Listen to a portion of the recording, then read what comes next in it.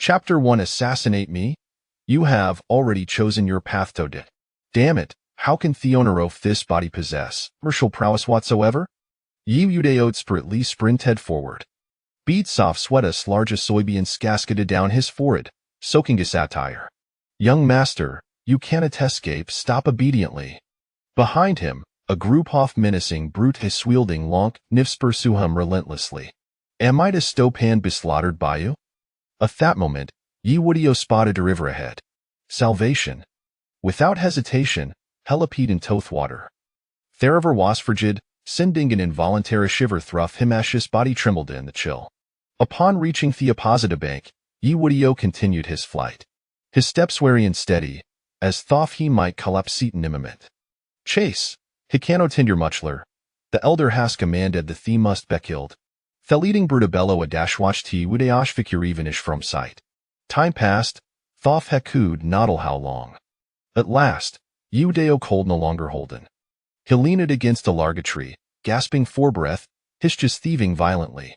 Beep, system activated. A cold, mechanical voice echoed in Ye Woodio's mind. Thay golden finger has arrived. Their race'll ways away out hiencients, not to see a veem. Ye Udeo was overwhelmed with joy. System, what functions do you possess? He skied eagerly.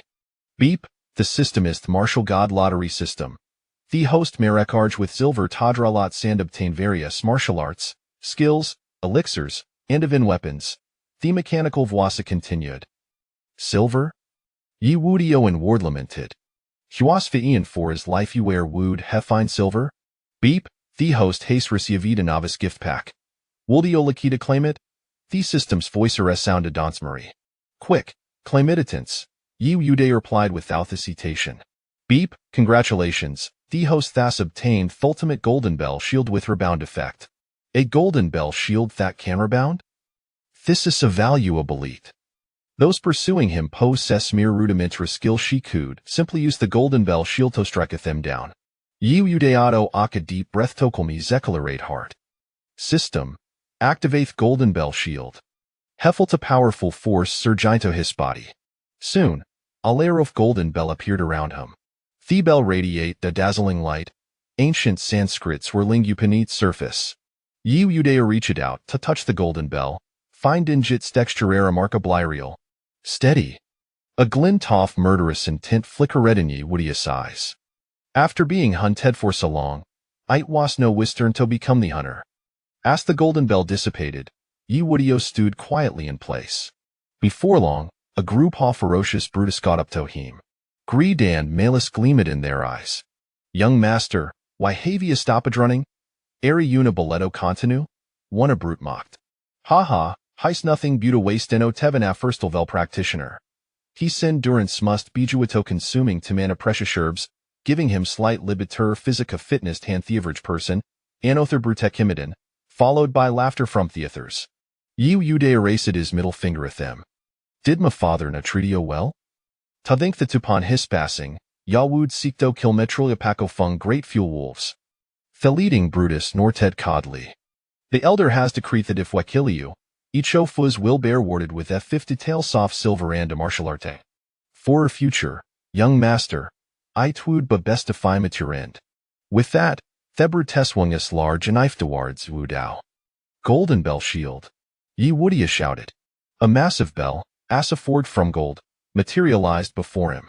Beneath the bell, Ye Wood resembled Dasalam Buddha, dignified and imposing. Theknefesh struck the golden bell shield with a resounding thud. Boom. The golden bell blazed with brilliance. They men's recoil sent Thebru flying backward. He crashed heavily to the ground, blood gushing from his orifices, his been shattered. How is this possible? Isn't he wood waste? What martial artist thought golden bell?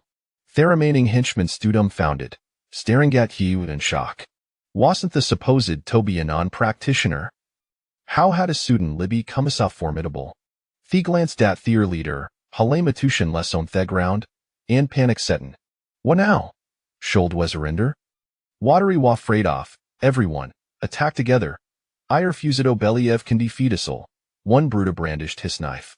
Two fists cannot contend with if our handslet so overwhelm him with our blades. another added. Thing coughed Heselverand martial arts. One Swekwire the techniques, Wecken rise above.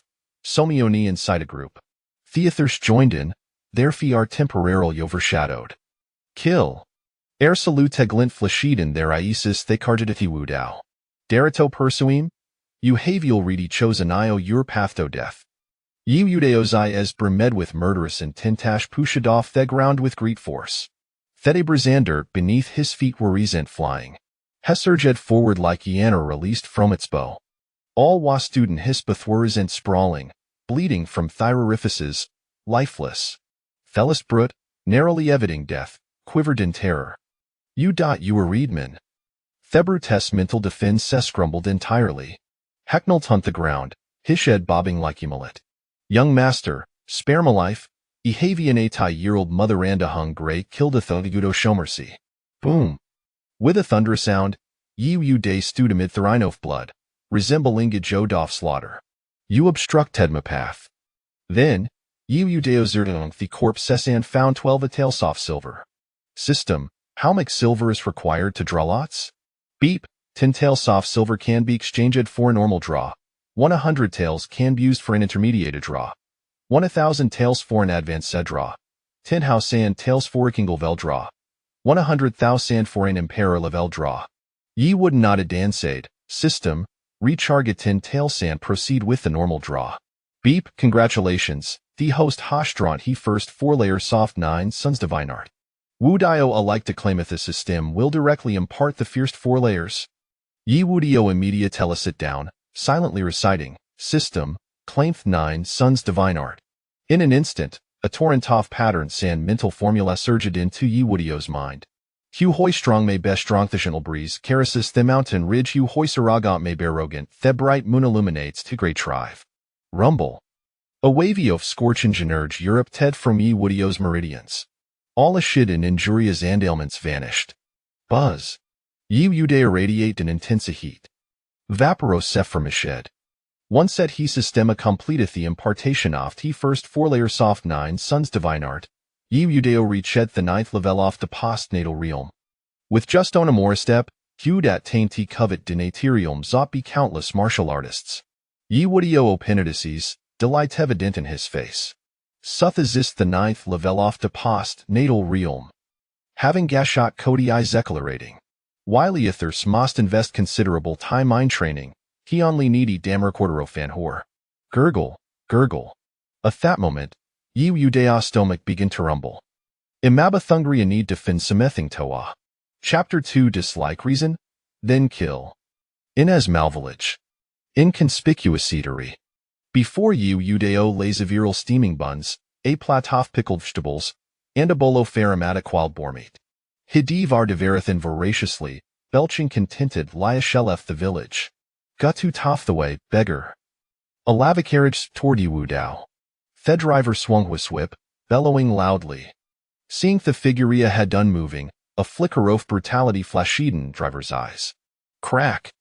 His swung whip down with force.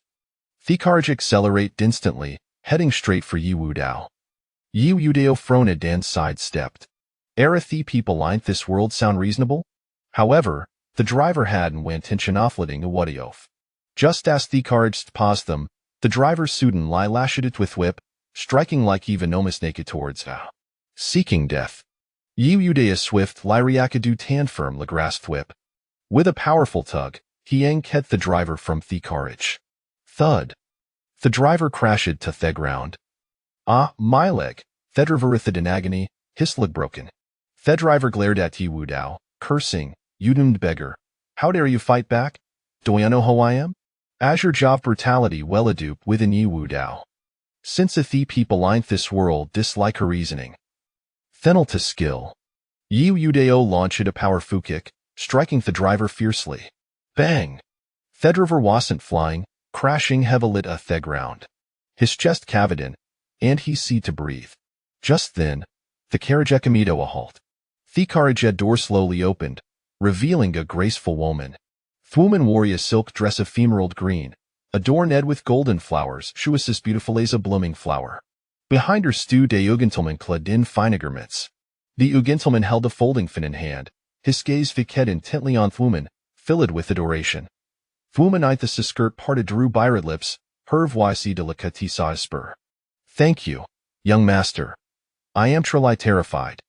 Her fragile demeanor stirred with thin theugental mananaver whelming gurgido protector. Helongito sees Athene chanting beauty before Hymen din dul jine here entirely. Gently grasping Thelady shand, her assured her, phonet, for I am here. His gaze fell in her hand, smooth and lustrous like sheep's fage day, sending ripple soft desire through his art. With a hot year, header nedto ye wu dao, declaring, I oferi wa consec Neelan bo 100 times, and I shall spare your life. Ye wodio replied coolly, I too extend an opportunity Neelan bo 1,000 times, and am I tolui out to remain intact. Seeking death, Theon masters Napadisfin shut with a flourish. Instantly, his right hand morphed into a grotesque shade of green. Thumanite the silk skirt shook her rated scene, certain he begar was doomed.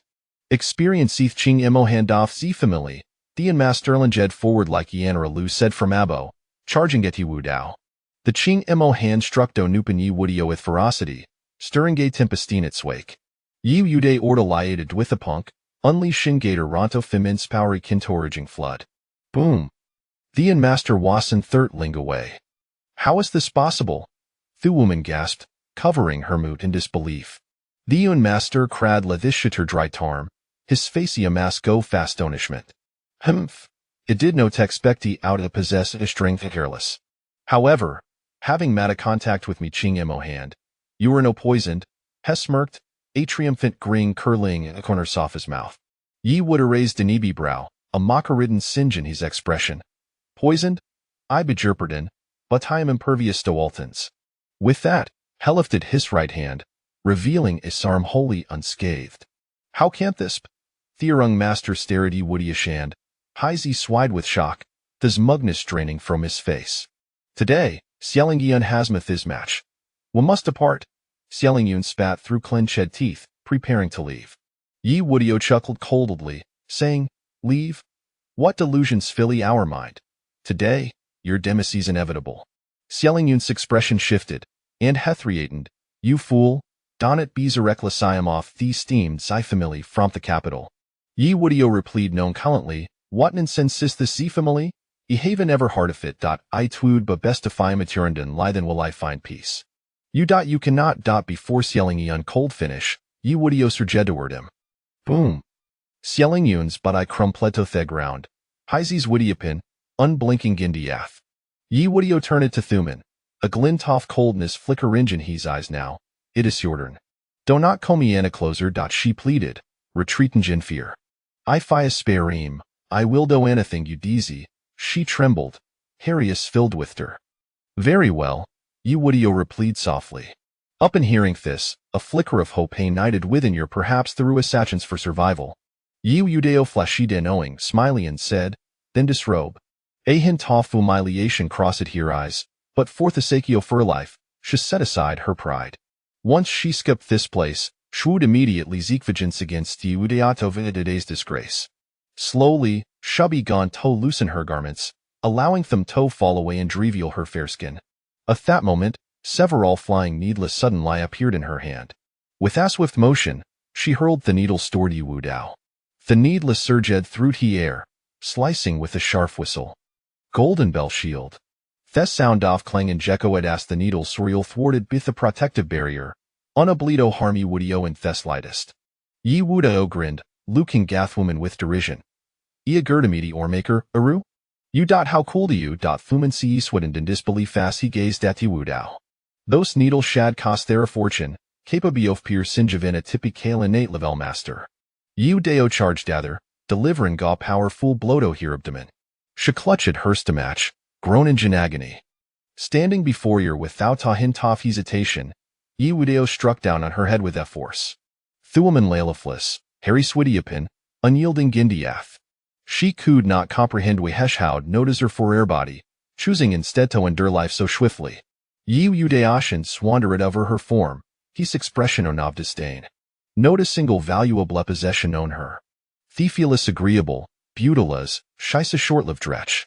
After rummaging through Sielingyun's corpse for a while longer, Yu Udea finali uniar, that 3 banknotes of on 100 tails each.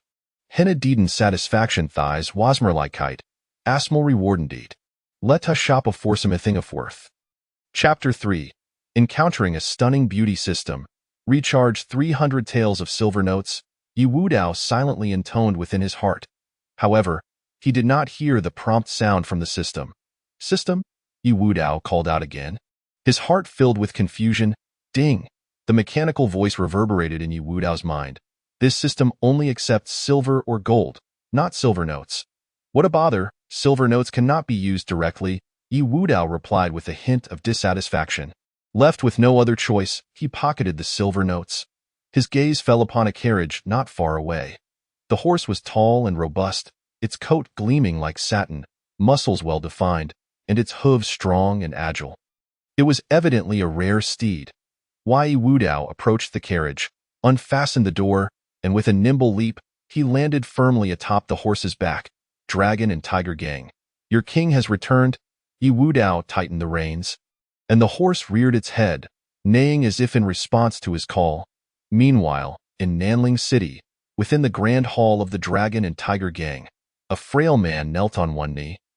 Bowing his head to report, Great Elder, all the gang members who pursued Yu Wudao have perished. In the hall stood a man of imposing presence, clad in a flowing white robe that billowed gently in the wind. His temples grayed. He was none other than the Great Elder of the Dragon and Tiger Gang. The Great Elder frowned slightly and inquired solemnly, Did anyone see Yu Wudao's corpse? The frail man replied in a hushed tone. No, Great Elder. No. The Great Elder's brow furrowed deeper. Were the bodies of the gang members brought back? No. The frail man lowered his head even further, feeling the oppressive aura of the Great Elder, his body temperature gradually dropping. Cold sweat cascading down like rain. Which force could have rescued Yu Wudao? Could it be the city lord's manor? The Great Elder's worries intensified as he pondered further. After a moment, the Great Elder instructed the frail man. You may leave and continue the search for Yu Wudao's whereabouts. The frail man complied and departed. The grand hall of the Dragon and Tiger Gang fell into a heavy silence, punctuated only by the Great Elder's labored breaths echoing in the air. In the forest, a woman in a flowing white dress rode gracefully upon her horse. Her ebony hair cascaded down her back like a waterfall, her arched brows and deep, star-like eyes radiating an air of cold aloofness. Behind this stunning beauty trailed 3 guards clad in dark golden patterned cloaks. Be cautious, someone approaches, one of the guards warned. A figure gradually emerged. It was Yu Wudao. Dressed in a black robe, his face appeared slightly gaunt. Riding a magnificent black steed, exuding an aura of gallantry. Upon seeing that the newcomer was merely a youthful lad, the guards let out a sigh of relief, their tense expressions dissipating instantly. One burly guard chuckled. Just a kid, nothing to worry about. Hey, you there. Where are you headed? Another guard called out loudly. Yu Wudao pulled the reins, halting his horse, and replied nonchalantly, to Nanling City. The 3 guards exchanged glances, wondering if this lad was jesting with them. Nanling City is in the opposite direction. You've taken a wrong turn, one of them remarked. Yu Wudao's expression shifted slightly, so that explains why I haven't seen the city gates for so long. At this moment, the stunning beauty spoke. Young sir, why not accompany us? We are also headed for Nanling City, my lady. The 3 guards' expressions changed dramatically. If their lady, of noble birth, were to have inappropriate thoughts about this lad. Yu Wudao scrutinized the woman. She was breathtakingly beautiful, rivaling even the AI-generated beauties of his past life. Then I shall humbly accept your invitation, he replied, guiding his steed to follow behind her. The 3 guards glared at Yu Wudao with resentment, as if blaming him for agreeing to accompany her. Did he dare to covet a swan? One burly guard leaned closer to Yu Wudao, lowering his voice. Kid, I advise you not to harbor any inappropriate thoughts. Our lady is not someone you can aspire to, he spoke while casting a threatening glance at Yu Wudao. Yu Wudao sensed the hostility from the guards, but paid it no mind. The group rode in silence, the atmosphere growing awkward. The stunning beauty was filled with curiosity. Having cultivated a unique technique, she could perceive the aura of those around her. From Yu Wudao's aura, she sensed a searing intensity. as if it could engulf her. Could this person be a prodigy from the hidden dragon list? The stunning beauty resolved to uncover the origins of this mysterious man. May I ask your name? Young sir? What brings you to Nanling City? The stunning beauty gazed intently at Yi Wudao's face, attempting to glean some insight from his expression. Why Yi Wudao? Returning home to Nanling, he replied without altering his name or identity. Which force do you hail from? Yi Wudao's brow furrowed slightly, his tone tinged with annoyance. Miss, your questions seem to be rather numerous. The three guards seethed with anger, collectively admonishing, Kid, watch your tone. Their eyes widened with fury. Had the lady not been present, they would have given Yi Wudao a severe beating. Why Yi Wudao regarded them coldly, an aura emanating from him that instilled a sense of oppression in the three guards. The stunning beauty raised a hand to silence the guards, speaking softly, Do not mind them, young sir. They are merely performing their duties. She was inwardly astonished. Having only been away from Nanling City for a little over 5 years, she had not anticipated the emergence of such a figure. Why Yi Wudao? That name seems familiar, she mused at the tea that moment. One of the guards seemed to recall something, fixing his gaze intently on Yi Wudao, as if trying to discern something from his visage. After a moment, he finally inquired, Are you the young master of the Dragon and Tiger Gang?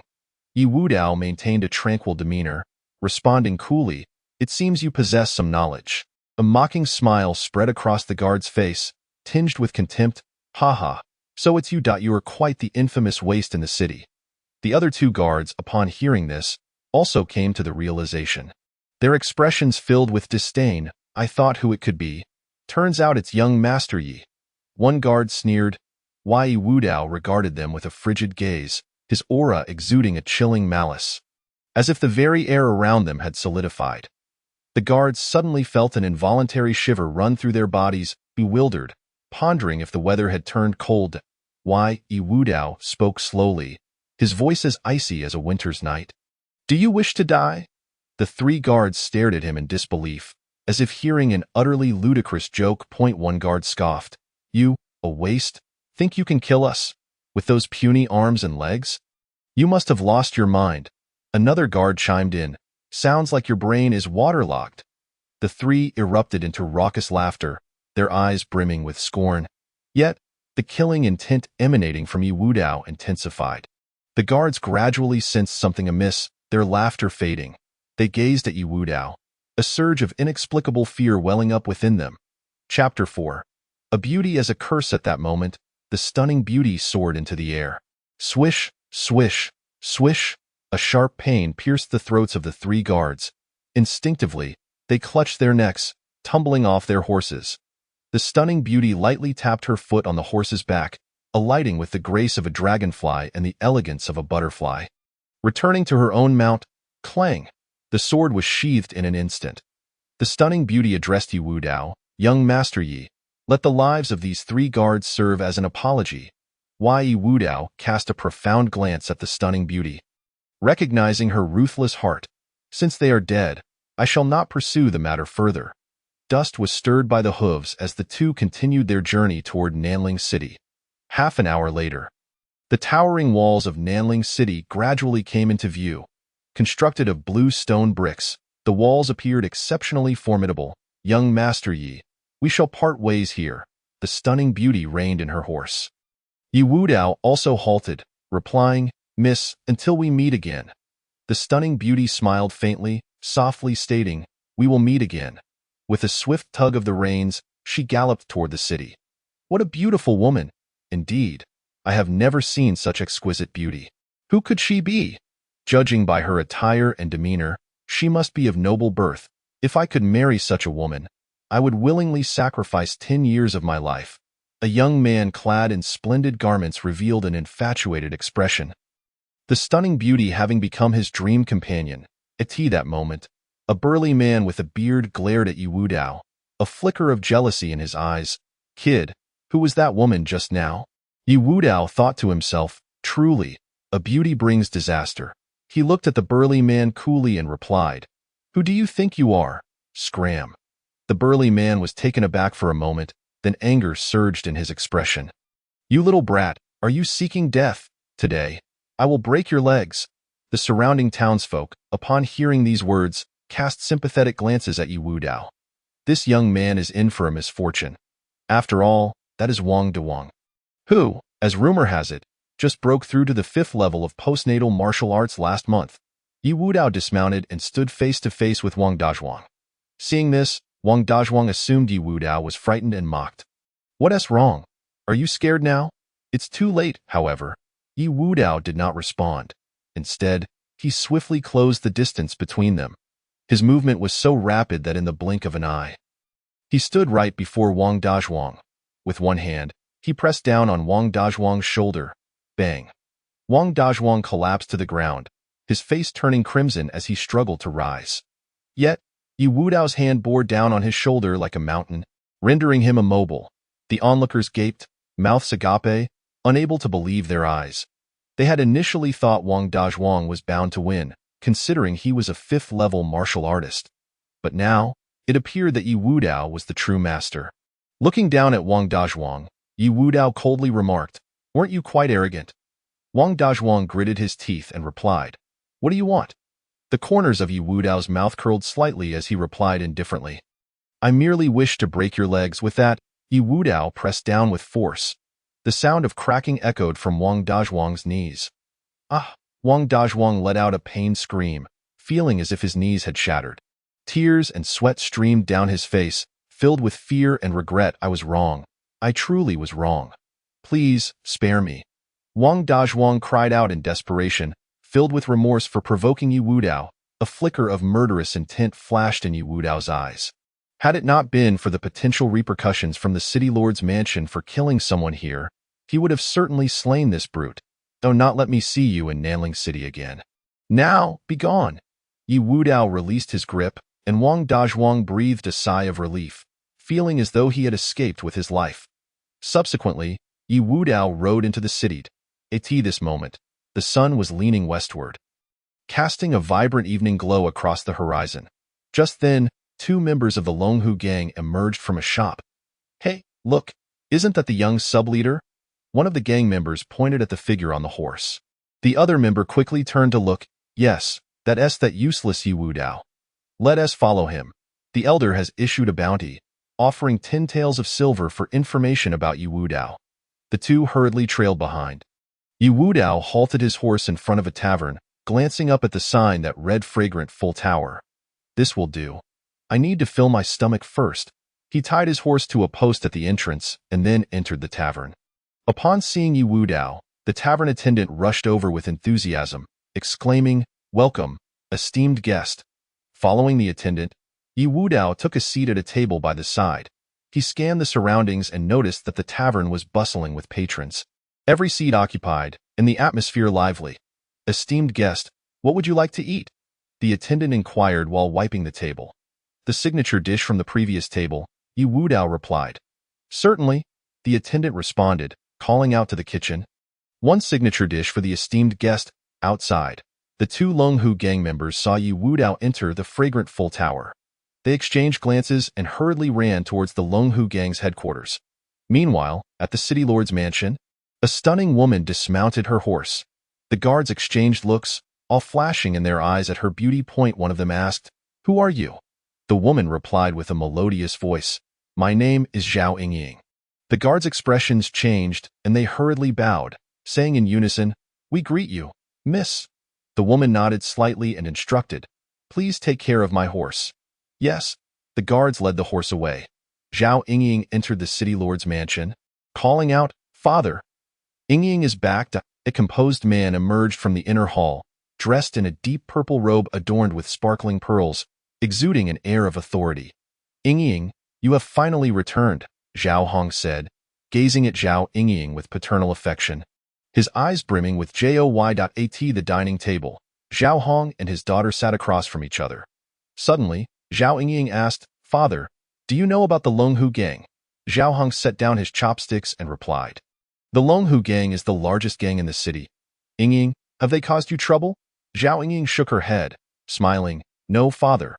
I merely encountered a young man named Yi Wudao on the road and was a bit curious." Zhao Hong's heart tightened. Could it be that Yingying has developed feelings for Yi Wudao? He must find a way to dissuade her. Yingying, Yi Wudao is not even a martial artist. He is simply a waste. Zhao Yingying's brows furrowed slightly, her expression contemplative. Why do they all call him a waste? Chapter 5. The Tavern Massacre. In the main hall of the Longhu gang, the elder sat in the seat of honor. His gaze sharp and intimidating. In the hall was a handsome young man, who was none other than the elder's son, Lin Feng. Elder, we have news about you, Wudao. Just as the two were conversing, a rough voice came from outside the door. The elder's face lit up with anticipation as he urged, "Come in."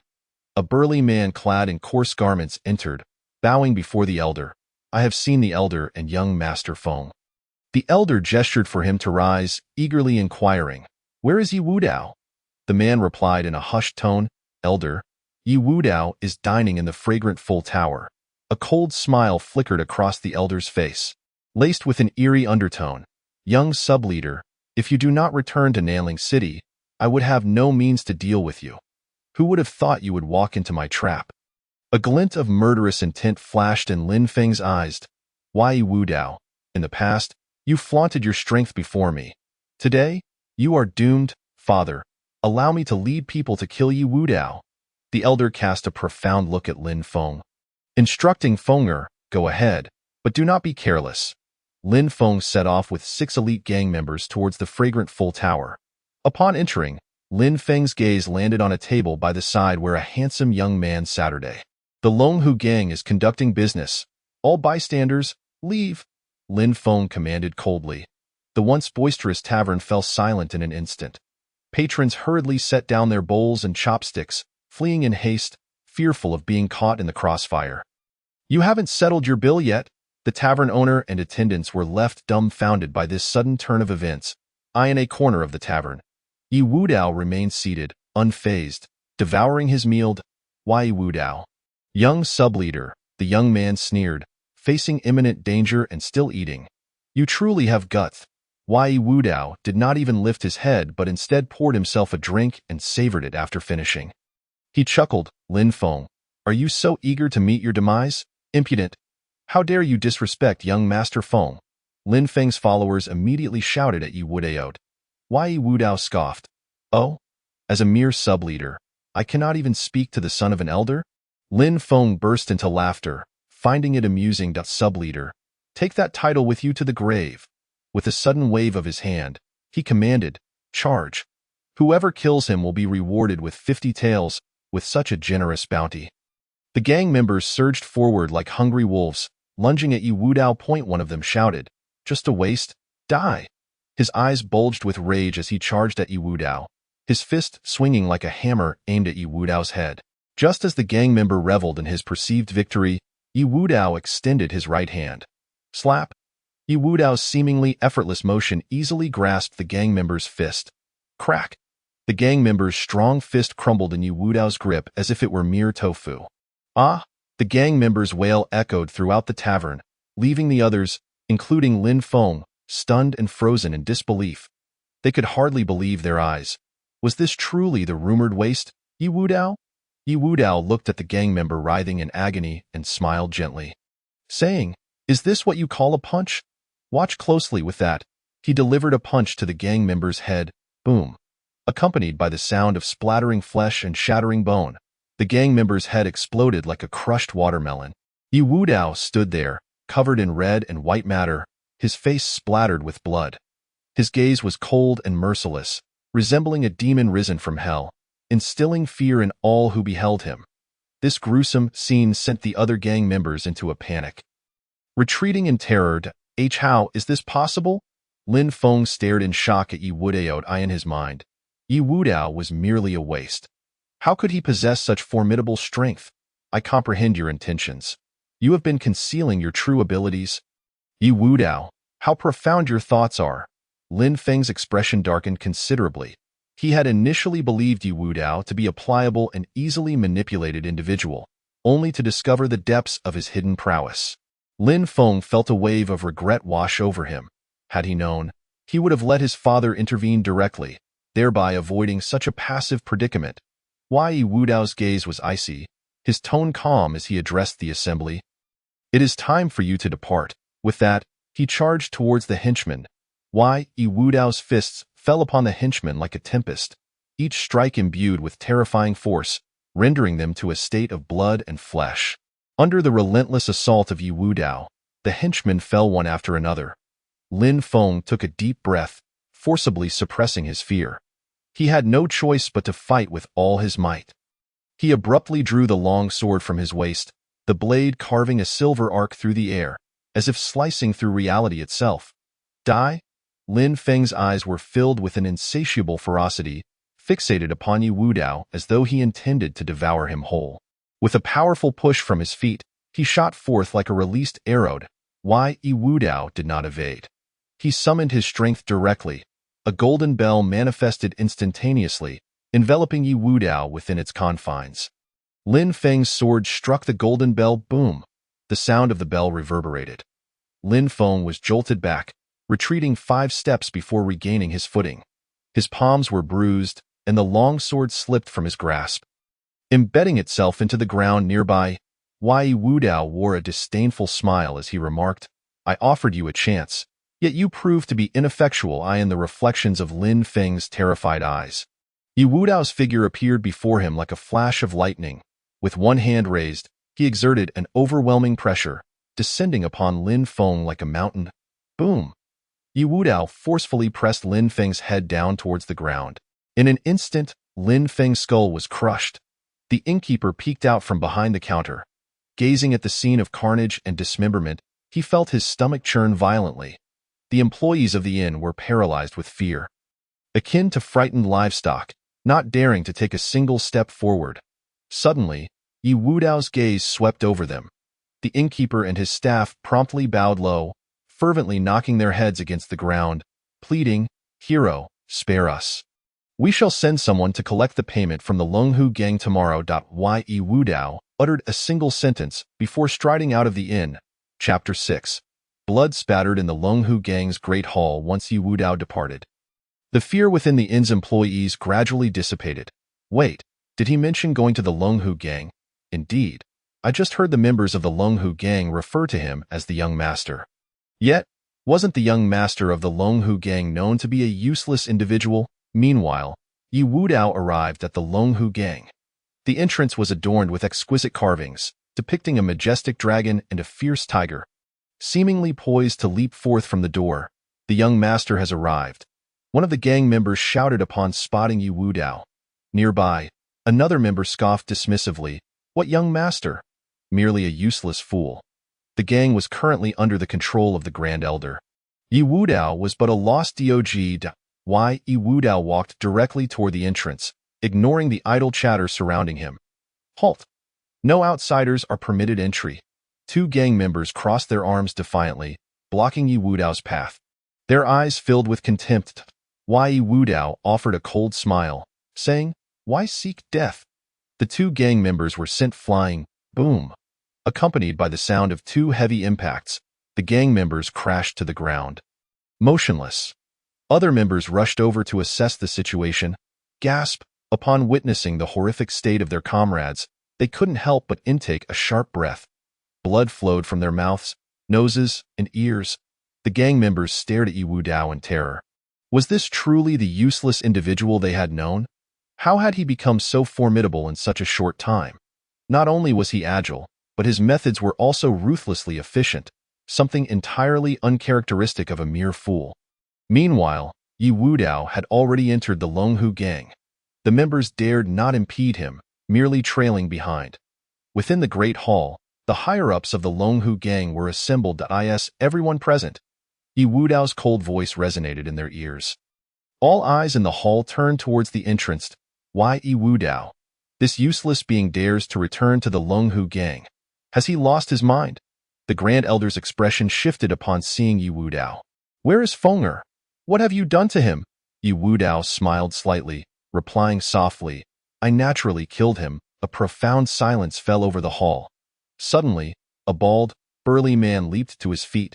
"Die!" he bellowed, gripping a large knife tightly as he charged at Yi Wudao.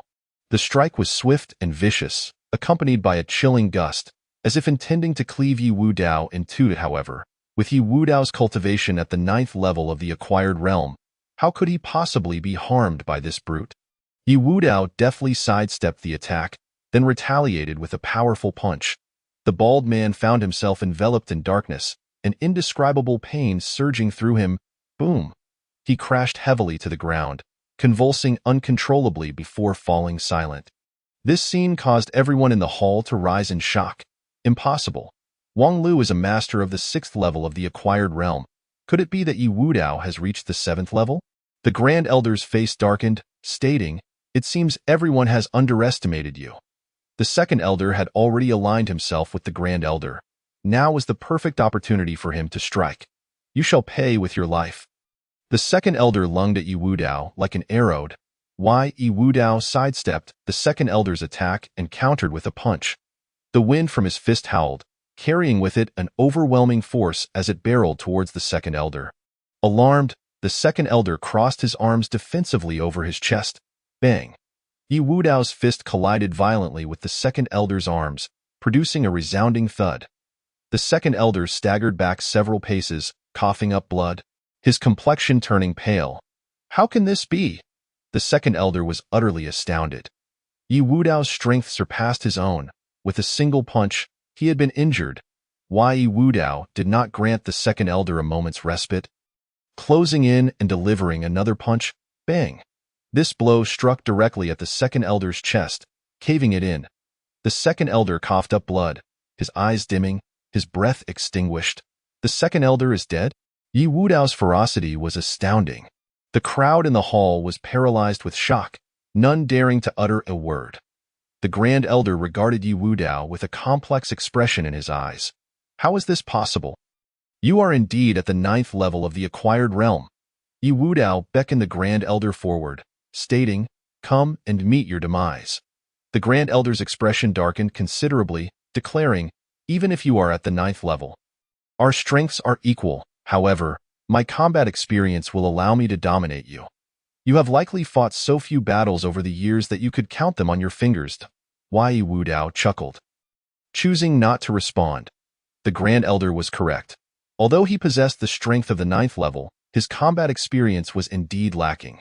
Nevertheless, he remained unperturbed, confident in his mastery of the 9-Yang Divine Skill and the Golden Bell Shield. He believed he could easily overpower opponents of the same realm. The Grand Elder wasted no time, launching himself at Yi Wudao. The two engaged in fierce combat, fists and feet flying, the air thick with the sound of clashing blows. The onlookers could only see two figures darting swiftly about. Yi Wudao grew more adept with each exchange, his high comprehension allowing him to learn from the Grand Elder's attacks. Conversely, the Grand Elder grew increasingly alarmed. Realizing Yi Wudao's combat experience was on the rise, knowing he could not delay any longer, the Grand Elder resolved to eliminate Yi Wudao quickly. Otherwise, his defeat was inevitable. Mountain-splitting palm. The Grand Elder suddenly unleashed a lethal technique aimed at Yi Wudao's chest. This was his ultimate skill, immensely powerful, having once shattered a 700-pound boulder. The Golden Bell Shield. A massive golden bell appeared out of thin air. The Grand Elder's mountain-splitting palm struck the bell with tremendous force. Boom! The bell remained unyielding, akin to an immovable mountain. The Grand Elder was forced back 2 steps from the recoil, leaving deep impressions in the ground. His face was a mask of shock as he exclaimed, "What kind of martial skill is this?" The onlookers gaped in disbelief. Was this truly the same useless individual? The Grand Elder inhaled deeply, his expression hardening. "I refuse to believe I cannot shatter it." He unleashed the mountain-splitting palm once more. Bang, bang, bang. The Grand Elder relentlessly struck the golden bell, yet the bell remained utterly unmoved, as if it were an unshakable mountain.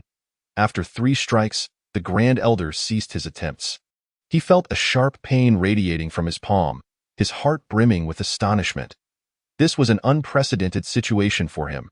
With his formidable strength at the 9th level of postnatal mastery, he found himself incapable of shaking this bell. Enough! It is my turn now. Chapter 7. Only one can survive. As the chilling voice echoed, the golden bell vanished in an instant. All eyes turned to Yi Wudao, whose fist was now bulging with veins, imbued with the force of thunder, as it descended mercilessly upon the Grand Elder. Startled, The Grand Elder hastily raised a palm to counter Yi Wudao's assault. Boom! With a thunderous roar, the Grand Elder's right arm was obliterated. Ah! He cried out in anguish, clutching his mangled limb, his face contorted in unbearable pain. The hall fell into a profound silence. The onlookers were wide-eyed, their hearts gripped by shock. The Grand Elder had actually been defeated. They could hardly believe their eyes. The Grand Elder, a master at the 9th level of postnatal cultivation, had been bested by a single punch from Yi Wudao. In that moment, they truly comprehended the immense power Yi Wudao possessed. Their gazes were filled with reverence for the strong, their bodies trembling involuntarily. The Grand Elder's face was etched with bitterness. Not only had he lost to Yi Xian, but he could not even best his son. He bowed deeply to Yi Wudao, sincerity lacing his tone. "Young master, I am willing to submit." Yi Wudao shook his head, his expression indifferent. "Lin Feng is lonely down there. You should go keep him company." In an instant, the Grand Elder's complexion drained of color. "Young master, I wish to exchange a piece of information for my life." Yi Wudao responded coolly. "Oh, what information could possibly save your life? About the master's death?" The Grand Elder replied. Yi Wudao nodded slightly. "Very well, tell me, how did my father die?" With unwavering resolve, the Grand Elder stated, "It was the Blood Robe Pavilion. I discovered a token left by them in the master's chamber." Bang! The Grand Elder's head burst open in an instant. "Apologies, but I have changed my mind." Yi Wudao retracted his fist, his voice cold and devoid of mercy. The onlookers were left dumbfounded, their faces painted with terror. To them, Yi Wudao appeared as a demon, exuding a fearsome aura. Yi Wudao surveyed the crowd with frosty eyes. Everyone promptly reacted, kneeling down and pleading in unison, "Young master, spare us." Yi Wudao's gaze remained icy as he regarded the kneeling figures. "Did you not wish to kill me before? Now you seek my mercy?" Immediately, someone spoke up, "Young master, it was all the Grand Elder's coercion. If we did not obey him, he would have killed us." The others nodded in agreement. "Yes, it was all the Grand Elder's doing. Young master, we are willing to serve you. Please spare our lives. Indeed, young master, we would do anything for you. Please grant us mercy." Listening to their desperate pleas, Yi Wudao felt no trace of compassion. Desire to live? Fine. Upon hearing this, the crowd collectively sighed in relief. The 3rd Elder reacted swiftly. "Young master, just command us. We will obey without question." His peripheral vision darted towards the corpse on the ground, silently grateful that he had not rushed to confront the 2nd Elder. Yi Wudao coldly regarded him, a glimmer of derision in his eyes. "Did you not contest my authority? Did you not believe I was unworthy to inherit the Longhu gang?" The 3rd Elder hastily shook his head, forcing a smile. "Young master, it is all a misunderstanding. It was the Grand Elder's sole initiative. We were merely deceived by him. Yes, young master, we are utterly loyal to you, with no ulterior motives." The others chimed in. A faint smirk played on Yi Wudao's lips as he scoffed. "I cannot trust your loyalty. However, since you wish to survive, you must show some sincerity." He paused before continuing. "Only one of you can live. Decide amongst yourselves." Despair washed over the faces of the crowd as they realized Yi Wudao would not easily let them off the hook. They were left with no choice but to turn on one another in a desperate bid for survival. "Kill?" It was unclear who shouted first, but chaos erupted as they plunged into a free-for-all. Armed with weapons, they struck mercilessly at one another.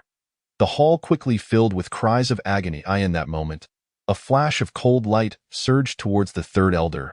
"Daring to attack me, Zhao Tangzhu? You truly have some nerve," the 3rd Elder snorted, evading Zhao Tangzhu's sword. Zhao Tangzhu, gripping his sword tightly, declared, "3rd Elder, you are the strongest among us. If we do not eliminate you first, we will all perish. Everyone, listen to me. We must take down the 3rd Elder first." The remaining 4 paused their attacks and advanced towards the 3rd Elder. The 3rd Elder regarded the encroaching figures with a flash of disdain in his eyes. "You think you can kill me with your pathetic abilities?" Channeling his inner strength, his claws hardened like steel, he swiftly closed in on one individual, transforming his right hand into an eagle's claw as he viciously lunged at the person's chest. With a sickening sound, The third elder, come quickly. The third elder's eyes continuously roamed over the beautiful woman before him. How fortunate this grand elder is to possess such a stunning wife. Her voluptuous figure is truly enticing. To slay such a woman would indeed be a pity. The ample bosom made the third elder swallow hard. 4 servants rushed out, brandishing wooden clubs, their vigilance directed towards Wu Dao and the third elder. One of them recognized the third elder and exclaimed, "Isn't that the third elder of the Lunghu gang?"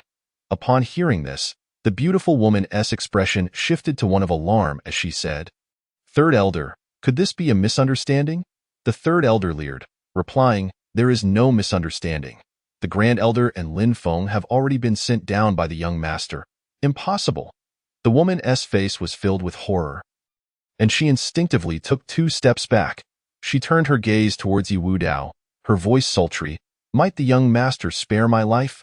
I am willing to do anything." She cast a flirtatious glance at Wu Dao. However, in Wu Dao's eyes, while the woman's beauty was commendable, it fell short of his expectations.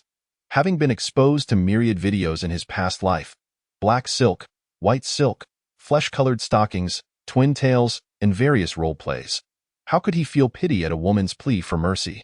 The third elder, however, felt a surge of delight and hastily interjected, "Young master, this woman is extraordinarily beautiful. Her figure is truly alluring.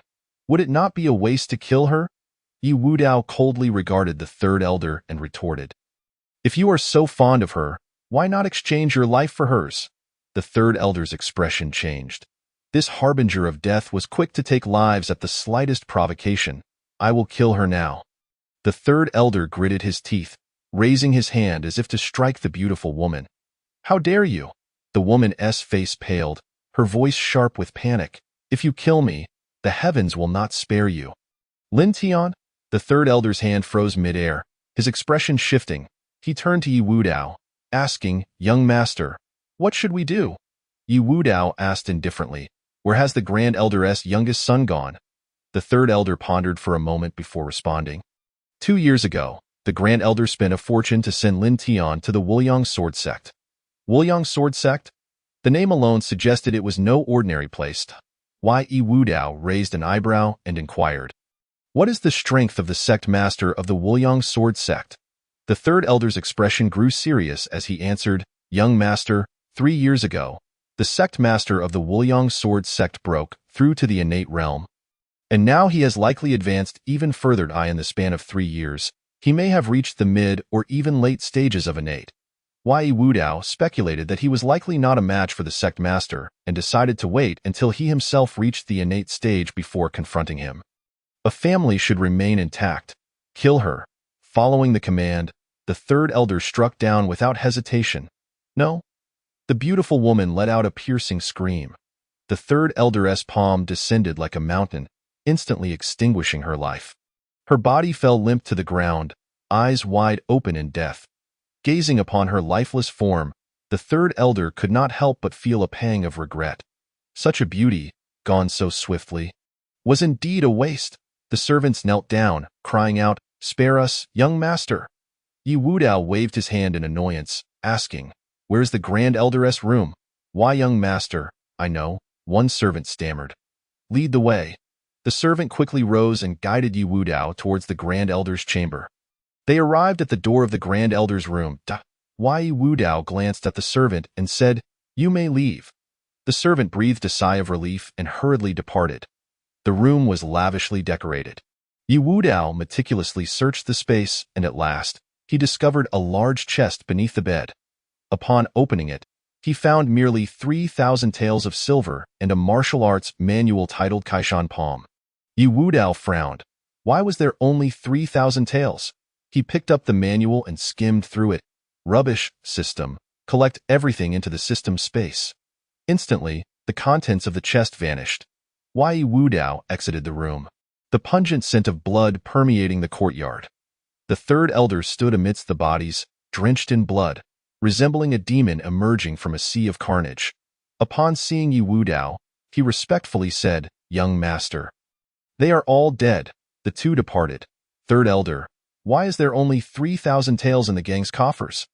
The third elder replied cautiously, "Young master, no, Gangmaster, 60% of the funds have been paid as tribute to the city lord. Yi Wudao paused, incredulous. 60%? The city lord has quite the appetite. Yi Wudao mused, contemplating a day when he might stealthily infiltrate the city lord's manor and empty it. Chapter 9. The Lottery, Conflict at Qingyu Tower in the Yi Manor. Within a courtyard paved with blue stones, a venerable locust tree stretched its branches wide. Yi Wudao reclined on a rattan chair beneath the eaves, clad in a flowing black robe that danced with the wind. The teacup in his hand emanated a faint aroma of tea. He took a delicate sip and sighed. Alas, only 3,000 taels remain. I must reserve some for the Longhu gang as operational funds.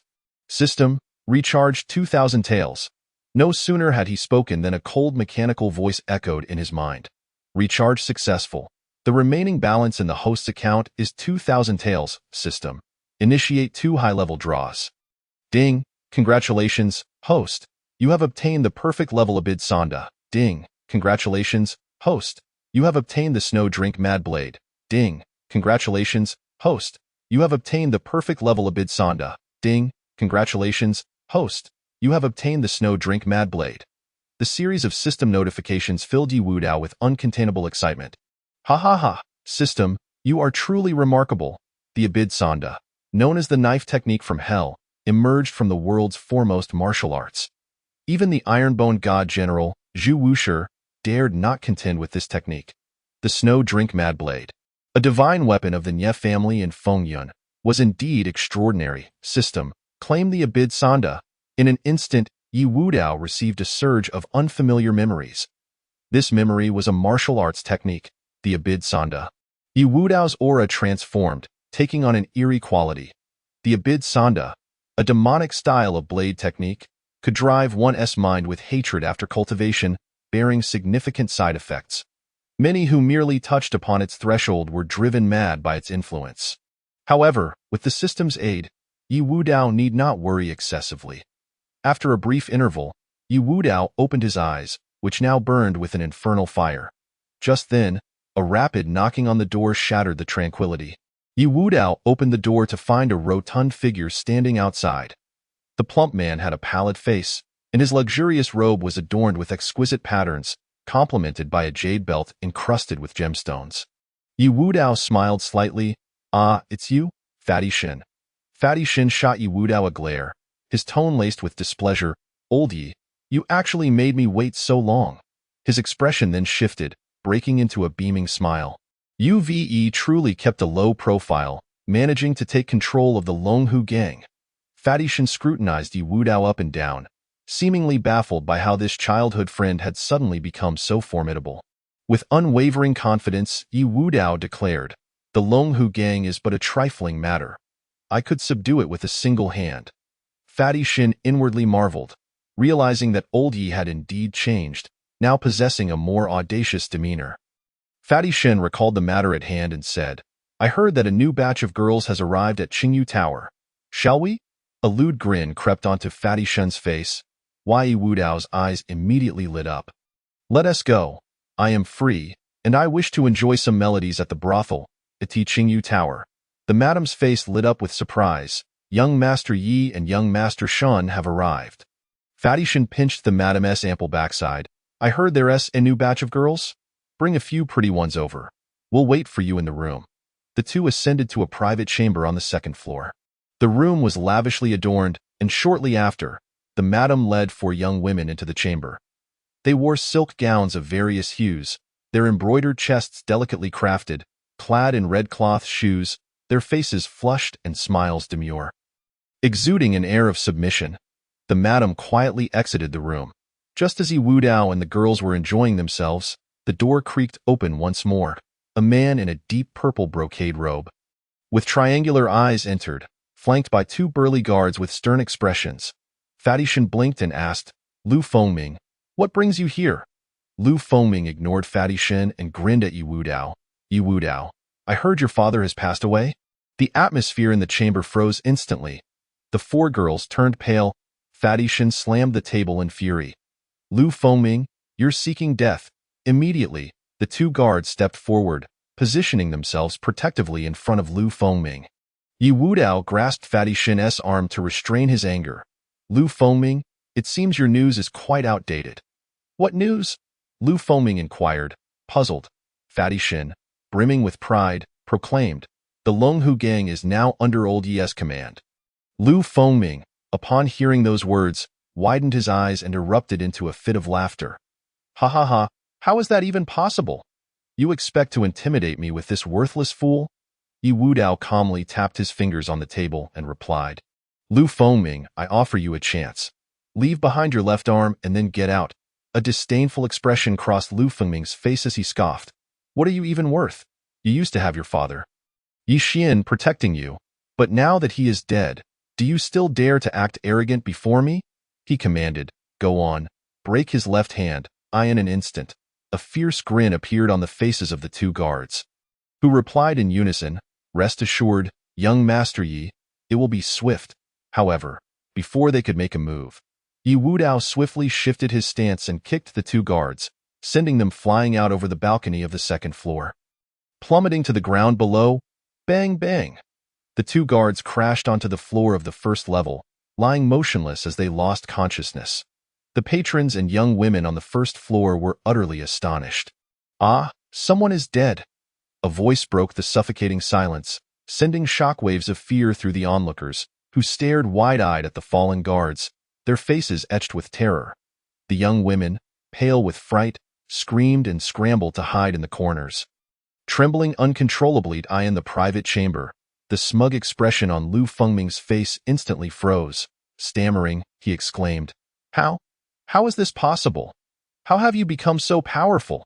Yi Wudao cracked his neck with a crisp pop and retorted, Young Master Lu, do you wish to do this yourself, or shall I assist you? Lu Fengming's expression darkened as he gritted his teeth, a flicker of determination flashing in his eyes. With a sharp crack, his left arm drooped down. Pain etched across his face, fine beads of sweat forming on his forehead. He declared, Yi Wudao, we shall see. With that, Lu Fengming spat out a venomous remark and exited the Qingyu building. Fatty Shan observed his retreating figure, furrowing his brow. Old Yi, this fellow is ruthless even to himself. He is not to be underestimated. Yi Wudao lifted his wine cup, taking a delicate sip.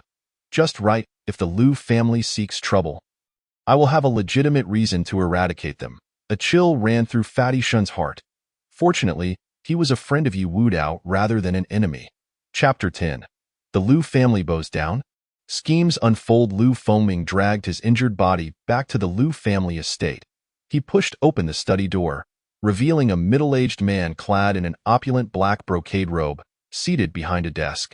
This man, with a distinguished bearing and a commanding presence, was Lu Qingshan, the patriarch of the Lu family and Lu Fengming's father. Lu Qingshan's expression darkened as he observed Lu Fengming's drooping left arm. Ming'er, how did you sustain these injuries? Lu Fengming lowered his head, feeling a twinge of shame. Father, I was beaten by Yi Wudao. Upon hearing this, Lu Qingshan set down the book he was holding, furrowing his brow as he inquired. The young master of the Longhu gang. Why did he strike you? Lu Fengming recounted the events in detail. Lu Qingshan's face darkened to an alarming degree that it appeared the rumors were true. Yi Wudao had taken control of the Longhu gang. This meant that Yi Wudao had been concealing his strength all these years. Had it not been for Yi Xian's sudden death, he would likely have continued to do so. The young man's temperament and talent were indeed formidable. Lu Qingshan shook his head in disappointment regarding his son. Useless.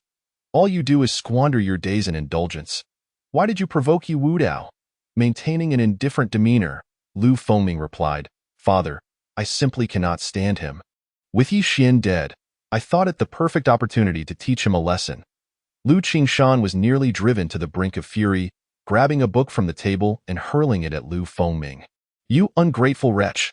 You are bringing disaster upon our Lu family. Feeling somewhat defiant, Lu Fengming retorted, Father, what is so daunting about the Longhu gang? Our Lu family has nothing to fear from them. Lu Qingshan's voice rose in anger as he declared, The Longhu gang may not be terrifying, but Yi Wudao is. You insolent brat, let me tell you, he recently killed Lin Zhengxiang. Lin Zhengxiang? Isn't he the great elder of the Longhu gang? A master of the 9th level of postnatal cultivation. Lu Fengming's face paled with fear, his voice stuttering, "Father, what should we do? Yi Wudao won't kill me, will he?" Lu Qingshan glared at Lu Fengming, his anger boiling over. "You will remain at home this month to reflect on your actions." The next day, at the gates of the Yi residence, the Lu family's steward knocked gently on the door. A servant opened it and inquired, "What brings you here?" Lu Qingshan clasped his hands together. "Please announce, the Lu family has come to visit. Please wait a moment." The servant turned to inform within. Before long, the servant returned. "The master requests your presence." Lu Qingshan and the steward followed the servant into the house. Yi Wudao sat in the main hall, looking at Lu Qingshan with an indifferent expression. "Lu family patriarch, what brings you to my humble abode?" Lu Qingshan felt a pang of nostalgia. The man before him once did not merit a conversation with him. However, regarding his son's life, Lu Qingshan felt compelled to humble himself. "Master Yi, I have come regarding my SO and Yi Wudao took a sip of tea, remaining silent, simply gazing at Lu Qingshan. Lu Qingshan produced a silver note from his pocket and handed it to Yi Wudao. Smiling apologetically, "Master Yi, my son acted without knowledge and offended you. This is a small token. Please accept it." Yi Wudao glanced at the silver note and mocked, 1,000 taels? Lu family patriarch, you are truly generous." Lu Qingshan retrieved another silver note of the same amount, saying, "I hope, Master, you will graciously accept this." Yi Wudao snorted coldly, "Do you think I lack this trivial sum?" Lu Qingshan felt a pang in his heart, but replied, "Of course not. This is merely my humble intention. Additionally, I have brought a century-old ginseng, hoping, Master, you will accept it." Lu Qingshan retrieved a box from the steward, opening it to reveal the aged ginseng inside. Yi Wudao's expression softened slightly. "Very well, given your sincerity, I shall spare Lu Fengming this time." Lu Qingshan's face brightened, and he quickly clasped his hands. "Thank you, Master Yi. I assure you my son will not offend you again." Yi Wudao waved his hand dismissively. "You may leave now. Master Yi, I shall take my leave and not impose further." Lu Qingshan exited with the steward. Yi Wudao watched their departing figures, a cold smile creeping onto his lips. "If it weren't for the fear of the city lord's office interfering, I would have already eradicated your Lu family." Yi Wudao glanced at the 2,000 taels in his hands, a satisfied smile gracing his features. In his mind, he murmured, "System, deposit that 1,000 taels from the system space." Ding! The recharge was complete, and the host's account balance stood at 1,000 taels. The cold, mechanical voice echoed in Yi Wudao's mind. "System, initiate a high-level lottery." Ding! Congratulations, the host has drawn the perfect level Linksy finger. Meanwhile, the steward could not help but voice, "Patriarch, is it truly worth such a cost to seek peace?" Lu Qingshan halted, turning to the steward and asking, "Do you know how old he is?" Before the steward could respond, Lu Qingshan continued, "He is merely 20 years old. Moreover, just 2 days prior, Yi Wudao killed the great elder of the Longhu gang." The steward was taken aback. The great elder of the Longhu gang was a renowned master in the city. Could that young man truly have slain such a formidable foe? Lu Qingshan sighed. His tone grave. The great elder's strength was already at the 9th level of postnatal cultivation. In a life-and-death battle, even I would only have a 50-50 chance against him. Yet Yi Wudao was able to kill him with ease. Most importantly, Yi Wudao not only killed the great elder but also annihilated his entire family. This man is deeply scheming, decisive in his killings, and possesses a cruel nature. He can be deemed a tyrant. The steward, unwilling to concede, furrowed his brow. "Patriarch, shall we simply allow him to trample over the Lu family?" Lu Qingshan shook his head, speaking somberly. "What we must do now is to avoid his sharp edge.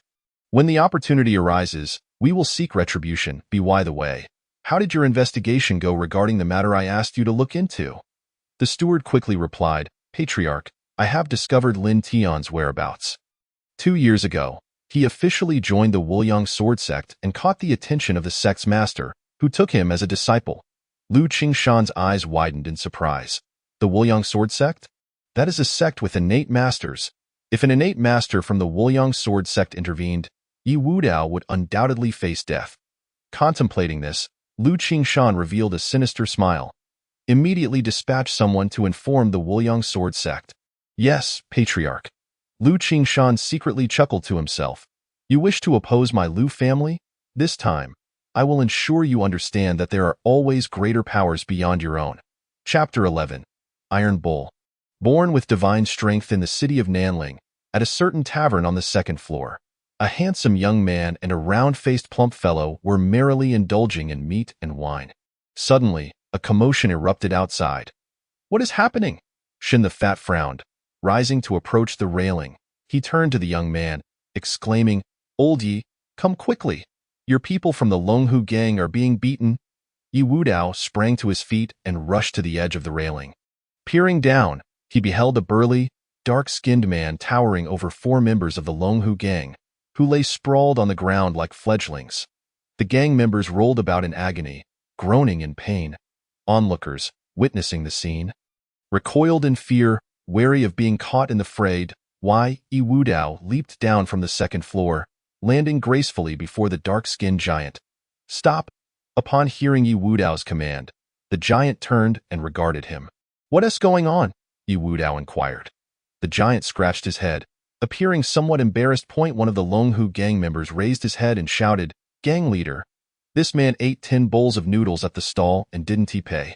We intended to teach him a lesson, but before he could finish, Yi Wudao waved his hand, interrupting him.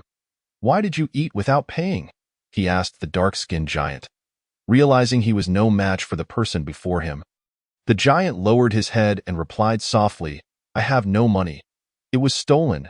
Yi Wudao scrutinized him, then placed a hand firmly on the giant's shoulder, applying pressure. The giant's expression changed as he struggled against the force. But as Yi Wudao continued to exert pressure, he ultimately succumbed and knelt before him. Yi Wudao withdrew his hand and asked, Have you practiced martial arts? The giant shook his head and replied in a deep voice, I have not. The more Yi Wudao observed the giant, the more pleased he became. This is innate strength. If properly nurtured, this could be an extraordinary asset in battle. Yi Wudao then asked, What is your name? I am called Iron Bull, the giant stammered, struggling to articulate the name. Yi Wudao nodded, tossing a couple of silver coins to the stall owner. This matter is settled. He then turned to the 4 fallen members of the Longhu gang. The medical expenses will be covered by the gang. Train diligently from now on. Consider this a lesson. Otherwise, being defeated by someone who has never practiced martial arts would be a disgrace to your reputation in the gang. The 4 members hastily scrambled to their feet and bowed their heads in reply. Yes, gang leader da. Yi Wudao addressed Iron Bull, saying, From now on, follow me, and your meals will be provided. Upon hearing this, Iron Bull's eyes brightened. Sure. As long as meals are provided, I will do whatever you say. Yi Wudao nodded in satisfaction, instructing, Stay close to me.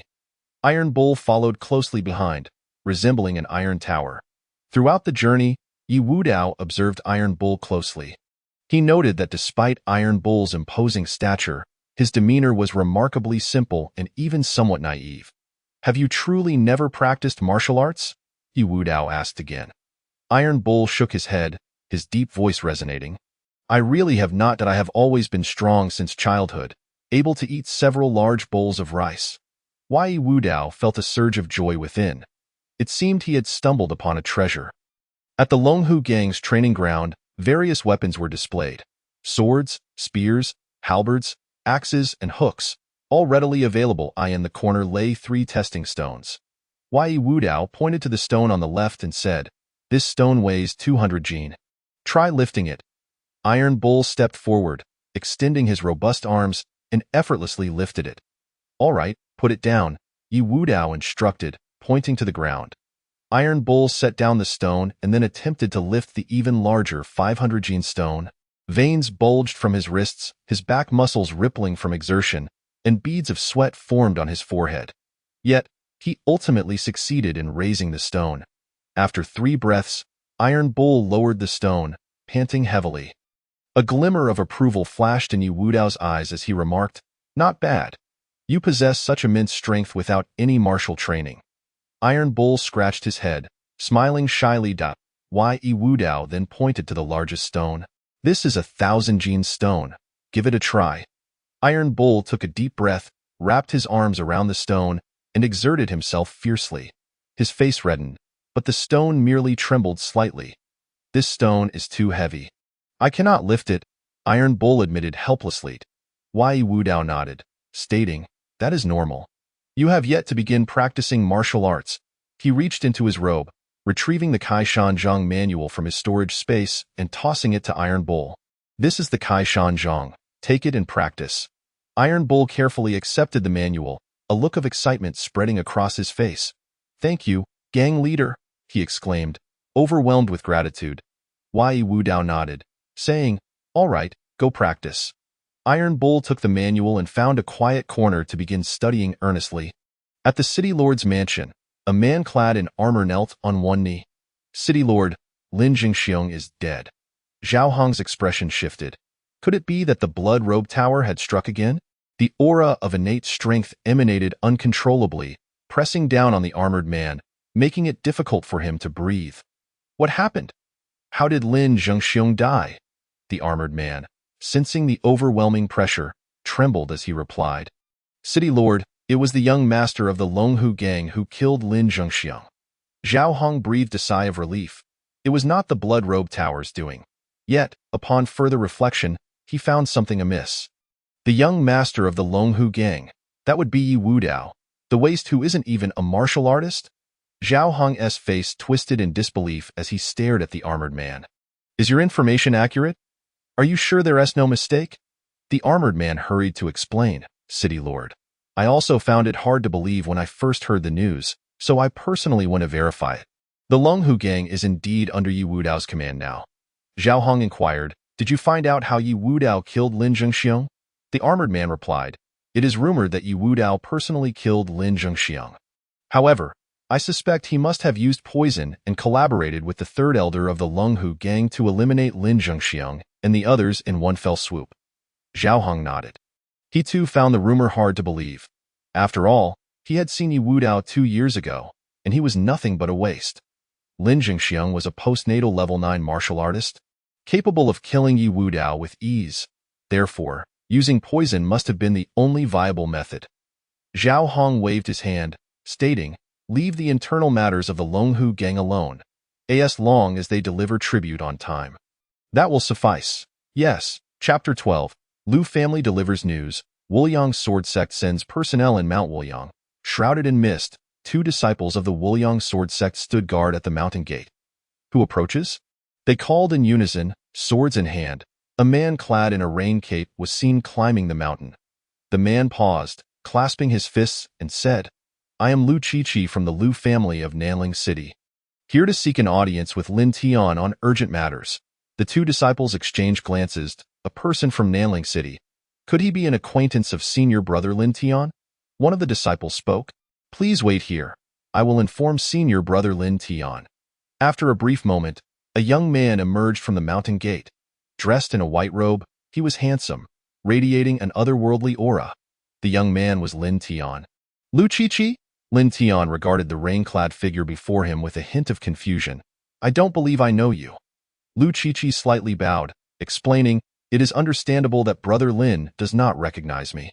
I have come today to seek you out in haste due to pressing matters. Lin Tian raised an eyebrow, sensing an ominous premonition. What urgent matter? Lu Qiqi cautiously replied, Brother Lin, your father, Lin Jingxiong, and your family are all dead. What? Lin Tian's body trembled violently, his face paling and showing signs of madness. Impossible, absolutely impossible. A flicker of compassion crossed Lu Qiqi's eyes as he said, Brother Lin, please accept my condolences. It was the young master of the Longhu gang, Yi Wudao, who personally killed them. Lin Tian's eyes turned bloodshot as he clutched Lu Qiqi's clothing tightly. Impossible. You are lying to me. Yi Wudao isn't even a martial artist. How could he kill my father? Lu Qiqi's face flushed crimson as he shouted, Brother Lin, this news has spread throughout Nanling City. Lin Tian released his grip, causing Lu Qiqi to fall to the ground. Tio, kill my entire family. I vow to avenge this grudge, or I shall not be human. Lin Tian howled to the heavens. The surrounding disciples of the Wuliang Sword Sect, hearing his cry, rushed over. What is happening? It seems that senior brother Lin Tian's family has been slaughtered. Who would be bold enough to do that? Senior brother Lin Tian is the direct disciple of the sect master. The disciples engaged in fervent discussions, their faces adorned with expressions of astonishment and sympathy. A young maiden, clad in a delicate green dress, approached with grace. Brother Lin Tian, what has befallen you? The sight of Lin Tian in such a state stirred a pang of compassion within her. Gritting his teeth, Lin Tian replied, Mingyao, my family has been slain. I seek vengeance. Qin Mingyao grasped Lin Tian's hand firmly, stating, Brother Lin Tian, I shall enlist my grandfather's aid to avenge you. Thank you, Mingyao. Lin Tian's eyes glimmered with gratitude. Together, they made their way to the residence of the elder. Qin Mingyao gently knocked on the door. Is that you, Mingyao? Come in, a frail voice beckoned. Upon entering, they beheld an elderly man in a gray robe. His hair as white as snow, practicing martial arts with formidable intensity. Lin Tian promptly bowed in respect. Disciple Lin Tian pays his respects to the Grand Elder. Qin Mingyao, anxious, exclaimed, Grandfather, Brother Lin Tian's family has been murdered. Mingyao wishes for you to help avenge him. The Grand Elder's brow furrowed as he inquired, who is responsible? It was the young master of the Longhu gang in Nanling City, Lin Tian spoke, his voice laced with grief and anger. The Grand Elder replied coldly, as martial artists, we must repay enmity with enmity and injustice with justice. Since this individual has taken your family from you, you shall eradicate the Longhu gang. I find myself unoccupied, and shall accompany you. A surge of joy filled Lin Tian's heart. With the Grand Elder, a formidable innate expert, at his side, Yi Wudao was surely doomed. Qin Mingyao rushed to the Grand Elder's side, tugging at his sleeve. She gently swayed, pouting, Grandfather, I wish to accompany you. The Grand Elder gazed at Qin Mingyao with tender affection, his eyes brimming with indulgence. Mingyao, this venture is perilous. I fear I may not be able to protect you. Humph, Grandfather, you are a bad person. I shall ignore you. Qin Mingyao pouted, her face a picture of grievance as she turned her back to the Grand Elder. Lin Tian hurried to her side, offering comfort. Mingyao, the Grand Elder only has your best interests at heart. During the conflict, he may not have the time to look after you. After a moment's thought, Qin Mingyao conceded, nodding in agreement. Reluctantly, she said, then you must return swiftly. The Grand Elder and Lin Tian exchanged glances. Very well, we shall ensure our safe return. 2 days later, a carriage entered Nanling City, driven by Lu Qiqi. Elder, shall we first visit the tavern or go directly to the Longhu gang? The Grand Elder stroked his emaciated belly and replied, a sharp knife does not hinder woodcutting. We must first satisfy our hunger before engaging in battle. Wise words, Elder. Lu Qiqi navigated the carriage to Xiangmenlu. Inside Xiangmenlu, the Grand Elder held a chicken leg in one hand and a wine jug in the other, feasting with abandon. Boy, enlighten me about the Longhu gang's intelligence. Lu Qiqi gathered his thoughts and responded, Elder, the Longhu gang previously had an innate early-stage leader, but he was slain by a master half a month ago. Currently, only Yi Wudao and 1/3 Elder remain among the higher echelons. The Grand Elder's eyes flickered slightly as he asked, who currently leads the Longhu gang? Lu Qiqi quickly replied, Elder, it is Yi Wudao who commands. Why Yi Wudao is ruthless and cunning, often underestimated as a mere fool. Little did they know he was concealing his true abilities. The Grand Elder smirked disdainfully. Being an innate early-stage expert himself, he knew that as long as his opponent had not reached innate status, they were no match for him. Lin Tian observed the Grand Elder down another jug of wine, anxious that he might delay their mission. Elder, please do not become intoxicated. The Grand Elder laughed heartily, asserting, even inebriated, I could subdue the Longhu gang with but one hand.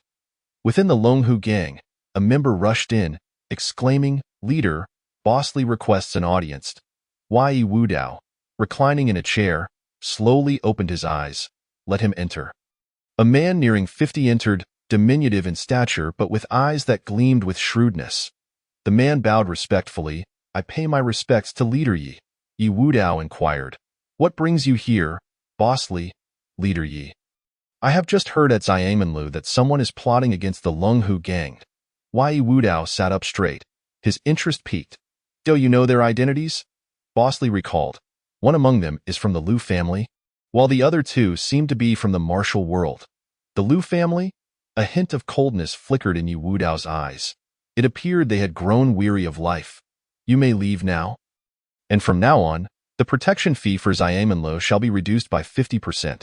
Boss Li, overjoyed, expressed his gratitude profusely before departing. Yu Wudao retrieved the Shuang Quangdao from his spatial storage. Tainyo. Follow me, leader. Where are we headed? A towering figure followed closely behind. Tio Kill. At the entrance of Xiangmenlo, Yu Wudao stood poised with his blade, exuding an imposing presence.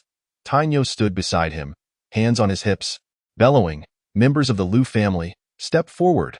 The onlookers gazed in terror at Yu Wudao and Tainyo, wondering if the Liu family had offended him. I've heard he kills without a second thought. We should keep our distance lest we become collateral damage. The crowd retreated, fearful of being ensnared in the unfolding conflict. Yet, driven by their innate curiosity, they paused at a safe distance, eager to witness the spectacle. Inside Xiangmenlo, the Grand Elder of the Wuliang Sword Sect set down his wine jug, glancing at Lu Qiqi. Is someone outside calling for the Liu family? Could it be you? Lu Qiqi, perplexed, pondered who would dare act so brazenly in Nanling City. Could it be the Longhu gang? Lu Qiqi hastily voiced his thoughts. Perhaps it is the Longhu gang's men. The Grand Elder's expression darkened. They have delivered themselves right to our doorstep. Lin Tian's eyes gleamed with murderous intent as he volunteered. Grand Elder, allow me to go out and deal with them. Consider it collecting interest. The Grand Elder waved his hand, saying, Go. Once you have dealt with them, proceed to eliminate the Longhu gang. With a nimble leap, Lin Tian descended from the second floor, his movements graceful and elegant. Members of the Longhu gang, prepare to meet your demise. Lin Tian brandished his sword as he exited Xiangmenlo. His gaze suddenly fixated on an individual. The person exuded a cold demeanor, with a handsome and resolute visage. Yu Wudao. Lin Tian's pupils constricted in terror. Yu Wudao scrutinized Lin Tian. Memories of the past surfacing in his mind. It was the son of the Grand Elder from the Longhu gang. Unwittingly delivering himself to his fate. Yu Wudao grinned. Lin Tian, are you so eager to reunite with the Grand Elder? A wave of dread washed over Lin Tian. He knew all too well that against Yu Wudao, he would surely perish. Yet, bolstered by the support of the Wuliang Sword Sect, he straightened his posture, forcing himself to remain calm. Yu Wudao, you have slaughtered my entire family. Are you not afraid of the Wuliang Sword Sect? My master is an innate expert. Perfect. I too wish to test the mettle of an innate martial artist. Yu Wudao clenched his fists. Lin Tian attempted to continue his threats, but Yu Wudao suddenly lunged forward. Crossing the distance to stand before him in an instant, boom! Yu Wudao's palm struck Lin Tian's head, causing it to explode in an instant. Murder! The terrified townsfolk screamed, scattering in chaos. The entire street descended into pandemonium. Not far away, 5 constables witnessed the scene unfold. One constable, filled with indignation, exclaimed, This Yu Wudao dares to kill openly within the city. Indeed, he is but a brash youth. How can he act so recklessly? Because Yu Wudao's fists are larger than yours, the captain retorted coldly, a bunch of fools. Yu Wudao is a formidable opponent. Who would dare provoke him? Upon hearing this, the constables fell silent. The captain surveyed his subordinates and asked, Do you know why I have survived so long? Because you are strong enough? A young constable ventured. The captain shook his head, his tone calm. Because I prefer to avoid unnecessary troubles. Meanwhile, the Grand Elder of the Wuliang Sword Sect heard the commotion outside. He nodded to himself, recognizing Lin Tian's swift actions. Let us go. It is time to eradicate the Longhu gang. Upon stepping out of Xiangmenlo and witnessing Lin Tian's headless corpse, a surge of rage coursed through him, compelling him to storm the Longhu gang. The future heir of the Wuliang Sword Sect, the future husband of his granddaughter, had perished. Yu Wudao regarded the composed elder before him and remarked, Old man, you are from the Wuliang Sword Sect, are you not? The Grand Elder scrutinized Yu Wudao, sensing he was merely at the 9th stage of the acquired realm. His heart eased considerably. How dare a mere 9th stage acquired martial artist kill a disciple of the Wuliang Sword Sect? You are as good as dead. the entire Longhu gang shall accompany Lin Tian to the grave. A powerful aura emanating from a master of the innate realm swept through the surroundings.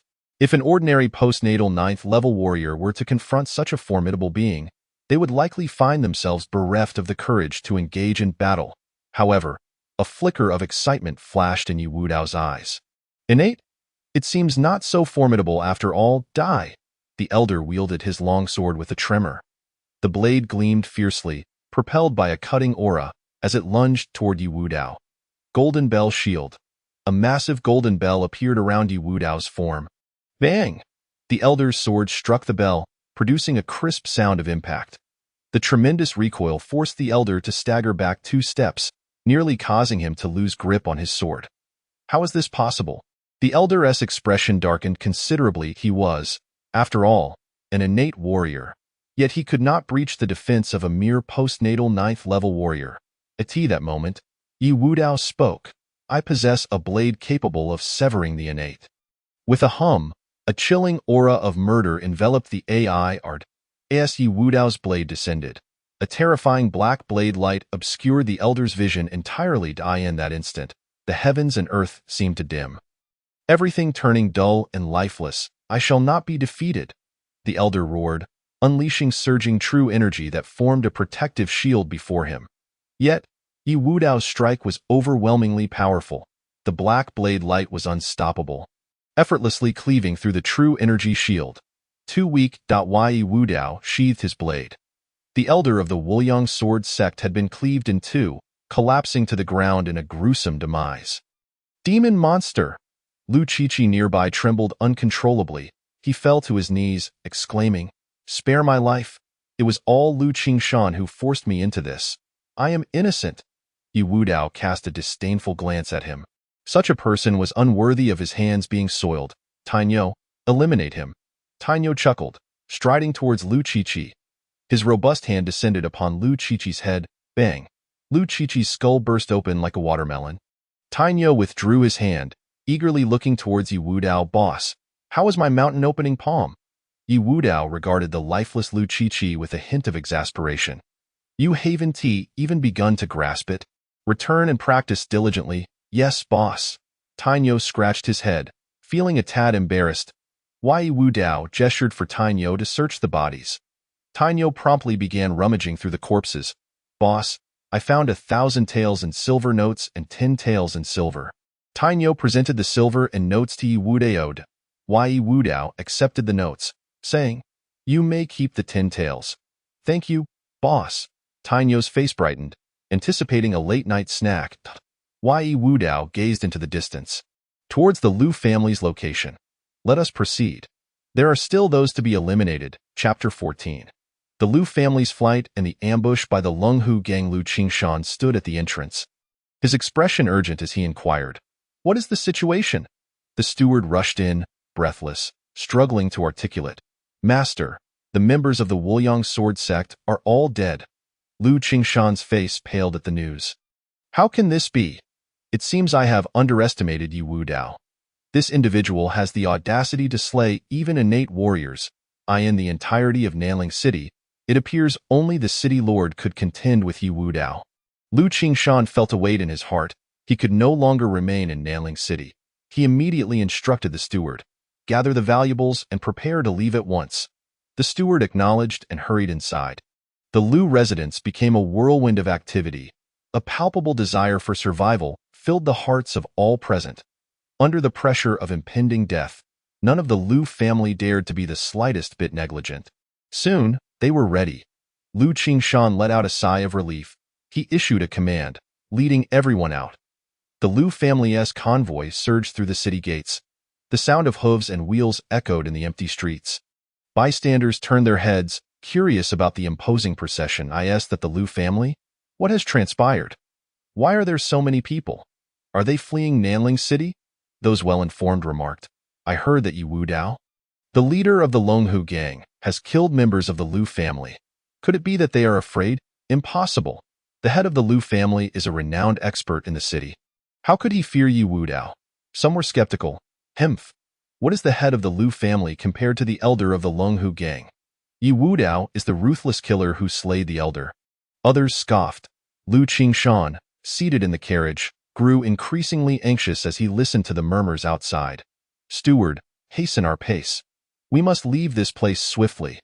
The convoy gradually quickened its speed, racing down the road ahead. The wheels rolled on, kicking up a cloud of dust.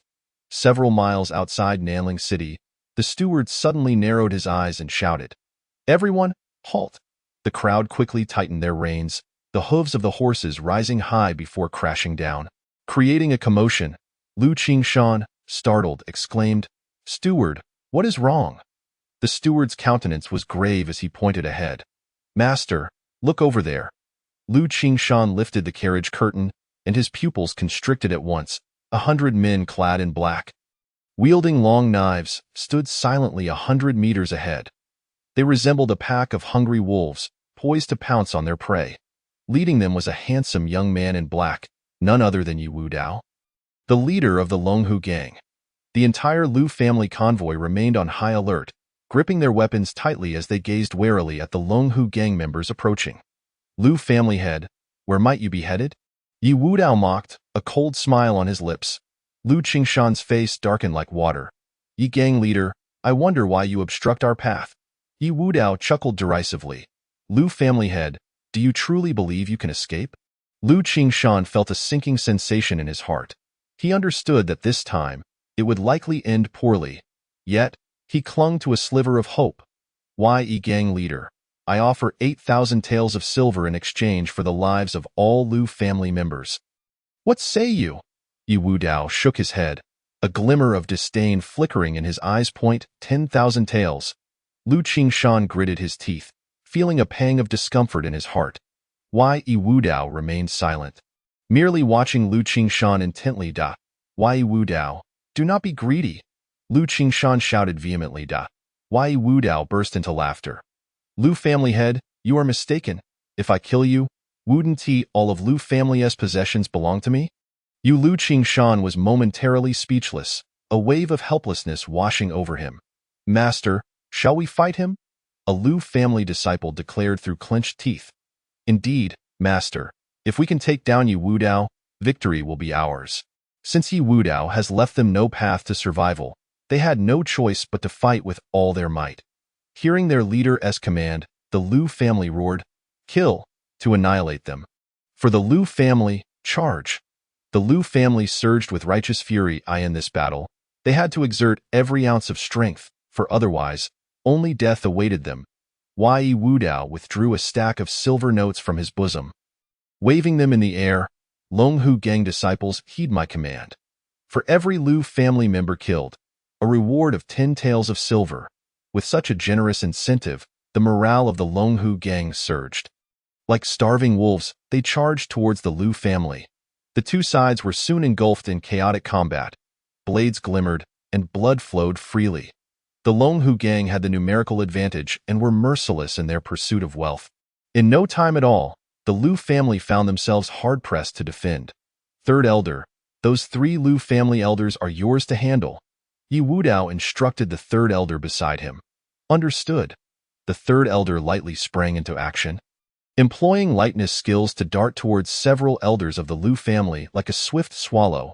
Yi Wudao unsheathed the snow-drinking mad blade, its icy blade glinting ominously in the sunlight. "Capture the leader first," a Lu family disciple, witnessing Yi Wudao's approach, charged at him. Without effort, Yi Wudao swung his blade, and the Lu family disciple collapsed to the ground. "Yi Wudao, are you truly prepared to fight to the death?" Lu Qingshan bellowed in despair at this sight. "I invite the Lu family to their demise." Yi Wudao's lips curled into a faint smile. Boom! The ground shattered. Yi Wudao launched himself towards Lu Qingshan. So fast! Lu Qingshan's heart raced.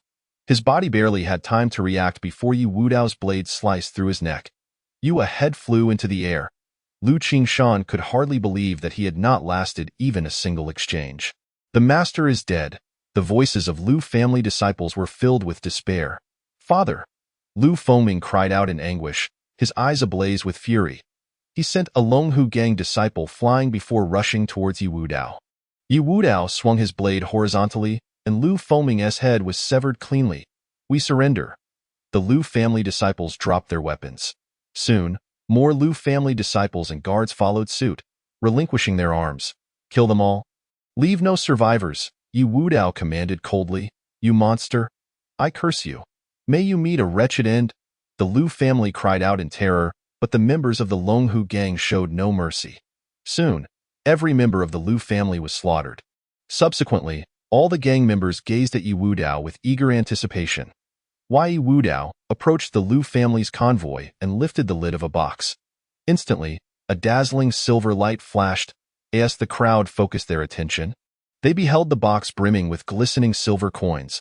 Liangbo, 10 taels per head, distribute the silver according to the number of kills. Yi Wudao declared loudly.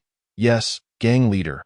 An elderly man stepped forward, the newly appointed steward of Yi Wudao. The gang members excitedly lined up to receive their silver. Thank you, gang leader. Chapter 15. Breaking through to the innate realm, the young master intrudes upon the Longhu gang in a mysterious space. A towering mountain peak reached into the clouds, at the summit. An elderly man clad in a Taoist robe, with white hair yet youthful countenance, suddenly opened his eyes. This man was Tianjizi, master. The Qianlong list has changed.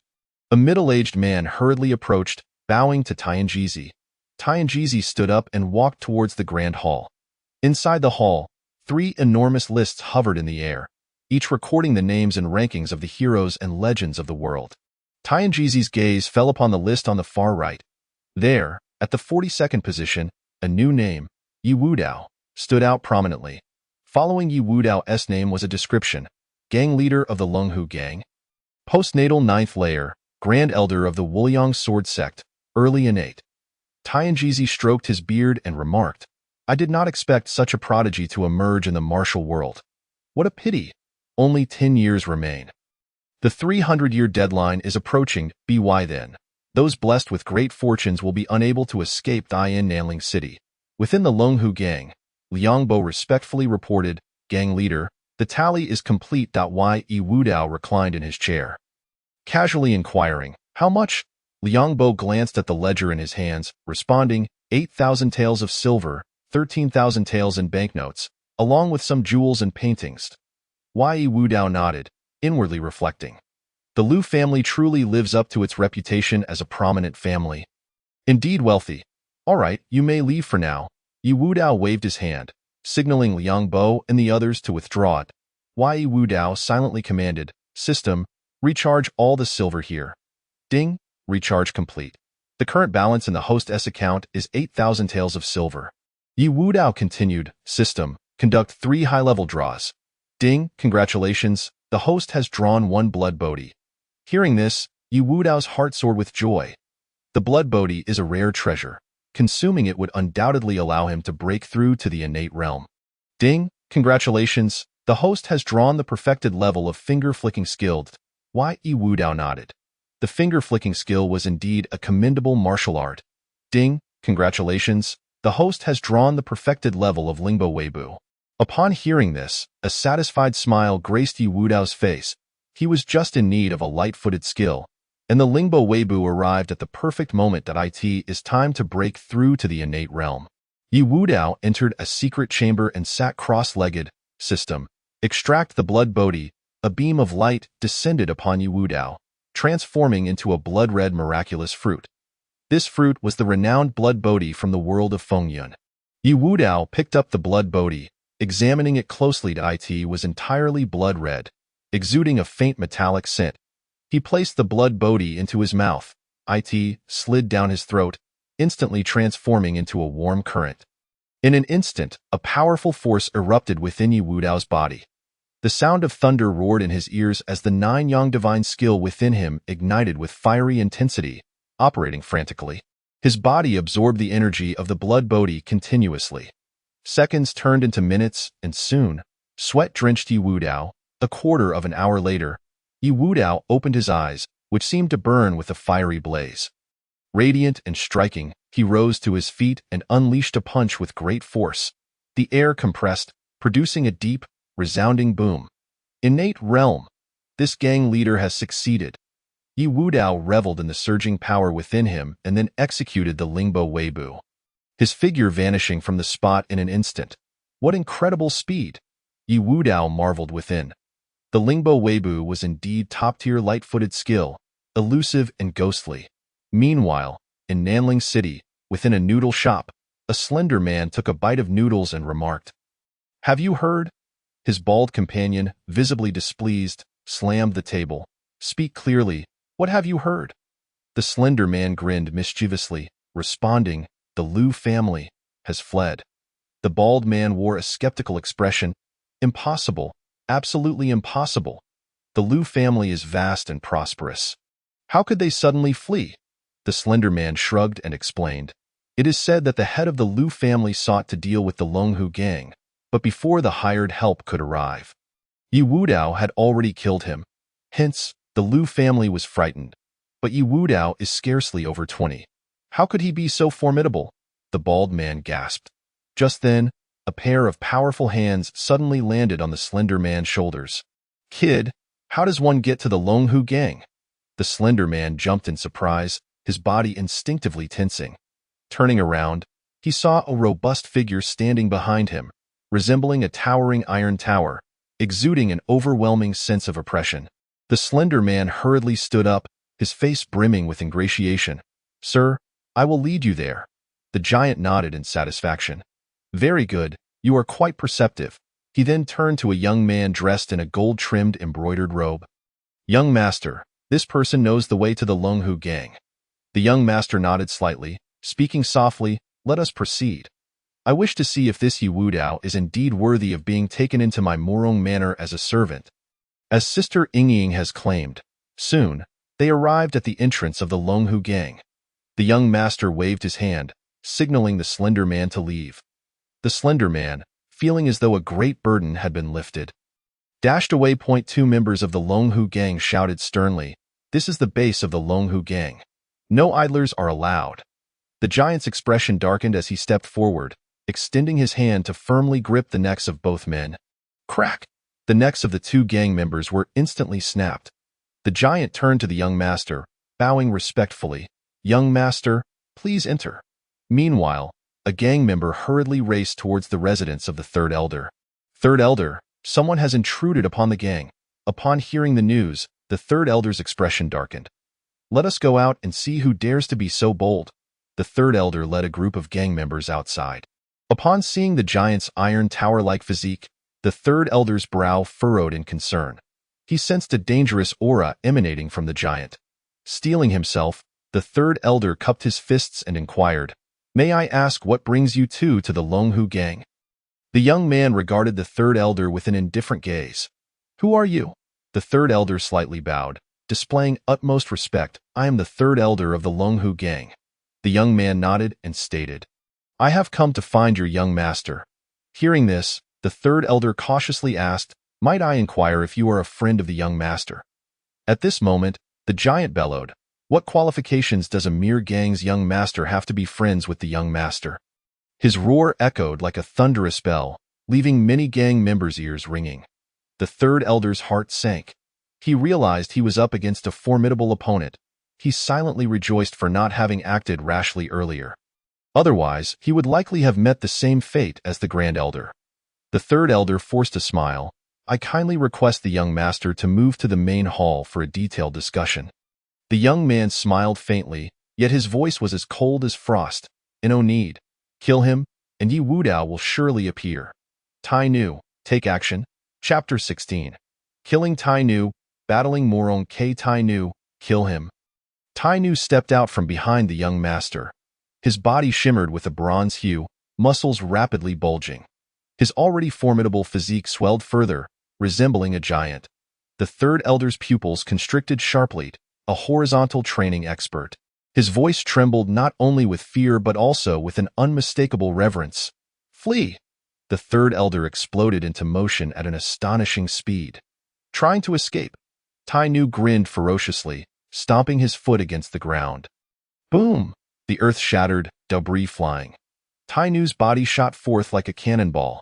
His fist, like a heavy hammer, struck the third elder's waist with tremendous force. Bang! The third elder was hit, his body crashing against the wall like a kite severed from its string. The wall cracked deeply upon impact. The third elder fell to the ground, struggling to rise, but found himself unable to move. His lumbar vertebrae were shattered, the excruciating pain almost rendering him unconscious. The third elder's voice trembled weakly. "The gang leader will not spare you."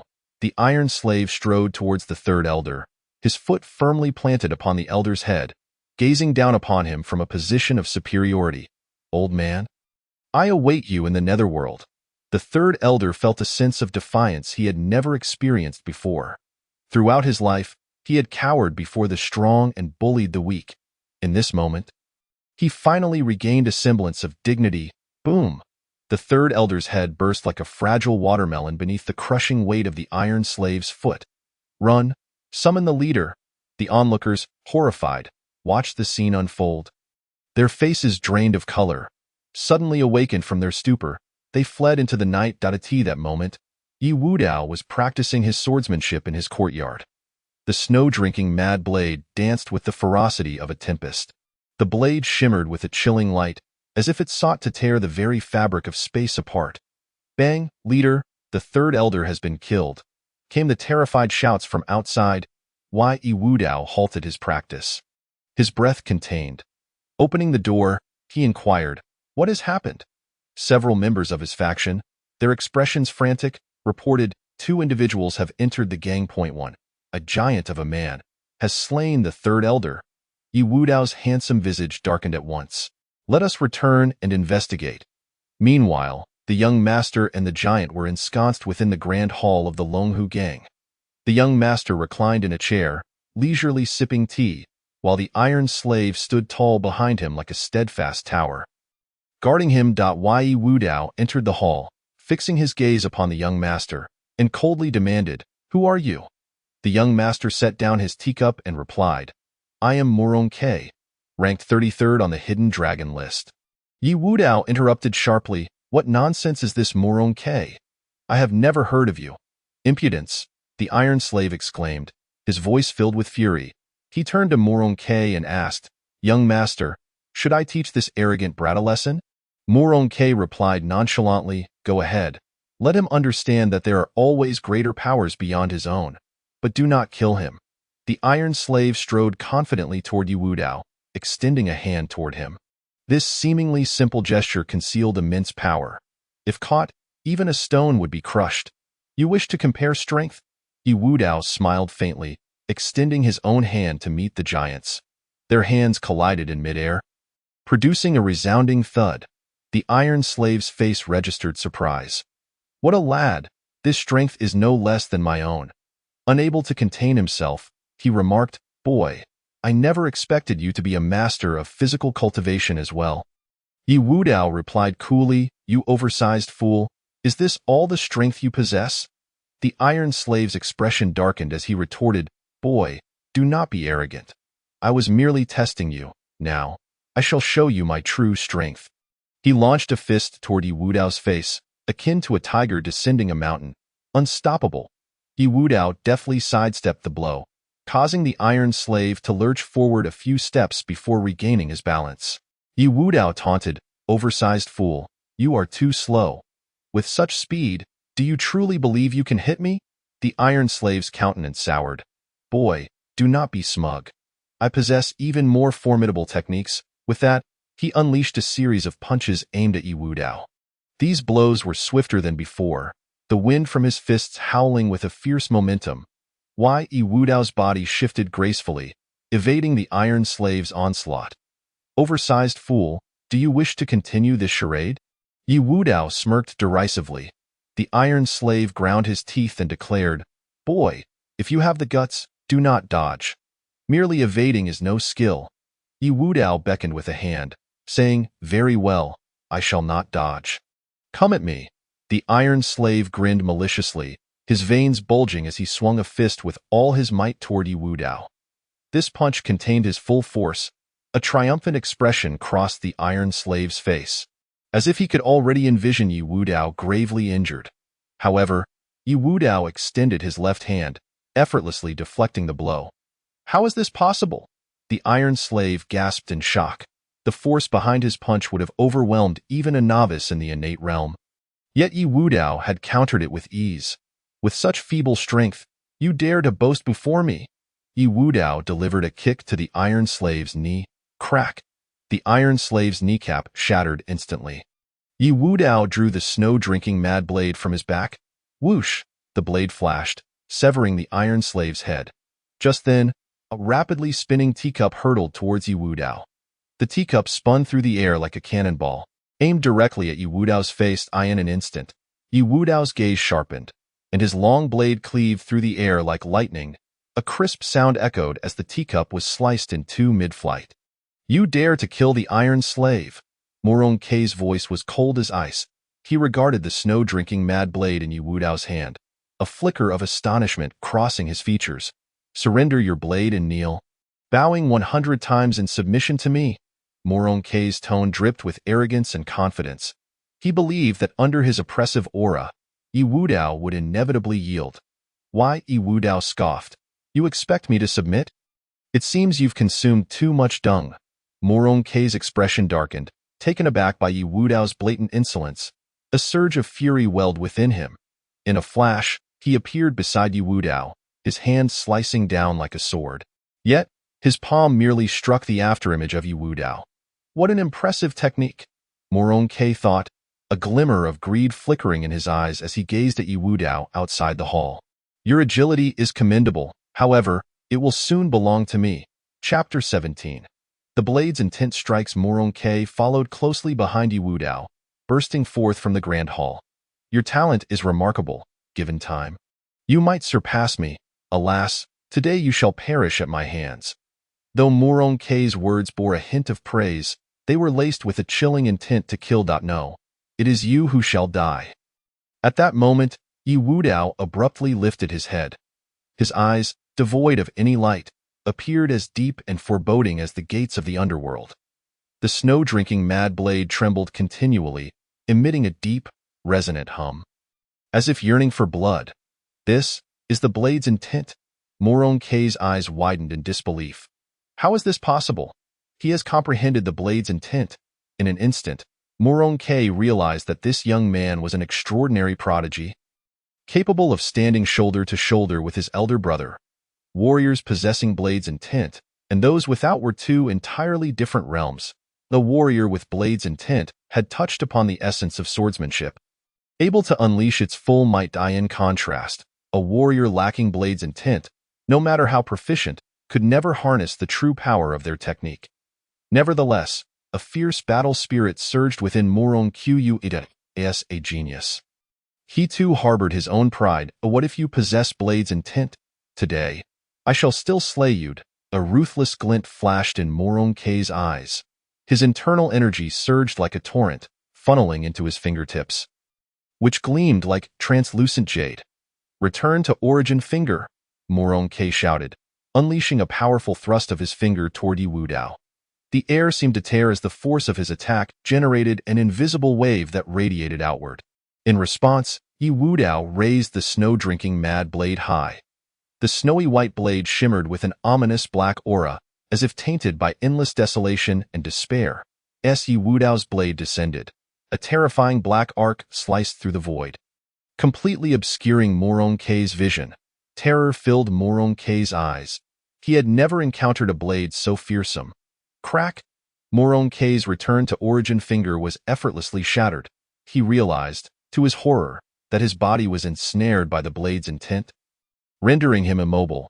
He could only watch helplessly as the black arc approached. In the final moments of his life, Morong Kei closed his eyes, accepting his fate.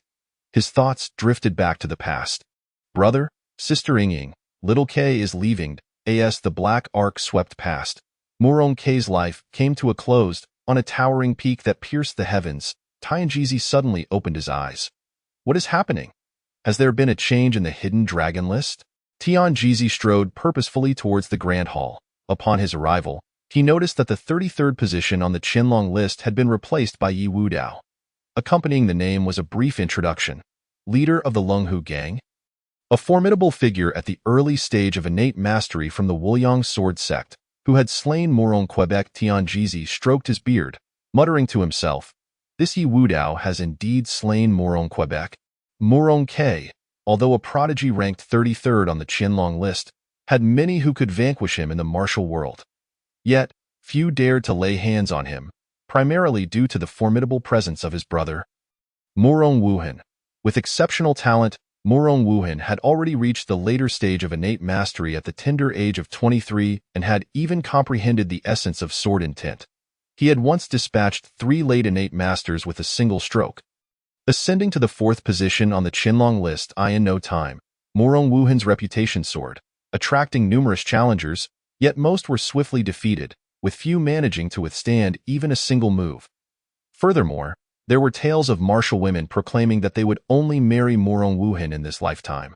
The Murong manor had fallen into decline under the previous head of the Murong family, but with Murong Wuhan's ascent, the manor began to regain its former glory point. One could only wonder if this new prodigy, Yi Wudao, could evade the relentless pursuit of Murong Wuhan. Tian Jizi chuckled, "In 3 days, the new Qianlong list will be unveiled to the martial world. Things are about to get lively." Meanwhile, Yi Wudao sat within the grand hall of the Longhu gang, his mind racing with myriad thoughts. This individual claimed to hail from the Murong manor, but what was the true strength of its most formidable member? Yi Wudao shook his head, deciding not to dwell on it further and instead opted to conduct a lottery.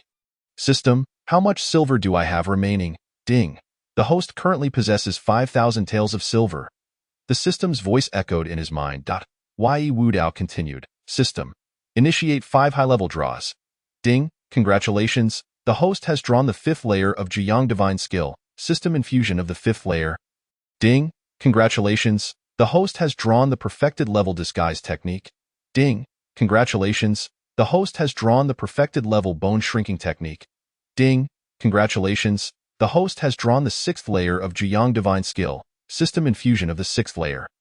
Ding. Congratulations. The host has drawn the perfected level armored technique. Yi Wudao gazed at the rewards he had drawn, feeling a surge of joy.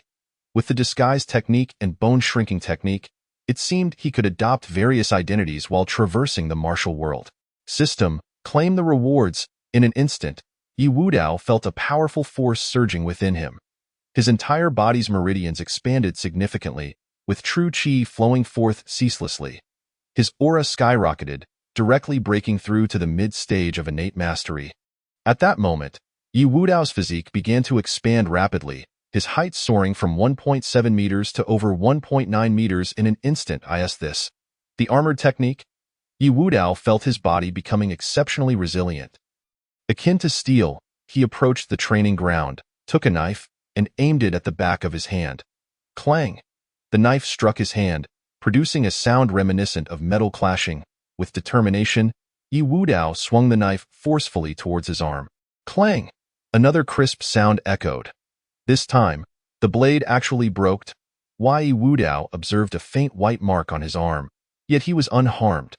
The armored technique was indeed powerful, capable of withstanding even a blade.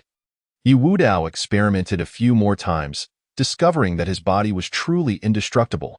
Neither knives nor spears could inflict harm upon him. Yi Wudao decided to further test the bone shrinking technique. His bones crackled softly as his body gradually shrank. In no time, he reverted to his original height of 1.7 meters. Yi Wudao then employed the disguise technique, finding that he could effortlessly alter his appearance, even mimicking voices with remarkable precision. This disguise technique is astonishing. Yi Wudao exclaimed in admiration. Subsequently, he transformed into a muscular giant, resembling a formidable iron tower that instilled fear in others. A deep voice resonated within the hall. I am Dian Qing. Chapter 18. Demanding tribute from the City Lord's Manor in Nanling City. At the City Lord's Manor, a burly man clad in armor and wielding a long knife entered the estate. He knelt on one knee, respectfully stating, City Lord, the Liu family has been annihilated. The Liu family has been annihilated? This was indeed a grave matter. The Liu family had frequently shown deference to him, and now their demise meant a significant loss of income for him. City Lord Zhao Hong furrowed his brow, his expression darkening as he inquired, what on earth happened? The burly man lowered his head, unable to meet Zhao Hong's gaze. City Lord, a day ago, all members of the Liu family suddenly departed from Nanling City. Zhao Hong's voice turned icy. You only inform me of this now. A day later? Captain Wang, do you wish to resign? Captain Wang bowed his head even lower, his body trembling slightly. City Lord, my subordinates have failed in their duties. Please punish me. Zhao Hong snorted coldly, his voice infused with potent true qi. Captain Wang's body trembled violently, a trickle of blood escaping his lips as he displayed a pained expression. Zhao Hong regarded Captain Wang with a frosty demeanor, stating, this time, consider it a minor punishment to serve as a lesson. I do not wish to see a repeat of this. Captain Wang hurriedly responded, thank you, City Lord, for your mercy. I will certainly make amends. Now, tell me, who was responsible for the Liu family's demise? Zhao Hong pressed on. Captain Wang replied, I found the corpses of the Liu family members several miles outside the city. I suspect it was an act by the Longhu gang, who had conflicts with the Liu family. That is impossible. The Longhu gang is merely a small faction. How could they possibly annihilate the Liu family? Zhao Hong frowned, outright dismissing the speculation. He began pacing back and forth in the hall. After a moment of Commander Wang took the lead towards the Longhu gang, prompting the other soldiers to hastily follow suit. Yi Wudao, observed Commander Wang and his entourage entering the Longhu gang. A glimmer of cold light flashing in his eyes upon entering, Commander Wang bellowed, Yi Wudao, I advise you to behave yourself and obediently hand over the tribute. Yi Wudao, with a smile gracing his face, retorted Commander Wang, what a thing to say. I am but a law-abiding citizen. With that, he clapped his hands and called out, Liang Bo. An elderly man promptly emerged, approaching Yi Wudao. Master, what are your orders? Liang Bo slightly bowed. Yi Wudao instructed, fetch 3,000 taels of silver notes. Yes. Shortly thereafter, Liang Bo returned with 3,000 taels in silver notes. Yi Wudao took the notes and presented them to Commander Wang. Commander Wang, this is the tribute from the Longhu gang for this month. Please accept it. Commander Wang gazed at the notes in his hand, wishing fervently that those 3,000 taels were his own. Yet, in an instant, he recalled the methods of the city lord, causing a cold sweat to break out as his greed was swiftly replaced by fear. Commander Wang quickly remarked, Yi gang leader, you are quite discerning. Yi Wudao smiled slightly and said, you flatter me, Commander Wang. This is merely the duty of the Longhu gang. Commander Wang nodded and stated, in that case, I shall take my leave. He tucked the silver notes into his bosom and departed with his subordinates. Liang Bo quietly inquired, Master, are we just going to let them leave? Yi Wudao's smile remained, yet his voice was as cold as ice. They may leave the Longhu gang unscathed, but who says they will reach the city lord's mansion alive? Chapter 19. Slaughtering the city lord's guards. I am dinching at this moment. Commander Wang and his guards were making their way back to the city lord's mansion. To his surprise, Yi Wudao had proven to be quite perceptive, voluntarily offering 3,000 taels of silver notes. Commander Wang felt a surge of self-satisfaction as he fondled the notes in his bosom, a satisfied grin spreading across his face. The townsfolk observed from a distance as the city lord's guards emerged from the Longhu gang, resuming their chatter. Look, they're out. Does this mean the Longhu gang members are all dead? A burly man shook his head and replied, impossible. While the city lord's guards are elite, the Longhu gang members are no pushovers. Even if these guards were to wipe out the Longhu gang, it wouldn't be so swift, and there would certainly be casualties. The townsfolk nodded in agreement. The guards appeared vigorous and sprightly, not at all resembling those who had just endured a bloody battle.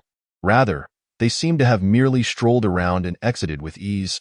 Commander Wang, overhearing their discussions, felt increasingly pleased with himself. He couldn't help but scoff at Yi Wudao. Just then, a commotion erupted among the crowd. A townsman pointed ahead and shouted, Look, who is that, blocking the path of the city lord's guards? The crowd hurriedly turned their gazes forward. There, in the center of the street, stood a towering figure over 2 meters tall, muscles bulging, resembling an iron tower. This man was none other than Yi Wudao, having employed body-shrinking techniques and disguise. Halt! Commander Wang stopped, eyeing the giant warily. His pupils constricted suddenly. Is this a martial arts master? A chill ran down his spine as the thought of fleeing crossed his mind. He took a deep breath, striving to calm himself, and clasped his fists, saying, "May I ask why you are blocking the road?" The giant spoke slowly, his voice deep and gravelly. "To kill." Commander Wong's heart sank, and he quickly drew his long knife, shouting, "Form up." The guards behind him swiftly drew their weapons, quickly arranging themselves into a defensive formation. Eyes fixed on the giant, Commander Wong gripped his long knife tightly and intoned gravely, "You should consider carefully. We have the city lord backing us, though you not fear him." The giant smirked slightly, his expression rife with disdain. "If Zhao Hong dares show his face, I will kill him too." Commander Wong inwardly despaired, realizing they had encountered a formidable opponent. "Kill him," he roared. "Kill!" Over 30 elite guards echoed in unison, brandishing their long knives as they charged at the giant. Yet, the giant stood resolutely, like a mountain, unyielding as a rock. His gaze was indifferent, entirely dismissing the guards. Clang! The blades of the foremost guards struck the giant's body, producing a sharp metallic sound. They stared in disbelief at their damaged blades, which bore a small chip. How could this be? They looked at the giant in shock, their minds reeling. The distant townsfolk stood agape, stunned by the giant's unyielding physique. Among them were several young men, their eyes alight with fervor and admiration, murmuring, "This is the true model of manhood." They envisioned themselves embodying the same strength and fearless courage as the giant. Meanwhile, some women in the crowd were transfixed, cheeks flushed, gazing at the giant with dreamy eyes, their legs unconsciously rubbing together. At this moment, the giant stood before them like a deity of war, with a swift motion of his arm. A tremendous force erupted, sending the guards flying. Bang! The guards collapsed to the ground, blood spilling from their mouths. Commander Wong's expression shifted dramatically. This man had honed his skills to an unimaginable degree, almost akin to being indestructible. He shouted urgently, "Attack his eyes!" Hearing Commander Wong's command, the guards aimed their blades at the giant's eyes. "Insects, it's my turn." The giant crossed his arms, effortlessly blocking the numerous blades. The guards looked on in terror, having never before encountered such a terrifying figure. Just as the crowd was engulfed in fear, the giant grinned widely and charged at the guards like a tank. Kunsen Cow, with a furious roar. A terrifying force erupted. Boom! The guards were sent flying, their bodies soaring through the air before crashing heavily to the ground. The fallen guards lay like dead fish, devoid of life in no time. All 30-plus guards lay dead. "Flee!" Commander Wong, witnessing this scene, turned and ran. He longed to escape this nightmarish place, to distance himself from that terrifying being. The giant coldly observed the fleeing Commander Wong, bending down to pick up a fallen guard's body and hurling it at him like a sack of sand. Bang! The corpse struck Commander Wong, sending him sprawling to the ground. Clutching his chest, he struggled to rise and staggered forward. The footsteps behind him grew ever closer, each thud feeling as though it were stamping on his heart. Reminding him of how near death loomed at that moment, a stunning young woman appeared. Dressed in a white gown, as pure as snow, her long hair danced in the wind, resembling a celestial maiden. This woman was none other than Zhao Yingying, the city lord's daughter. "Miss," Commander Wong gasped in alarm, warning, "Miss, flee quickly. You are no match for this man." Zhao Yingying drew her long sword, a powerful aura sweeping across the surroundings, judging by the energy radiating from her. She had indeed broken through to the innate realm. Zhao Yingying's beautiful eyes fixed on the giant as she coldly declared, "Who are you to dare oppose the city lord's mansion?" Yi Wudao regarded Zhao Yingying. His heart stirred, realizing she was the city lord's daughter. He replied nonchalantly, "I am Dianxing." Zhao Yingying's brows furrowed slightly. She had never heard of this name before. However, from the aura exuding from him, it was evident that this Dianxing was undoubtedly a formidable expert. Zhao Yingying retorted, "Dianxing, if you withdraw now, I will treat this as though nothing has happened." Dianxing rolled his neck, the joints cracking audibly. He looked at Zhao Yingying with contempt, saying, "You have merely just broken through to the innate realm. I could subdue you with one hand." Zhao Yingying's striking face darkened, as if it could drip water. "I shall see how you intend to suppress me." Chapter 20. The Lingxi Finger Demonstrates Power. Zhao Hong ascends to Morong Mountain Villa. I shall see how you intend to suppress me, Zhao Yingying exclaimed, her voice as melodious as a songbird as she swiftly approached Dianqing. Her long sword flashed like lightning, and in the blink of an eye, she unleashed over a dozen strikes. The sword shadows flickered, nearly indistinguishable between reality and illusion. The blossoms of her sword danced in the air, both beautiful and deadly. Clang, clang, clang. Yi Wudao's physique resembled that of an impenetrable steel plate, effortlessly absorbing all of Zhao Yingying's assaults. The mastery of his armor technique rendered Yi Wudao's body virtually indestructible, making it so that the majority of weapons in the world could inflict no harm upon him. It could be said that within the realm of innate cultivation, no one who had not comprehended the essence of martial arts could hope to injure Yi Wudao. How could this individual's body be so formidable? Zhao Yingying's mouth slightly agape, her face was a canvas of disbelief. Could it be that this person was a disciple of the King Kong sect? Steeling herself, Zhao Yingying inquired, "Are you from the King Kong sect?" Yi Wudao shook his head, his tone nonchalant as he replied, "I belong to the armor sect." A chill ran down Zhao Yingying's spine. When did such a powerful sect emerge in the martial world? However, given his imposing stature, she surmised that his speed must be relatively slow. With this thought, a glimmer of hope crossed her eyes. If she could discover his weak point, she would undoubtedly be able to defeat him. Zhao Yingying executed her ethereal lightness skill, moving around Yi Wudao with the swiftness of a specter. Her sword flashed like lightning, continuously lunging forth. Yi Wudao's reactions appeared somewhat sluggish, as if he could not keep pace with her speed, leaving him utterly defenseless. Zhao Yingying felt a surge of triumph. Indeed, as she had anticipated. Captain Wang, witnessing the burly man who called himself Dianqing being pressed by Zhao Yingying, let out a sigh of relief. He fixated on the graceful figure, his eyes shimmering with reverence and affection. "Miss truly is remarkable." After a long while, Zhao Yingying, unable to pinpoint Dianqing's weak spot, felt a twinge of frustration. Suddenly, she noticed the wide-eyed expression on Dianqing's face and thought, "Surely, his eyes cannot block my sword." The sword's brilliance flickered, creating a white ripple as it aimed directly at Yi Wudao's right eye. Captain Wang observed this strike, a sense of dread swelling within him. Such a formidable sword light. Surely, Dianqing could not withstand it. Yi Wudao felt an unusual sensation surge within him. He realized he could intercept the sword. With a swift motion, he pinched Zhao Yingying's thrusting sword tip between his two fingers, as if they were two bolts of lightning. This was the lynxy finger. As the saying goes, though the body lacks the colorful wings of a phoenix, the heart possesses a connection that understands. This lynxy finger utilized the fingers to represent the sword, immobilizing the enemy's weapon.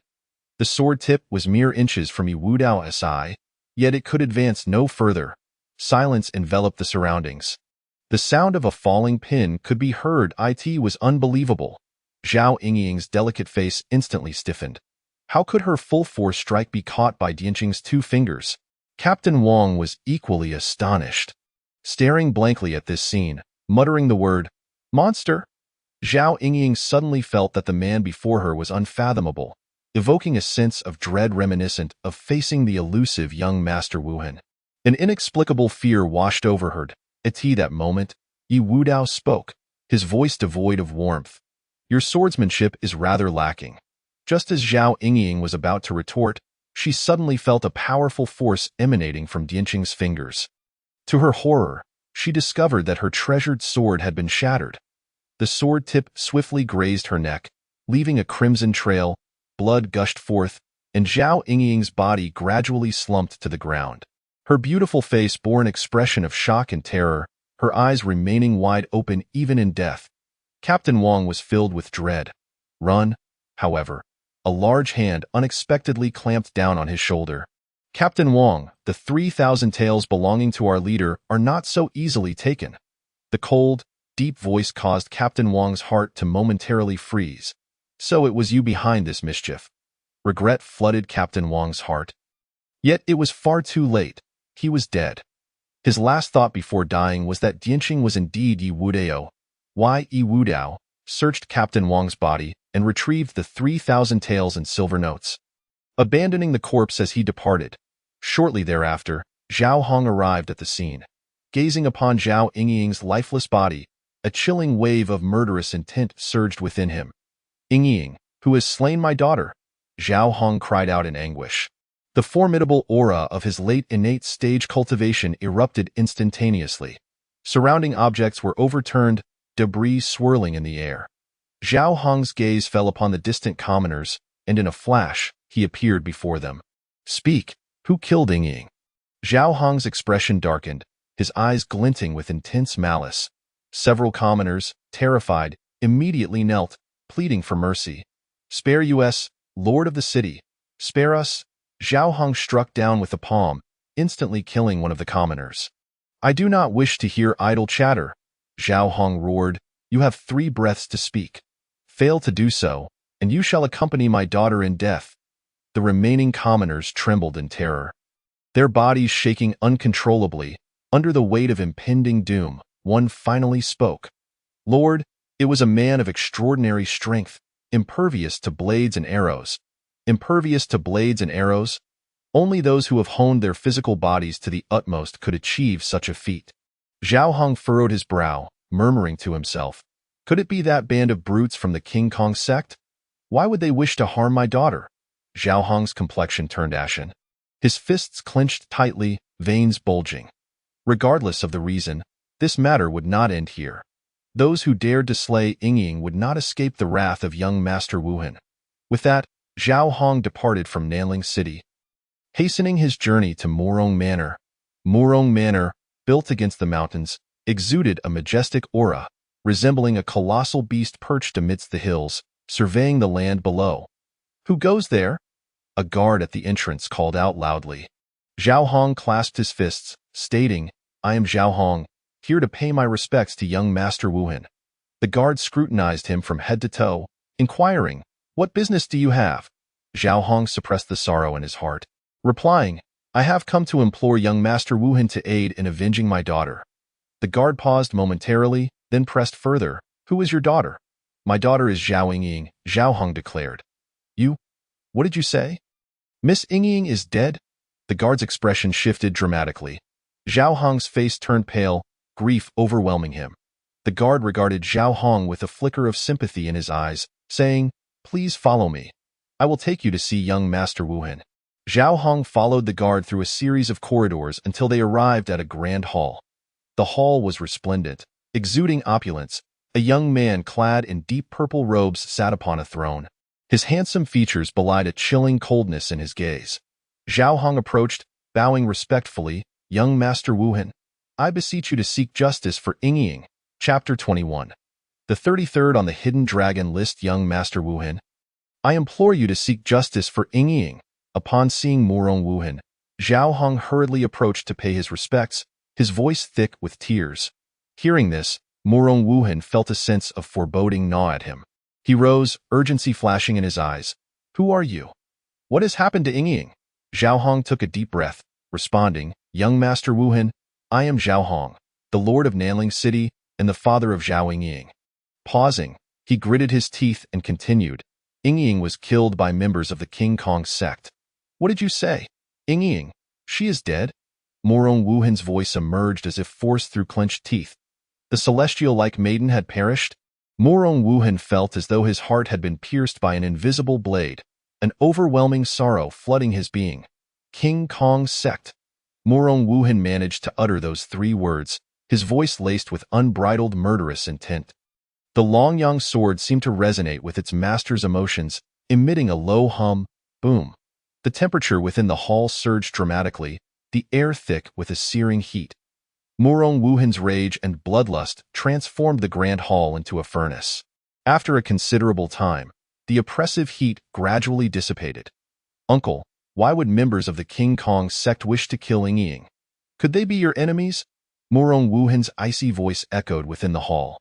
Zhao Hong hastily clarified in justice, Young Master Wuhan, I have remained in Nanling City, rarely traversing the martial world, and certainly have no enemies. His voice trembled slightly, fearful that Murong Wuhan might misconstrue his words. Murong Wuhan frowned.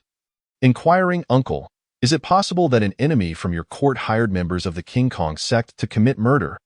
His piercing gaze seemed to penetrate Zhao Hong's very soul. Zhao Hong's expression fluctuated. A hint of uncertainty shadowing his eyes. 10 years prior, he had employed certain means to usurp the position of Lord of Nanling City from Xue Quan. Was it possible that Xue Quan sought revenge by hiring the King Kong sect to eliminate Yingying? The thought grew increasingly potent, darkening Zhao Hong's countenance and causing his fists to clench involuntarily. Murong Wuhan, sensing Zhao Hong's reaction, had already arrived at a conclusion. His expression turned frigid as he coldly declared, "Uncle, please take your leave." Zhao Hong's complexion drained of color, devoid of any trace of blood. Thud. Zhao Hong fell to his knees. "Young Master Wuhan, I beg of you to help avenge Yingying." Murong Wuhan replied icily, "I will not turn a blind eye to Yingying's plight. However, Yingying's death is a consequence of your actions. Please leave. Murong Manor does not welcome you." Zhao Hong rose to his feet, his expression heavy with sorrow as he performed a bow. "Thank you, young Master Wuhan. I shall take my leave now." In that moment, Zhao Hong seemed to age a decade, his silhouette exuding an overwhelming sense of desolation. Murong Wuhan's countenance darkened, his eyes brimming with animosity. He clenched his fists tightly, silently vowing, "Yingying, I will make the entire Jinggang sect pay for your demise." Murong Wuhan softly called out, "Mu Eliode," an elderly man, his face etched with wrinkles and leaning on a redwood cane. Slowly entered the room. Mu Lao slightly bent forward, tapping his cane on the ground, and rasped, "Young master, what are your orders?"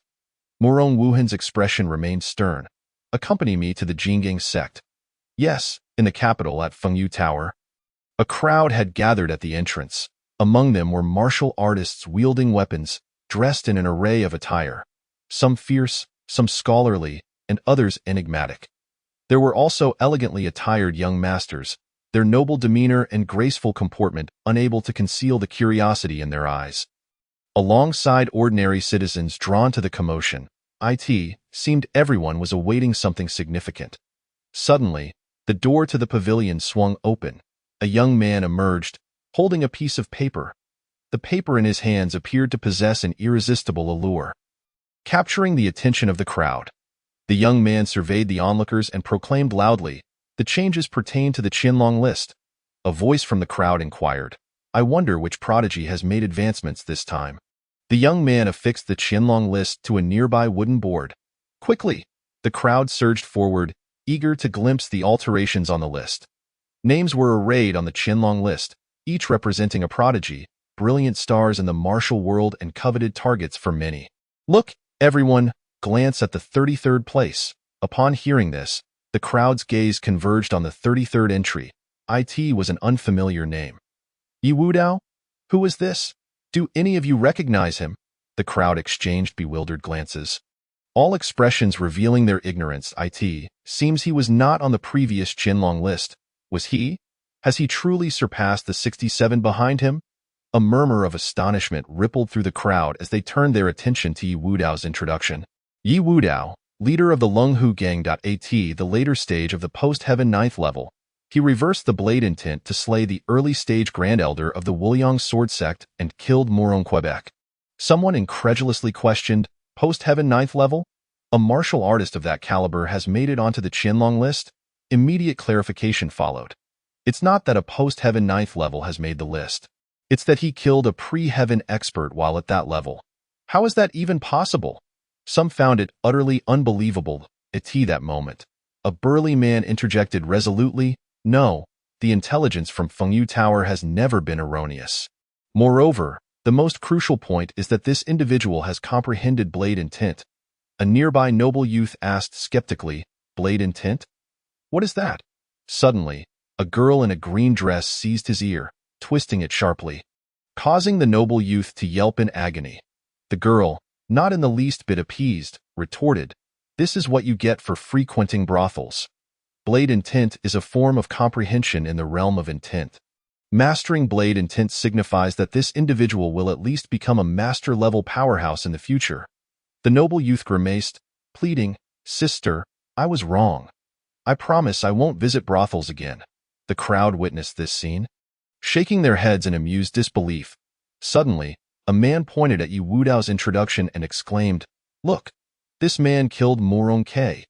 Isn't that just the death of a martial artist? What's the big deal? A rough voice rang out from the crowd. Indeed, the martial world is like this. It's either you die or I perish. What's so surprising about that? At this moment, a man with an elegant demeanor, wielding a feather fan, spoke slowly. Morong K, a prodigy of the Morong clan. With his death, his brother Morong Wuhan will undoubtedly seek vengeance. Morong Wuhan? You mean the fourth-ranked young Master Wuhan? The utterance sent ripples through the crowd, their faces shifting dramatically as they collectively inhaled sharply. It appeared that Yi Wudao's fate was sealed. Someone whispered, their tone laced with pity. Chapter 22. Lu Qingho's Challenge and the Bed in the Capital. Within a grand residence, a middle-aged man clad in deep purple robes sat alone at a finely carved desk. His demeanor exuded an air of refinement, indicative of noble stature. This man was none other than the third prince of the current reign. Suddenly, a loud call echoed from outside. "Father!" A strikingly handsome young gentleman rushed in, donning an exquisite brocade robe adorned with a phoenix motif intricately woven with golden threads, each stitch a testament to his distinguished heritage. The third prince quickly crumpled the letter in his hand, rising to inquire, "Howard, what brings you here?" Xia Hao approached his father, bowing respectfully. "Father, a new prodigy has emerged on the Qianlong list, directly ascending to the 33rd position." The third prince's expression shifted slightly as he softly asked, "Howard, are you considering recruiting him?" Xia Hao nodded gravely, stating, "Yes, father. He has comprehended blade intent. If we can bring him into our fold, we will gain an invaluable master-level combatant in the future." Upon hearing the term blade intent, a glimmer of interest flickered in the third prince's eyes. If they could indeed recruit such an individual, it would be a significant acquisition. The third prince raised an eyebrow, questioning, "Where is this individual now? Which faction in the martial world does he belong to?" Xia Hao smiled and replied, "Father, his name is Yi Wudao, currently the leader of a gang in Nanling City." The third prince's eyes widened in surprise. "Oh? A mere gang leader has grasped blade intent? It appears he is indeed remarkable. You may leave now. I will send someone to recruit him." After Xia Hao bowed and withdrew, the third prince unfurled the letter in his hand. The characters on the paper pierced his heart like daggers. "Father, did you truly kill my sixth brother and older brother's son?"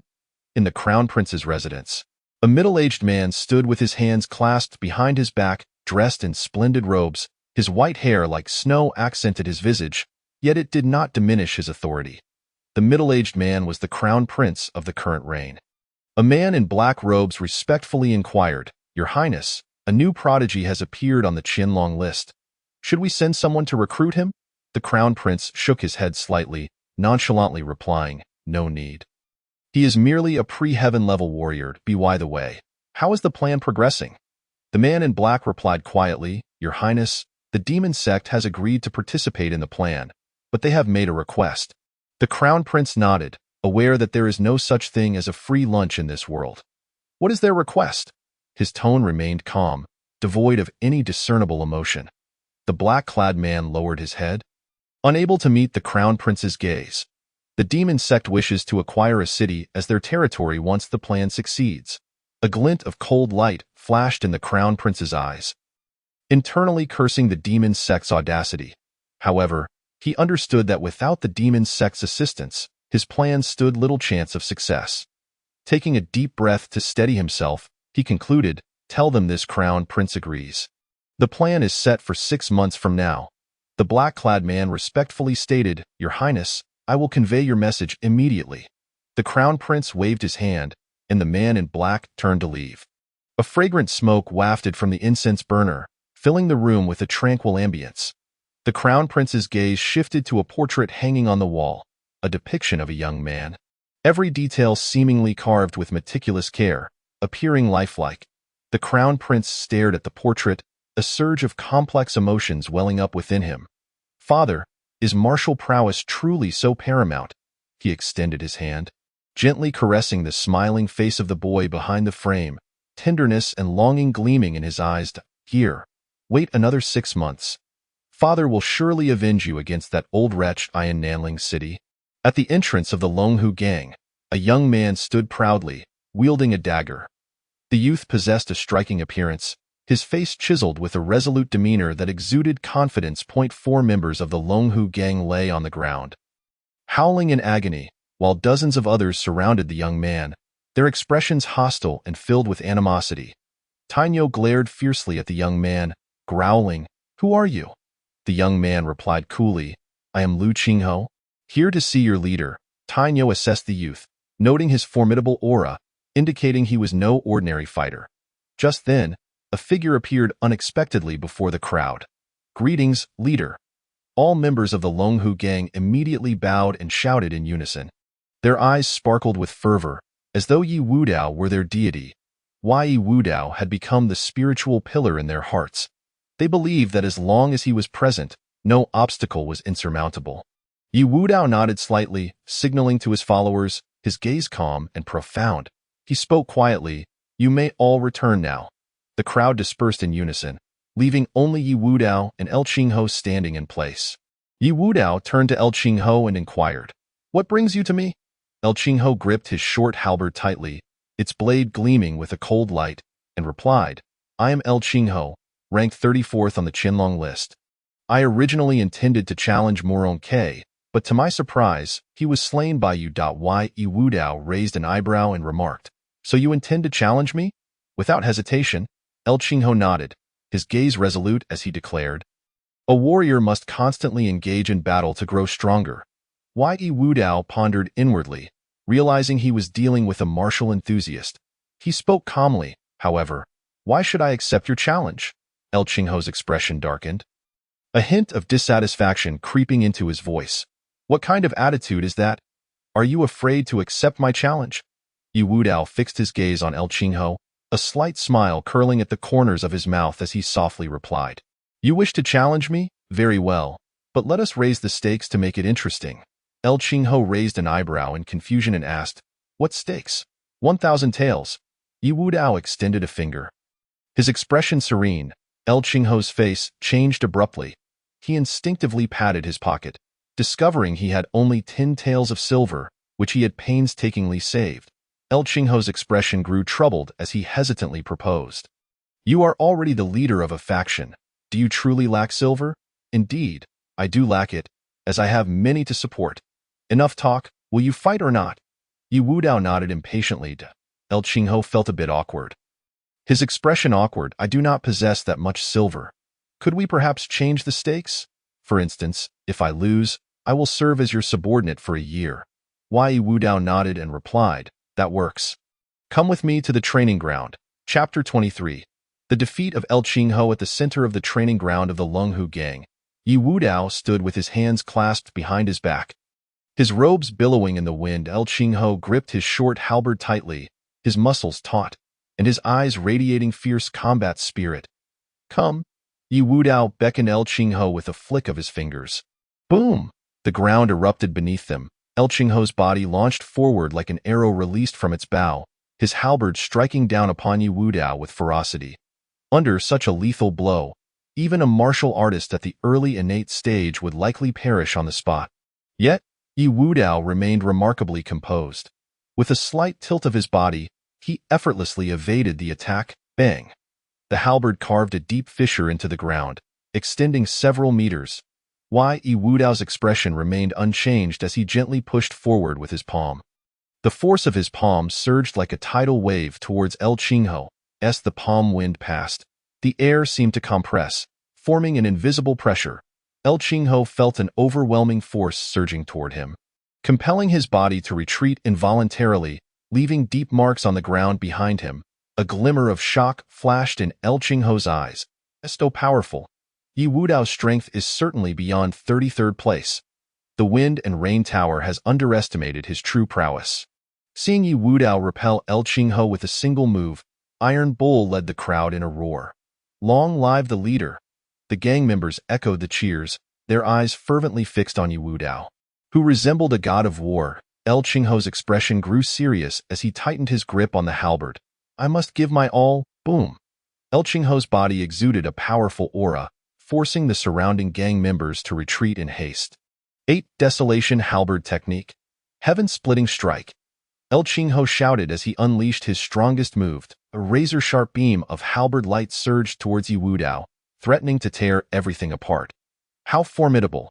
Is this the strength of an innate expert? The gang members turned pale at the sight, the power of this strike surpassing their imagination. Golden Bell Shield. A golden bell materialized around Yi Wudao's body, emanating a faint golden glow that enveloped him securely. Boom! The halberd light collided with the golden bell, producing a deep, resonant chime. The sound struck every listener's heart like a heavy hammer, leaving them in awe. The Sanskrit characters on the bell shimmered as the power within the halberd light was instantly neutralized. The gang members winced in pain, their ears ringing with the echo of the bell. They clutched their ears, desperately trying to shield themselves from the overwhelming sound waves, but to no avail. How is this possible?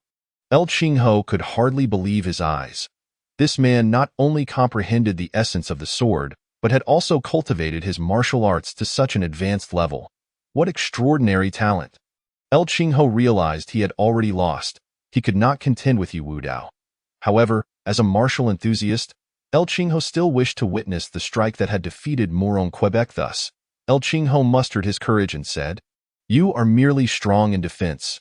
You have not truly defeated me. Come, draw your sword." Yi Wudao replied nonchalantly, "Is that so?" A thick stream of true energy coalesced at his fingertips. Finger-flicking technique. Yi Wudao flicked his finger lightly, sending true energy shooting toward El Qingho like an arrow. El Qingho's heart raced, and he quickly raised his halberd. Bang! El Qingho felt an immense force crash against him. His arm went numb, and he barely managed to keep hold of the halberd. A mouthful of blood surged up his throat. Yi Wudao stood calmly, his expression unfazed. "You have lost?" El Qingho conceded helplessly. "I admit defeat." "You are indeed formidable. Follow me." Yi Wudao led El Qingho into the main hall of the Longhu gang. He took a seat at the head, signaling Liang Bo to bring 2 cups of hot tea. The atmosphere in the hall was somewhat heavy. Yi Wudao broke the silence first. "Tell me about the Qianlong list." El Qingho glanced at Yi Wudao with slight surprise, seemingly puzzled, but spoke nonetheless. The Qianlong list is an initiative launched by the Wind and Rain Tower, aimed at selecting the top young experts in the martial world. The list is updated monthly, drawing widespread attention each time. Yi Wudao raised his teacup, taking a gentle sip before asking, "Who is in first place?" El Qingho replied, "The first place is occupied by Jinzi Jianwuyo of the Tianjin sect. It is said that he was brought into the sect at the age of 12, reached the innate stage by 16, comprehended the essence of the sword by 18, and by 22, he had already claimed the top spot on the Qianlong list." Yi Wudao sighed inwardly, acknowledging the incredible talent of Jianwuyo, the top of the Qianlong list. He then shifted the conversation, asking, "By the way, do you know about the Morong Manor?" El Qingho responded, "Leader, the Morong Manor is quite renowned in the martial world, largely due to Morong K's elder brother, Morong Wuhan, who ranks 4th on the Qianlong list." Yi Wudao's expression darkened slightly, realizing that the Morong Manor was indeed formidable. If the younger generation was so powerful, the elder generation must be masters as well. Yi Wudao fixed his gaze on El Qingho and inquired, "What is the highest martial realm of the Morong Manor's strongest individual?" El Qingho's expression grew serious as he replied, "Leader, Morong Wuhan is the strongest in the Morong Manor. His martial realm is unfathomable. It is said that he has already reached the late innate stage, being just a step away from the master realm." Upon hearing this, a hint of joy appeared on Yi Wudao's face. "So, the Morong Manor does not have any master-level warriors. In that case, they pose no threat." El Qingho, noticing Yi Wudao's expression, cautioned, "Leader, do not underestimate Morong Wuhan. He has already comprehended the essence of the sword and has the record of killing 3 late innate experts with a single strike. Moreover, just yesterday, he stormed the Vajra sect, decimating the entire sect. It is said that the sect master attempted to take Morong Wuhan down with him, but was instead pinned to the mountain gate by a single sword strike, turning the entire Vajra sect into a purgatory. Is there a master-level expert within the Vajra sect?" Yi Wudao voiced his doubts. "None, but the sect master claims to be the number 1 among the horizontal practitioners below the master level." El Qingho shook his head. "The number 1 among the horizontal practitioners below the master level?" Yi Wudao mused, realizing it was only because they had not encountered him. A confident smile spread across Yi Wudao's lips. It seemed there was no need to worry excessively about the Morong manner. El Qinghe regarded Yi Wudao with a deep gaze, finding him increasingly mysterious. Why? Yi Wudao continued, by the way, are you aware of any powerful bandit groups nearby? El Qinghe thought for a moment before responding, yes, there is a group of bandits on Songshan Mountain, calling themselves the Seven Thieves of Songshan. Very well, let us raid them. Chapter 24. The Bounty of the Morong Manor. At the Morong Manor, Morong Wuhan stood quietly before a gravestone. The inscription was clearly visible.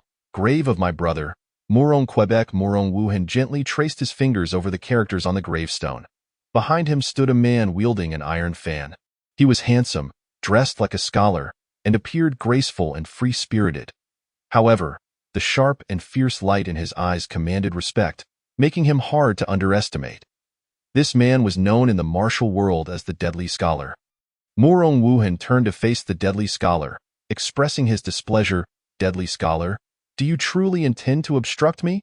The Deathly Scholar shook the gleaming iron fan in his hand and spoke coldly.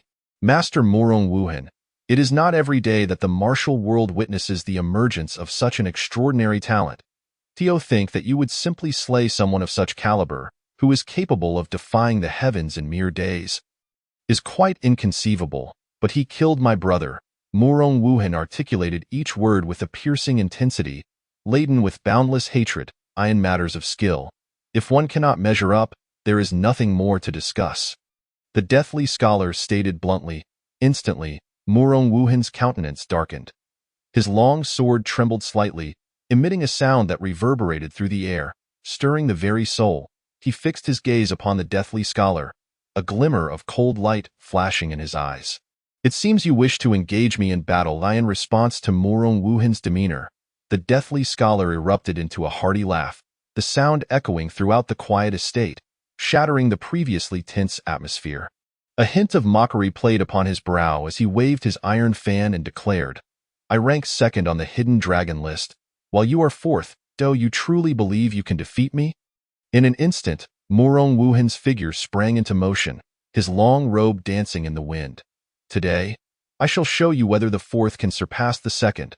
A flurry of sword energy surged forth like a tempest, roaring towards the Deathly Scholar.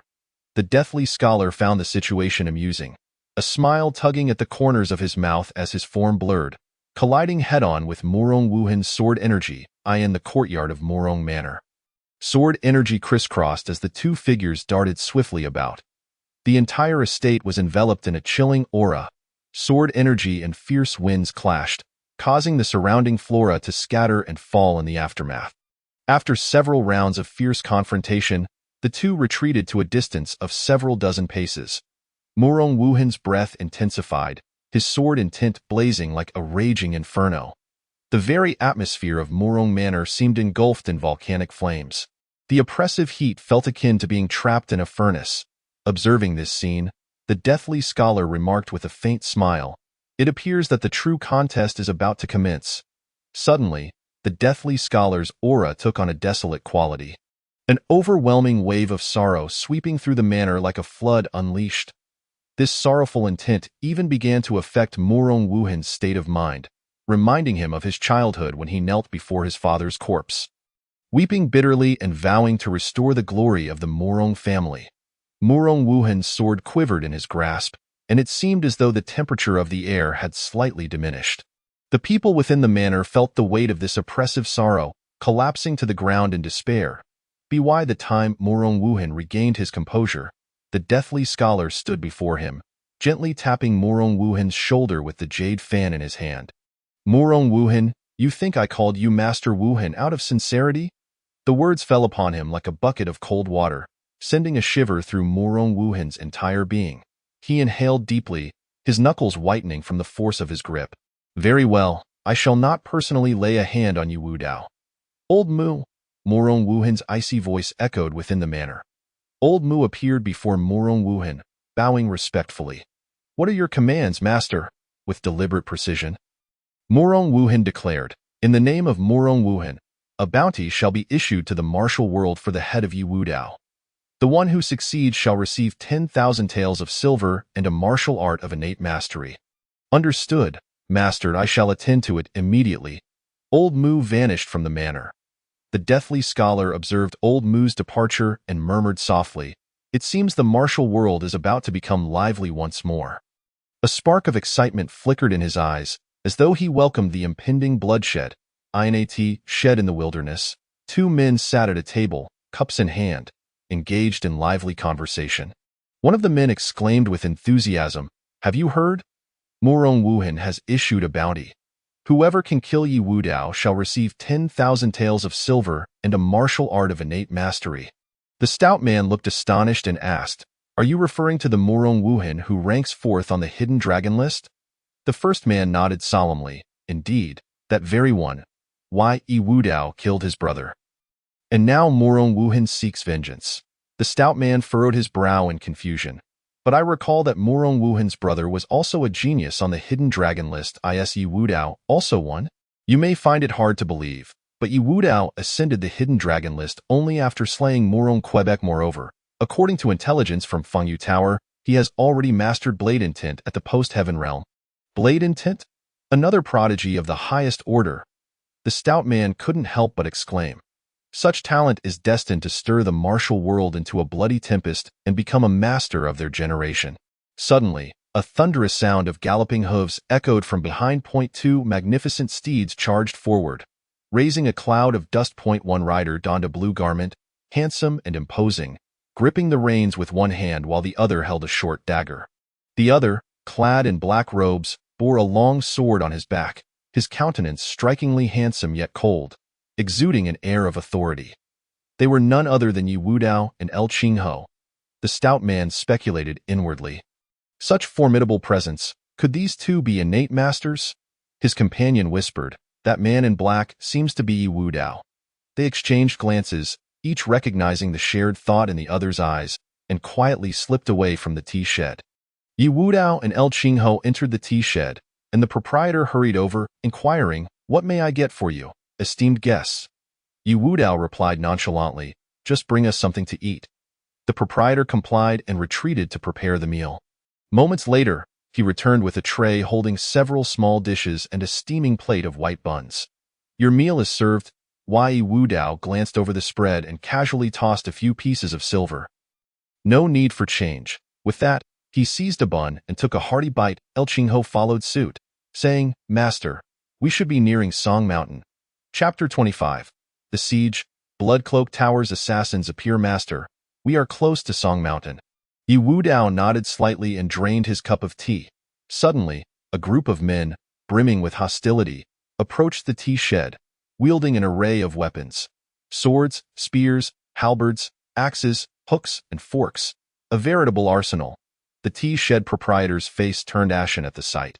These wretched martial artists are about to brawl again. He hastily scurried away to avoid being caught in the fray. A burly man wielding a 9-ring broadsword slammed it into the ground. "You too. Is there someone here by the name of Yi Wudao?" All eyes turned to Yi Wudao and his companion. The atmosphere tense with anticipation. Any command from the burly man would unleash a torrent of violence upon them. Yi Wudao and El Qingho exchanged knowing smiles. "Master, it seems these folks are after your head to claim the bounty at Murong Manor." El Qingho jested. Yi Wudao's lips curled into a smirk as he addressed the burly man. "What business do you have with me?" The burly man's face darkened, veins bulging on his forehead. "How dare you insult me?" With a furious swing, he unleashed a powerful downward strike with his broadsword. Yi Wudao lifted his teacup, a scornful smile gracing his face. With a flick of his finger, the teacup transformed into a phantom. Boom! The teacup pierced through the burly man's chest. "You?" The burly man's eyes widened in disbelief. He never imagined he would be slain by a mere teacup. The broadsword fell slowly as he collapsed, stirring up a cloud of dust. The tea shed was enveloped in a deathly silence. No one dared to utter a sound. This was an innate, early-stage master, slain by a teacup. How absurd! The onlookers were filled with shock and fear as they gazed at Yi Wudao.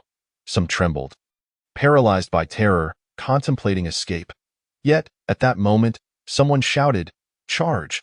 That is a bounty of 10,000 taels." This proclamation ignited a fervor of greed among the crowd. "Yes, we outnumber him. We can certainly win. The throng seemed to have forgotten their earlier trepidation as they surged toward Yi Wudao. Why seek death? Yi Wudao wore a look of resigned amusement. In the blink of an eye, El Qingho appeared before one of the attackers. Before the sword could be drawn, the man's head was already soaring through the air. El Qingho's figure darted swiftly through the tea shed, reaping lives with ruthless efficiency. Moments later, El Qingho halted. His blue attire remained pristine, untouched by blood, though his short dagger dripped with crimson droplets. The ground was littered with corpses, and the air was thick with the stench of blood. The tea shed proprietor hid behind a tree, horrified by the scene unfolding before him. "You three, come out!" Yi Wudao's icy voice echoed ominously. Suddenly, three figures clad in black cloaks sprang forth from the shadows. They donned terrifying demon masks, exuding an aura of chilling dread. Each of them wielded a pitch-black iron sword. The leader, with a sinister and eerie demeanor, chuckled darkly. "I never expected you could see through our concealment. Truly worthy of your place on the hidden dragon list." Yi Wudao furrowed his brow slightly. What he felt was not fear, but a palpable, cold killing intent. What manner of trickery is this? Who are you? The man raised his black iron sword, uttering a few words in a gravelly tone. Blood? Garment? Tower? Insha? Blood Garment Tower? Isn't that the organization responsible for slaying my father? A deep-seated murderous intent flickered in Yi Wudao's eyes. El Qingho, stay back. Allow me to stretch my limbs. Yi Wudao. I shall claim the bounty of 10,000 taels on your head for Insha. The three assassins from Blood Garment Tower launched their assault simultaneously. As the sword lights flickered, three strands of black light intertwined, resembling a dark dragon, surging toward Yi Wudao. In that instant, he exhibited an extraordinary speed. Leaning back with precision to evade their linear attack, his figure then shimmered, leaving behind a series of indistinct afterimages, rendering it difficult to discern his true location. Be cautious, Insha bellowed. He observed Yi Wudao charging toward one of the assassins. The other two assassins hastily retreated. However, the assassin in front of Yi Wudao was far too slow. The assassin barely registered a flash of cold light before being cleaved in two. A glimmer of fear crossed Insha's eyes as he shouted to the remaining assassins. "Let us strike together." The assassins nodded, their eyes brimming with murderous intent as they charged at Yi Wudao. Seizing the moment when Yi Wudao was entangled with the assassin, Insha took flight, retreating into the distance. Yi Wudao remarked nonchalantly, "Look quickly, Insha has abandoned you." The assassin, startled, halted and turned to look back. His face contorted with shock and fury. Just as he opened his mouth to curse, his life was abruptly extinguished. Fool! Yi Wudao executed the wave step technique, vanishing from his original position. El Qingho employed lightness skills to pursue him. Bang! The assassin's head fell to the ground. Insha fled for an indeterminate time before stopping. Panting heavily, casting a dark glance over his shoulder, Inawan had followed. At that moment, a chilling wind swept past him, sending shivers down his spine. "Are you searching for me? Run!" Panic gripped Insha's heart, a mighty hand, as solid as iron, clamped down on his shoulder. "Breathe deeply." Yi Wudao's voice resonated once more. That merciless hand forcefully pressed Insha toward the ground. Boom! Earth and stone erupted, the ground shattering instantly. In that moment, countless bones within Insha's body shattered. Despair flooded Insha's heart. Why had he provoked Yi Wudao? But it was far too late. Yi Wudao's blade had already descended. Insha closed his eyes, awaiting the arrival of death. Yet, unexpectedly, Yi Wudao's blade did not strike his body but merely grazed his ear. Insha opened his eyes to see Yi Wudao standing before him, the blade already sheathed. "Why? Do you not kill me?" Yi Wudao fixed his gaze upon Insha and inquired, "Do you know Yi Xian?" Insha's pupils constricted sharply, and he cautiously asked, "Are you Yi Xian's son?" "Spare me the trivialities. Get to the point." Yi Wudao's eyes were frigid. Insha realized he had guessed correctly. "Ha ha ha!" Insha suddenly erupted in laughter, spitting blood. The order to kill Yi Xian came directly from the Tower Master. "Where is the Blood Garment Tower?" Yi Wudao's gaze grew even colder. "Do you truly think I would divulge that?" Boom! Insha's head exploded. Chapter 26. Slaying the Beast. White Tiger, let us depart. Yi Wudao beckoned to the hastily approaching El Qingho. The two returned to the tea shed, mounted their horses, and continued their journey towards Songshan. Upon entering the forest, it wasn't long before both horses came to an abrupt halt. Yi Wudao tugged hard on the reins, yet his steed merely neighed in protest. Refusing to budge an inch no matter how he urged it, the horse remained immovable, seemingly struck by an unseen terror. Yi Wudao's brow knitted tightly, keenly sensing the unusual atmosphere surrounding them. He cautiously surveyed the eerie forest, while El Qingho's gaze was drawn deep into the thicket, his face flushed with excitement, his voice trembling with barely contained exhilaration. "Boss, something big is approaching." The entire forest fell into an eerie silence, the sounds of insects and birds vanishing without a trace. Only the leaves trembled gently in the breeze, as if foretelling the imminent danger. Yi Wudao's eyes fixed intently on the depths of the forest. A formidable aura was rapidly approaching, imbued with an intangible sense of pressure. Suddenly, a deep tiger roar shattered the stillness like thunder. The horses beneath Yi Wudao and El Qingho collapsed in terror, emitting frantic whinnies. The king of beasts, perhaps? Yi Wudao felt a surge of excitement, wondering if the tigers of this world possessed any extraordinary abilities. A colossal, glaring white tiger emerged slowly from the forest. It was a true sovereign. The white tiger's massive frame stood stark against the backdrop of the trees, its fur gleaming as white as snow, save for a striking patch of black fur forming a prominent king character atop its head. The beast held half a corpse in its jaws, savoring its gruesome meal. The white tiger paused, fixating its gaze on Yi Wudao and El Qingho. Its eyes sparkled with an almost human-like gleam, seemingly deliberating whether to devour these two uninvited guests as well. Yi Wudao's eyes glimmered with exhilaration. "It seems today I shall play the role of Wu Song." El Qingho trembled with excitement, marveling at his encounter with such a mythical beast. "Boss, the flesh of this white tiger is a great tonic. Consuming it will significantly enhance our true energy." El Qingho licked his lips, his gaze locked onto the white tiger. Yi Wudao nodded curtly, coldly stating, "Then let us slay this beast and feast." El Qingho charged forward first. The white tiger seemed to comprehend their dialogue, its eyes flashing with contempt, mocking El Qingho's audacity. Boom! The white tiger effortlessly intercepted El Qingho's full-force thrust with its massive paw. The formidable creature swung its paw, sending El Qingho flying. El Qingho somersaulted in midair, landing safely but gazing at the white tiger with grave concern. Whoosh! At that instant, a ghostly figure materialized. It was Yi Wudao. He lunged forward, unleashing a ferocious slash at the white tiger. The blade's aura surged forth, imbued with a fierce intent to kill, crashing toward the tiger like an onrushing tide. However, the swift and agile white tiger leaped aside with ease, evading the blade's trajectory. The sight of the tiger's pristine white form darting about was nearly blinding. Yi Wudao found himself disoriented by the continuous flickering of the white shadows. Boom! A deafening crash reverberated through the forest as the white tiger's paw collided violently with Yi Wudao's blade. The immense force propelled Yi Wudao several steps backward. What tremendous strength! Yi Wudao was internally astonished. He sensed that the white tiger's power surpassed his own. El Qingho, together! Excitement flickered in Yi Wudao's eyes. The two leaped into action, one left and one right, launching their assault on the white tiger. Yi Wudao's swordsmanship was sharp and ruthless, each strike infused with an unstoppable momentum. Meanwhile, El Qingho's spear technique was expansive and fierce, with each thrust carrying the might to split mountains and shatter rocks. The combined assault forced the white tiger to retreat, sustaining several wounds that bled profusely, stark against its pristine fur. The white tiger's roar shook the heavens. As the king of beasts, it would not yield easily.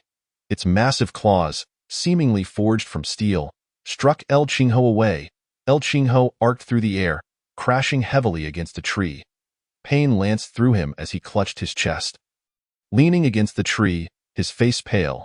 Just then, a chilling, killing intent enveloped the area. El Qingho felt as though he were ensconced in a sea of corpses and blood, an overwhelming stillness suffocating him. This was the essence of Blade. El Qingho turned sharply to Yi Wudao, astonishment flashing in his eyes. He beheld the snow-white blade stained with boundless hatred. In a flash, the blade severed the white tiger's head. Its eyes, still reflecting remnants of fear, gazed lifelessly. How formidable! Was this truly Yi Wudao's real strength? El Qingho stared in awe at the figure before him, reminiscent of a god or demon. El Qingho, if you're unharmed, hurry over to handle the white tiger's corpse. El Qingho snapped back to reality, responding loudly, "Boss, I'm fine." He deftly drew a dagger from his waist and skillfully skinned the white tiger. El Qingho's technique was remarkably adept, as if he frequently engaged in such tasks. Meanwhile, Yi Wudao kindled a fire nearby. El Qingho chopped the tiger's meat into small pieces, skewered them with branches, and placed them over the flames to roast.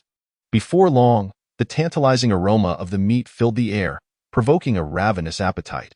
The two men sat around the fire, feasting on the tiger meat while engaging in lively discussions about the martial world. Naturally, Yi Wudao was merely a novice in this realm, predominantly listening to El Qingho's tales. After their meal, they began to circulate their internal energy, refining the essence of the tiger meat. After a considerable time, they opened their eyes. El Qingho, with a hint of joy, remarked, "Truly, as expected of an exotic beast. I sense a significant enhancement in my vital energy." Yi Wudao, however, felt little difference, as his cultivation of the 9 Yang Divine skill ensured a continuous flow of true energy. "Let's take the remaining meat with us after it's roasted," Yi Wudao suggested. El Qingho nodded in agreement, recognizing the immense value of the meat that could be worth a fortune. "Master, it's getting late. We must hasten our journey to find a place to rest," El Qingho added. Yi Wudao brushed off the dust from his clothes and promptly extinguished the fire. They mounted their horses, pulling the reins, and the steeds galloped away as they rode through the dense forest. They soon spotted flickering lights ahead. Yi Wudao reined in his horse, stating, "There are signs of habitation ahead. Let us investigate." El Qingho urged his horse forward, closing the distance rapidly. Upon entering the village, an appalling sight met their eyes. Bodies lay strewn across the ground, rendering the entire village a veritable hell on earth. Yi Wudao furrowed his brow at this gruesome spectacle. "Has the entire village been slaughtered?" A crackling sound suddenly pierced the stillness of the night, resonating with alarming clarity. Chapter 27. Beiliang Su Changsheng, Mount Song. A crackling sound echoed in the stillness of the night, sharp and distinct. Both El Qingho and Yi Wudao, being innate masters, immediately discerned the source of the sound. El Qingho brandished his short spear and bellowed, "Show yourself." The surroundings fell silent, yielding no response. El Qingho's expression darkened. "If you do not reveal yourself, I shall take action." Just then, a flash of spear light surged from the shadows towards El Qingho. He instinctively sliced through the air with his spear, dispersing the spear light effortlessly. Simultaneously, Yi Wudao drew his snow-drinking blade. With a thunderous clash, as the blade sang through the air, a wooden structure a few meters away was cleaved apart, revealing 2 figures, a young man and a small boy. The young man had a handsome visage and wielded a finely crafted iron spear, resembling a general from the army. The small boy, cowering behind the young man, peeked cautiously at El Qingho and Yi Wudao. The young man scrutinized them, his eyes betraying a flicker of confusion. Such exceptional talents. How could they have fallen to the status of bandits? He mused aloud. He then cautiously queried, "Are you two not part of the Songshan 7 Thieves?" Yi Wudao and El Qingho exchanged glances, quickly grasping that they had been mistaken for bandits. Yi Wudao boldly declared, "I am Yi Wudao, ranked 33rd on the Hidden Dragon list."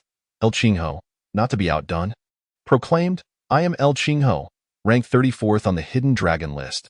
The young man exhaled a sigh of relief, clasping his fists in greeting. "I am Su Changsheng from Beiliang.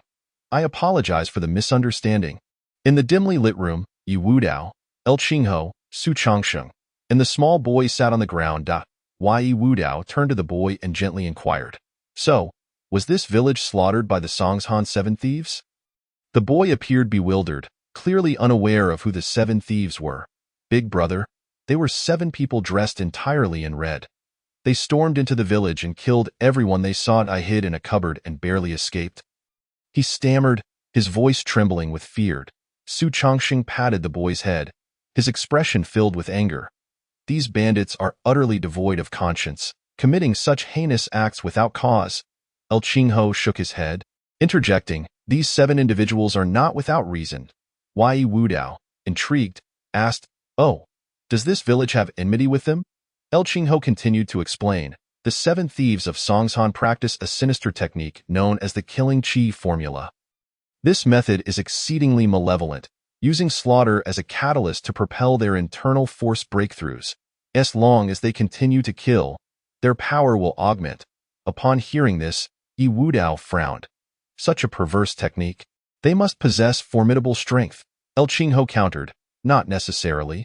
The killing chi formula requires an extraordinarily high number of deaths to achieve innate mastery. Thousands, in fact. Why has the court not eradicated them? Su Chongxing asked. Puzzled, El Qingho spoke softly. You see, survival in this world demands connections. It is rumored that these thieves have the backing of a great general. Wai Wudao's expression turned steely as he declared, regardless of the general's influence, I shall slay them by dawn. Su Chongxing and El Qingho could not help but give him a thumbs up, exclaiming in unison, as martial artists, we ought to act thus. Subsequently, the small boy drifted into sleep. Still bearing traces of lingering terror, the 3 men continued to discuss matters of the martial world, ranging from various sects to intriguing tales from the Jianghu. When the topic of women arose, El Qingho appeared enraptured. It must be the mysterious pavilion in the capital. The ladies there are all stunningly beautiful, with skin like cream, lips red and teeth white, and figures that are exquisitely graceful. Yi Wudao listened intently, silently resolving to visit the mysterious pavilion. Su Chongxing, however, shook his head dismissively, his demeanor serious. Men, we must not be ensnared by the allure of a soft embrace. We should carry the world upon our shoulders. El Qingho chuckled, Su, you are still young. Once you have seen more of the world, you will come to appreciate the softness and beauty of such embraces. The 3 men conversed animatedly throughout the night. As dawn broke, Yi Wudao and El Qingho resumed their journey, while Su Chongxing led the small boy back to Beiliang. At long last, Yi Wudao and El Qingho arrived at Songshan. The mountaintop was shrouded in mist, with the outlines of several bandit strongholds faintly visible. Bang! El Qingho kicked open the stronghold's gate. The 2 bandit sentries were startled awake by the sudden commotion. They scrambled to their feet, shouting, What? A flash of cold light flickered. The bandits' cries were abruptly silenced, their blood staining the gate crimson. The remaining bandits, roused by the commotion, grabbed their weapons and charged out of their quarters, cursing, Who dares to cause trouble here? Master, leave these small fry to me. El Qingho declared as he moved through the throng of bandits. Heads began to fly, blood splattering as if at a gruesome feast. The bandits were left dumbfounded, never having encountered such a formidable opponent. One bandit cried out in terror, How can he be so powerful? Another stammered, Quick, summon the 7 leaders. Yet El Qingho offered them no respite. He navigated through the bandits with ease, as if traversing a deserted realm. Wherever he went, there was only wailing and blood. The bandits watched helplessly as their comrades fell one by one into pools of blood. Just then, a massive rock hurtled towards El Qingho like a falling meteor. Bearing immense force, El Qingho executed an intricate maneuver to evade the boulder. Boom! Numerous bandits were crushed, their bodies reduced to a bloody pulp. Immediately after, 7 burly men emerged, standing in a row, exuding an overwhelming aura that instilled a sense of insurmountable pressure. Who are you to dare wreak havoc in Songshan? The 7 men glared at Yi Wudao and El Qingho, their eyes filled with murderous intent. Why, Yi Wudao replied coolly, You are the Songshan 7 thieves? We have come to seek justice on behalf of Heaven.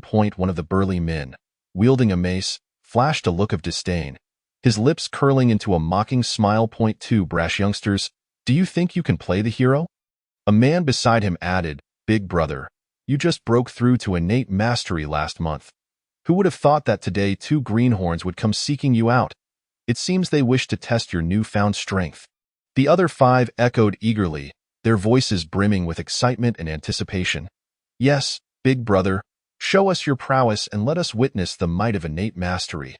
One of them shouted, his eyes shining with admiration and reverence. The burly man, hearing his companion's words, burst into laughter. "All right, since you have all said so, I shall demonstrate. Today marks the end for you two brash lads." Chapter 28. The demise of the Songhan Seven Thieves today marks the end for you two brash lads.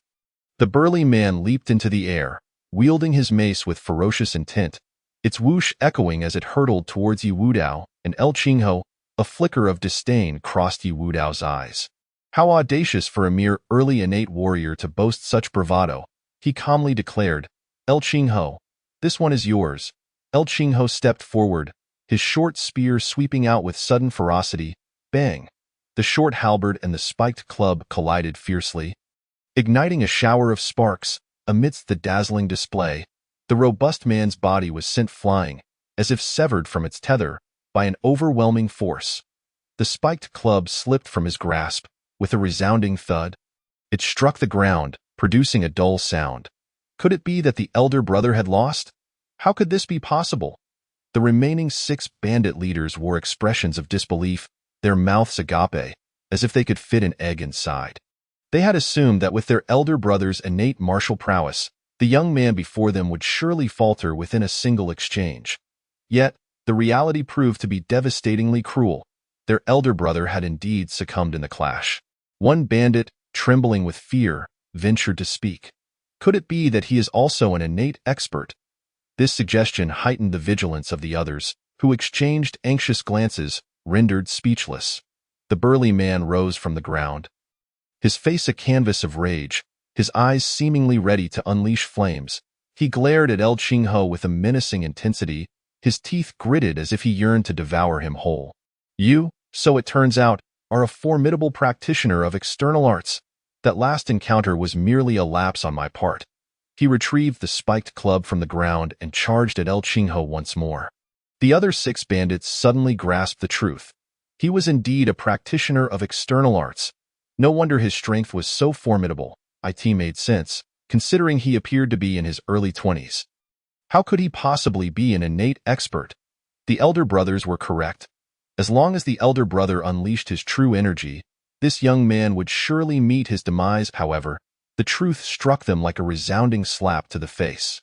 The burly man's attacks, though seemingly ferocious, could never graze even a thread of El Qingho's attire.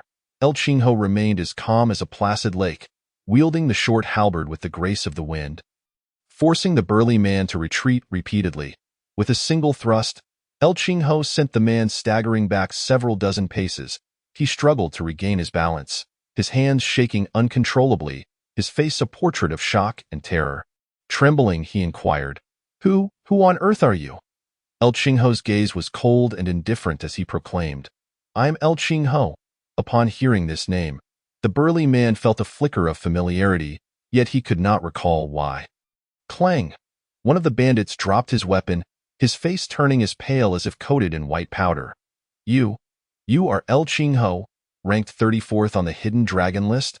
At these words, the burly man's heart quaked. The Hidden Dragon list? Those are all prodigies.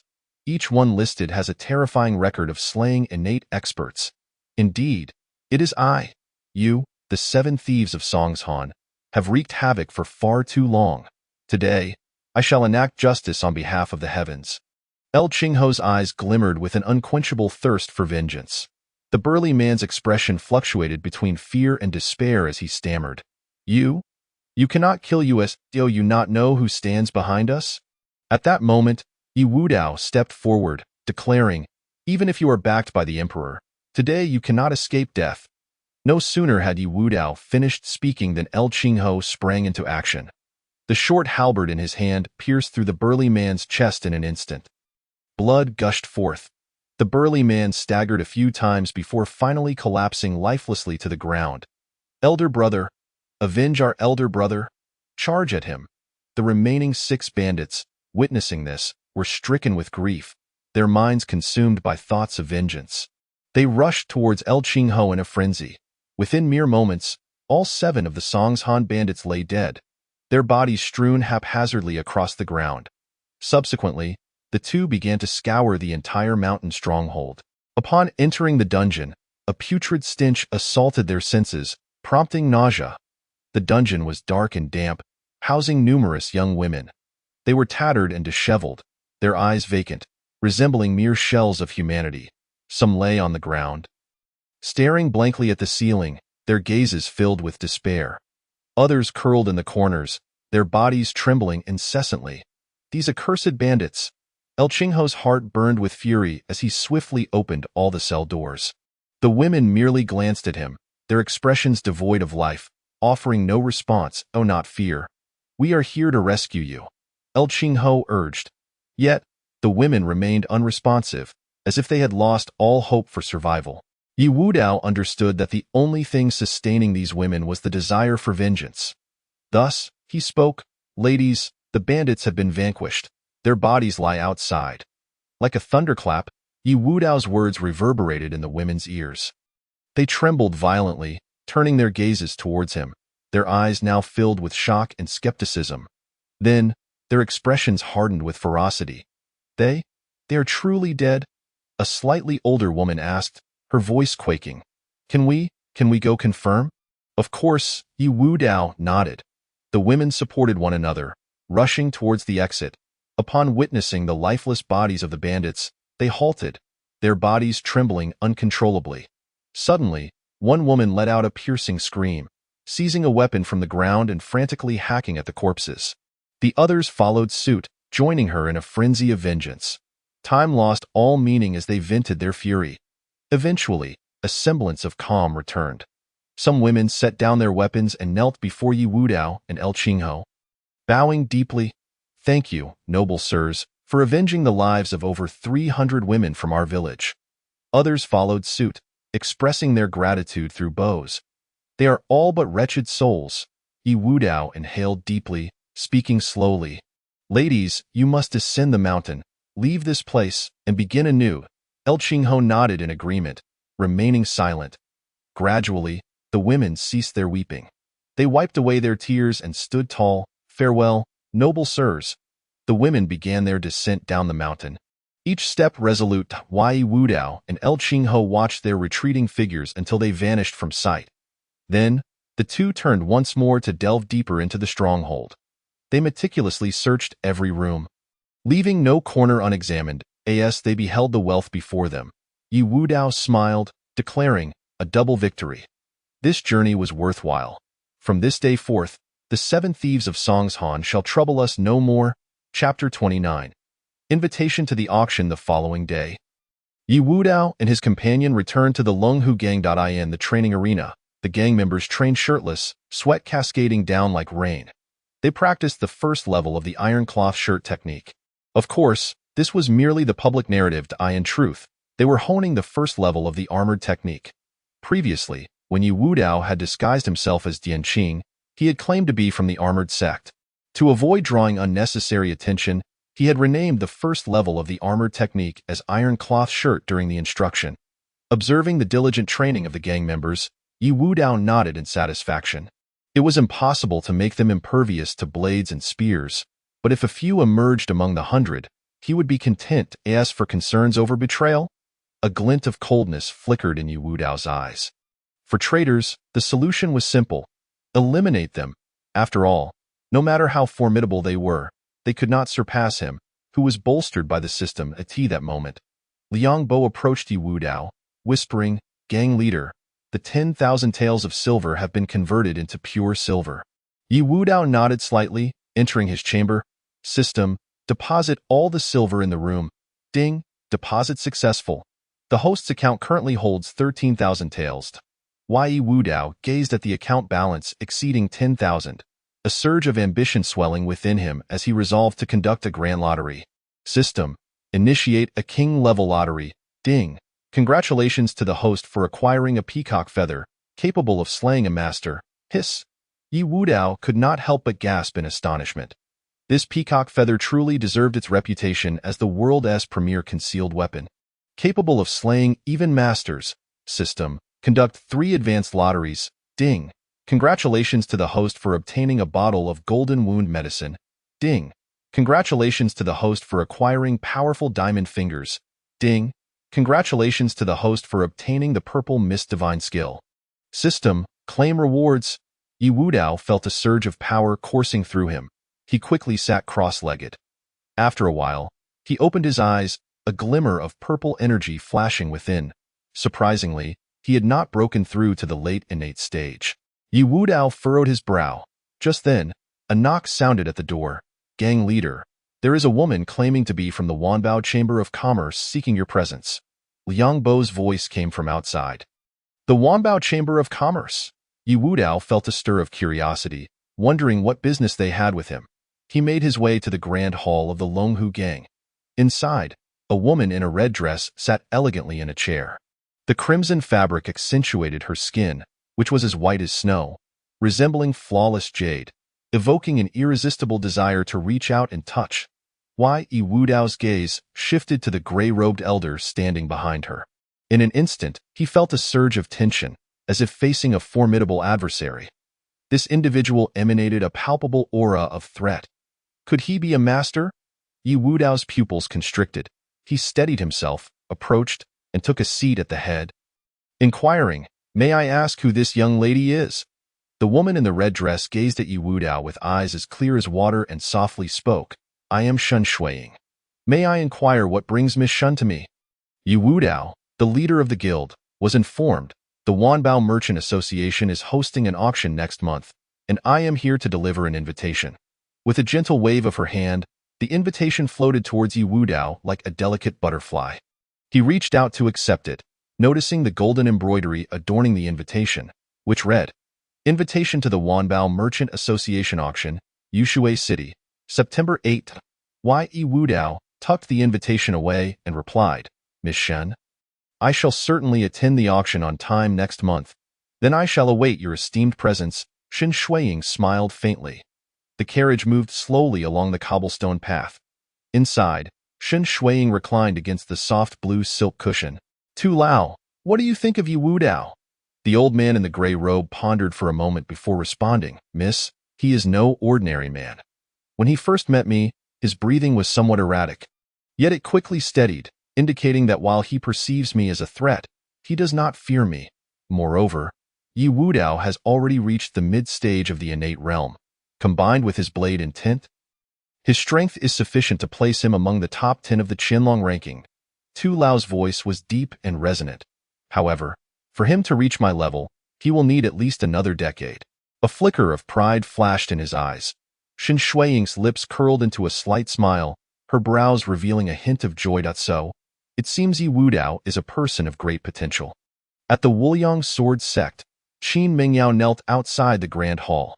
She had been in this position for a day and a night, her complexion as pale as paper. A passing disciple halted, glancing at the wavering Qin Mingyao with concern. "Mingyao, you have knelt for an entire day. Please rise and rest."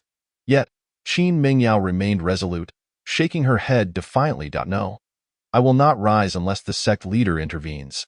The disciple sighed, considering her determination to be foolish. But who is Yi Wudao? He is a genius ranked 33rd in the Qianlong ranking. How could our sect leader possibly match him? Seeing that he could not sway Qin Mingyao, the disciple departed. Qin Mingyao bit her lips, which were cracked and bleeding from the dryness. She called out to the grand hall, "Sect leader, I implore you, considering my grandfather's contributions to the sect, please take action. As long as you act, Mingyao is willing to do anything." Inside the hall, seated at the head was an unremarkable-looking man, Zhuo Ziliang, the leader of the Wuliang Sword Sect. He opened his eyes and gazed at the kneeling Qin Mingyao. "Anything?" Zhuo Ziliang stepped out of the hall, brazenly scrutinizing Qin Mingyao's delicate form. "Are you truly willing to do anything for me?" "Yes, I am willing," Qin Mingyao answered without hesitation. "Come with me." Zhuo Ziliang led her to his quarters, where he opened the door and poured her a cup of tea. "Thank you, sect leader," Qin Mingyao said, tilting her head back to drink it all at once. She looked at Zhuo Ziliang, her eyes filled with hope. "Sect leader, will you truly take action?" Zhuo Ziliang smiled meaningfully, his gaze fixed on Qin Mingyao. "As long as you are willing to offer yourself, I shall act." Qin Mingyao's expression changed, anger surging within her.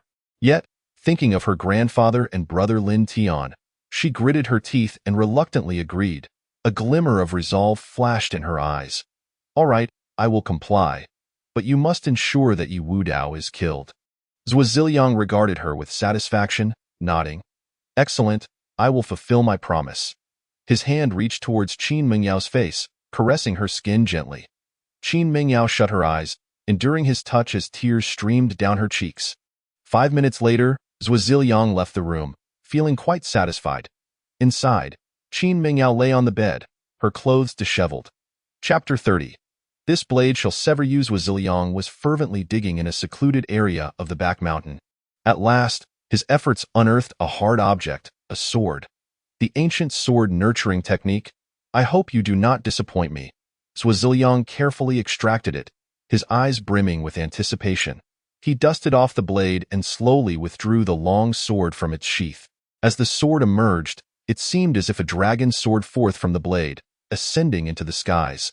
Zhuo Ziliang's aura surged, ascending through the ranks of the innate realm. Mid-stage, late stage. His face radiated excitement as he laughed heartily. Truly worthy of the ancient sword nurturing technique. Merely nurturing the sword for 10 years has allowed me to break through 2 minor realms. With the sword in hand, confidence filled his gaze. He felt invincible. The 33rd rank on the Qianlong ranking, with my late-stage innate strength, he is but a trifling opponent. After Zhuo Ziliang departed, Qin Mingyao discovered an ancient tome in his chamber. It appeared aged, covered in dust and creases. Cautiously, she turned the pages, revealing a method of blood sacrifice from ancient times. A frenzied expression took hold of her delicate face, her eyes gleaming with a pathological light. All must die, she declared, her voice laced with murderous intent. A plain-looking man, bearing a long sword, gazed up at the 3 characters Nanling City inscribed on the city gate. Yi Wudao, your time has come. His voice carried a chilling malice. His words. The surrounding townsfolk's expressions changed instantaneously, scattering like startled birds. The entrance of the Longhu gang. 2 members halted him. Halt! They shouted in unison. In an instant, a flash of sword light pierced through their bodies, blood sprang forth and staining the ground crimson. Ants, Zhuo Ziliang scoffed contemptuously. Inside the Longhu gang, Yi Wudao's expression darkened. He appeared at the entrance with remarkable speed, closely followed by Lu Qingho, who silently trailed behind him. Another bounty hunter. Yi Wudao's eyes burned with murderous intent. The middle-aged man shook his head. I am Zhuo Ziliang, the leader of the Wuliang sword sect. Half a month ago, you killed my disciple Lin Tian and our grand elder. Today, I have come to exact revenge. The leader of the Wuliang sword sect? Yi Wudao sensed the powerful aura emanating from Zhuo Ziliang, realizing it surpassed the mid-stage of the innate realm. Did the third elder not say this man only broke through to the innate realm 3 years ago? How could he have advanced so significantly in just 3 years? Lu Qingho's face was filled with battle fervor, his eyes glinting with excitement. Leader, allow me to test him. 8 Desolation Halberd Technique. Breaking the heavens. Lu Qingho bellowed, his short halberd lunging forward like a dragon emerging from the sea, bearing down upon Zhuo Ziliang with overwhelming force. Zhuo Ziliang unsheathed his long sword, unleashing a beam of sword light directly at Lu Qingho. Boom! The sword light cleaved through Lu Qingho's attack. What a formidable sword technique! Lu Qingho looked down to see a gash opened on his chest, blood seeping forth and staining his garments. Zhuo Ziliang regarded the injured Lu Qingho with a satisfied nod. I recognize you. You are Lu Qingho, rank 34 on the Qianlong ranking. Yet, I stand above you by 1 minor realm. You are doomed. Before his words could settle, Zhuo Ziliang struck again. This sword strike was swift and venomous, aimed directly at Lu Qingho's throat. Zhuo Ziliang brimmed with confidence, convinced that Lu Qingho could not evade this blow. He envisioned the scene of Lu Qingho's blood splattering the ground. Just as the moment grew critical, Yi Wudao appeared before Lu Qingho. Clang!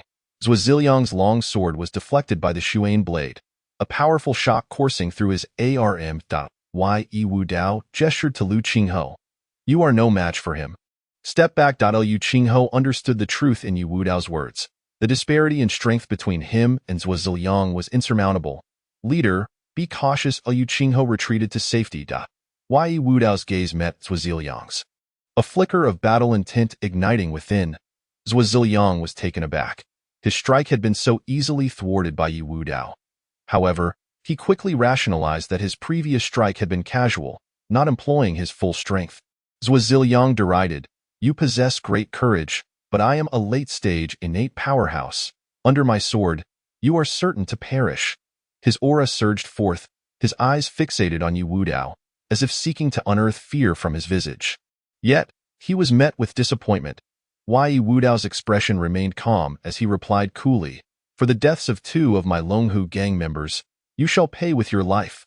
At these words, Zhuo Ziliang erupted into laughter, a mocking smile gracing his face. "And what makes you think you can kill me?" Yu Wudao stepped forward, executing the Lingbo Weibu, his form appearing like a ghost before Zhuo Ziliang. "With the blade in my hand." Zhuo Ziliang's expression shifted to alarm as he hastily raised his sword to defend himself. Clang! As the blades clashed, a crisp sound echoed through the air. Zhuo Ziliang felt an overwhelming force emanating from the sword. Causing his arms to tingle and his blood to surge, he staggered backward, his steps unsteady and somewhat disheveled. His eyes were filled with terror. "Impossible! I am at the late stage of the innate realm. Boundless and infinite," Zhuo Ziliang bellowed, his long sword swirling in a flurry. In an instant, the sword energy surged forth like a roaring tide towards Yu Wudao. Where it passed, deep fissures marred the ground. "With this strike, I shall sever you." Yu Wudao's voice was cold. The patterns on the Su Yin Ku Ngdo glimmered brilliantly, and in a subsequent moment, a stunning flash of blade light cleaved through the air. The sword energy was instantly torn apart by the blade light. Zhuo Ziliang felt as though he was trapped in a mountain of blades, with no escape in sight. With a swift motion, the blade light sliced through him, blood splattering. In an instant, Zhuo Ziliang's body was severed in two. El Qingho stared wide-eyed at the scene before him. The strength of the leader was truly terrifying. Yu Wudao produced a healing ointment and tossed it to El Qingho. "This is a medicine for wounds, to be applied externally." Without hesitation, El Qingho poured the ointment onto his injury. What an impressive medicine! El Qingho felt a refreshing coolness at the wound, and it began to scab over. "Someone!" Yu Wudao shouted. Several members of the gang rushed out at the sound, responding in unison. "What is your command?" "Leader," Yu Wudao said in a low voice, "bury our fallen brothers properly. Then inform Liang Bo to deliver 100 taels of condolence money to their family, as for the 2 halves of the body." Yu Wudao's eyes glinted with coldness. "Feed them to the dogs." "Yes." The gang members complied and departed. The Wuliang sword sect no longer had a reason to exist. Chapter 31. I come to annihilate the Wuliang sword sect. In a dilapidated inn, fearsome men gazed at the sumptuous spread before Yu Wudao, unable to suppress their salivation. Yu Wudao savored each dish leisurely, entirely oblivious to the malicious stares surrounding him. "Fat sheep." The 4 exchanged glances. The one-eyed giant grinned and said, "Kid, can you possibly finish all this food by yourself? Isn't it a waste to eat so much alone? Why not let us help you?" The 4 rose simultaneously and approached Yu Wudao. Yu Wudao lifted his head, revealing a disdainful smile. "If you wish to feast on my food, let's see if you possess the capability." The one-eyed giant laughed heartily. "Today, I shall show you what true capability is." He raised his fist, charging toward Yu Wudao with a gust of wind. Yu Wudao extended a finger shimmering with golden light, pointing at the giant's fist. "Great strength, diamond finger." The inn's patrons shook their heads in disbelief. "This kid is still too young. That one-eyed giant is a renowned master in the vicinity. To think he could defeat him with just a finger is pure folly." Crack! The golden finger shattered the entire arm of the one-eyed giant. The giant howled in agony, clutching his shattered arm as he retreated. How is this possible? The patrons in the inn looked on in shock. This man was a master at the 9th level of the acquired realm. How could he lose an entire arm to just a finger? Yu Wudao glanced at the remaining 3 men, his lips curling into a mocking smile. "Weren't you eager to eat my food?" The trio's faces turned ashen, their teeth gritted as they squeezed out a few words.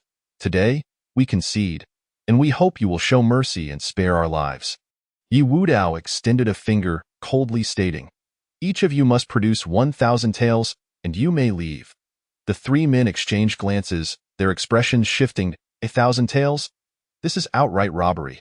Impossible, you are demanding a lion's share. One burly man with a thick beard shouted, his face flushed. Indeed, besides, we don't even have that much money. The other two chimed in. Yi Wudao replied nonchalantly, what concern is that of mine? If you lack the funds, then leave behind an arm each. The three men looked at one another, seeing the dilemma in each other's eyes. If they were to lose an arm, how would they survive in the martial world? Just then, an elderly voice echoed. Young man, for the sake of this old man's face, let them go.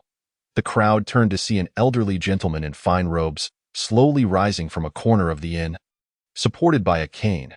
Despite his advanced age, the elder stood straight, devoid of any stoop. It was the esteemed Wang Laotai of Muyang City. Someone who recognized him gasped. Wang Laotai, isn't he a master of the innate realm? The crowd regarded him with reverence. The three men's faces brightened as they bowed in Wang Laotai's direction. Thank you, elder. Wang Laotai seemed to relish this attention. He stroked his white beard. Gentlemen, would you care to join my Wang family? The four, including the one-eyed giant, hastily approached Wang Laotai. Kneeling before him, they declared, Elder, we are willing to join the Wang family. Yi Wudao watched this scene with indifference. He was curious as to what scheme Wang Laotai was concocting. Wang Laotai gazed greedily at Yi Wudao, stating, Young man, you have injured my Wang family's men. How do you intend to compensate? Yi Wudao smiled, realizing his interest lay in the great strength diamond finger. What do you desire? Wang Laotai replied solemnly. I find your finger technique intriguing. If you could impart it to me, we shall consider this matter settled. Old man, go eat dirt. Yi Wudao clenched his fist, producing a dull thud. Wang Laotai's expression darkened instantly. What a man of such status had never endured such an insult? The crowd stared in astonishment. How dare he insult a master of the innate realm? Is he courting death? The one-eyed giant and his companions felt a surge of joy, thinking, this kid is doomed. Wang Laotai used his cane to lift a chair, hurling it fiercely at Yi Wudao. Yi Wudao flicked his finger lightly, releasing a surge of true energy. Boom! The chair exploded mid-air, shattering into countless fragments that shot outwards. Hiss! The crowd collectively gasped. True energy unleashed. This young man is also a master of the innate realm. Wang Laotai's expression shifted. He hadn't anticipated that Yi Wudao was also a master at such a young age. Young man, this is an error on my part. Let us end this here, shall we? Wang Laotai, now apprehensive, began to soften his stance. Yi Wudao extended two fingers, stating coolly, two conditions. Wang Laotai clenched his teeth. Speak that I want the lives of those four men. Yi Wudao's gaze swept over the one-eyed giant and his companions. Wang Laotai swiftly pointed his cane at the four. Boom. The heads of the one-eyed giant and his companions exploded in an instant. Yi Wudao nodded in satisfaction, stating, the second condition is 1,000 taels. Wang Laotai's face changed. Even though the Wang family is a prominent clan in Muyang City, producing 1,000 taels would severely wound the family's resources. Wang Laotai shook his head, declaring loudly, impossible! The most I can offer is 100 taels. Yi Wudao's gaze grew increasingly frigid. Then you shall die. No sooner had he spoken than he was before Wang Laotai, his finger glowing with golden light. Poised to strike. Wang Laotai's pupils constricted in shock, hastily raising his cane. Boom! The cane shattered into countless pieces. The tremendous force sent Wang Laotai flying, crashing heavily to the ground, blood spurting from his mouth. Wang Laotai, disregarding the blood at his lips, hastily exclaimed, You cannot kill me. My Wang family is an affiliated clan of the Wuliang Sword Sect. If you kill me, the Wuliang Sword Sect will not let you off. Yi Wudao halted, a glimmer of mockery in his eyes. He had been contemplating how to find the Wuliang Sword Sect, and here this old fool had delivered it to him. Wang Laotai, seeing Yi Wudao stop, felt a surge of hope, thinking he was intimidated by the Wuliang Sword Sect's reputation. He sighed in relief, saying, Young man, I advise you to leave quickly. I can treat today's events as if they never occurred. However, Yi Wudao's subsequent words plunged him into an icy abyss. I am Yi Wudao. Half a month ago, I killed the Grand Elder of the Wuliang Sword Sect and the personal disciple of the sect leader.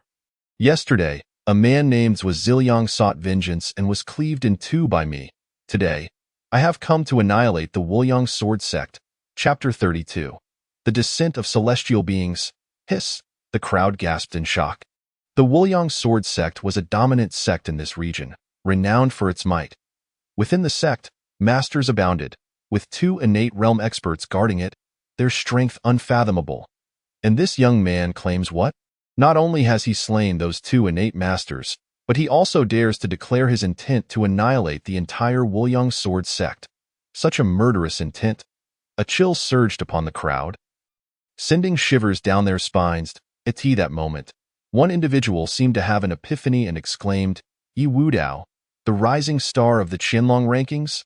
Upon hearing this, another person hastily retrieved a book from his bosom and began to flip through its pages. Found it, ranked 33rd in the Qianlong rankings, the leader of the Longhu gang. He has slain the Grand Elder of the Wuliang Sword Sect and dispatched Morong Quebec. He is indeed a master of the Qianlong rankings. The gazes of the crowd towards Yi Wudao transformed, now imbued with profound reverence. Meanwhile, old Master Wang's face turned ashen. He never anticipated that in such a dilapidated inn, he would encounter a prodigy, and that he would be at odds with him. He was filled with regret, pondering why he meddled in affairs that did not concern him, and why he had succumbed to greed. Each step Yi Wudao took felt like a weight upon old Master Wang's heart, overwhelming him with an unrelenting sense of pressure. "Take me to the Wuliang Sword Sect." Why? Yi Wudao's voice was icy and authoritative, leaving no room for old Master Wang to entertain thoughts of refusal. Trembling, old Master Wang rose and said, "Yi gang leader, please follow this old man." The 2 figures gradually receded into the distance. At the foot of Wuliang Mountain, old Master Wang pointed towards the mountain, his voice quavering slightly. "Yi gang leader, the Wuliang Sword Sect resides atop this very mountain. Might I be allowed to leave?" His wrinkled visage was etched with hope. Yi Wudao glanced upward, where a palace loomed majestically at the mountain's summit. "You are of no further use." In an instant, a blade flashed. Old Master Wang clutched his neck as blood gushed forth from between his fingers. The vitality in his eyes faded, leaving behind only boundless fear and despair etched upon his aged face.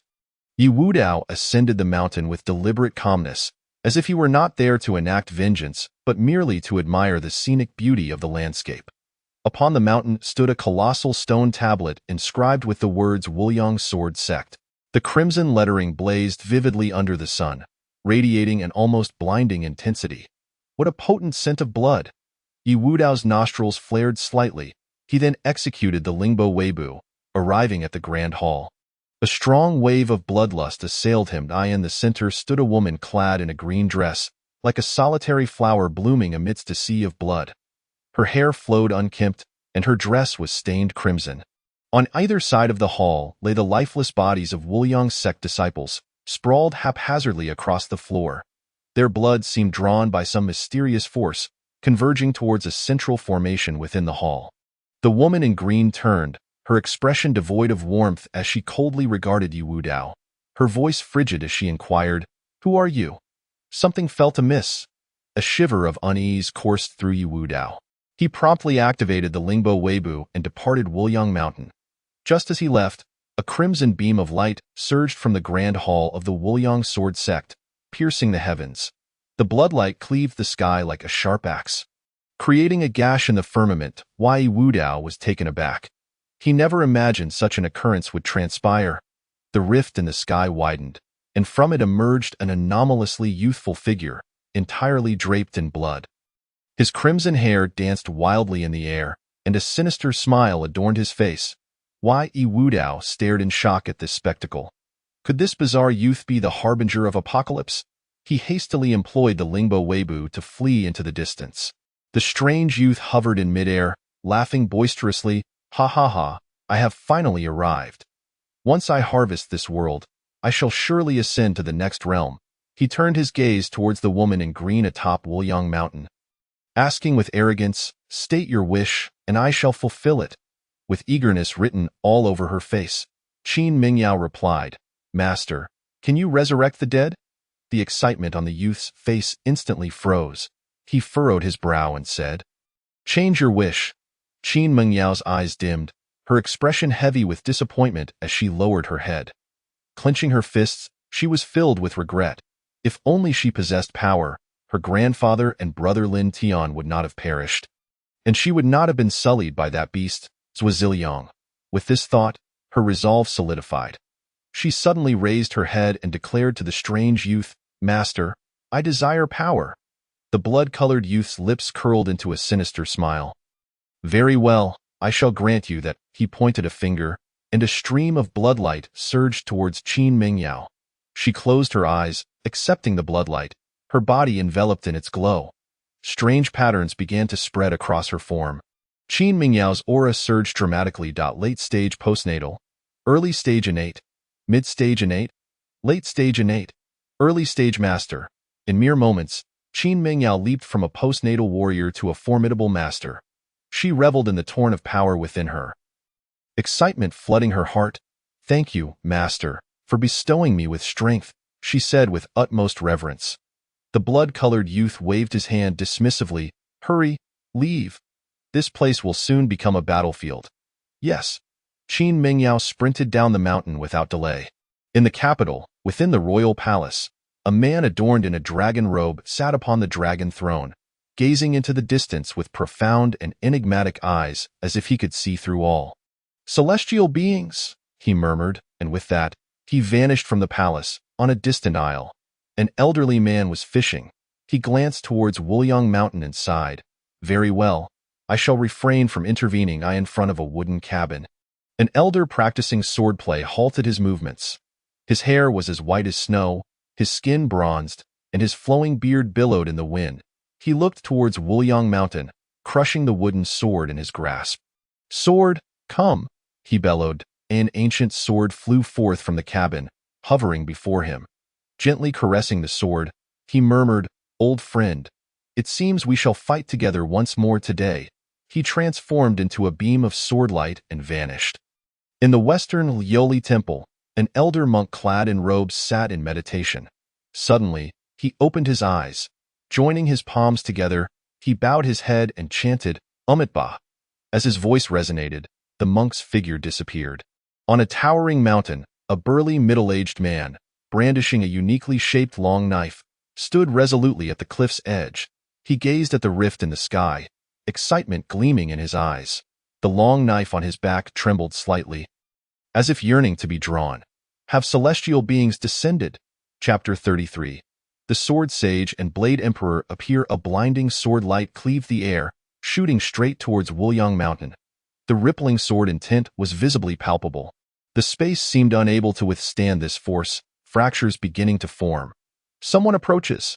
The strange youth, with hands clasped behind his back, stared intently at the increasingly near sword light. As the distance closed, he finally discerned the source. An elder wielding an ancient sword. This elder was none other than the Sword Sage, ranked third on the Grand Master list. The strange youth's eyes gleamed with avarice as he fixated on the Sword Sage, licking his lips as he ominously declared, "Insect, have you come to die?" The Sword Sage pointed the Jingxian sword at the youth, sternly demanding, "What manner of being are you? Neither man nor ghost." With a haughty demeanor, the strange youth retorted, "Insect, I am the blood Qingfeng of the Shura clan. An alien race, and today, you shall serve as my sacrificial offering." The Sword Sage transformed into a beam of sword light. Blood Qingfeng slowly extended his hand, attempting to catch the Sword Sage's strike with his bare hands. Boom! Blood Qingfeng firmly grasped the Jingxian sword, the sword light dissipating in his grip. A look of disdain crossed Blood Qingfeng's face. A mere grain of rice dares to compete with the sun and moon. "Insect, you are far too weak. Is that so?" The Sword Sage's voice was chilling to the bone. A few strands of hair fell from Blood Qingfeng's forehead. "What?" Blood Qingfeng was struck with terror, his pupils constricting. "When did this happen?" The Sword Sage retreated rapidly, hovering in midair with his sword raised. "It seems I have underestimated you, insect." Blood Qingfeng spoke calmly, yet an increasingly violent aura emanated from him. The sky darkened ominously, and thunder rumbled, as if the end of the world were nigh. Below, Wuliang Mountain trembled under the oppressive force, as if caught in a tempest. dust and debris swirled chaotically. Trees were uprooted, and massive boulders were lifted into the sky, only to crash down violently. The entire Wuliang mountain quaked, as if on the verge of collapse. Nearby, the townsfolk were startled by the commotion in the sky. A small boy pointed into the distance, exclaiming, "Mother, look, there are celestial beings fighting in the sky." His mother glanced up, her expression shifting dramatically as she quickly scooped up her son and fled. Many townsfolk, witnessing the indistinct figures clashing in the heavens, fell to their knees, praying fervently, "May the celestial beings protect us, protect us." In the sky, Xue Qingfeng casually waved his hand, shattering the sword light of the Sword Saint. Wherever the sword light passed, the earth erupted, and countless lives perished, painting a scene of apocalyptic despair. Meanwhile, Yi Wudao sprinted furiously, only halting his steps 10 miles away. Leaning against a tree, he gasped heavily for breath. Turning his gaze back towards the distant sky, he noticed a sword confronting a blood-colored youth. Rubbing his eyes for clarity, he was astonished to find that it was an elderly man with white hair. Such formidable mastery of the sword. Yi Wudao marveled inwardly. This level of prowess must surely be the pinnacle of swordsmanship. Fortunately, this world boasts such a powerful figure capable of contending with that blood-colored youth. I must depart swiftly. When deities clash, it is the common folk who suffer. After a brief respite, Yi Wudao resumed his escape using the light wave step. Along the way, he encountered many civilians, all fervently gazing up at the battle in the sky, their faces awash with reverence, as if witnessing the descent of divine beings. Yi Wudao shook his head in silent dismay. How could these commoners comprehend the horror of this conflict? If the attacks from the blood-colored youth and the white-haired elder were to reach this place, their demise would be inevitable. In the heavens, Xue Qingfeng forcefully tore off the Sword Saint's left arm. The Sword Saint, enduring excruciating pain, channeled his spiritual energy to seal the wound. Xue Qingfeng laughed heartily, his voice thunderous. "Aunt, you could not match me with both hands. Now that you have but one, how can you hope to contend with me?" With that, he devoured the Sword Saint's left hand, chewing it with glee. The Sword Saint gazed at Xue Qingfeng with a grave expression, a sense of desolation filling his heart. "Could it be that I am to perish here today? Fear not, Sword Saint, for your savior has arrived." Suddenly, a deafening roar echoed across the skies. A blade of light, thousands of feet long, descended upon Xue Qingfeng with ferocity. As it passed, the very fabric of space shattered. The Sword Saint's expression darkened in an instant, cursing inwardly. "This brute, taking advantage of me again." A flicker of disdain crossed Xue Qingfeng's eyes. Another fool seeking death had arrived. He prepared to disperse the attack with a single punch. However, the blade of light unexpectedly multiplied into dozens of strikes, each targeting his vital points. "What?" Xue Qingfeng was taken aback. He hastily dodged, but was still a moment too late, and several of the blade's strikes found their mark. Xue Qingfeng fell heavily onto Mount Wuliang. Boom! The palaces atop the mountain collapsed, turning to ruins. The entire Mount Wuliang began to tremble violently. Countless boulders tumbled down, shrouding the area in dust. As the dust settled, Xue Qingfeng rose slowly from the wreckage, now marked with deep, ghastly wounds. Looking exceedingly disheveled, a robust figure appeared. It was the Blade Emperor. "Sword Saint, how do you find my strike?" he bellowed, his voice resounding throughout Mount Wuliang. The Sword Saint regarded the Blade Emperor's triumphant expression with displeasure, remarking, "I did not expect this brute to possess cunning." Upon seeing the Sword Saint's empty left arm, the Blade Emperor's expression turned incredulous. "Your hand?" Having fought countless times over the past decade, they knew each other intimately. Tio, the Blade Emperor, the Sword Saint, was not merely an opponent, but a friend who inspired him on the path of martial arts. The Sword Saint laughed heartily, saying, "A mere arm, lost is lost. In any case, with my strength, its absence bears little consequence." The Blade Emperor, filled with rage, declared, "Let us slay him together." The Sword Saint nodded, his expression turning serious. At that moment, Xue Qingfeng soared into the air, his eyes flashing with murderous intent as he roared in fury. "Aunt, how dare you launch a sneak attack on me? As he gestured, a blood-red spear materialized in the air. The surrounding space seemed to tear apart, revealing black fissures that exhaled terrifying void storms. Sensing each other's intentions, the Blade Emperor and the Sword Saint launched their attacks in unison, a sword that transcends worlds. The Sword Saint shouted, unleashing a brilliant sword light that rent the void, aimed squarely at the blood spear. Blade Mountain. The Blade Emperor refused to be outdone, summoning a massive blade of light that cleaved towards the blood spear. Boom! A powerful wave of energy erupted, centered on Mount Wuliang. A shockwave radiated outward, shattering rocks and reducing flora to ash. Everything within several miles was obliterated under this fearsome force. Countless lives were torn apart by this power, silenced before they could even scream, dissolving into a mist of blood. Chapter 34. The emergence of numerous supreme beings thousands of meters away, the Sword Saint and the Blade Emperor appeared tattered and disheveled, their hair cascading chaotically over their shoulders. They exchanged glances and spoke in unison. Engage him in close combat. In a flash, the Sword Saint crossed the distance of several thousand meters, appearing before Xue Qingfeng. With a single stroke, he unleashed his sword. The sword energy surged forth. Xue Qingfeng formed a blood-red shield around himself, firmly blocking the Sword Saint's strike capable of annihilating mountains and seas. Before Xue Qingfeng could utter another word, the Blade Emperor had materialized at his right side. The Tiger Soul Blade, infused with immense power, swung down upon him with ferocity. Bang!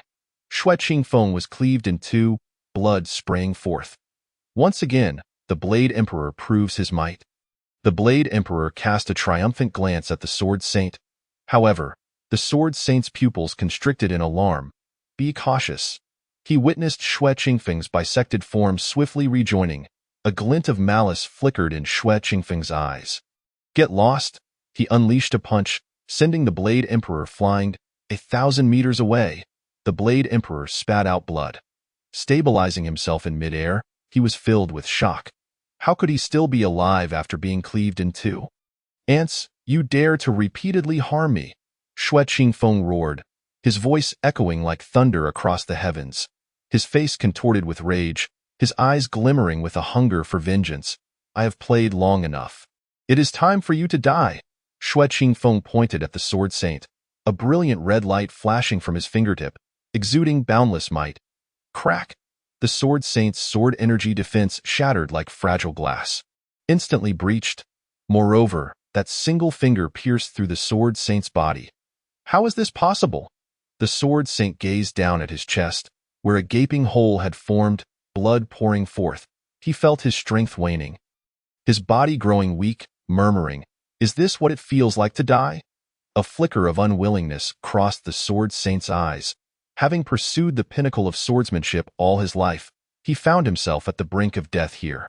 I still have one final move. The Sword Saint's gaze hardened, a sword that cleaves the celestial. His body transformed into countless strands of sword energy, coalescing into a sea of swords.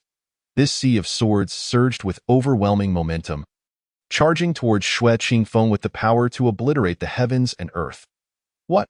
Such a technique still exists. The voice of Xue Qingfeng was filled with triumph. At that moment, a colossal Buddha materialized out of thin air.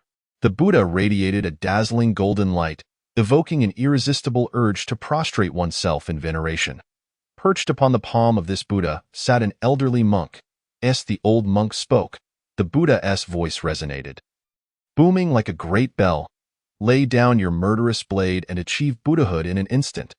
The profound sound waves reverberated, causing Xue Qingfeng to feel as though the very blood energy enveloping him was on the verge of being shattered. He hastily activated his cultivation technique to stabilize his vitality. The Blade Sovereign gazed at the giant Buddha, his expression shifting to one of profound intrigue. Could it be that this old monk had transcended to that level? A massive swastika symbol soared forth from the Buddha's palm, imbued with boundless might, bearing down upon Xue Qingfeng. His visage contorted with rage as he frantically roared, "You bald donkey! I am a celestial being." With swift hand gestures, he conjured a blood-red hand that manifested out of the ether, charged with destructive power, lunging towards the swastika. Boom! The two forces collided, echoing like thunderclaps in the skies. the crimson hand, upon impact with the swastika, gradually crumbled and disintegrated, transforming into a swirling mist of blood that dissipated into the air. Xue Qingfeng's eyes gleamed with madness as he shouted, "Old monk, you are indeed a facade of strength. All show and no substance." At that moment, another imposing figure emerged from the heavens. Clad in a dragon robe and with arms crossed behind his back, he exuded an unparalleled aura of authority. Reminiscent of the supreme ruler of the mortal realm, it was Xiao Wudi. The Blade's sovereign rejoiced, for yet another formidable warrior had arrived. The old monk, with a hint of exhaustion in his voice, remarked, "Your Majesty, I thought you were too frightened to confront this foreign adversary." Xiao Wudi fixed his cold gaze upon Xue Qingfeng and declared, "I have arrived. Foreigner, you may perish." A flicker of dread surfaced within Xue Qingfeng as he beheld Xiao Wudi. Hadn't this realm already been ravaged by the Tianji sect multiple times? How could such a powerful being still exist? With a single punch, Xiao Wudi obliterated 100-mile expanse of sky. The winds of the void howled violently, wreaking havoc across the land. What? As he felt the terrifying force of that punch, Xue Qingfeng's complexion paled, engulfed by sheer horror. Boom! In an instant, he was obliterated, reduced to a cloud of blood mist that dispersed into the ether. Chapter 35. The seizure of the body. Unbeknownst to Xiao Wudi and his companions, Xue Qingfeng was not dead in his final moments. He unleashed the blood shadow technique, transforming himself into a myriad of blood shadows that fled in all directions. Among them, one blood shadow managed to escape with its life. Suddenly, it spotted a figure ahead, none other than Yu Wudao, who was in flight. What a splendid vessel! You shall do! Xue Qingfeng rejoiced inwardly, instantly merging into Yu Wudao's body. Yu Wudao cried out in agony, feeling as if his consciousness was on the brink of being consumed by the blood shadow. It felt as though countless hands were tugging at his soul, attempting to drag him into an abyss of darkness. His body trembled uncontrollably, his complexion turned ashen, and beads of sweat cascaded from his forehead. Just then, a chilling voice echoed within his consciousness. Ding! Intruder detected. Initiating extermination mode. Immediately, 8 figures materialized within Yu Wudao's consciousness, resembling deities or demons. Each figure represented a martial art that Yu Wudao had mastered. These martial arts, now empowered by the system, transformed into divine entities. Xue Qingfeng gazed upon these figures with sheer terror, his body trembling involuntarily. He had never encountered such a formidable presence. Each figure exuded an aura far surpassing that of the Shura clan leader. Why? How could such powerful beings exist within the mind of an ant? Xue Qingfeng's voice trembled with fear as he attempted to flee his consciousness, only to realize that his body was entirely immobilized. Completely locked down. No, don't come near. Xue Qingfeng's voice had grown hoarse. One of the figures transformed into a golden bell. Dong. The sound of the bell resounded mightily. Xue Qingfeng's form was nearly shattered by the impact of the bell's toll. It felt as if his soul were being torn apart, an agonizing torment. Filled with dread, Xue Qingfeng beheld the golden bell, his eyes brimming with despair. The oppressive force emanating from the bell made him feel as diminutive as an ant, utterly devoid of any power to resist. No, please, I surrender.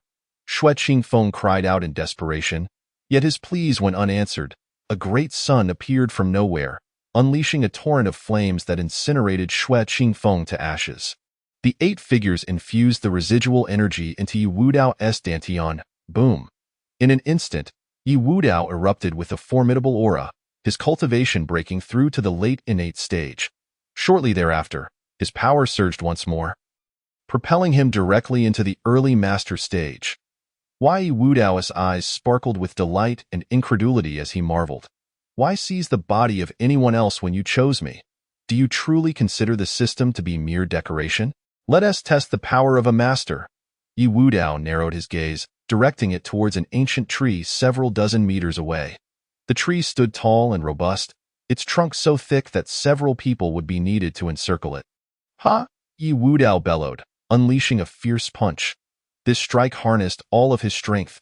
Instantly, a terrifying force akin to a cannonball crashed into the ancient tree. Boom! A tremendous noise reverberated, shaking the very earth. The ancient tree was instantly pierced through by the force of the punch. Soon after, it erupted into flames, illuminating the sky with a fiery blaze. Yi Wudao stood quietly, surveying the destruction he had wrought, his heart swelling with ambition. Indeed, a master. The destructive power is truly fearsome. Moreover, an extraordinary sensation surged within Yi Wudao. It felt as though he could fly. He took a deep breath, leaped into the air, and to his astonishment, he truly ascended into the sky. He soared, feeling the gentle breeze caressing his face. Below him, the mountains, rivers, and forests unfolded in their entirety, and that exhilarating sense of elevation left him ecstatic. Is this the sensation of flight? It's simply exhilarating. Yi Wudao couldn't contain his laughter. He had never experienced such a liberating feeling. After flying for a while, he descended to the ground, acutely aware of the energy he had expended. With a sigh of contemplation, he mused. Although flying is exhilarating, the consumption of energy is indeed excessive. At that moment, a maiden clad in green suddenly appeared. It was Qin Mingyao. Qin Mingyao fixed her gaze upon Yi Wudao, her lovely eyes filled with curiosity. Wasn't he the one from Wuliang Mountain? What could he possibly seek at Wuliang Mountain? Qin Mingyao spoke coldly. Who are you? Her voice was melodious and clear, akin to the sweetest of silver bells. Yi Wudao's pupils constricted. This was the same woman he had encountered in the grand hall of the Wuliang Sword Sect. He suddenly recalled the peculiar formation he had witnessed at the Wuliang Sword Sect. A jolt of realization struck him. Was that blood-colored youth summoned by her? Yi Wudao regarded Qin Mingyao with a grave expression. Responding solemnly, Miss, I am an enemy of the Wuliang Sword Sect. Enemy? Qin Mingyao's curiosity regarding Yi Wudao's identity deepened. What is your name? Yi Wudao sought to dismiss the young woman swiftly. Speaking coldly, I am Yi Wudao, the leader of the Longhu gang. Yi Wudao. It's actually you. Qin Mingyao's expression contorted with rage. It was this man who had brought her to such a plight. An intense killing intent radiated from her. Faced with the sudden surge of hostility from the young woman, Yi Wudao found himself perplexed. Why did it feel as though she bore a grudge akin to a vendetta? Was she the daughter of Zhuo Ziliang? Or perhaps the granddaughter of that elder? Or the woman of Lin Tian? Regardless, since she dared to harbor murderous intent towards him, her existence was unwarranted. An equal resolve to kill emanated from Yi Wudao. Die. The two launched their attacks simultaneously. However, Qin Mingyao's strength was derived solely from the enhancement provided by Xue Qingfeng, and her combat experience was dismal. Within a single exchange, she had her left hand shattered by Yi Wudao's forceful strike. Ah! Qin Mingyao let out a wail of despair. When had she ever endured such pain? Clutching her injured left arm, she retreated in dismay, filled with confusion. How could Yi Wudao, a renowned talent of the Qianlong ranking, surpass her, a master? You cannot escape. Yi Wudao pursued her relentlessly, akin to a vengeful spirit. At that moment, a flash of crimson flickered in Qin Mingyao's eyes. An eerie aura radiated from her. What is happening? It's as if she is transformed. Yi Wudao halted, warily observing Qin Mingyao. Qin Mingyao turned to him, her gaze filled with venomous intent, as if she wished to devour him whole. It is this wretched man who obliterated my blood shadow. Were it not for my contingency plan, I would have already descended into the Yellow Springs. Qin Mingyao recalled the divine figures, and her body trembled involuntarily. We shall see. With a final, menacing remark, Qin Mingyao departed. Chapter 36. Xiao Wudi's recruitment. Yi Wudao continued on his journey. Xiao Wudi, soaring through the skies, happened to take notice of him. A gleam of insight flashed in his eyes as he instantly discerned Yi Wudao's strength. What a formidable physique! At such a tender age, he has already reached the initial stage of a grandmaster. Could he possibly be the destined child of this generation? 70 years ago, Xiao Wudi plummeted into a chasm, presumed dead without a doubt. Yet, fate is capricious. Below lay an extraordinary opportunity, the resting place of a venerable elder. Before passing, this elder bequeathed unparalleled martial arts and a final message. Within that message, the existence of the destined child was revealed. Along with the knowledge that every 300 years, the upper realm would dispatch individuals to harvest the fortunes of this world. Since then, Xiao Wudi has fought valiantly, drenched in blood in merely 3 years. He transcended to the Grandmaster realm, and after another 5 years, he ascended to the Great Grandmaster realm. Now, he stands at the pinnacle of this world. Xiao Wudi hovered in the sky, gazing down upon Yi Wudao. Regardless of whether this individual is indeed the destined child, he is destined to reach the Great Grandmaster realm in the future. He is worthy of being under my command in an instant. Xiao Wudi appeared before Yi Wudao. Yi Wudao, taken aback by the sudden appearance, felt his body tense instinctively. Observing the dragon robe adorning Xiao Wudi, he speculated within. Could this person be the current emperor of the Xia kingdom? Yi Wudao was no longer the Navi novice he once was. He had heard much about the martial world from Lu Qinghe. He understood that the current Emperor Xiao Wudi possessed unfathomable martial prowess. Ranking first on the Great Grandmaster list, Xiao Wudi was not only the most esteemed figure in the world, but also the strongest presence within the martial realm. Realizing the identity and strength of his counterpart, a thin sheen of sweat broke out on Yi Wudao's forehead. He felt his throat dry, nervously swallowing before hastily bowing, saying, "But your majesty is before me?" Xiao Wudi observed Yi Wudao's reaction with satisfaction. Nodding and inquiring, "Who might you be?" Yi Wudao respectfully replied, "I am Yi Wudao, the leader of the Longhu gang, ranked 33rd on the Hidden Dragon list."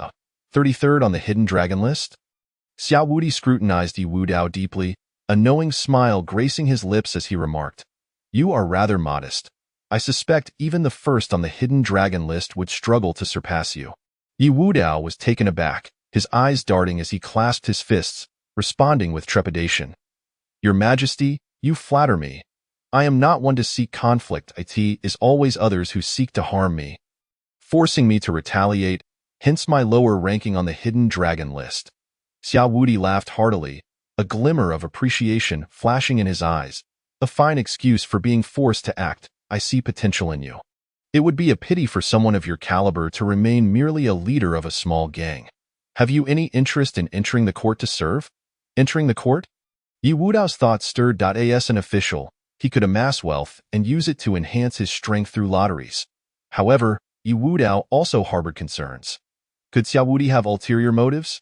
After a brief hesitation, he clasped his hands and cautiously replied, "Your Majesty, I appreciate your kind offer, but I prefer the freedom of roaming the martial world." Xiao Wudi's expression darkened, his voice laced with authority. "Do you dare to refuse me? Do you not realize how many seek such an opportunity?" He unleashed a formidable aura, akin to a surging tidal wave, sweeping toward Yi Wudao. The pressure was as weighty as mountains, rendering it nearly impossible to breathe. Yi Wudao's knees quaked slightly, his body involuntarily leaning forward, as if he might collapse at any moment. Clenching his teeth, veins bulged on his forehead as he stubbornly resisted the invisible pressure, ultimately remaining steadfast. Xiao Wudi watched with satisfaction as Yi Wudao struggled beneath his imposing presence, a smile of approval forming on his lips. He retracted his overwhelming aura. Yi Wudao, exhaling in relief, gasped for art. "Oh, it is settled. You shall serve as a Golden Seal constable in the 6 doors. Someone will come to find you with an imperial edict." Without granting Yi Wudao a moment's respite, Xiao Wudi vanished without a trace. Is this the power of the foremost figure in the martial world? Yi Wudao was filled with astonishment.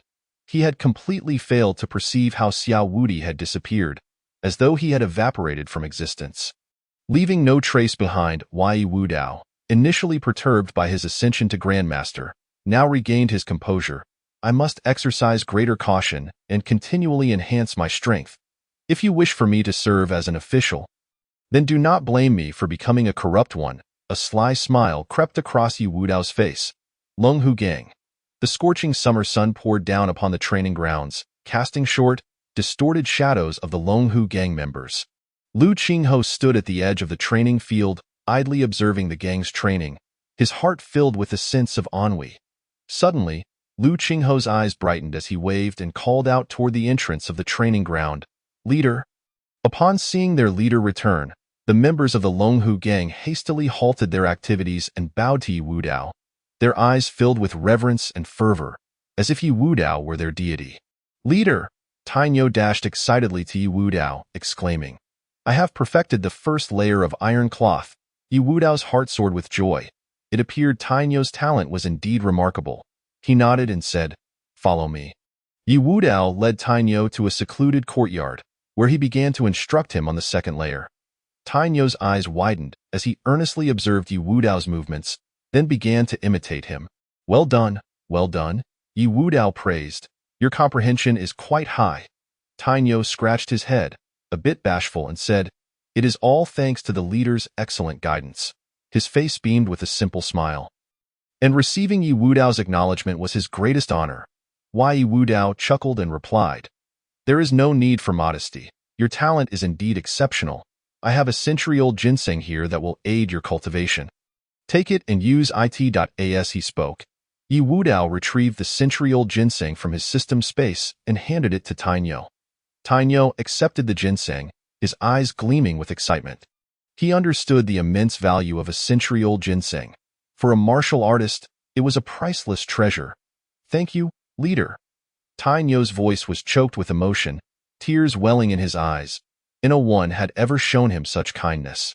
Now, Tainyo had but one thought, to follow his leader to the ends of the earth. Yi Wudao gazed intently at Tainyo, speaking gravely. "My ranks require a great general. I hope you will grow swiftly and stand on your own." Tainyo's expression turned serious, his eyes resolute, and he vowed, "Rest assured, leader, Tainyo will not let you down." Chapter 37. 9 divine martial soldiers enter Nailing City. Merchants had long set up their stalls. Some sold food, others silk, and still others cosmetics. People bustled about, selecting their desired items amidst the incessant sounds of haggling. Suddenly, the sound of iron hooves thundered, raising clouds of dust. The crowd instinctively turned their gazes toward the distance. A massive banner fluttered in the wind, its intricate G character shimmering silver, exuding a palpable aura of menace. Riding on 9 steeds were 9 stalwart warriors, their curved blades hanging at their waists. Clad in heavy armor, resembling 9 fearsome deities that instilled dread. The thunder of hoofbeats echoed through the skies, as if the very earth trembled beneath them. The townsfolk panicked, fleeing in all directions like startled birds and beasts. Unsure of where to turn, among them, a knowledgeable citizen, upon seeing the prominent G character on the banner, exclaimed, "G? Could it be the great general?" At this remark, fear gripped the hearts of the others. They could scarcely fathom why the great general's army would appear here. Some began to pray, hoping this was merely a misunderstanding and that the great general would not harm innocent citizens like themselves. Just then, the leading warrior raised his hand and bellowed, "Halt!" The 8 riders behind him immediately came to a stop, their movements synchronized as if they were one entity. This cavalry unit displayed impeccable discipline, their actions fluid and seamless, leaving all witnesses awestruck. They were undoubtedly an elite force. The leading warrior spoke. "There is no need for alarm. We are the divine martial army under the great general, and we mean no harm." Upon hearing this, the townsfolk felt a modicum of relief. The burly warrior surveyed the crowd and inquired loudly, "Which direction is the Longhu gang?" Among the throng, a villager named Liangbo stepped forward, respectfully asking, "May I inquire, General, what business do you have with the Longhu gang?" Liangbo felt a twinge of apprehension.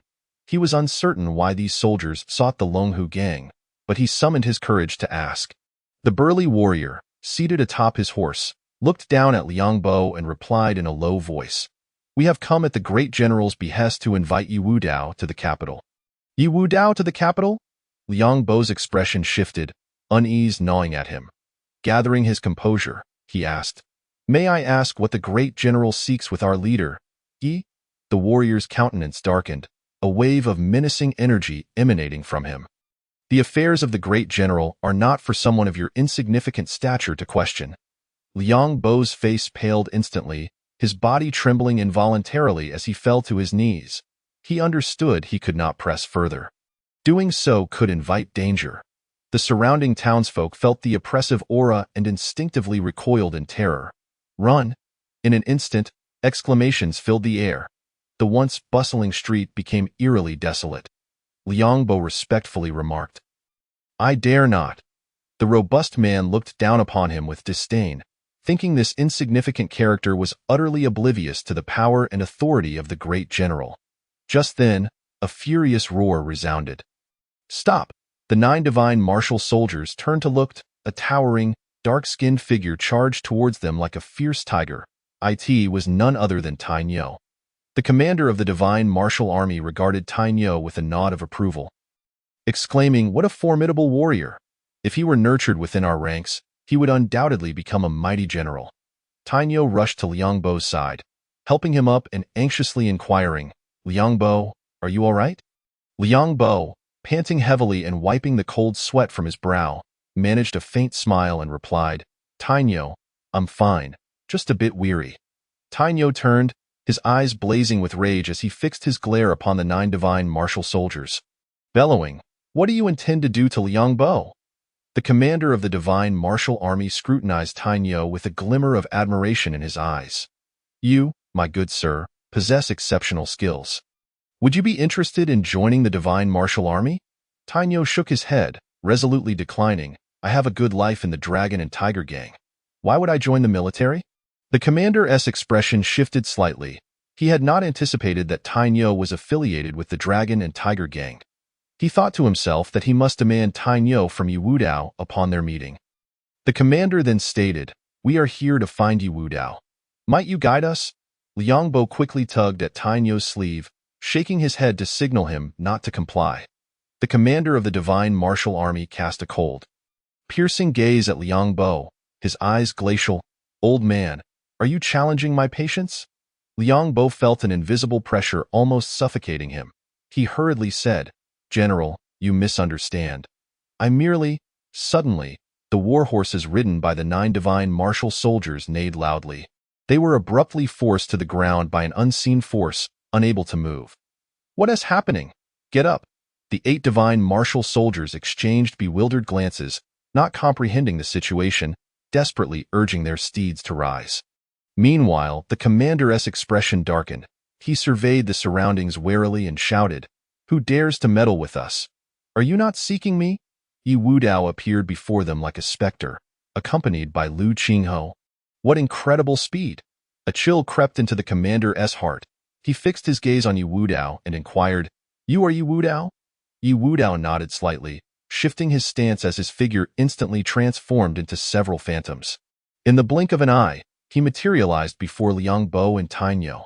"Tainyo, escort Liangbo back to the gang." "Yes, Chief." Tainyo, fully aware that Yi Wudao would not let this slide, hurriedly assisted Liangbo and turned to leave. Lu Qingho, noticing the G character battle flag, changed expression and asked, "Are you people from the great general?" The commander of the divine martial army nodded slightly. His eyes filled with arrogance, saying, "You have quite the discerning eye." With an air of superiority, he continued, "Yi Wudao, the great general has ordered you to report to the capital immediately." Yi Wudao disregarded his words, turning to face Lu Qingho and inquiring, "What is the great general's strength?" Lu Qingho's countenance stiffened as he replied softly, "6th on the master ranking." "6th, you say?" Yi Wudao pondered silently. Although he currently lacked the strength to contend with such a figure, he felt no fear. After all, he still possessed his trump card, the peacock feather. Contemplating this, Yi Wudao turned to the commander of the divine martial army, coldly stating, "Just now, you had my people kneel, and I found it quite displeasing." Upon hearing this, the commander of the divine martial army scoffed, threatening, "Yi Wudao, do you intend to act against me for the sake of an ordinary person? You must understand that I represent the great General Ji." A surge of true energy coalesced at Yi Wudao's fingertips. "You are correct. I intend to act against you." Yi Wudao's icy voice rang out. Chapter 38. To dare threaten me is to court death. "You are correct. I intend to act against you." Yi Wudao flicked his fingers, the true energy shooting forth like an arrow released from its bow, racing toward the commander of the divine martial army. Bang! The commander was struck, soaring backward like a kite with its string cut. He crashed heavily to the ground, stirring up a cloud of dust. The once proud expression on the commander's face was replaced by shock and fear. "General!" Yi Wudao, You are audacious. You seek death. The 8 divine martial soldiers' faces paled in alarm. They drew their curved blades, vigilantly watching Yi Wudao. The commander, clutching his chest, struggled to rise. His eyes glinted with ferocity, and his voice, hoarse, uttered, "Yi Wudao, do you not fear the great general for striking me? Are you aware that the great general is a master-level expert, capable of crushing you like an ant?" Yi Wudao, hands clasped behind his back, replied nonchalantly, "To dare threaten me is to court death." He hurled a punch at the commander of the divine martial army. The force of his punch emitted a piercing whistle as it passed. No! The commander felt the threat of death looming over him. His face turned pale, and his body trembled involuntarily. Boom! With a deafening crash, the commander exploded in a burst of blood mist. Is the general dead? The 8 divine martial soldiers were filled with horror. They stared blankly at the scene, as if robbed of their ability to think. Soon after, they regained their senses, their gazes locking onto Yi Wudao, their eyes wide with disbelief. "How dare you? Do you not fear the great general's wrath? You are doomed. The entirety of the Dragon and Tiger gang will perish," the 8 divine martial soldiers shouted, their voices rife with anger and threats. Yi Wudao coldly retorted, "The life or death of this gang leader is of no concern to you mortals. This madman still intends to kill us. Run!" The 8 divine martial soldiers' expressions shifted, and they turned to flee. A flash of blades. 8 heads soared into the air. The lifeless bodies of the Zhao Hong's heart stirred. After all, those were the subordinates of the great general. If he could seize this opportunity to ally himself with the general, where are those divine warriors? A trembling servant lowered his head and replied, "Lord of the city, they have already perished." What? Zhao Hong's complexion changed drastically. He slammed his palm down, shattering the table, and bellowed, "Who exactly killed them? I, the lord of this city, shall personally capture him and escort him to the capital." The servant, quaking with fear, answered, "It was the leader of the Longhu gang." "Yi Wudao again. It is Yi Wudao?" Zhao Hong's heart sank, and he let out a silent sigh. Yi Wudao's strength is currently unfathomable. I am simply no match for him. You may leave." Zhao Hong waved his hand, his voice tinged with helplessness. After the servant departed, he anxiously paced back and forth in the hall. "It is imperative that I write to inform the great general immediately. Otherwise, when the general receives the news, he will undoubtedly blame me." A flicker of worry crossed Zhao Hong's eyes. 5 days later, in the capital, at the residence of the great general, a burly elder sat upon a tiger-skin chair, tightly gripping a letter in his hands, his eyes glinting with cold fury. "How dare they kill my men?" His tone was calm, yet it emanated an inexhaustible murderous intent. This man was none other than the renowned general, Ji. With a cold snort, Ji remarked, "It seems my Ji family has been dormant for too long. The martial world has forgotten our existence." At that moment, a young man entered, dressed in white, with a handsome countenance and an air of heroism about him. He bowed respectfully to Ji, saying, "Ji Fan pays his respects to grandfather." Ji gazed at Ji Fan, a look of fondness gracing his features. Ji Fan was the most gifted disciple of the younger generation in the Ji family. "Fanner, grandfather has a task for you." "Please, grandfather, command me." "You shall go to Nanling City, kill Yi Wudao, and—" A glint of ruthlessness flashed in Ji Ye's eyes. "I want his Longhu gang to be utterly annihilated." "Yes." Ji Fan's expression hardened as he accepted the order. Chapter 39. The Pig Demon. In the great hall of the Longhu gang, Yi Wudao sat in the seat of honor. A young man knelt before him, his face filled with terror, his voice trembling. "I beg the leader to take action and rid my Wulong village of that monster." Yi Wudao scrutinized the youth before him, a martial artist of the second stage, who was so frightened. What on earth could it be? Yi Wudao replied indifferently. What transpired? The young man took a deep breath, beginning to recount the harrowing experience of that day. That day, I returned to the village from hunting in the mountains. It was already dark, and as I entered the village, I saw a dark figure. I thought it was an outsider, so I called out to him. He turned his head. The young man's voice quivered as if he were reliving that terrifying scene. It was a creature with a human body and a pig's head. and in its mouth was a corpse. I was terrified and fled Wulong village. The young man trembled uncontrollably. A creature with a pig's head and a human body? Could it be akin to that white tiger beast? Yu Wudao stroked his chin and turned to Lu Qingho, asking, Qingho, what do you think? Lu Qingho's expression was grave as he replied, Leader, this could be a demon. A demon?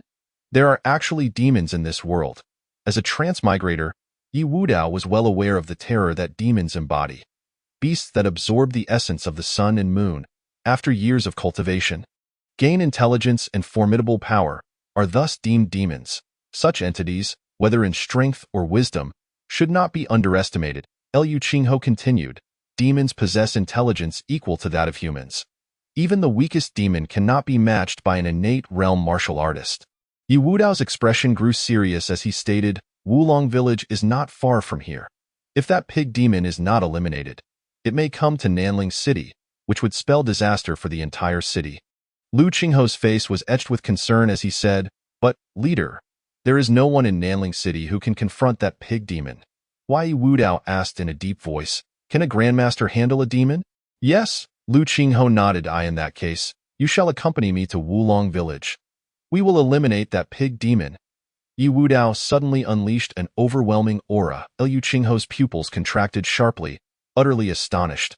The leader is actually a grandmaster. Yu Wudao turned to the young man.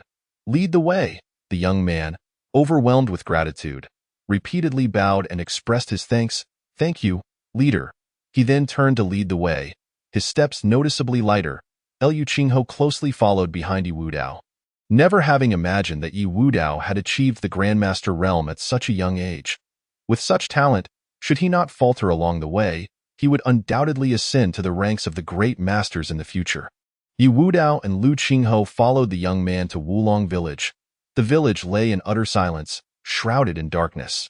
The young man stood behind them, his feet subtly shifting as if he intended to sneak away unnoticed. However, Lu Qingho suddenly turned, blocking his path. Lu Qingho coldly inquired, Where do you think you're going? The young man broke into a cold sweat, stammering, I need to relieve myself. Do you think your act is convincing? Yu Wudao replied indifferently, I have already seen through your deceit. Saying this, he placed a hand on the young man's shoulder and forcefully tossed him into a nearby house. At that moment, a creature with a human body and a pig's head emerged from the dwelling. Its body was enormous, muscles bulging. The pig demon effortlessly caught the young man. The youth fawned over the pig demon. Great pig lord, I've brought the person you wanted. Will you spare my family? The pig demon revealed a sinister grin, its fangs glinting ominously. You have done well. Since you care so much for your family, you shall join them. The pig demon opened its gaping maw and swallowed the young man whole. It licked its lips, a look of rapture crossing its face. The flesh of a human martial artist is delectable. The meat of ordinary humans is far too inferior. It greedily eyed Yu Wudao and Lu Qingho, especially the aura emanating from Yu Wudao, causing the pig demon to drool uncontrollably. With a cruel laugh, the pig demon bellowed, Humans, come to my belly. Yu Wudao clenched his fists, coldly retorting, A mere beast dares to think it can devour me? Does it not fear choking to death? The pig demon scoffed, You're all destined to die. Why struggle against fate? Boom! The pig demon leapt forward like a cannonball, charging at Yu Wudao. The ground cracked under its terrifying force. Yu Wudao pushed Lu Qingho aside with a palm and then launched a punch. A surge of flames, blazing like the sun, hurtled toward the pig demon, instantly engulfing it. The flames blazed fiercely, distorting the air around them. The pig demon's bristles stood on end like steel needles, keeping the flames at bay. The next moment, the inferno was extinguished. However, the pig demon bore singed marks upon its body. It let out a furious roar directed at Yu Wudao. The terrifying sound waves surged toward Yu Wudao like a tidal wave, overwhelming him in an instant. Yu Wudao felt a deafening roar in his ears, his body involuntarily pushed backward by the sound waves. Boom! Yu Wudao was sent flying. Trees toppled as he collided with them. Lu Qingho's heart sank at this sight. Could it be that the leader is not a match for the pig demon? He stared intently at the direction Yu Wudao had been blasted away, concern etched across his face. The pig demon laughed triumphantly. Humans are indeed weak. They cannot even withstand my roar. Yi Wudao rose from the ground, brushing off the dust from his clothes, secretly relieved. Fortunately, the armor technique is sufficiently strong. He wrapped his arms around a nearby tree, pulling it up with all his might, and hurled it at the pig demon. Following the tree, Yi Wudao's figure, like a phantom, swiftly pursued. The pig demon sneered, raising its right fist to smash the tree into splinters. Just then, a gleam of blade light enveloped the pig demon. It felt as though it were trapped in a mountain of blades.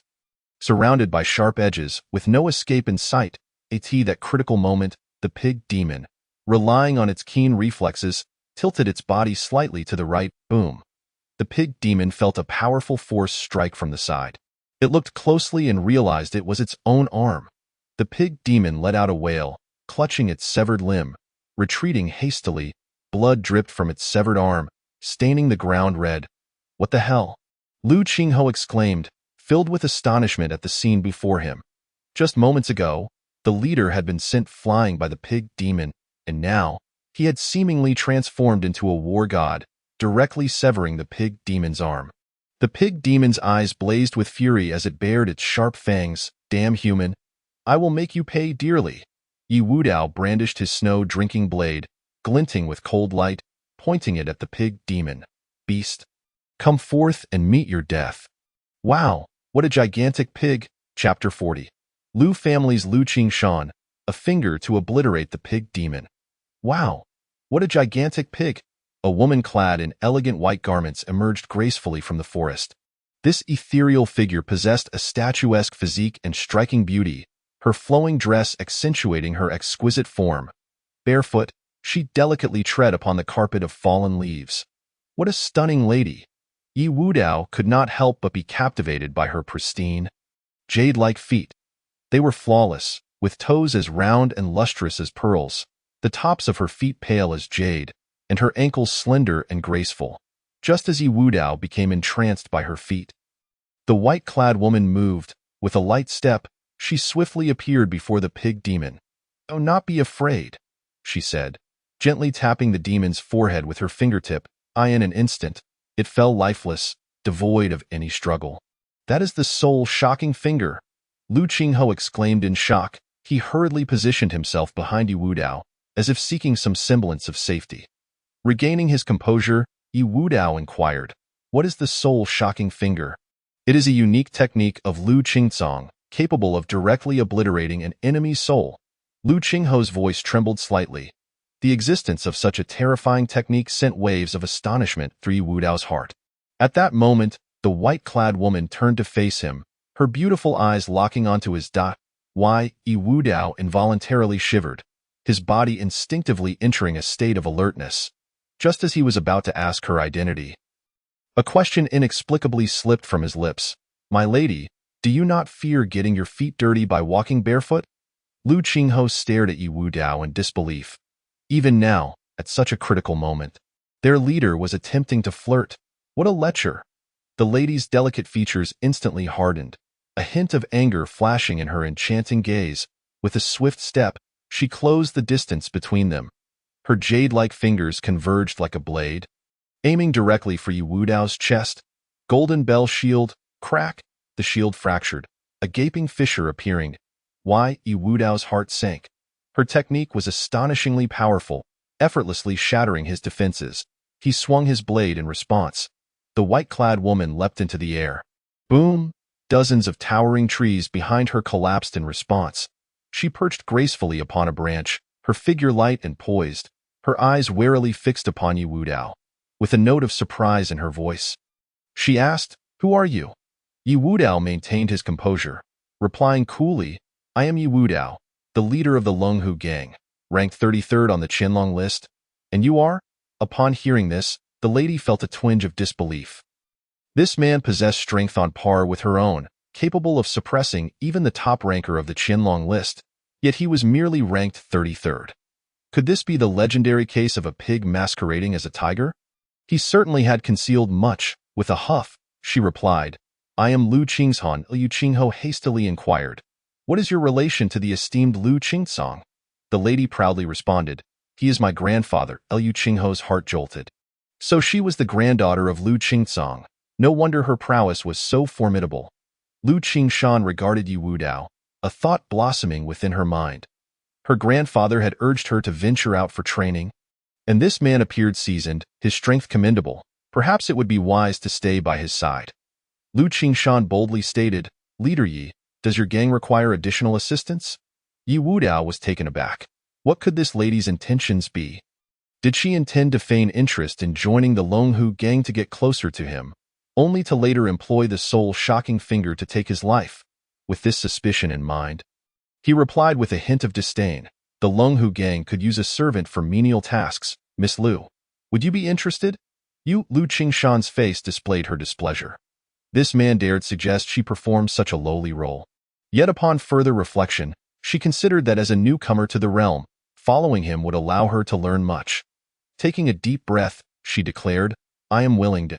Yi Wudao was momentarily astonished. He had not anticipated Lu Qingshan's agreement. His intention was merely to challenge her, to make her reconsider, yet she willingly accepted the position of a servant. This only deepened his conviction that she harbored ulterior motives. With a cold chuckle, he said, "Miss Lu, I believe it would be best for you to seek elsewhere. The Longhu gang cannot accommodate such a formidable presence." With that, he turned to leave, accompanied by Lu Qingho. Lu Qingshan watched their retreating figures, a sly smile curling at the corners of her lips. Just because they would not allow her into the Longhu gang, did she not have the right to follow them? This path was not theirs alone. Lu Qingho, filled with concern, whispered, "Leader, Lu Qingshan is still following us." Yi Wudao smirked coldly. "Let us head to the brothel." Liu Qingho's eyes lit up, giving a thumbs up. "Clever, truly clever." The two hastened their pace, soon returning to Nanling City. Lu Qingshan trailed them from a distance, observing as they entered a building. Could it be an inn? She quickly followed inside. The brothel was ablaze with light and bustling with noise. As Lu Qingshan entered the Qingyu building, she instantly drew attention. How beautiful!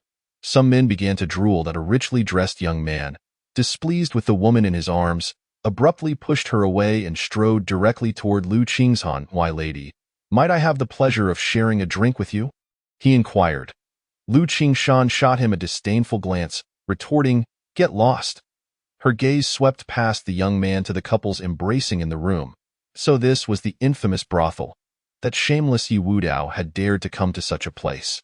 The young man's gaze roamed over Lu Qingshan, unabashedly stating, "I rather fancy your fiery temperament. I'll offer 500 taels. Spend the night with me." His words elicited a wave of astonishment from those around. 500 taels was no trivial sum for an ordinary person, and the madam of Qingyu Building's eyes sparkled with greed. If she could recruit this woman, it would surely bring in a fortune. "You are courting death." Lu Qingshan's fair face darkened. The aura of a master erupted without restraint. Boom! Onlookers were sent flying, crashing heavily to the ground, their cries echoing. Among the crowd were many martial artists, one of whom gasped in terror. This pressure, at least a congenital master. A cold sweat broke out among the spectators. A congenital master was of the same caliber as the city lord. The madam sighed with relief, grateful she had remained silent. The crowd looked at the moaning young man sprawled on the ground with pity. He was doomed. Lu Qingshan advanced toward him, each step feeling like a death knell to the young man. With fear etched across his face, he stammered, "My uncle is Zhao Hong, the city lord. You cannot kill me." Seeing Lu Qingshan pause, the young man thought she hesitated, plotting how to toy with her. Boom! The young man was dead. Chapter 41. Assassination from the Sky and the Earth. Yi Wudao and Lu Qingho stealthily exited Qingyu Building. Liu Qingho, still anxious, asked, "Leader, leaving Lu Qingshan there, will it cause any trouble? She is a master." "What trouble could arise?" Yi Wudao shook his head. Liu Qingho sighed inwardly. It was precisely because she was a master that he worried for Qingyu Building's safety. The two returned to the Longhu gang.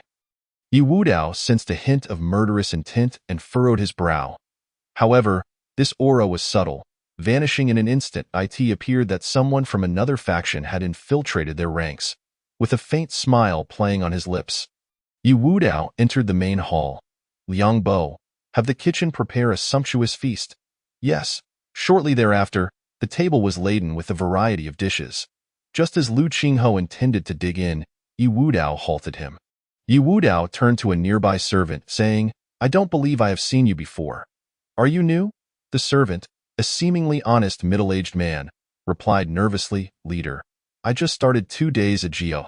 Yi Wudao nodded, tearing off a chicken leg and placing it in a bowl. He extended the bowl to the middle-aged man, saying, This chicken leg is for you. Lu Qingho sensed something was amiss. Their leader was not one to show such kindness. Could there be something wrong with the chicken? Lu Qingho's expression darkened as he fixed a scrutinizing gaze on the middle-aged man. The man's eyes flickered with uncertainty as he said, Leader, I am allergic to chicken. Lu Qingho slammed the table, exclaiming, If the leader tells you to eat, you will eat. No need for excuses. The middle-aged man realized he had been exposed. His previously honest demeanor darkened instantly. I thought I had hidden it well. How did you uncover me? His voice was low and hoarse, laced with confusion. Yi Wudao smiled slightly, a subtle curve forming on his lips as he replied, Your murderous intent is too blatant. The middle-aged man suddenly understood. Muttering, I see. It seems I must improve my concealment in the future. Lu Qingho coldly remarked, In the future. Do you think you can escape? The middle-aged man erupted into laughter, confidence radiating from him. I had planned to poison you quietly. But it seems I must resort to direct action. In an instant, he lunged, his hand striking like a venomous snake toward Yi Wudao's neck. Serpent's hand. A flicker of triumph flashed in the eyes of the middle-aged man. It was as if he could already envision the scene of Yi Wudao sprawled on the ground. Defeated 6 and 8 experts had perished under his single strike. Among them were formidable figures of the late innate stage. And what of Yi Wudao? Merely a rank 33 contender on the potential dragon list, his strength at best being that of the mid-innate stage. Suddenly, the middle-aged man felt a firm grip on his hand. It was Yi Wudao's hand. A jolt of shock coursed through him. How could he have caught his serpent hand? This was inconceivable. He was a distinguished master of the late innate stage. Unable to accept his impending defeat, the middle-aged man exerted all his strength in an attempt to break free from Yi Wudao's hold. Yet, no matter how he struggled, he could not escape Yi Wudao's grasp. Impossible! How could your power be so overwhelming? With a sharp crack, Yi Wudao exerted force, crushing the man's palm to ruins. The middle-aged man let out a chilling wail. You dare to ruin my hand. A flicker of malice glinted in his eyes, however. Yi Wudao did not relent. He struck towards the man's Danian. No. The middle-aged man cried out in despair. He felt the true energy within him dissipating. From this moment forth, he would be a powerless wretch, incapable of even lifting a chicken. The commotion drew the attention of the members of the Longhu gang. This is bad. An assassin. Iron Bull led the gang members rushing in. Master, are you unharmed? Yi Wudao waved his hand dismissively, saying, I am fine. Iron Bull, stay behind. Others, retreat for now. Now, tell me, which faction do you belong to? With his hands clasped behind his back, Yi Wudao addressed the middle-aged man on the ground. The man stared blankly at the ceiling, seemingly on the brink of despair. Iron Bull, make him speak. A cruel smile crept across Iron Bull's lips. During these past few days, he had learned some techniques from his brothers in the gang, and now they were coming in handy. Iron Bull snapped one of the middle-aged man's fingers. Ah! The searing pain forced a cry from the man's lips. Gritting his teeth, he managed to squeeze out a few words. If you have the ability, just kill me. Torturing a person is no mark of a hero. Seeing that the middle-aged man still refused to divulge anything, Yi Wudao coldly commanded, Continue. Give him something more stimulating. Iron Bull nodded. Drawing a weapon from his waist, a gleaming axe, the axe glimmered ominously. Iron Bull seized the middle-aged man's hand and brought the axe down upon the already broken finger. Blood gushed forth. You beast. Following this, Iron Bull produced a small vial and unscrewed the cap. Inside was a vivid red chili oil. Will you confess or not? Iron Bull shook the vial threateningly, saying, If you don't, I might just let it spill. The sight of the impending chili oil sent the middle-aged man into a state of terror, and he quickly shouted, I confess. I confess. Just take it away. Iron Bull smiled with satisfaction. I am from the Tianluo Diwang. The middle-aged man uttered in a hushed tone. Tianluo Diwang? It sounds like an assassin organization. Could it be related to the bounty on Morong Manor? Yi Wudao furrowed his brow and inquired. Why do you want to kill me? Because you killed our people, the middle-aged man spat bitterly. Who? Yi Wudao pressed. Zhuo Ziliang. The master of the Wuliang sword sect, Zhuo Ziliang. He is actually a member of an assassin organization. Yi Wudao's expression shifted slightly, saying, It seems Tianluo Diwang wields considerable power. The middle-aged man burst into laughter, exclaiming, Once you are targeted by Tianluo Diwang, you are as good as dead. Still daring to act boastfully, Iron Bull slapped him across the face. A resounding crack echoed as the middle-aged man's head turned sharply, his cheek swelling immediately. Yi Wudao waved his hand and softly said, End him. The axe rose and fell, a head rolled away. Yi Wudao turned to look at El Qingho and asked, Are you familiar with Tianluo Diwang? El Qingho's expression grew serious as he replied, Master, Tianluo Diwang is no ordinary organization. The lowest-ranking members are at the innate level. Moreover, they have successfully assassinated grandmasters in the past. However, 10 years ago, Tianluo Diwang was besieged by the martial world. In that battle, Tianluo Diwang suffered devastating losses. According to veterans who participated in that battle, no less than 30 innate experts perished, along with 10 masters, and even the leader of Tianluo Diwang fell in battle. Yi Wudao stroked his chin, murmuring, This Tianluo Diwang seems rather troublesome. Fortunately, the bloody conflict from 10 years ago left them severely weakened. They are likely just clinging to life now, attempting to make a comeback, Yi Wudao declared solemnly. Spread the news of Tianluo Diwang's resurgence. I will attend to it immediately. Chapter 42. Visitors from the Ji family. Young Master Fan, we have arrived at Nanling City. A guard-like man addressed Ji Fan, who was mounted on a white horse. Finally, we have arrived. Ji Fan sighed with relief. The soldiers guarding the city looked at the group blocking the city gate and impatiently shouted, You all, hurry and enter the city, do not block the road. Ji Fan's expression darkened instantly, a flash of sword light cut through the air, and the guarding soldier clutched his neck, collapsing straight down. The other 3 soldiers stared in terror at Ji Fan, who immediately knelt on the ground, pleading for mercy. Hero, spare us! Hero, spare us! The surrounding crowd quickly dispersed, fearful of being caught in the crossfire. Ji Fan sheathed his sword, his eyes filled with disdain, coldly stating, A bunch of worthless fools, daring to show disrespect to this young master. Young Master Fan, your blood shadow sword technique is truly extraordinary, opening our eyes. The 5 guards behind Ji Fan praised in unison. Ji Fan shook his head, saying, Though the sword technique is powerful, without grasping the essence of the sword, one cannot hope to compete with those few. The guards exchanged glances, each reflecting on the difficulty of comprehending the essence of the sword. They had been stuck at this juncture for years, unable to break through the bottleneck. One guard remarked, Young Master Fan, with your talent and comprehension, understanding the essence of the sword is merely a matter of time. Ji Fan nodded slightly, confident as the strongest of the younger generation of the Ji family, that he would eventually grasp the sword's essence. I am in a foul mood. Let us kill them. Ji Fan spurred his horse forward, entering the city gate. Let us fight them. The 3 guarding soldiers' eyes gleamed with resolute determination. A man with silver threads wrapped around his hands proclaimed loudly, Allow me to handle these 3 small fry. With a wave of his arm, the silver threads fell away, piercing through the 3 guarding soldiers like arrows. Humph! Ignorant of their own demise. The man smirked disdainfully. Under his control, the silver threads seemed alive.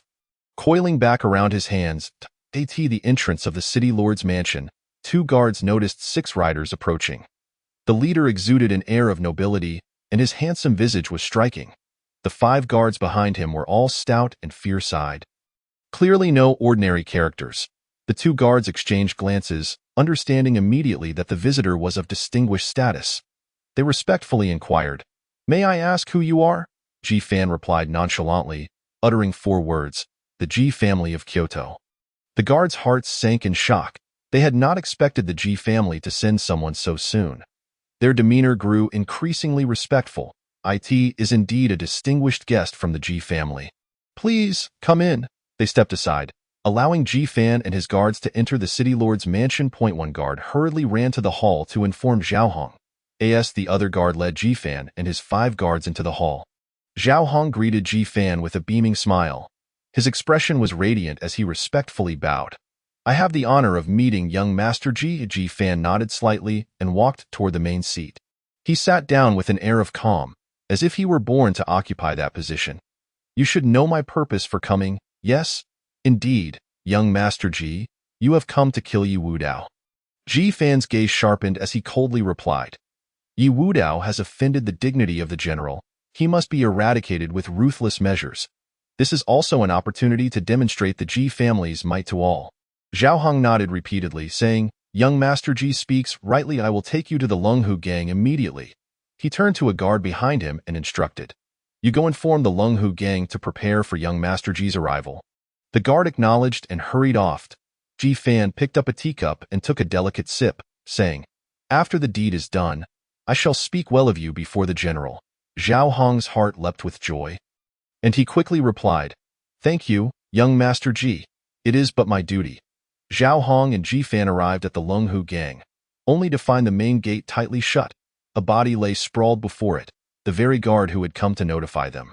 The expression on the corpse's face bore the remnants of terror from its final moments. Zhao Hong's countenance darkened.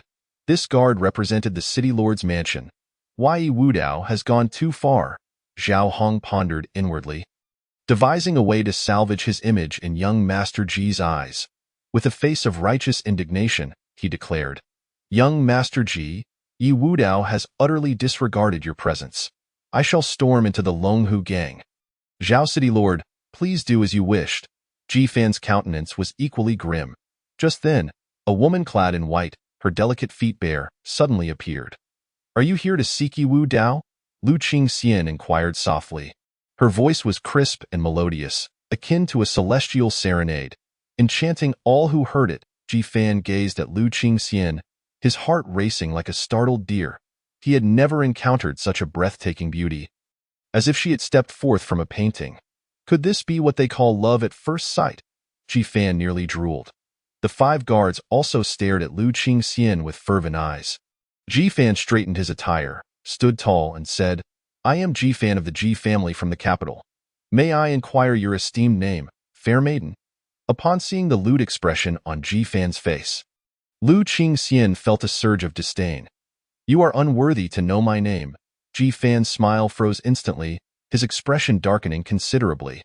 Taking a deep breath to compose himself, he declared haughtily, "My lady, I hail from the Ji family in the capital. In the entirety of the Xia kingdom, none dare to disregard the Ji family. Not only should you reveal your name, but even your grandfather's name is within my right to know." Lu Qingxian retorted dismissively, "What Ji family? Begone, do not obstruct me, impertinent, outrageous." The 5 guards erupted with an imposing aura, advancing towards Lu Qingxian. However, she remained tranquil, as if the overwhelming presence meant to suppress any postnatal warrior vanished without a trace. "What? This woman in white is formidable." The 5 exchanged glances, instantly reaching a consensus point. One guard whispered, "Young master, this woman looks down upon the Ji family. Shall we subdue her?" Ji Fan leered obscenely, "She must be subdued. But do not harm the beauty. I have plans for her tonight." A flicker of envy passed through the eyes of the 5 guards. Such a beauty, yet they could not partake, filling their hearts with regret. "Watch as I subdue her," the guard shouted, charging at Lu Qingxian. He struck towards her ample bosom with the palm. The guard felt a surge of triumph, believing his victory was imminent. "Vermin!" Lu Qingxian's jade finger darted forth. The guard's eyes dulled, vitality swiftly fading. "Is he dead?" One of the onlookers gasped, unable to fathom that a late-stage innate warrior was slain with a mere finger. The crowd stared blankly at the guard's lifeless body, grappling with the reality of the situation. Chapter 43. I have long been at odds with the Ji family. How could a late-stage innate expert be killed with a single finger? This is impossible. The onlookers were dumbfounded, as though struck by lightning. Ji Fan was filled with shock beyond measure. The pressure from that finger eclipsed even the move that had once bested him by the swordmaster of the Tianjian sect. This woman is undoubtedly a master-level powerhouse. Ji Fan forcibly suppressed his fear, speaking in a dry tone. My lady, if you withdraw now, I shall consider this incident as if it never occurred. The 4 guards stared at Ji Fan in disbelief. Young master has actually yielded. Could it be that this woman is truly a master-level expert? Creak. The doors of the Longhu gang swung open. Yi Wu Dao and Lu Qingho emerged from within. What a lively scene, Yi Wu Dao remarked. Lu Qingxian looked at the 2 men, biting her lip in frustration. You 2 scoundrels, I finally found you. Zhao Hong pointed at Yi Wu Dao, addressing Ji Fan. Young Master Ji, this man is Yi Wu Dao. Ji Fan exhaled in relief, thankful that the attention of the woman in white had shifted to them. Fixating on Yi Wu Dao, he regained his former lofty demeanor. His eyes turned icy, voice authoritative. Yi Wu Dao, you possess audacity to slay the divine martial army. I grant you this opportunity. Kneel and accept your death, and I shall leave you a complete corpse. Yi Wu Dao regarded Ji Fan coldly, a hint of disdain curling at his lips. Who is the fool here? Lu Qingxian, intrigued, mused to herself, what a fitting retort. I shall remember that for future use. Ji Fan found himself at a loss for words. A glimmer of murderous intent flickering in his eyes. You? Have him killed. With Ji Fan's command, the guard entwined in silver threads erupted into action. The guard's arm quivered, the silver threads falling away. Under the impetus of true energy, the threads hardened like a blade, charging towards Yi Wu Dao. Zhao Hong felt a pang of emotion. The young man who once instilled fear in him was finally meeting his end. What of his high talent? Yet, in the face of absolute power, he would be crushed. Zhao Hong fixated on Yi Wu Dao, eager to witness his demise. Yi Wu Dao raised 2 fingers, effortlessly pinching the silver threads as if plucking a flower. Impossible! Zhao Hong's eyes widened in disbelief. Ji Fan and the others were similarly dumbstruck, unable to comprehend the scene before them. A glimmer of shock crossed the guard's eyes, and suddenly he understood. You are not at mid-stage innate. Yi Wu Dao's lips curled into a subtle smile, exuding a hint of contempt, as if mocking the guard's overestimation of himself. Mid-stage innate was nothing remarkable. The guard's expression soured. As a late-stage innate expert, he had never been looked down upon. Anger surged within him, his true energy churning, veins bulging as he attempted to reclaim the silver threads. Yet, he found himself incapable of budging Yi Wu Dao's fingers. It was as if Yi Wu Dao's fingers were an insurmountable mountain, instilling in him a sense of powerlessness and despair. This man's strength far exceeds mine. The guard's fear escalated, his body involuntarily retreating. Here, take back your silver threads. Yi Wu Dao's voice thundered in the guard's ears. With a flick of his fingers, the silver threads shot forth like lightning. The guard barely registered a flash of silver before the threads pierced through his skull. His eyes filled with terror as his body slowly crumpled. How can this be? Zhao Hong's voice trembled. Ji Fan and the others also turned pale, their hearts laden with dread. Utter nonsense, one guard muttered under his breath. Damn the wind and rain pavilion, their intelligence is utterly inaccurate. Tio kill a late-stage, innate expert with a mere flick of the fingers. Such prowess could easily rank among the top 5 on the hidden dragon list. Lu Qingho, however, wore an expression of nonchalance.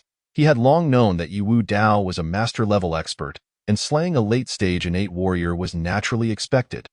Lu Qingxian wore a smile. After all, this was her invincible and. Yi Wu Dao turned his gaze to Ji Fan and the others, stating coolly, You are too weak. Come at me together. His voice was calm and indifferent, yet it made Ji Fan and the others tremble. Ji Fan's mind raced with thoughts of escape. He knew he was no match for Yi Wu Dao, and remaining would only lead to his demise. If he could safely return to the Ji family, next time he would surely bring a master-level powerhouse to deal with Yi Wu Dao. By then, Yi Wu Dao would undoubtedly meet his end. Ji Fan took a deep breath, striving to steady himself. Yi Wu Dao, I admit your strength is formidable. However, the Ji family is not something you can shake. Let today's incident end here. I assure you, I will not trouble you again. Ji Fan's voice trembled slightly. Do you think I will allow you to leave here alive? Yi Wu Dao's tone was frigid and merciless, resonating like a specter from the depths of hell. Zhao Hong trembled in fear. Stammering, "Young Master Ji is the grandson of the Grand General. Yi Wu Dao. Do you truly wish to be at odds with the Ji family?" Yi Wu Dao's expression remained unfazed, softly replying, "I have long been at odds with the Ji family." His eyes brimmed with murderous intent as he advanced step by step towards Ji Fan and the others. "Scatter and flee," Ji Fan bellowed in desperation. The 4 guards and Zhao Hong, awakening from their stupor, hastily fled in different directions. Yi Wu Dao moved with ghostly swiftness, swiftly catching up to one guard. The guard, filled with terror, attempted to fend off Yi Wu Dao's assault with his weapon. Yet, Yi Wu Dao cleaved down, severing his head with ease. At last, Yi Wu Dao cornered the final guard. "Spare me," the guard pleaded. Having nowhere left to escape, despair etched across his face as he gazed at Yi Wu Dao. Without a hint of compassion, Yi Wu Dao's hand struck down, splitting the guard's skull and sending blood splattering. Meanwhile, Ji Fan had escaped the city of Nanling. Just as he exhaled in relief, a voice, chilling as a specter, echoed from behind him. "Young Master Ji, where are you going?" Ji Fan felt a chill run down his spine, as if plunged into an icy abyss. His speed surged by 120%. Yet, no matter how he fled, he could not shake off the ghostly figure pursuing him. A massive hand, like an iron claw, reached for his head. "No, spare me. I am willing to be your slave," Ji Fan begged in terror. However, Yi Wu Dao's expression remained impassive. Without a moment's hesitation, he tightened his grip. Boom! Ji Fan's head erupted in an instant. Yi Wu Dao casually waved his hand, shaking off the blood, and Zhao Hong. Chapter 44. The wooden plank forces Lu Qingxian back at this moment. Zhao Hong sat in the main hall of the city lord's mansion. His body leaned slightly forward, hands resting on his knees, his gaze flickering as if he were contemplating something of great importance. On the ground lay 3 large chests. Hearing footsteps, Zhao Hong slowly lifted his head. "You've arrived." Yi Wu Dao felt a twinge of surprise. Could it be that Zhao Hong possessed other means? Why did his expression remain so calm? "City Lord Zhao, are you not afraid of death?" Yi Wu Dao inquired. A flicker of fear crossed Zhao Hong's eyes as he gritted his teeth and replied, "Afraid? Of course, I'm afraid. However, your presence here indicates that young Master Ji has already been slain by you. Even if I manage to escape, the Grand General will not let me go." Yi Wu Dao nodded, indicating his agreement. Zhao Hong took a deep breath and continued, "Within these 3 chests lies 100,000 taels of silver." Yi Wu Dao raised an eyebrow, questioning with skepticism. "So, you wish to exchange this 100,000 taels for your life?" Zhao Hong shook his head, his voice solemn. "No, this is for you. I hope you can do your utmost to protect the citizens of Nanling City. Ying, father has come to accompany you." With a sudden surge of true energy, Zhao Hong shattered his own heart vein. His body collapsed to the ground, his countenance serene, devoid of any pain or struggle. Yi Wu Dao gazed at Zhao Hong's lifeless form, his heart filled with myriad emotions. Indeed, Zhao Hong was a remarkable character. He then turned his attention to the 3 chests, silently murmuring, "System, deposit all the silver." Ding! Deposit successful. The host's account currently holds 100,000 taels of silver. The system's voice echoed in Yi Wu Dao's mind. Yi Wu Dao fell into contemplation, deliberating whether to embark on a royal-level draw immediately or to first conduct several king-level draws. Moments later, he resolved to enhance his strength with 5 king-level draws, saving the remainder until he had amassed another 100,000 taels to continue drawing. System. Initiate 5 king-level draws. Yi Wu Dao commanded. Ding! Congratulations! The host has drawn the perfect level Little Leaf Flying Dagger. Ding! Congratulations! The host has drawn 3 Blood Bodhi. Ding! Congratulations! The host has drawn the 7th layer of Jiang Divine Skill. The system instills the 7th layer. Ding! Congratulations! The host has drawn the perfect level Qian Kuren Great Shift. Ding! Congratulations! The host has drawn the 8th layer of Jiang Divine Skill. The system instills the 8th layer.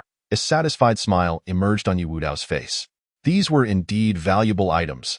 Aside from the Blood Bodhi, the others significantly bolstered his strength. System, claim all items. Yi Wu Dao's eyes glimmered with anticipation. The main hall of the city lord's mansion instantly grew sweltering. As if engulfed in flames, waves of heat rolling forth, a powerful aura emanated from Yi Wudao. The air around him seemed to be stirred by his presence, forming an invisible field. Yi Wudao's aura surged steadily. His eyes gleamed as he murmured, "I have reached the mid-stage of the Grandmaster level." At that moment, a question arose in Yi Wudao's mind. I wonder if the Qian Kuan Great Shift can transfer the power of the Divine Finger?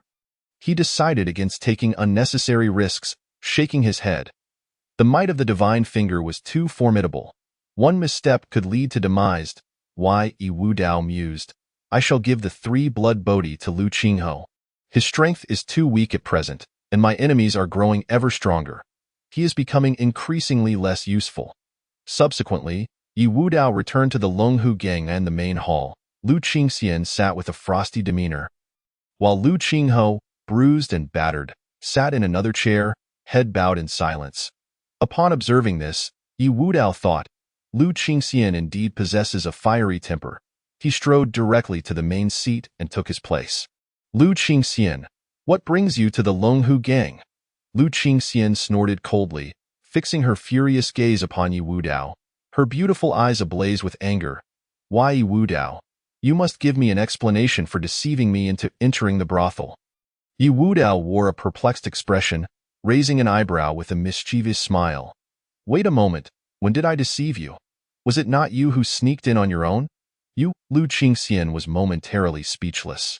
Reflecting on the situation, it indeed seemed that she had entered of her own volition. She inwardly chided herself for being so easily tricked by him.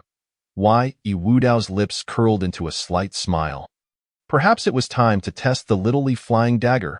His fingers exerted a gentle force, pressing down on the wooden plank of his seat. Yi Wudao's gaze remained fixed on Lu Qingxian. A sense of lethal threat gripped her heart. Her eyes widened in astonishment. In just a few days, Yi Wudao's strength had risen once more. Moreover, this aura of blade intent was entirely different from before. Could it be that he had comprehended 2 forms of blade intent? Lu Qingxian took a deep breath, striving to calm herself. She needed to focus entirely and give her all, faced with such an opponent. Any misstep could lead to her demise. "Lu Qingxian, accept this wooden plank, and only then will you have the qualifications to continue conversing with me."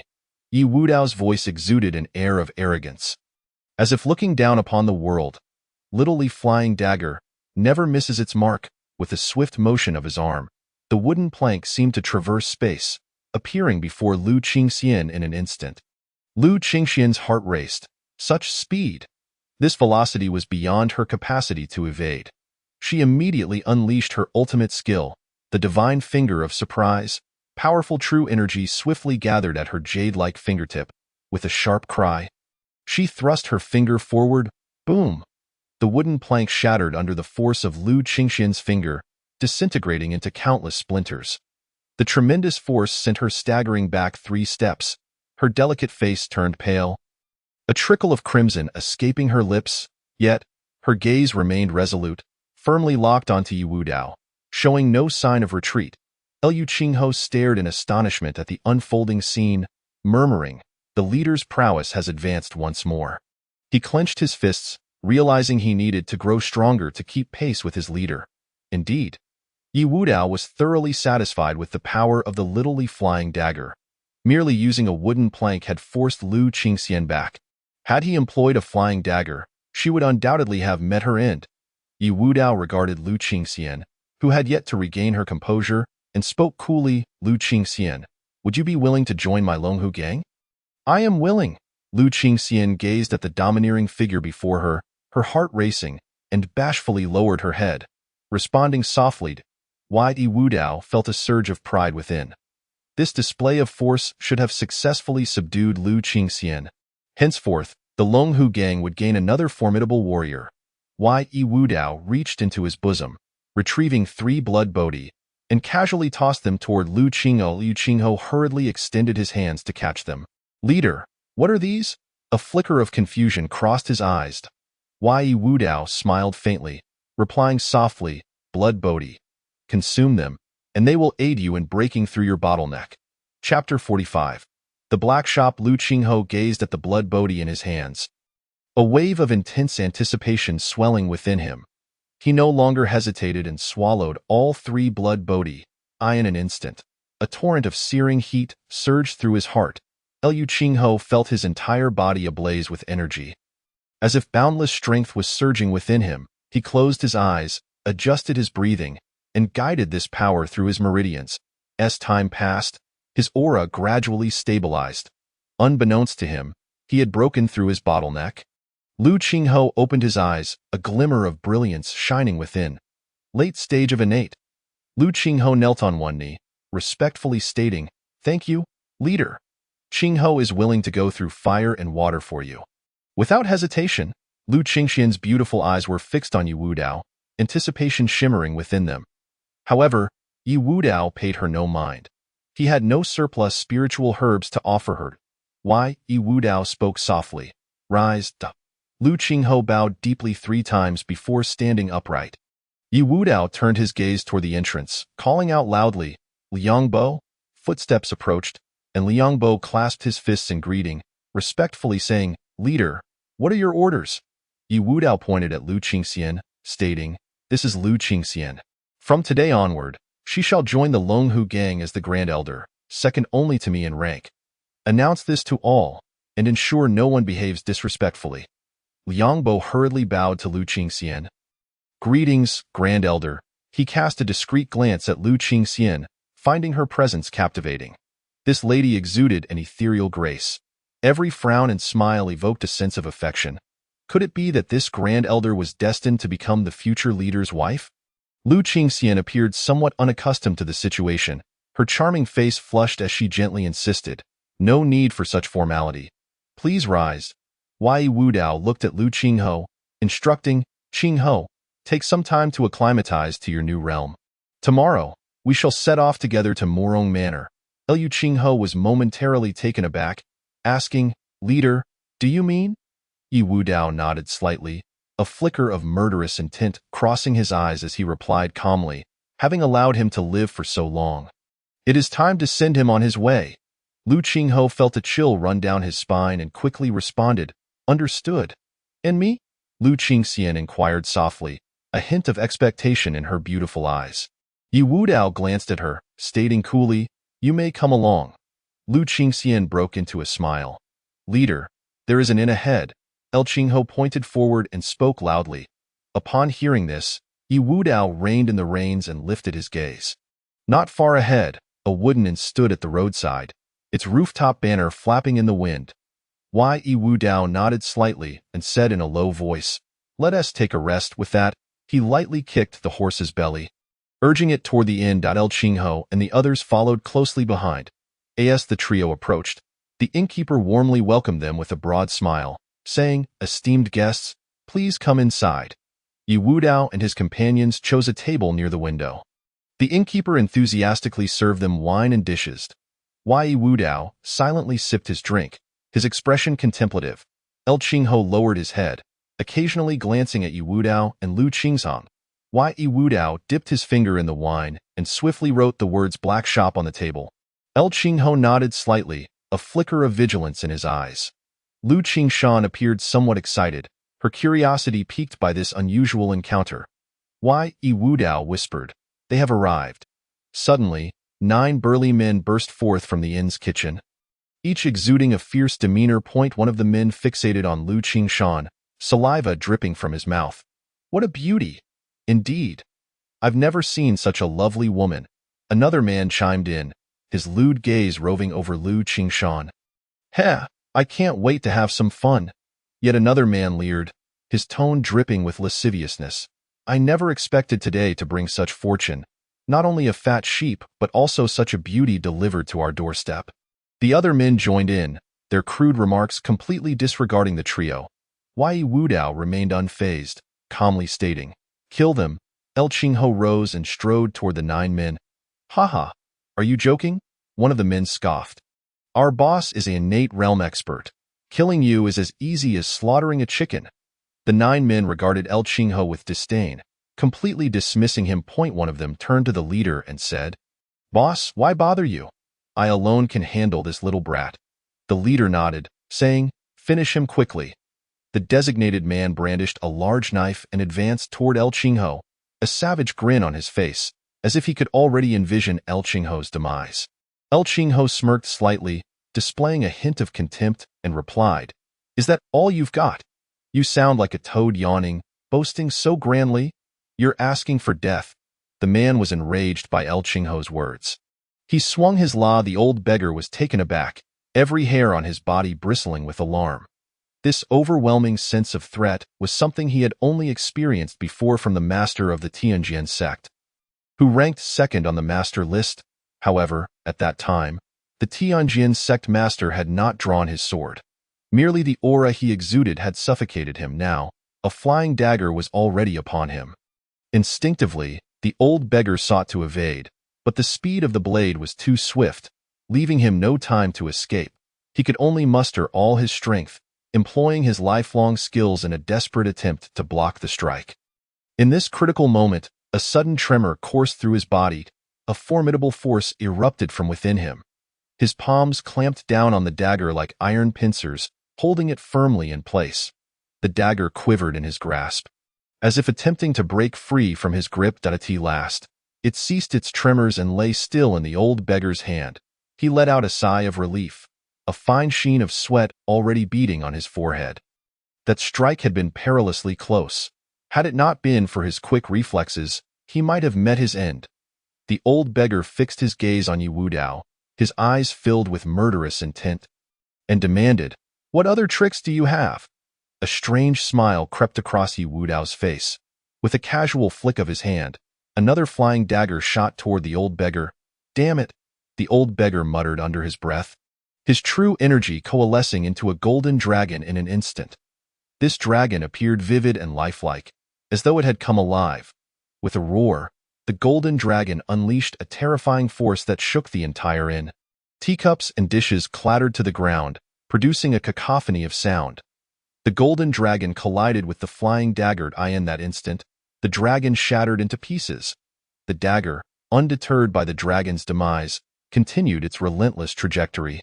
Tearing through the air, a scream echoed as the old beggar vanished from sight, leaving behind only a trace of blood on the ground. Yu Wudao gazed at the spot where the old beggar had stood and coldly declared, "The beggar gang will meet its end one day." El Qing stepped forward and inquired, "Master, shall we pursue?" Yu Wudao shook his head and replied, "No need. Those 2 strikes took a considerable toll on my energy. I must rest. In a dilapidated temple, the old beggar sat before a worn-out Buddha statue, staring at the gruesome knife wound on his left arm, his expression dark and foreboding. What a tyrannical intent! It cannot be dispelled. His voice bore an air of helplessness and resentment. The old beggar understood all too well that unless he could find those powerful figures on the master list, his left hand would be rendered utterly useless. Today, I, the old beggar, have truly encountered misfortune. A glint of hatred flashed in the old beggar's eyes. Gritting his teeth, he vowed, "Yu Wudao, I hope you never fall into my hands." Chapter 47. The Massacre Beneath Murong Manor. In the Grand Hall, Murong Wuhan had his eyes tightly shut. The tranquility was abruptly shattered by hurried footsteps. Elder Mu approached swiftly, murmuring, "Young master, Yu Wudao and his companions are heading toward Murong Manor." Murong Wuhan's eyes snapped open, the entire hall seemingly ignited by a raging inferno, the temperature soaring. A cold smirk played upon his lips as he remarked, "Yu Wudao has slain Ji Fan, leading him to believe that the so-called prodigies are nothing extraordinary. Unfortunately for him, I, Murong Wuhan, am not a waste like Ji Fan, who has yet to comprehend the essence." Elder Mu nodded in agreement. Having witnessed Murong Wuhan's growth, he was well aware of his formidable power. Murong Wuhan, brimming with confidence, declared, "No need, let them ascend the mountain. I shall personally avenge my brother." Meanwhile, 7 figures raced across the wilderness like a tempest, heading toward Murong Manor. These 7 men were all innate realm martial artists, one of whom had even reached the mid-stage of the innate realm. They had heard of Yu Wudao's departure from Nanling to seek revenge at Murong Manor. Go claim the bounty on Murong Manor. They had come to hunt down Yu Wudao. The leader of the group glanced back at the lagging six and scolded impatiently, "Hurry up!" Though the six felt a twinge of displeasure, they understood the gravity of this mission and quickened their pace. At last, the seven arrived at the foot of Murong Manor's mountain point. One man surveyed the surroundings, his gaze sharp as an eagle, then looked up the mountain and observed for a moment before stating, "Yi Wudao has yet to arrive." The mid-stage innate martial artist nodded slightly, speaking in a hushed tone, "Let us take a moment to rest. Once Yi Wudao appears, we will strike immediately." The other six paid little heed. Although Yi Wudao was a prodigy on the Qinlong list, potentially reaching the mid-stage of the innate realm, they were seven strong innate realm warriors in their eyes. Capturing Yi Wudao would merely require some effort. An hour later, as the seven began to feel restless, 3 riders appeared on the road. "Look, they're coming." "Yes, the one at the front is Yi Wudao." The 7 men unabashedly scrutinized Yi Wudao and his companions. Their attention first landed on Yi Wudao, but upon noticing Lu Qingshan following closely behind, their eyes lit up with greed. "What a beauty! I didn't expect such a woman to be among us. Today, we are truly fortunate." The 7 gazed at Lu Qingshan with avarice and desire, fixated upon her. "Why, Yi Wudao?" eyed the 7 men blocking their path, his gaze icy as he bellowed, "Dare to obstruct me? Do you wish to die? Ha ha ha!" The 7 erupted in laughter. "Why, Yi Wudao? I concede your strength is commendable, but each of us is no match for you. However, we are now 7 innate strong men. How could you possibly defeat us all? If you know what's good for you, surrender quietly to avoid unnecessary suffering." Yi Wudao wore a look of disdain, coldly retorting, "You lowly scum dare to be arrogant before me? Today, let me show you what a true strong man is." With a flash, Yi Wudao charged at the 7, seeking death. Arrogant. The 7 men's expressions darkened as they unleashed their ultimate techniques. In an instant, sword energies crisscrossed, and palm winds howled. Yi Wudao's figure flickered like a specter, appearing before one of the men. Though he sensed Yi Wudao's arrival, the man had no time to react, helplessly watching as a massive hand descended toward his head. Bang! The man's skull exploded like a ripe watermelon. First, a chilling voice resonated through the air. "Impossible!" The remaining 6 innate martial artists were stunned. They had lost one of their own, and Yi Wudao remained unscathed. "Kill!" The 6, feeling a surge of unease, shouted to bolster their courage. "Just a bunch of chickens." Yi Wudao unleashed another punch, delivering devastating force and directly annihilating another nearby foe. With a swift motion, the snow drink blade was drawn, emitting a crisp sound. "Let us go." A brilliant flash of blade light surged toward the 5 remaining no. The 5, gripped by terror, attempted to flee, but found themselves ensnared by the blade's intent, unable to move. Swish! The 5 were cleaved in half, blood gushing forth. This is the fate of the weak, Yi Wudao mused inwardly, knowing that only with absolute strength could one dictate their own destiny. Yi Wudao mounted his horse, stroking its back as he said, "Let us go. Night is falling, and we shall not ascend the mountain today." Lu Qingshan wore a puzzled expression and asked, "Why not?" Elqing replied, "Nightfall makes ambushes easier." Lu Qingshan nodded in understanding, murmuring, "I see now." Ive learned something new. The 3 set off toward a nearby village. Upon entering, Elqing discerned an undercurrent of hostility among the villagers. "Master, these people seem rather strange." Yi Wudao's expression remained unchanged as he casually kicked a stone forward. Bang! The stone struck one villager, who fell to the ground, howling in pain as he clutched his leg. "Xiao Er!" Several villagers gasped in shock, rushing over with expressions of fury. "You monster! Why did you harm Xiao Er?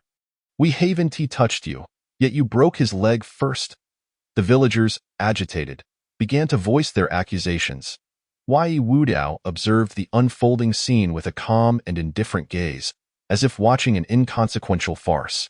"The weak have no right to provoke the strong. You are all from Murong Manor, are you not?" The villagers were incensed by Yi Wudao's words. One villager drew an axe from his waist, shouting, "I will kill you to avenge my brother. Kill him for Brother K. Indeed, this monster must be eliminated for the sake of the people. Kill."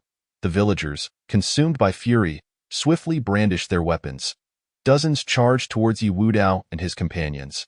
Yi Wudao calmly remarked, "Since you seek your own demise, I shall graciously escort you to your end." Lu Qingxian, eliminate them. A flicker of indifference passed through Lu Qingxian's beautiful eyes.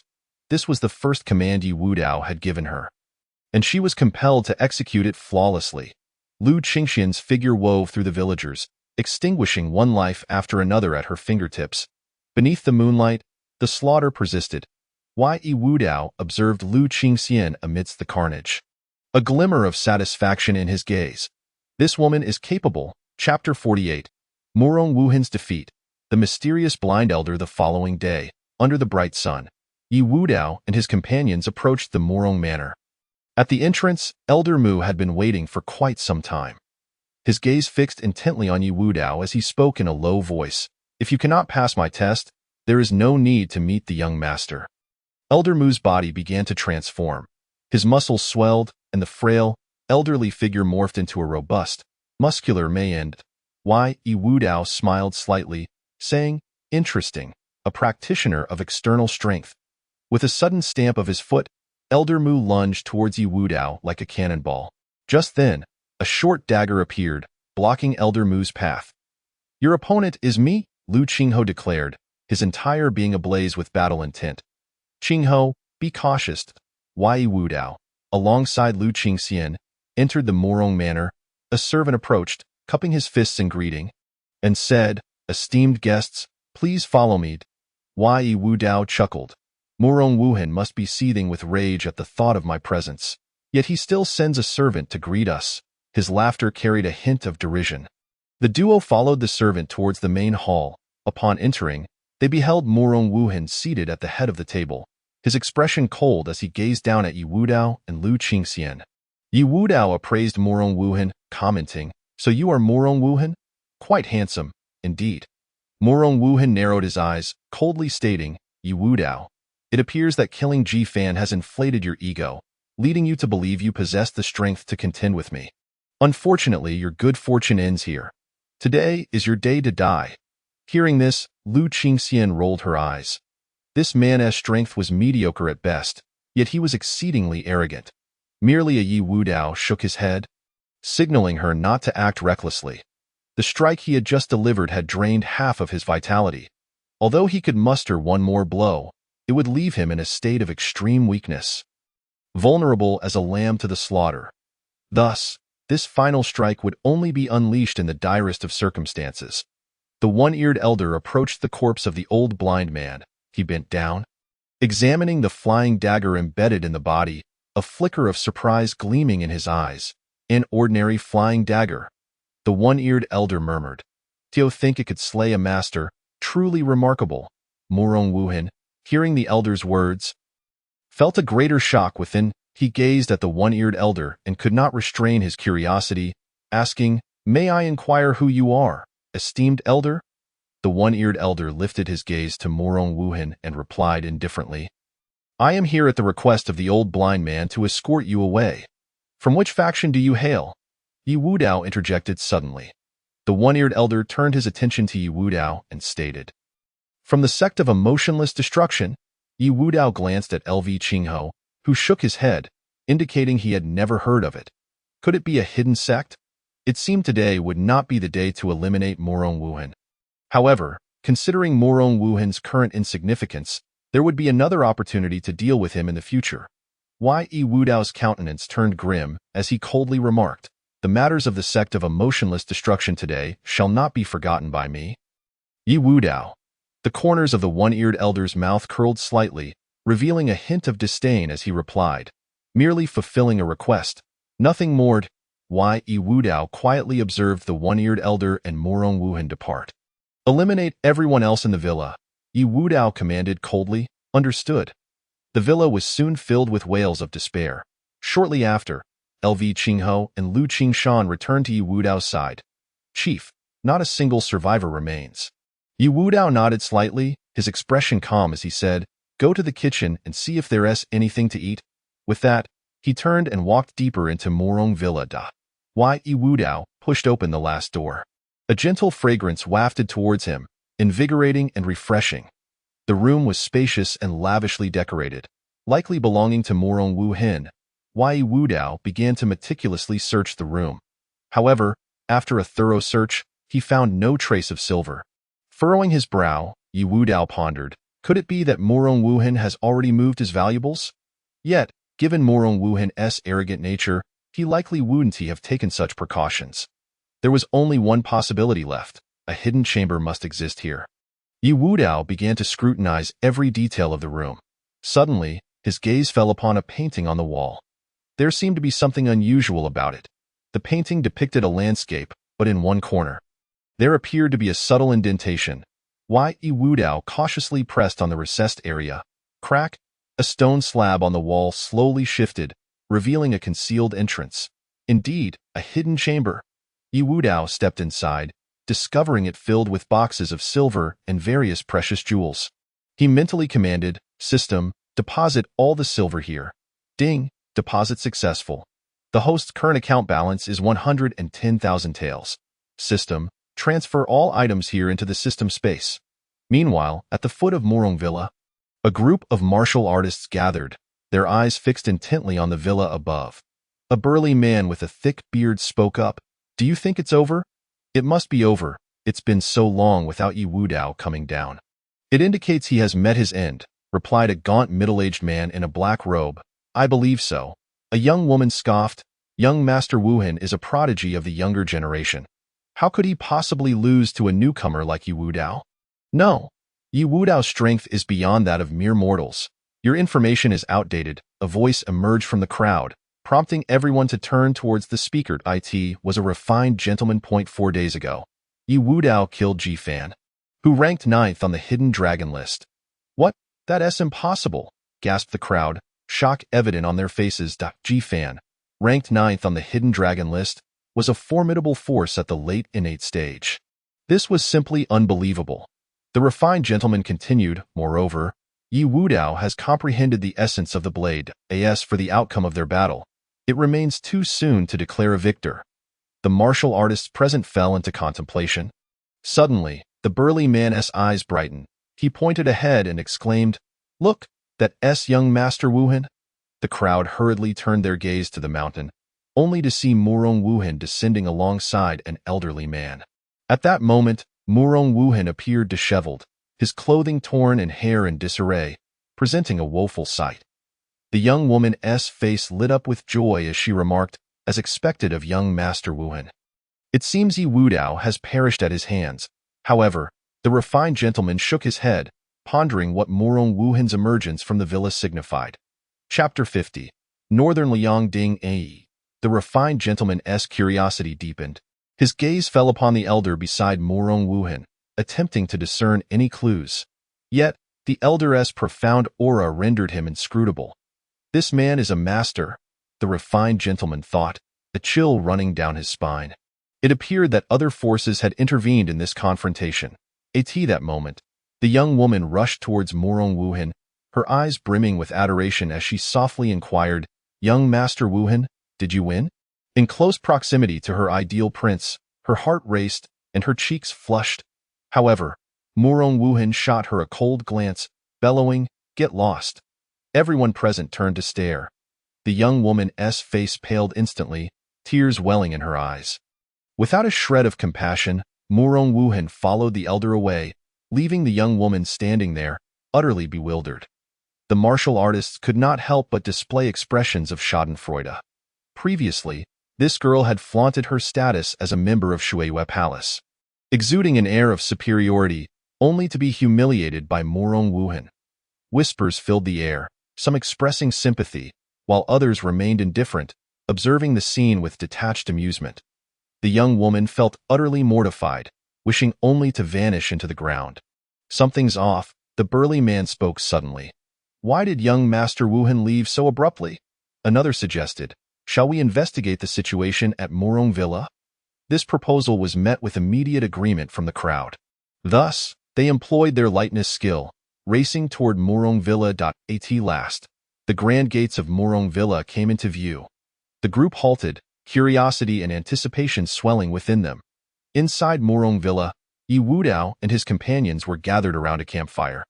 They held skewers of meat, laughing and chatting as they cooked.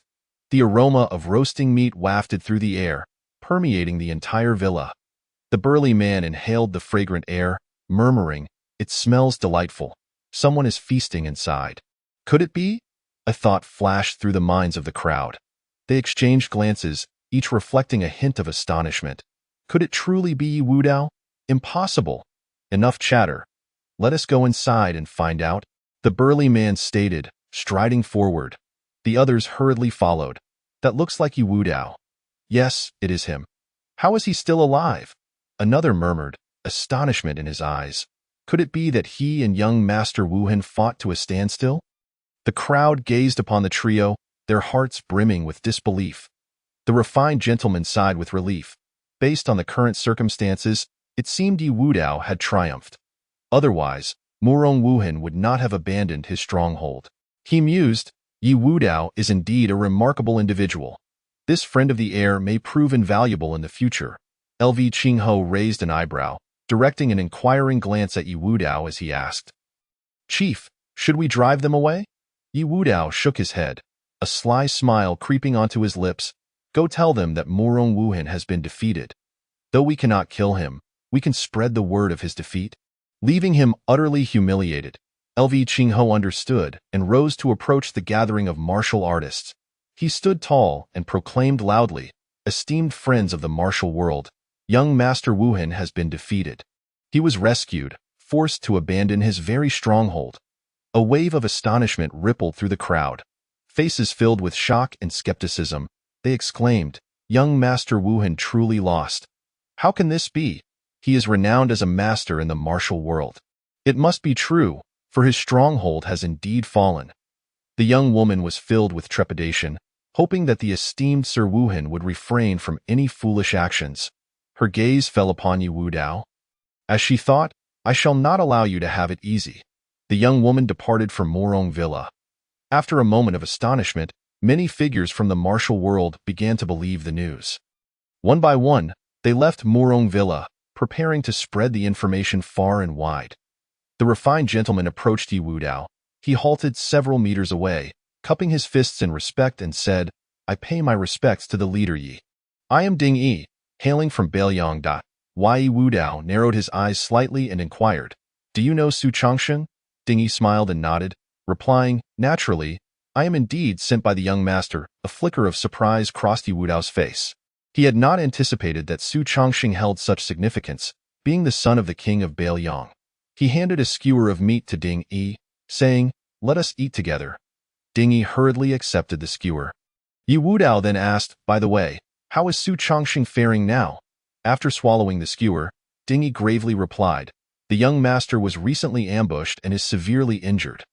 The king has decreed that unless the young master breaks through to the Grandmaster realm, he is not to step outside Beiyang." El Qingho's expression changed abruptly as he pressed, "What is the condition of Brother Changsheng's injuries?"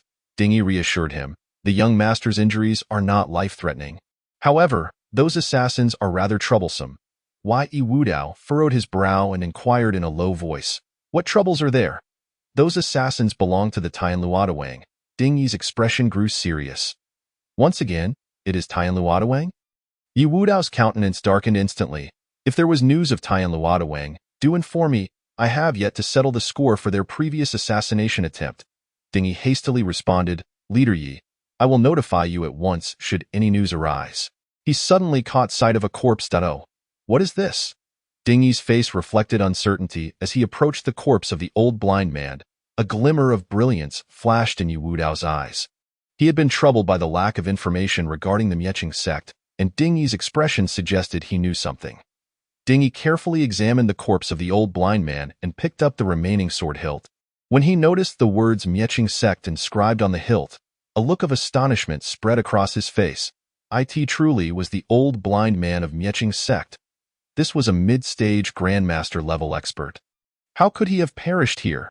Ding Yi gazed at the flying dagger embedded in the old blind man's forehead, his heart filled with dread. Yi Wudao, unexpectedly, was a Grandmaster. Moreover, his strength had surpassed that of a mid-stage Grandmaster. Yi Wudao slowly spoke, "Ding Yi, do you know of Mieching sect?" Upon hearing this, Dingy regained his composure and promptly stated, Leader Yi, I do know some matters regarding Mieching sect. It is said that Mieching sect was established 1,000 years ago. Its founder was a celestial being, though over time, Mieching sect gradually faded from public view. Yi Wudao slightly furrowed his brow, pondering. A celestial being must be the realm beyond Grandmaster, correct? Mieching sect is surprisingly powerful? Chapter 51. Watermoon Palace blocks the road. Tianluotuang sends assassins again in Watermoon Palace. A young woman knelt on the ground, tears welling in her eyes, her face filled with bitterness. Her name was Lin Wanner, the sole female to appear at the foot of Murong Villa. Alas! A woman in palace attire, around 40 years of age, sighed softly, a trace of helplessness flickering in her eyes. Love can be a perilous affair. The palace-clad woman gazed at Lin Wanner, seeing in her the reflection of her younger self, the one who once risked everything for love. I can kill Yi Wudao, but you must agree to one condition. The palace-clad woman spoke slowly, Master. As long as you are willing to act, Wanner will agree to anything you request. Lin Wanner replied hastily, a glimmer of determination in her eyes. Even if it means marrying the son of Marquis Shenwei? The palace-clad woman fixed her gaze firmly on Lin Wanner. A flicker of hesitation crossed Lin Wanner's face as she lowered her head, biting her lip, her heart in turmoil. Her master's demand placed her in a dilemma. Lin Wanner was aware that the son of Marquis Shenwei was a debauched scion of mediocre appearance, not her type at all, however. For the sake of Sir Wuhan, she was willing to make this sacrifice. Taking a deep breath, Lin Wanner lifted her head. The hesitation in her eyes vanished, replaced by resolved. I am willing. Excellent. The palace-clad woman beamed with satisfaction. By aligning with Marquis Shenwei, Watermoon Palace could obtain superior martial arts techniques. In due course, her own strength would undoubtedly ascend to new heights, perhaps even allowing her to glimpse the realm of Grandmaster. The palace-clad woman rose and addressed Lin Wanner. Let us depart at once. Lin Wanner, filled with worry, asked, Master, should we not summon a few more people? Yi Wudao's strength should not be underestimated. The palace-clad woman smiled lightly, dismissively saying, no matter how strong he is merely a practitioner at the innate stage. Your master, is a grandmaster. Killing him will be as easy as pie. Lin Wanner nodded, relief washing over her face. Indeed, the chasm between a grandmaster and the innate realm was insurmountable. The disparity in strength was too great. Before a grandmaster, an innate practitioner stood no chance of retaliation. 5 hours later, Lin Wanner yawned and asked, Master, will Yi Wudao truly pass this way? The palace-clad woman nodded, explaining, this is the only route to Nanjing City. He will undoubtedly come. Just then, the sound of hooves echoed. The palace-clad woman's eyes brightened. Could it be Yi Wudao? After making me wait for so long, I shall make sure to torment him properly next. The two women displayed eager expressions, their eyes fixed on the distance. Finally, 3 figures on horseback emerged. Lin Wanner pointed excitedly at the man in the lead, exclaiming, Master, that man in the black robe is Yi Wudao. The palace-clad woman scrutinized Yi Wudao, inwardly remarking, what a handsome man. It is a pity that I have already promised Wanner. Otherwise, I would have liked to test my mettle against him. Yi Wudao. Upon seeing the two blocking the road, bellowed, Who goes there? Lin Wanner, emboldened by her master's backing, pointed at Yi Wudao and said fiercely, Yi Wudao, you dare to defeat Sir Wuhan? You are doomed. My master is a grandmaster. Yi Wudao found himself somewhat at a loss for words. Was this a suitor of Murong Wuhan? And you are? He inquired. The palace-clad woman stepped forward, declaring, I am the mistress of Watermoon Palace. A surge of grandmaster-level aura erupted from her. Yi Wudao, you may as well take your own life. The palace-clad woman held her hands behind her back, seemingly too disdainful to lower herself to combat a mere innate practitioner. Upon hearing this, a flicker of murderous intent crossed Yi Wudao's eyes. You seek my life? Let us see if you possess the capability. The palace-clad woman shook her head, stating, Today, you shall witness the prowess of a grandmaster. You may die with your eyes closed. Suddenly, a massive hand formed from condensed true energy appeared in the air. Die.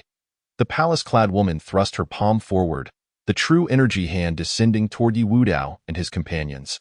Yi Wudao sneered. A mere initial stage grandmaster dares to boast. Boom! With a single stroke of Yi Wudao's blade, the great hand shattered instantly. How is this possible? The palace-clad woman's expression shifted dramatically as she exclaimed in horror. Lin Wanner also stumbled back a few steps in fright. You are a grandmaster! The palace-clad woman's face underwent several transformations as she shouted, Yi Wudao, this is a misunderstanding. Let us drop this matter. You are of ordinary appearance, yet your thoughts are quite beautiful, Yi Wudao mocked. Both of you. It is time to descend to hell. Yi Wudao suddenly struck out with his blade. A terrifying black blade light surged toward the palace-clad woman. No! The palace-clad woman's complexion drained of color as she screamed in despair. However, her body was as fragile as paper, effortlessly torn asunder. A deep ravine appeared on the ground. The surrounding trees and rocks flattened, leaving devastation in its wake. Lin Wanner, her face a mask of terror, stammered, Why you cannot be this strong? Just then, a piercing scream echoed as Yi Wudao's blade swept across Lin Wanner's neck. In a certain village. A young man clad in black leaned against an old tree at the village entrance. In just 2 months, 3 members had perished in the days of yore. The heavenly net was an indomitable force, capable of vanquishing even the mightiest of masters without hesitation. Li Feng, his expression resolute, promptly declared, Rest assured, master, I shall personally eliminate that Yi Wudao and restore the grandeur of our heavenly net. The elder waved his hand dismissively and replied, There is no need for you to take such risks personally now that you command the heavenly net. Call forth the black and white dual killers at once. No sooner had he spoken than 2 figures, one clad in black and the other in white, swiftly approached from the distance. The black and white dual killers, their expressions reverent, spoke in unison. What orders do you have for us, Lord? The elder, with a calm demeanor, stated, What should be done to those who have slain members of the heavenly net? Eliminate them. Annihilate their entire lineage. The cold voices of the 2 were laced with a palpable sense of murderous intent. The elder nodded slightly. Go forth. Target Yi Wudao of the Longhu gang in Nanling City. Understood. Chapter 52. The Imperial Edict. Through the whispers of the martial world, news of Yi Wudao's victory over Morong Wuhan swiftly spread throughout the realm. How infuriating! Isn't Yi Wudao merely a gang leader? How could he possibly defeat the illustrious young Master Wuhan? Exclaimed a young woman, her indignation palpable. What martial arts does Yi Wudao practice? How has he progressed so rapidly? Pondered another individual from the martial community, scratching his head, envy gleaming in his eyes. It is said that Lu Qingho has also joined Yi Wudao's Longhu gang. Interjected yet another, igniting a wave of astonishment among the crowd. The rise of Yi Wudao left many in awe. If Yi Wudao can achieve such feats, then I, Wang Shaoer, can certainly do the same. Wang Shaoer clenched his fists, resolutely declaring his ambition. His eyes sparkled with determination, as if he could already envision his own future glory. The innkeeper, observing Wang Shaoer lost in his daydreams, could only shake his head in resignation. He reached out and smacked Wang Shaoer on the head, the wind from his palm creating a series of illusions. Wang Shaoer, snap out of it, the innkeeper shouted. Gazing at his own hand and then at the unscathed Wang Shaoer, he marveled inwardly, truly, he is a descendant of extraordinary lineage. Even a strike like that, and he remains unharmed. At the Wanbao Commercial Guild, Shen Shuiying, clad in a crimson robe, clasped her hands tightly, murmuring to herself, he actually defeated the 4th-ranked Morong Wuhan.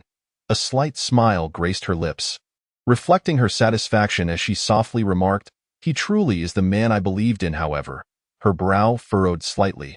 Yet, his killing of Ji Fan does pose some complications. Beside her, a gray-robed elder's eyes glimmered with excitement as he could not help but say, Miss, the Ji family is nothing to be concerned about. How about I venture to Nanling City? Since being saved by Shen Shuiying, he had remained by her side for 3 years, and the lack of opportunity to act made him feel as though he were rusting away. Shen Shuiying smiled brightly and replied, Then I shall entrust this task to you. Elder too.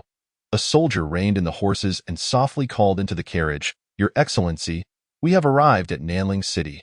There is no need to rest. Proceed directly to the Longhu Gang, came a hoarse voice from within the carriage.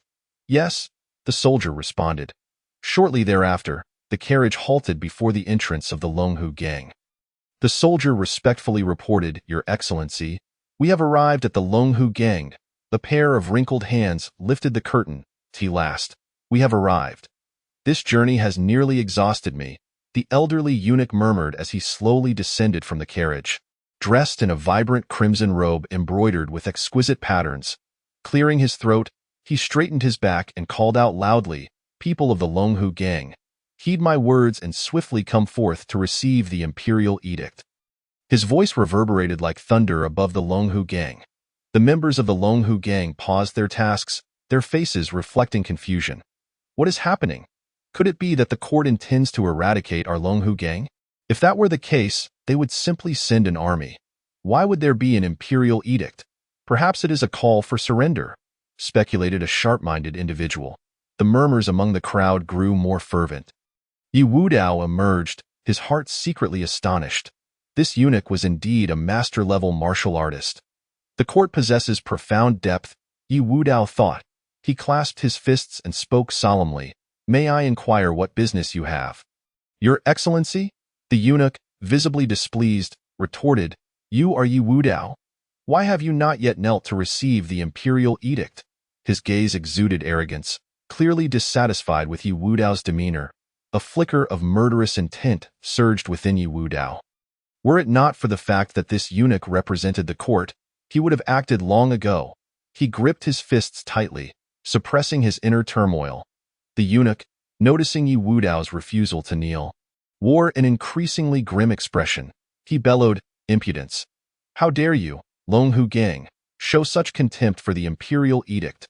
Soldiers positioned behind the eunuch immediately drew their swords, pointing them at Yi Wudao. The eunuch's command the divine martial army swiftly assembled. Clad in ebony armor, each warrior adorned with a curved saber at their side, exuding an air of formidable strength. With resolute gazes and stern countenances, they resembled an indomitable iron legion, clad in battle robes. Ji Yi mounted his steed, brandishing a lance like an incarnation of the god of war. The warhorse, sensing its master's fervor, emitted a fierce neigh, seemingly rallying to his cause. Onward, Ji Yi commanded with a vigorous wave of his arm. By the order of the general, the 1,000-strong divine martial army bellowed in unison, their voices resonating through the heavens. The thunderous sound of hooves echoed across the earth as, under Ji Ye's leadership, they surged towards Nanling City. Onlookers from the rivers and lakes gazed in awe at this magnificent army, their hearts filled with trepidation. They had never witnessed such grandeur nor felt such overwhelming momentum. Is this truly the divine martial army? How terrifying with so many warriors. Who do they intend to slay? Surely, it is to hunt down Yi Wudao. With this multitude and the general at the helm, flattening Nanling City would be a trivial task. That mere Yi Wudao is destined for death. The crowd of martial artists speculated, their faces etched with reverence. The emergence of the divine martial army sent shockwaves throughout the entire martial world. Within the imperial palace, a hurriedly clad eunuch in crimson robes rushed in and knelt before Xiao Wudi. Your Majesty, the general has mobilized 1,000 divine martial troops. Xiao Wudi furrowed his brow slightly and inquired. For what purpose? The eunuch bowed his head and reported, Your Majesty, the general's grandson, Ji Fan, has perished at the hands of Yi Wudao. A faint smile crept upon Xiao Wudi's lips, his voice light as he mused. How intriguing! I wonder if Yi Wudao can withstand this calamity. A glimmer of amusement flickered in his eyes. The eunuch secretly glanced up at Xiao Wudi, his heart stirred with tumult. The emperor is actually smiling? It seems His Majesty holds a keen interest in Yi Wudao. The North Liang. The elegantly attired Ding Yi, now donned in cold armor, stood before the ranks of the Black Cavalry. This elite unit represented the finest of North Liang. Seasoned through countless battles, invincible in their pursuits. Each rider was clad in heavy black armor, wielding long lances, akin to colossal beasts of steel. Ding Yi raised his command token and proclaimed, By the order of the prince, the Black Cavalry shall mobilize. In an instant, The black cavalry surged forth like arrows loosed from a bow, vanishing into the distance, leaving only a trail of dust. 2 days later, the black cavalry appeared before the divine martial army. Blocking their path, Ge regarded the black armored cavalry with a frigid glare, coldly stating, "Shouldn't the black cavalry be in North Liang? What brings you here?" Dingy clasped his fists in salute and replied, "General Ge, we are commanded by the prince to intercept the divine martial army and prevent your entry into Nailing City." Upon hearing this, a hint of disdain flickered across Ge's face. He looked down upon Ding Yi, emanating an air of unparalleled superiority.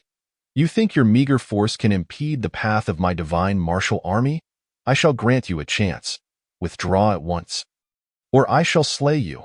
Dingy remained unfazed, his gaze steadfast as he declared, "General Ge, we are aware of our inferiority to the divine martial army, yet military orders are absolute and cannot be defied.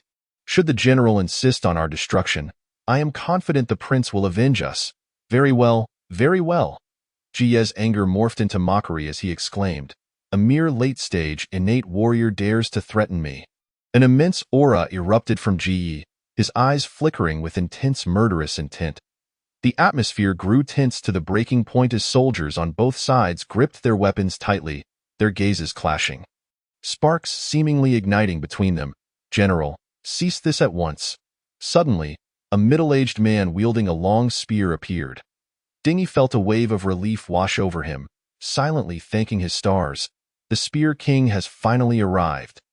Ge regarded the newcomer with a cold laugh. "Spear King, do you intend to obstruct me as well? You rank only 8th. Even if we were to duel, you are no match for me." The Spear King remained calm, replying nonchalantly, "General, I shall only unleash one strike. Should you surpass it, I shall have no further objections, but your divine martial army must not advance another step." With that, the Spear King thrust his spear forward, unleashing a tremendous spear intent that manifested as a colossal lance hundreds of feet long. A torrent of terrifying energy erupted from the spear, sweeping across the battlefield as the spear sliced through the air. It seemed to rend the very fabric of space. The divine martial army gazed in horror at the spear, acutely aware of the cataclysmic power it contained. The warhorses whinnied in panic, thrashing their hooves in a desperate attempt to flee. "Are we to perish? With such an attack, how can we possibly survive?"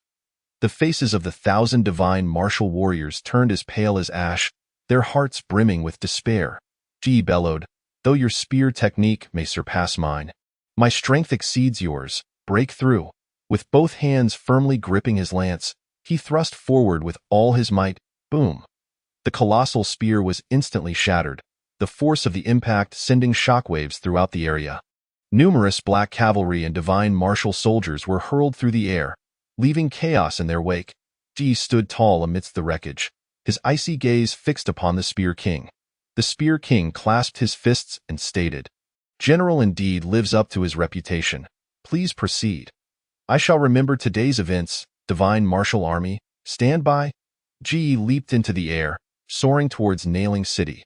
The divine martial soldiers gazed at their departing leader with fervor and reverence. "The general is magnificent. The general is invincible. Nailing is doomed." Ding Yi watched Ji Ye's receding figure, silently thinking, "Yi Bangzhu, I can assist you no further. The rest is up to you." Chapter 54, Battle with Ji Yi in Nailing City. "Yi Wudao, come forth and meet your demise." A furious voice echoed from the skies, resounding like thunder, causing pain to the ears of those below. The citizens halted in their tracks, gazing up in astonishment. "Look, there's someone in the sky," a voice exclaimed, pointing upwards. As the crowd looked up, they beheld a figure draped in battle robes, wielding a long spear, suspended in midair like a celestial deity. Who could that be? How can one fly in the sky? Is it a heavenly being descended among us? Quickly kneel. A celestial has arrived. Do not offend the immortal. The people gazed in terror at Ji Yi, some already kneeling and bowing, praying for divine protection. Meanwhile, some martial artists displayed envious expressions. Tio hover in midair. Such was the realm of masters, a level they could never hope to attain. The black and white twin devils emerged from their residence. Gazing at the figure above, I asked that, Ji. They exchanged glances, a twinge of fear gripping their hearts. Ji was a formidable figure on the master ranking, his strength unfathomable for warriors of their caliber. Ji could extinguish their lives as easily as one would slay a chicken. The man in black couldn't help but exclaim, "Perhaps we need not intervene." With Ji personally taking action, Yi Wudao is surely doomed. The woman in white nodded, aware that Ji Ye's arrival signified the outcome of this battle was already determined. Within the Longhu gang, Yi Wudao's expression darkened as he strode out with purpose, gazing up at the figure in the sky. Who is this person? Yi Wudao pondered. Could he be from the Ji family? Or perhaps a member of the Heavenly Net? Or a killer from the Blood Robe Tower? Yi Wudao ascended towards Ji. "Look, another celestial," the citizens exclaimed, pointing at the ascending Yi Wudao in astonishment. "No, that appears to be the leader of the Longhu gang." The owner of Xiangman Lu rubbed his eyes in disbelief. "What? The leader of the Longhu gang is actually a celestial?" The citizens were even more shocked upon hearing this. Ji Ye's face darkened as he regarded the approaching Yi Wudao, coldly stating, "So, you're Yi Wudao?" Yi Wudao stood with hands clasped behind his back, nonchalantly replying, "I am Yi Wudao, the leader of the Longhu gang, unchanging in name and stature." "Good. You possess spirit." A flicker of murderous intent crossed Ji Ye's eyes as he coldly remarked, "I did not expect you to be a master. No wonder you could kill my grandson." Why Yi Wudao's heart jolted, surprised as he inquired, "You are the general?" "Indeed," Ji replied coldly. "Today, I will personally take action. Consider it an honor. Not just you, but the entirety of Nailing City shall pay for my grandson's death." His voice, laced with true energy, reverberated throughout Nailing City, instilling fear in the hearts of the populace. "What shall we do? The Celestial intends to kill us. We must flee." Yi Wudao snorted coldly, stating, "Today, I shall experience the prowess of a master-ranking strongman." The black and white twin devils observed Yi Wudao in the sky, their faces twisting into expressions of mockery. The man in black scoffed, "Yi Wudao is truly foolish, seeking death by approaching." The woman in white concurred, "Indeed. Who does he think he is to challenge a master-ranking warrior?" At that moment, a gray-robed elder wielding a chopping knife in the crowd looked on with surprise. This young man has actually become a master. How terrifying! In the sky, the gazes of Yi Wudao and Ji converged, as if they were colliding in the void, igniting invisible sparks. In this tense atmosphere, time seemed to stretch, each passing second akin to a century. The heartbeat and breath of the onlookers appeared stifled, their eyes fixated on the two figures in the sky. At last, Ji moved. Grasping a long spear, he thrust it forward with great force, the weapon gleaming with ethereal light. A massive beam of spear light surged forth, hurtling towards Yi Wudao. Before the spear light reached him, a terrifying pressure descended, rendering the air heavy and suffocating. The duo of black and white assassins felt the threat of an attack capable of annihilating them, their faces betraying smug smiles as they declared, "Yi Wudao is doomed."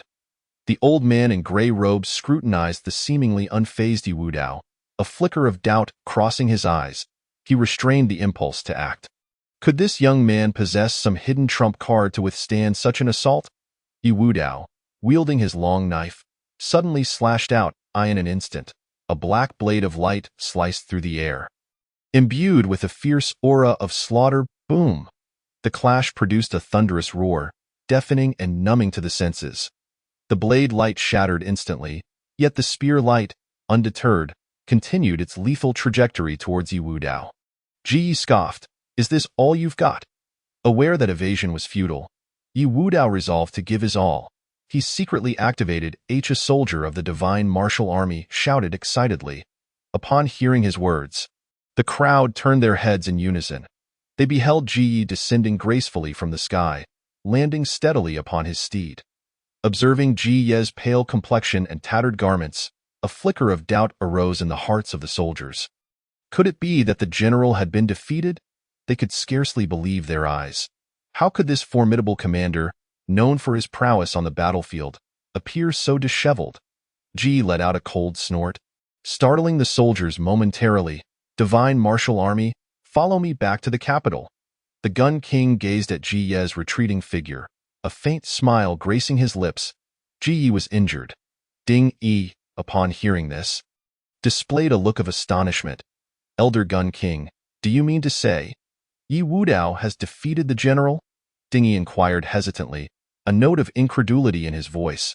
The Gun King shook his head slowly, responding, no, it was not him. In Nanling City, there exists another master. Ding Yi could not help but fall into deep contemplation.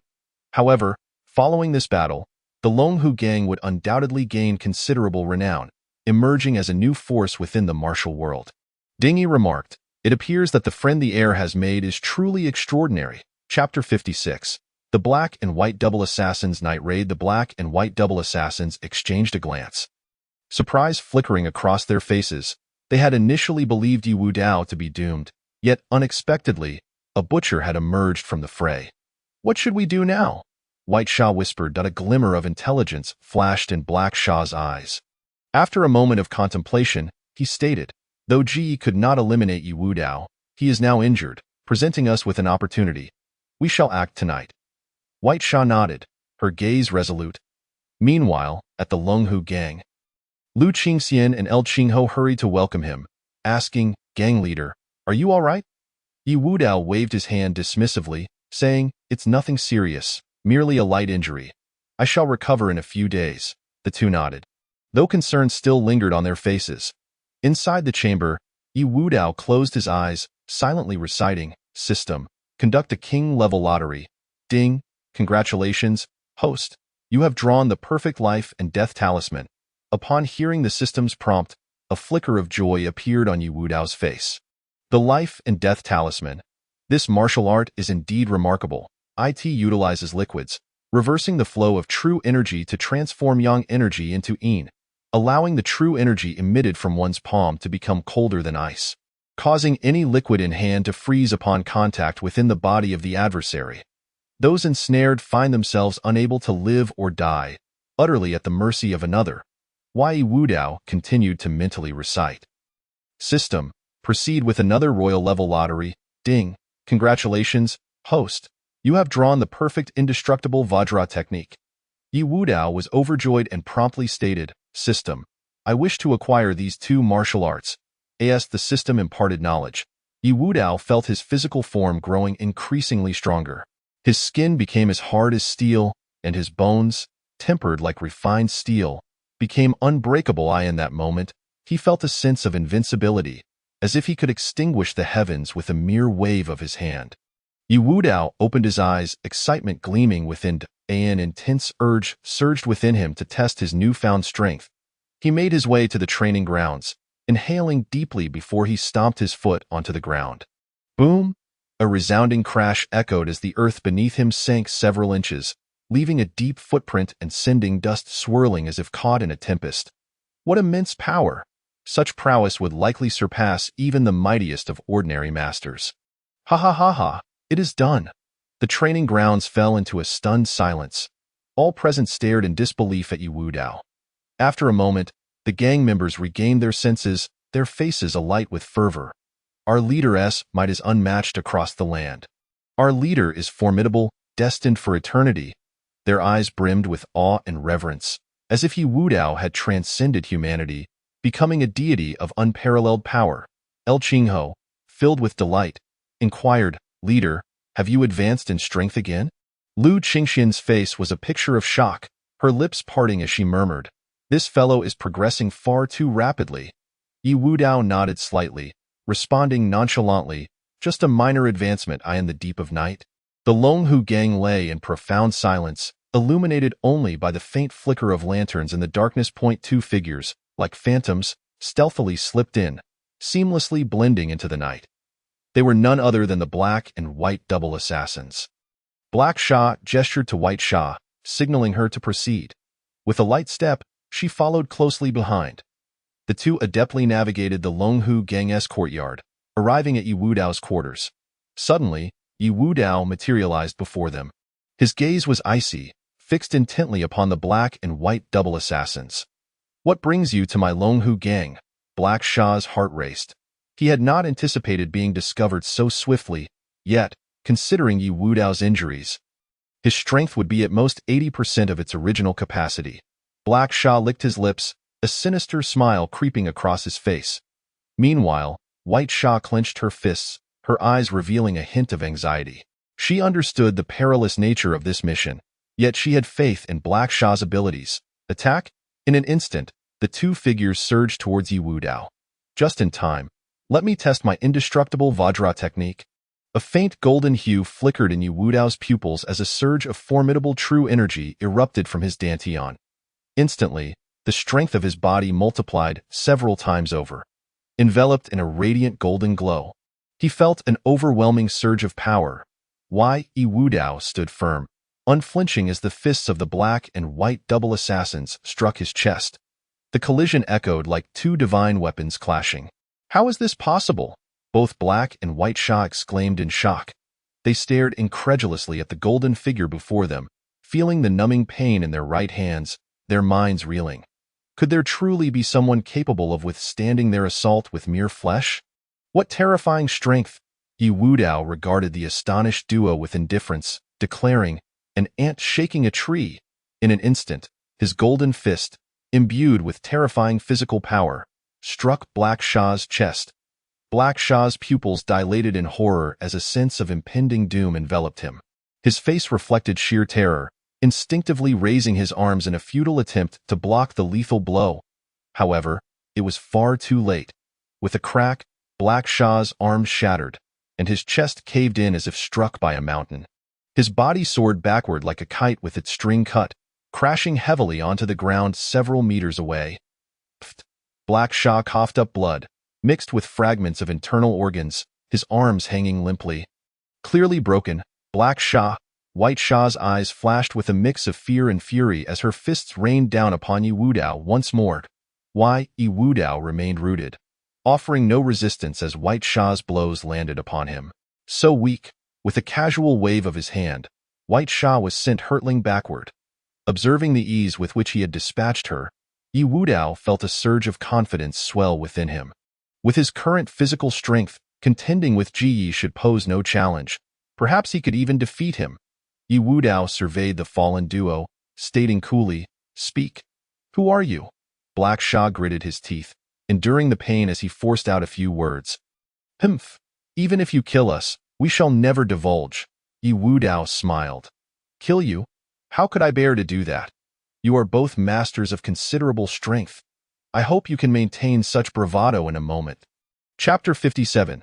Subduing the black and white double assassins. I hope you can maintain such bravado in a moment. Yi Wudao's lips curled into a cold smile. Suddenly, two figures floated into view. None other than El Qingho and Lu Qingxian. "Gang leader." Yi Wudao cast a dispassionate glance at the pair, remarking, "Your vigilance is lacking. Be more attentive in the future." "Yes." The two lowered their heads in shame. Unable to meet Yi Wudao's gaze, Yi Wudao extended his hand, summoning the moisture in the air to gather in his palm. He then pressed his hands together, channeling his energy. A chill emanated from his palms as the water within transformed into ice. "Life and death talisman." Yi Wudao tossed the talisman toward Black Sha. The moment Black Sha was struck, he felt a wave of tingling and itchiness wash over him, akin to 1,000 ants gnawing at him. Accompanied by sharp, piercing pain, he collapsed to the ground, his body quaking violently as his hands tore at his clothes, frantically scratching at his skin. Yet this only exacerbated the sensation, leading to an escalating torment. "Ah, it hurts so much. What have you done to me?" Yi Wudao's lips curled into a faint smile. Although he was already aware of the power of the life and death talisman, its true strength became more apparent once it was wielded. He turned to Bai Sha and calmly inquired, "Which faction do you belong to?" Bai Sha's gaze was fixed on He Sha, her eyes wide with terror at the potency of the poison. She could not help but swallow hard and stammered, I will say, we are members of the Tianluo Diwang." "Tianluo Diwang again?" Yi Wudao's expression instantly froze into a frigid glare. With a casual wave of his hand, he infused a life and death talisman into Bai Sha's body. Bai Sha emitted a piercing wail, resonating through the silent night like the lament of a malevolent spirit, sending chills down one's spine. Yi Wudao spoke coldly. I can assist you in alleviating the poison, but it is merely a temporary reprieve. In the future, at regular intervals, the life and death talisman within you will erupt, and at that time, you must come to me for relief from your suffering. In other words, from now on, you are my dogs. Understand? Upon hearing this, He and Bai Sha knelt before Yi Wudao. Woof!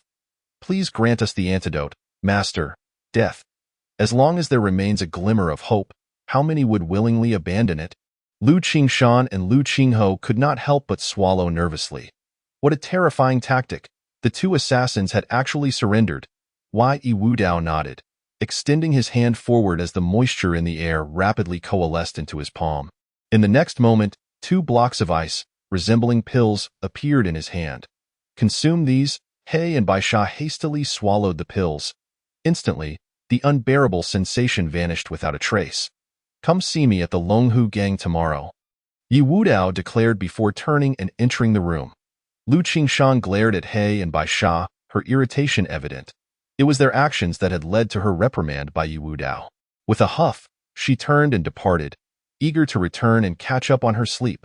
Liu Qingho shook his head in resignation, saying, You two, please take your leave and return tomorrow. He and Bai Sha exchanged glances, supporting each other as they stumbled away. In a courtyard of Nanling City, He Sha and Bai Sha were recuperating their injuries. Suddenly, Bai Sha asked, He Sha, must we truly submit to Yi Wudao? He Sha halted his healing, his eyes widening as he recalled the sensation of impending doom. Fear etched across his face, he replied, I do not wish to endure that again. Moreover, you have witnessed Yi Wudao's strength. Together, we are no match for him. In the current Tianluo Diwang, only the master can contend with Yi Wudao. Bai Sha nodded, her heart still racing. Indeed, that feeling of misery was utterly terrifying. Furthermore, the battle from a decade ago has shattered the master's confidence. He Sha wholeheartedly agreed, recognizing that they needed to seek a new path. The Tianluo Diwang had fallen. Although Li Yifeng possessed decent talent, reaching mid-stage grandmaster at just 30 years of age, he was still far from Yi Wudao's level. Thus, submitting to Yi Wudao might not be such a bad option. He Sha looked at Bai Sha, cautioning, Since we have resolved to submit to Yi Wudao, we must do so wholeheartedly. I observe that Yi Wudao is exceedingly domineering. If we do not fulfill our duties diligently, we can expect no favorable outcomes. Bai Sha nodded in understanding. Soon, dawn broke. The duo rose, grabbed a bowl of noodles from a nearby shop, and headed straight for the Longhu Gang. Inside the main hall of the Longhu Gang, they greeted Yi Wudao in unison. We pay our respects to the master. Yi Wudao regarded the two with a calm demeanor, instructing, Introduce yourselves. The man in black clasped his fists, saying, Master, my name is He Sha. The woman in white followed suit. Master, I am Bai Sha. Seated in the elevated chair of the hall, Yi Wudao lightly tapped the armrest, his eyes narrowing slightly. Tell me about the Tianluo Diwang. He and Bai Sha exchanged glances, communicating silently. He Sha began. The Tianluo Diwang has long since fallen into decline. Currently, there is only one grandmaster, and including us, there are 3 grandmasters in total, along with 12 innate martial artists. Bai Sha added, The situation is dire. Yi Wudao frowned upon hearing this. The Tianluo Diwang's strength was not to be underestimated. It was hard to imagine how formidable it had been at its peak. After a moment of contemplation, Yi Wudao said, Speak of that grandmaster. Bai Sha replied, Master, that grandmaster is a survivor from the battle a decade ago. We refer to him simply as the master, as his true name is unknown. He Sha interjected, His strength is at the initial stage of grandmaster, and he currently commands the Tianluo Diwang. However, it is his disciple, Li Yifeng, who openly leads the faction. Yi Wudao nodded thoughtfully. Where is the Tianluo Diwang's stronghold? In Yogu village. Yi Wudao tapped the table lightly and murmured, Let the Tianluo Diwang linger a while longer. Once I break through to grandmaster, I shall obliterate them. He fixed his gaze on He and Bai Sha, his tone leaving no room for dissent. You two should return to the Tianluo Diwang. Do not let them discover your submission to me. Yes, master. The duo bowed respectfully and exited. Lu Qingshan's beautiful eyes lingered on Yi Wudao, a peculiar light dancing within them, her curiosity about this man intensifying. Just last night, 2 grandmasters had sought to kill him, yet they had so easily bent the knee. Liu Qingho's gaze flitted between Lu Qingshan and Yi Wudao. Pondering silently, could it be that Lu Qingshan had developed feelings for the gang leader? Chapter 58. Chaos amongst the Jianghu? Kill without mercy. Meanwhile, Morong Wuhan stared at the vast expanse of white before him. Confusion etched across his face. He asked, "Elder, why have we come here?" The one-eared elder wore a mysterious expression. "You will soon find out." He produced a jade pendant from his robe and infused it with true energy. The pendant emitted a faint glow, causing the surrounding mist to part, revealing a path leading deep into the valley. "Follow closely." After a brief moment, they traversed the mist. The area was filled with the sounds of birds and fragrant blossoms. A veritable paradise. Morong Wuhan's eyes widened in awe, exclaiming, "What a secluded haven!" The one-eared elder observed Morong Wuhan's astonishment with satisfaction. "This is the stronghold of the Mieching Dao. Come, I will take you to meet the Dao Master." The Dao Master? Surely, he must be a figure more formidable than the one-eared elder. Morong Wuhan suppressed his inner exhilaration and hurried after the elder. Along the way, they encountered several individuals who, upon seeing the one-eared elder, bowed respectfully. Morong Wuhan, filled with curiosity, inquired, "Elder, are these all members of the Mieching Dao?" The one-eared elder nodded solemnly. "They have been members of the Mieching Dao since birth. However, most will perish here." "Why?" Morong Wuhan was taken aback. "Because of the Mieching Dao's rules, only those who reach the Grandmaster level are permitted to leave." They arrived at the entrance of a grand hall, the doors firmly shut. The one-eared elder approached and gently knocked. "Enter." An elderly voice echoed from within. The one-eared elder pushed the door open, leading Morong Wuhan inside. On the throne sat a gaunt, decrepit old man, his visage a grotesque sight, appearing on the brink of death. Despite this, Morong Wuhan dared not show any disdain. The one-eared elder bowed deeply, addressing the Dao Master, "Master, I have brought the person." The Dao Master opened his eyes, scrutinizing Morong Wuhan closely, a glimmer of intrigue flashing within. "Morong Wuhan, do you wish to join the Mieching Dao?" Without hesitation, Morong Wuhan replied, "Master, I am willing." "Very well. 1 month from now, the competition for the position of Dao Master will commence, and you shall be one of the candidates." A spark of satisfaction flickered in the Dao Master's eyes. What a tremendous opportunity! Morong Wuhan's heart soared with joy as he asked, "Master, how many candidates are there in total?" However, the Dao Master closed his eyes once more.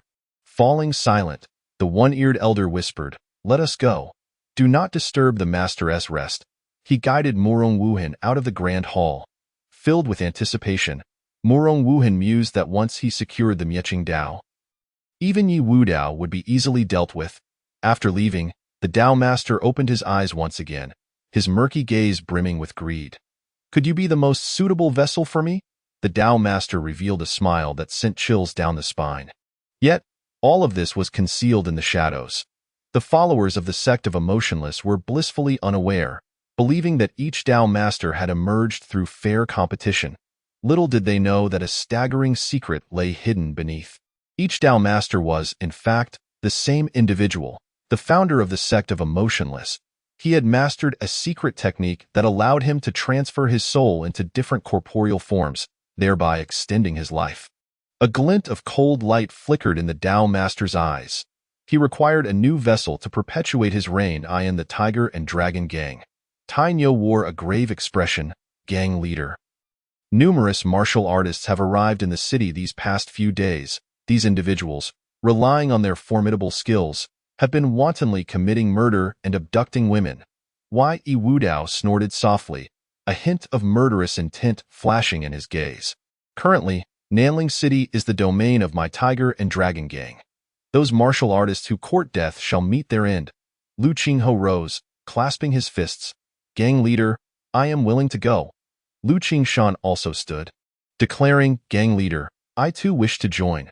With a slight nod, Yi Wudao solemnly proclaimed, "No matter who they are, they shall be executed without exception." In an instant, countless ruffians causing chaos in Nanling City were eradicated by the Tiger and Dragon Gang. At Xiangmanlu, a young gentleman was leisurely indulging in food and drink. Beneath him lay a corpse, that of a servant from Xiangman Lu, its face still etched with a look of terror. To dare kill on the territory of the Tiger and Dragon Gang, you must be tired of living. Lu Qingho entered. The young gentleman's pupils dilated in shock. He recognized the man before him as Lu Qingho, ranked 34th on the hidden dragon list. Being merely at the 9th level of the acquired realm, he was no match for him. Hastily, the young gentleman rose, forcing a smile, and said, "Brother Lu, it was merely an insignificant ant. I am willing to compensate." Lu Qingho's gaze turned icy. "Then let your life be the compensation." In a swift motion, the young gentleman's head flew from his shoulders. In a quiet alley, a bald man was pressing down on a young woman, leering with a depraved expression as he forcefully tore at her clothing so fair. "It has been months since I last enjoyed myself." His lewd laughter echoed ominously in the alley. "No, please, no." The woman writhed in terror, her voice tinged with sobs. "The more you struggle, the more exhilarated I become." The bald man's hands roamed over her body. At that moment, a massive axe descended, severing the bald man's head. Blood splattered onto the woman, who shut her eyes in terror, trembling uncontrollably. When she opened them again, she found herself unscathed. Her gaze fell upon a towering figure before her, a robust man, his bloodied axe still dripping. She exhaled in relief, covering herself, and looked gratefully at her savior. "Thank you, brave warrior." Tainyo scratched his head, smiling sheepishly. "No need for thanks." 3 members of the Tiger and Dragon Gang appeared at the mouth of the alley, their eyes fixed hungrily on the woman. Tainyo's expression darkened as he stepped forward and slapped each of them fiercely. "Quickly leave, and continue to hunt for the next." The 3 gang members bowed their heads, fear evident on their faces. At T Street corner, the stench of blood hung thick in the air. The one-eyed man discarded a woman's corpse like refuse, licking the blood from the corner of his mouth with a satisfied grin. "The blood of a virgin is truly exquisite." His smile revealed a morbid satisfaction. Just then, Lu Qingshan appeared. The one-eyed man gazed at her, an unhealthy obsession gleaming in his eyes. "What a beautiful woman. Ha ha ha, after I'm done, I'll drain your blood dry." His voice dripped with lewdness and malice. "Die!" Lu Qingshan commanded sharply. A colossal hand of true energy emerged, obliterating the one-eyed man. Chapter 59. The Crusade Against the Tiger and Dragon Gang at the Qingfeng Sect. Song Qing stared at the bodies of a man and a woman on the ground, his eyes filled with grief and rage. Who could have killed Tingting and Fenger? His voice was low and hoarse, as if forced from the depths of his throat. His gaze swept over the crowd, none daring to meet his eyes, all heads bowed. Finally, someone trembled and spoke. "Sect Master." It was the Tiger and Dragon Gang. Song Qing vanished from his spot, appearing before the speaker. "Which Tiger and Dragon Gang?" The man, overwhelmed by Song Qing's presence, fell to his knees, his legs giving way. Sect Master. It is the one in Nanling City, led by Yi Wudao." Song Qing clenched his fists, veins bulging, his heart filled with anger and helplessness. "Why Yi Wudao? A master indeed. My daughter and disciple have been killed, yet I cannot avenge them. I cannot accept this." Song Qing howled to the heavens, seemingly releasing all the fury pent up within him. The crowd felt a pang of sympathy, understanding the pain in Song Qing's heart, yet feeling powerless to alleviate it. Tears streamed down Song Qing's face, his rage and sorrow unabated. At that moment, a figure as swift as the wind flashed into the hall. An elderly man clad in blue stood before him, his white hair casually tied back, adding to his ethereal presence. "Song Qing, what troubles you? What is it that you cannot accept?" Song Qing's lips trembled slightly as he recounted the events surrounding the Tiger and Dragon Gang's slaughter of his daughter and disciple. How audacious of the Tiger and Dragon Gang to behave so recklessly. The blue-clad elder's expression darkened instantly. Song Qing, his face filled with bitterness, said, "Old ancestor, but we cannot contend with Yi Wudao." "Who says so?" The blue-clad elder released an aura, causing Song Qing to feel a sudden difficulty in breathing. Looking at the elder in astonishment, Song Qing's eyes widened in disbelief. "Old ancestor, you mean?" The elder nodded slightly, a glimmer of pride in his gaze. "Indeed, after 3 months of seclusion, I have broken through to the mid-level of the Master Realm. Moreover, with the Tiger and Dragon Gang having killed so many fellow martial artists, we can unite with them to launch a crusade against the Tiger and Dragon Gang. Upon hearing this, a flicker of hope ignited in Song Qing's eyes. Old ancestor, you are right that I shall immediately announce this to the world and rally fellow practitioners to join in the crusade against the Tiger and Dragon Gang. Soon, Song Qing declared to the world, calling upon the victims to join the fight against the Tiger and Dragon Gang. This announcement sent ripples throughout the martial world. Itilingsi town. The sounds of debauchery echoed from within a room. The candlelight flickered dimly, casting weak shadows. An elderly man, completely naked, pressed against a voluptuous woman. His body was taut, sweat trickling down his forehead as he lost himself in boundless ecstasy, seemingly oblivious to the world around him. Suddenly, a frantic knocking resounded at the door. Anger flickered across the old man's face. Who dared to interrupt him at such a moment? Lord Xianming, the young master, is dead. A panicked voice came from outside. What? The old man's expression twisted into a snarl. His entire being trembled with a surge of true energy, overwhelming the woman in his arms. The once rosy-faced woman was instantly drained of life. Blood oozing from her orifices, boom! The door burst open, and the old man appeared at the threshold. Grabbing his subordinate by the collar, he glared fiercely. What did you say? My son is dead. His agitation intensified. The atmosphere around him turning frigid. Trembling, his subordinate stammered, Lord Xianming, please, spare me. It was the Tiger and Dragon Gang. They killed the young master. The Tiger and Dragon Gang, the infamous one in the martial world? Xuanming's face darkened, his voice sharp with fury. Why did they kill my son? His subordinate, quaking, replied. The Tiger and Dragon Gang believed the young master was not adhering to their rules, so they killed him. Upon hearing this, Xianming ground his teeth. I, Xianming, vow to make the Tiger and Dragon Gang pay in blood for their debts. The subordinate cautiously added, My lord, the Qingfeng sect has already issued an invitation to the martial world, calling for a united attack on the Tiger and Dragon Gang. Xuanming's eyes narrowed coldly. Very well, I understand. You may join my son now. An icy aura enveloped the subordinate, who was instantly frozen into a statue. Shattering into shards of ice. 2 days later, within the great hall of the Qingfeng sect, 2 elderly men and a burly middle-aged man sat in attendance. One elderly man was Xianming, and the other was the founder of the Qingfeng sect. The robust man was Chu Batian. The founder of the Qingfeng sect spoke first, his voice deep and resonant. Gentlemen, welcome to my Qingfeng sect. Xuanming's expression remained stern. Let us dispense with pleasantries. We have 3 mid-level masters here, along with several innate warriors outside. We can directly storm the Tiger and Dragon Gang. Chu Batian nodded in agreement.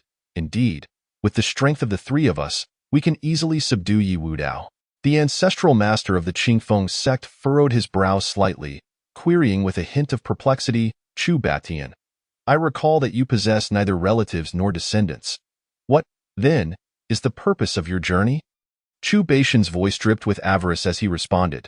It is said that Yi Wudao possesses a martial art capable of deflecting attacks. This technique is something I absolutely must acquire. The ancestral master of the Qingfeng sect exchanged a knowing glance with the elder Xianming, a glimmer of understanding passing between them. Very well. If that is the case, we shall depart immediately. Jia. Why not take me along?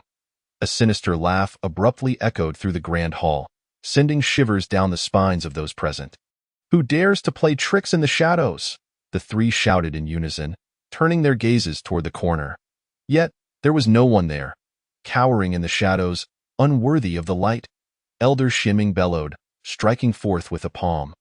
Instantly, a colossal hand of frost coalesced from thin air, hurtling towards the corner. Boom! A tremendous sound erupted as the icy hand shattered the corner into fragments. A figure clad in a black robe, wearing a judge's mask, slowly materialized. Elder Xianming, your temper remains as fierce as ever, rasped a voice from beneath the mask. The ancestral master of the Qingfeng sect's pupils contracted sharply as he exclaimed, You are the judge of the Blood Robe Tower? Indeed. The judge affirmed, I have heard that the 3 of you intend to eliminate Yi Wudao, and my blood robe tower is equally intrigued by this endeavor. Excellent. With the addition of the blood robe tower, our mission is bound to succeed. Chu Batian laughed heartily, excitement radiating from his voice. The judge ominously suggested, "What are we waiting for? Let us set forth at once." In a flash, the four vanished from their location. Chapter 60. The slaying of two masters. The sky above Nanling City was clear and bright, when suddenly three figures appeared.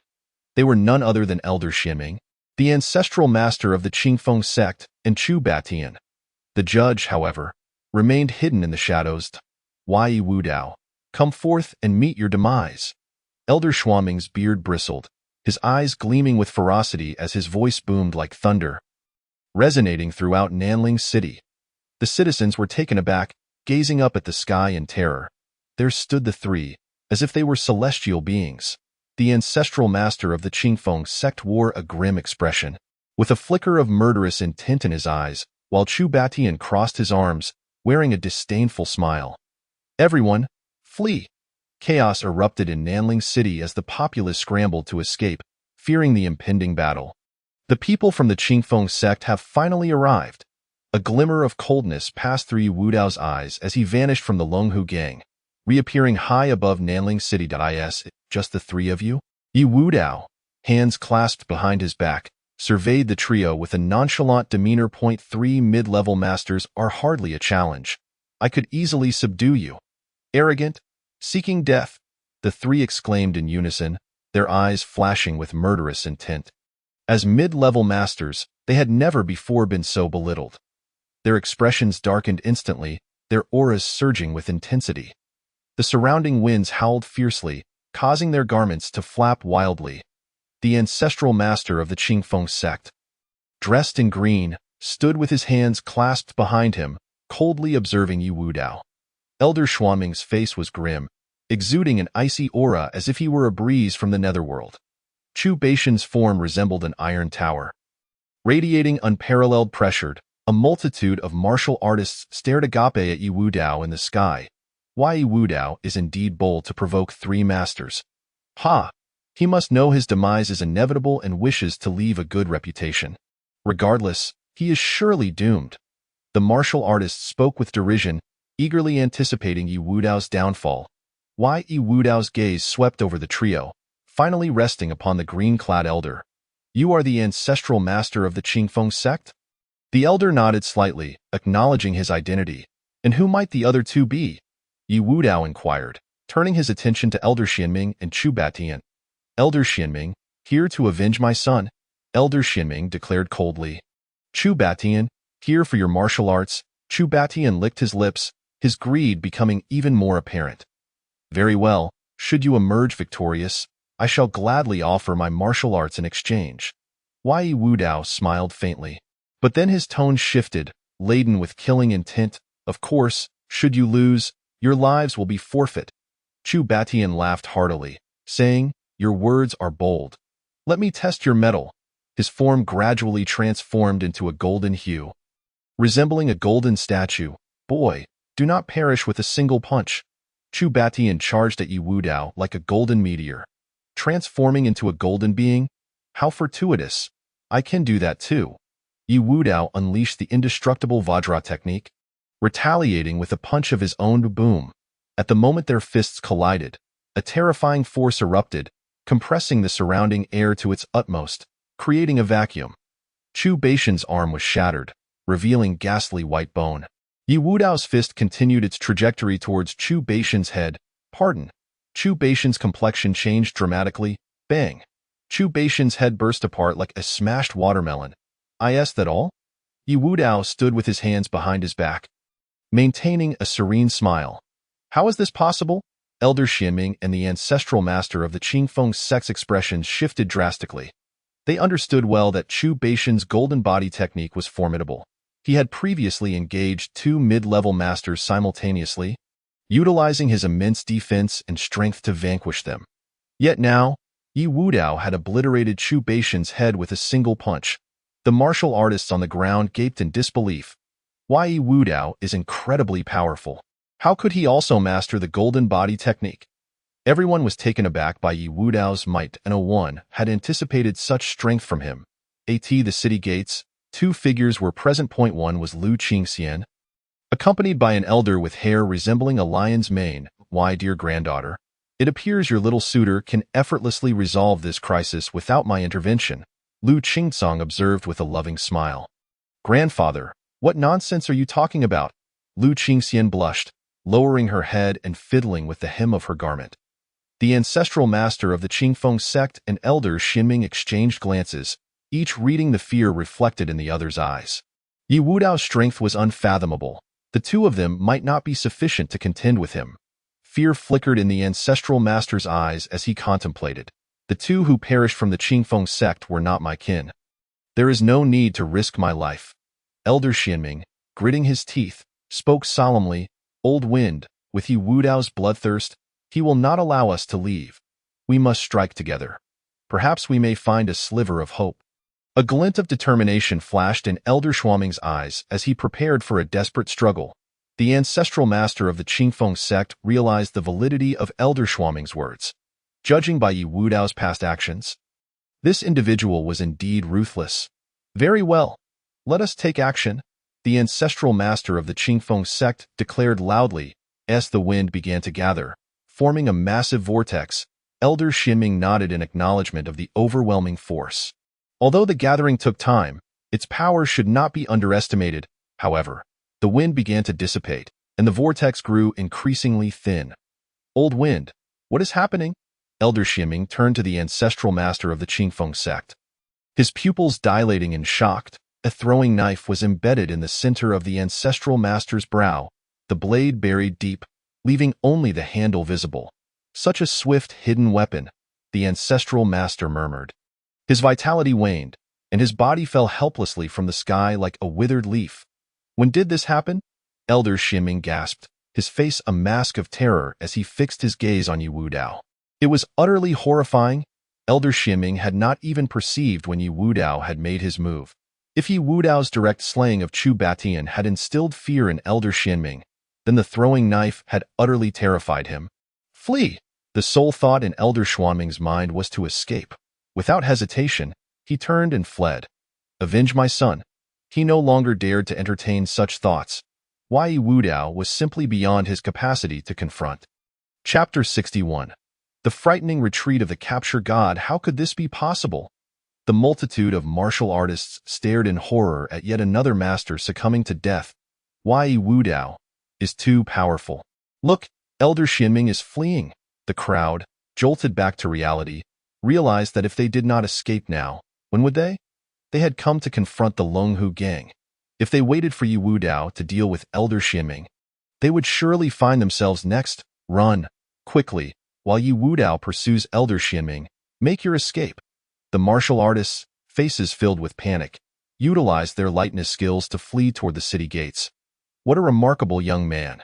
A flicker of admiration passed through Lu Qingcong's eyes. That flying dagger just now could only have been caught and scathed by the most exceptional masters on the Grandmaster ranking. I in the corner. The judge let out a sigh of relief. Thankfully, I did not act impulsively. Otherwise, I would have met my demise. It is best not to dwell on this mysterious martial art any longer. I am far from Yi Wudao's match. Just as the judge contemplated leaving, he suddenly noticed an elderly man with hair that resembled a lion standing before him. A sense of bewilderment washed over the judge. When did another person appear here? Lu Qingcong, with a hint of amusement in his eyes, half smiled and said, Young man, where do you think you are going? Why, you can see me. The judge gasped in shock, instinctively taking 2 steps back. Who are you? He asked cautiously. I'm Lu Qingcong. I am Lu Qingcong, 7th on the Grandmaster ranking. The judge's soul felt as if it would flee, and he turned to run. Such a formidable presence was beyond his capacity to confront. At that moment, a hand, as firm as an iron claw, seized the judge's shoulder, preventing him from escaping. Lu Qingcong chuckled coldly. The youth is in such a hurry.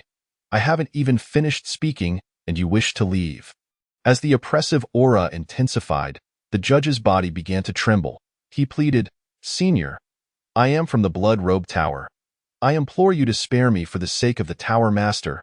Lu Qingcang's face contorted with disdain as he replied, "What is he to me, that I should show him any regard? To dare covet my granddaughter's husband, you might as well prepare for death." With a gentle flick of his finger, a surge of powerful energy instantly surged into the judge's forehead. In an instant, the judge's soul dissipated, leaving behind a lifeless shell. Meanwhile, the elder Xinming sensed Yi Wudao drawing closer and exclaimed in terror, "Spare me. I will no longer oppose you." Yi Wudao's eyes were filled with murderous intent. "Elder Xinming, go down and keep your son company." Shadows flickered as Yi Wudao appeared mere meters before Elder Xinming. The elder shrieked, "Since you wish for my death, I shall not allow you to escape unscathed." He swung a hand, conjuring a massive frost claw that sliced through the air towards Yi Wudao. Yi Wudao unsheathed the snow-drinking mad blade. In an instant, the blade glimmered. Boom! The frost claw shattered into countless icy shards. Another strike followed, a black blade light nearly 20 meters long tearing through the atmosphere towards Elder Suaming. Life is forfeit. The elder was ensnared by the blade's intent, unable to break free, and could only watch as the black blade light descended upon him. Just at that critical moment, a furious voice rang out, "Stop!" Immediately, a stout, broad-eyed middle-aged man appeared before Elder Xinming, clad in a white robe embroidered with golden threads that read Bounty Hunter. This was none other than the second-ranked master on the Grandmaster list. The Bounty Hunter faced the incoming blade light without a hint of fear. He raised a hand, catching the blade light effortlessly. Boom! The ground beneath him cracked, fissures spreading like a spider's web. "Not bad." The voice of the Bounty Hunter emerged from the dust. He remained unscathed, his demeanor calm. Yi Wudao's pupils constricted. Another formidable foe had arrived. Elder Xinming, sensing salvation, quickly implored, "Bounty Hunter, save me. I am willing to serve you." The Bounty Hunter regarded the elder with a glint of greed in his eyes. He licked his lips. This was an excellent cauldron. Elder Xinming shivered, sensing the Bounty Hunter's gaze upon him was rather unsettling. The Bounty Hunter turned to Yi Wudao and remarked, "You must be Yi Wudao, achieving mid-grandmaster status at such a young age. Truly, heroes emerge in youth." Yi Wudao clasped his fists and replied, "Bounty Hunter, may I ask why you are intervening?" The Bounty Hunter's gaze grew increasingly peculiar. As the saying goes, it is better to resolve enmities than to deepen them. Moreover, as a member of my Six Doors, how can you engage in indiscriminate slaughter? The Bounty Hunter spoke slowly, his tone carrying an undeniable authority. Yi Wudao scoffed inwardly. "You think yourself so lofty, so remarkable. Do you believe a few words can persuade me to spare my enemy? Dream on." Yi Wudao replied coolly, "Bounty Hunter, this man bears a grudge against me. I suggest you step aside." The Bounty Hunter's expression darkened, his gaze turning stern as he fixed his eyes on Yi Wudao. "Impertinent, as your superior, I command you to return to Nanling City immediately." Yi Wudao produced the peacock feather, aiming it at the Bounty Hunter. "Bounty Hunter, there is a saying. Those who meddle in others' affairs often meet an early demise. You should withdraw." Yi Wudao's finger twitched slightly, as if poised to pull the trigger at any moment. The Bounty Hunter felt a surge of dread. He was gripped by an instinctual sense of mortality. What on earth is Yi Wudao wielding? Faced with danger, the Bounty Hunter opted to retreat. "Very well. I shall not interfere in your matters. Yi Wudao, take care of yourself." With that, the Bounty Hunter turned and departed without looking back. Elder Xinming, in a state of panic, called out, "Bounty Hunter, do not leave." At that moment, a glimmer of cold light flashed, a flying dagger shot forth at an incredible speed, precisely embedding itself into the back of Elder Xinming's head. His body jolted violently, his face frozen in the shock of death. Yi Wudao watched the Bounty Hunter's retreating figure, stowing the peacock feather away in the system space. The Bounty Hunter is undoubtedly suspicious. Though his words seem grandiose, his gaze earlier was decidedly unsettling. Yi Wudao vowed to remain vigilant in the future. The Longhu gang Liu Qingho awaited at the entrance, stretching his neck to peer into the distance. Finally, he spotted Yi Wudao and hurriedly approached. "What is it?" Yi Wudao inquired as he walked inside. Liu Qingho whispered, "Lu Qingcang, the grandfather of Lu Qingshan, has arrived." Lu Qingcang. Yi Wudao's heart tightened. Could it be trouble? Yet, when soldiers come, generals block. When water comes, earth covers. Yi Wu Dao took a deep breath. Calming his mind, he had done nothing excessive. What is there to fear? As he approached the main hall, he felt a flicker of anticipation.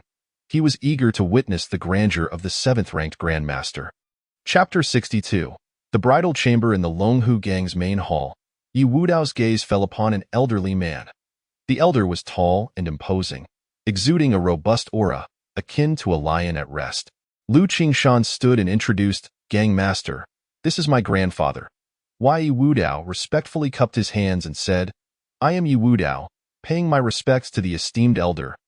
Lu Qingsong regarded him coolly, his presence radiating like a towering mountain.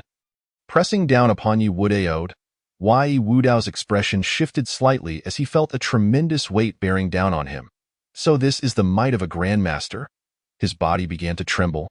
Cold sweat forming on his brow, a flicker of appreciation crossed Lu Qingsong's eyes. Yet he did not retract his imposing aura, instead intensifying it. Yi Wu Dao felt his breathing grow increasingly labored.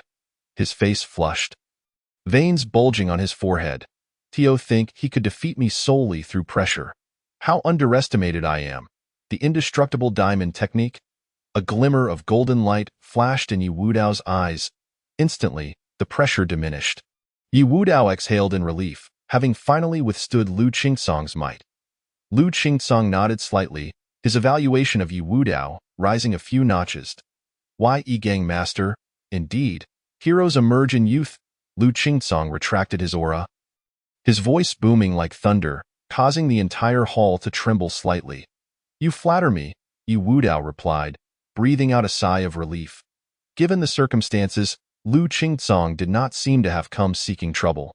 A flicker of admiration crossed Lu Qingsong's eyes as he spoke earnestly. "However, the path of martial arts is long. You must strive continuously to reach greater heights." Yi Wu Dao's expression turned serious as he responded.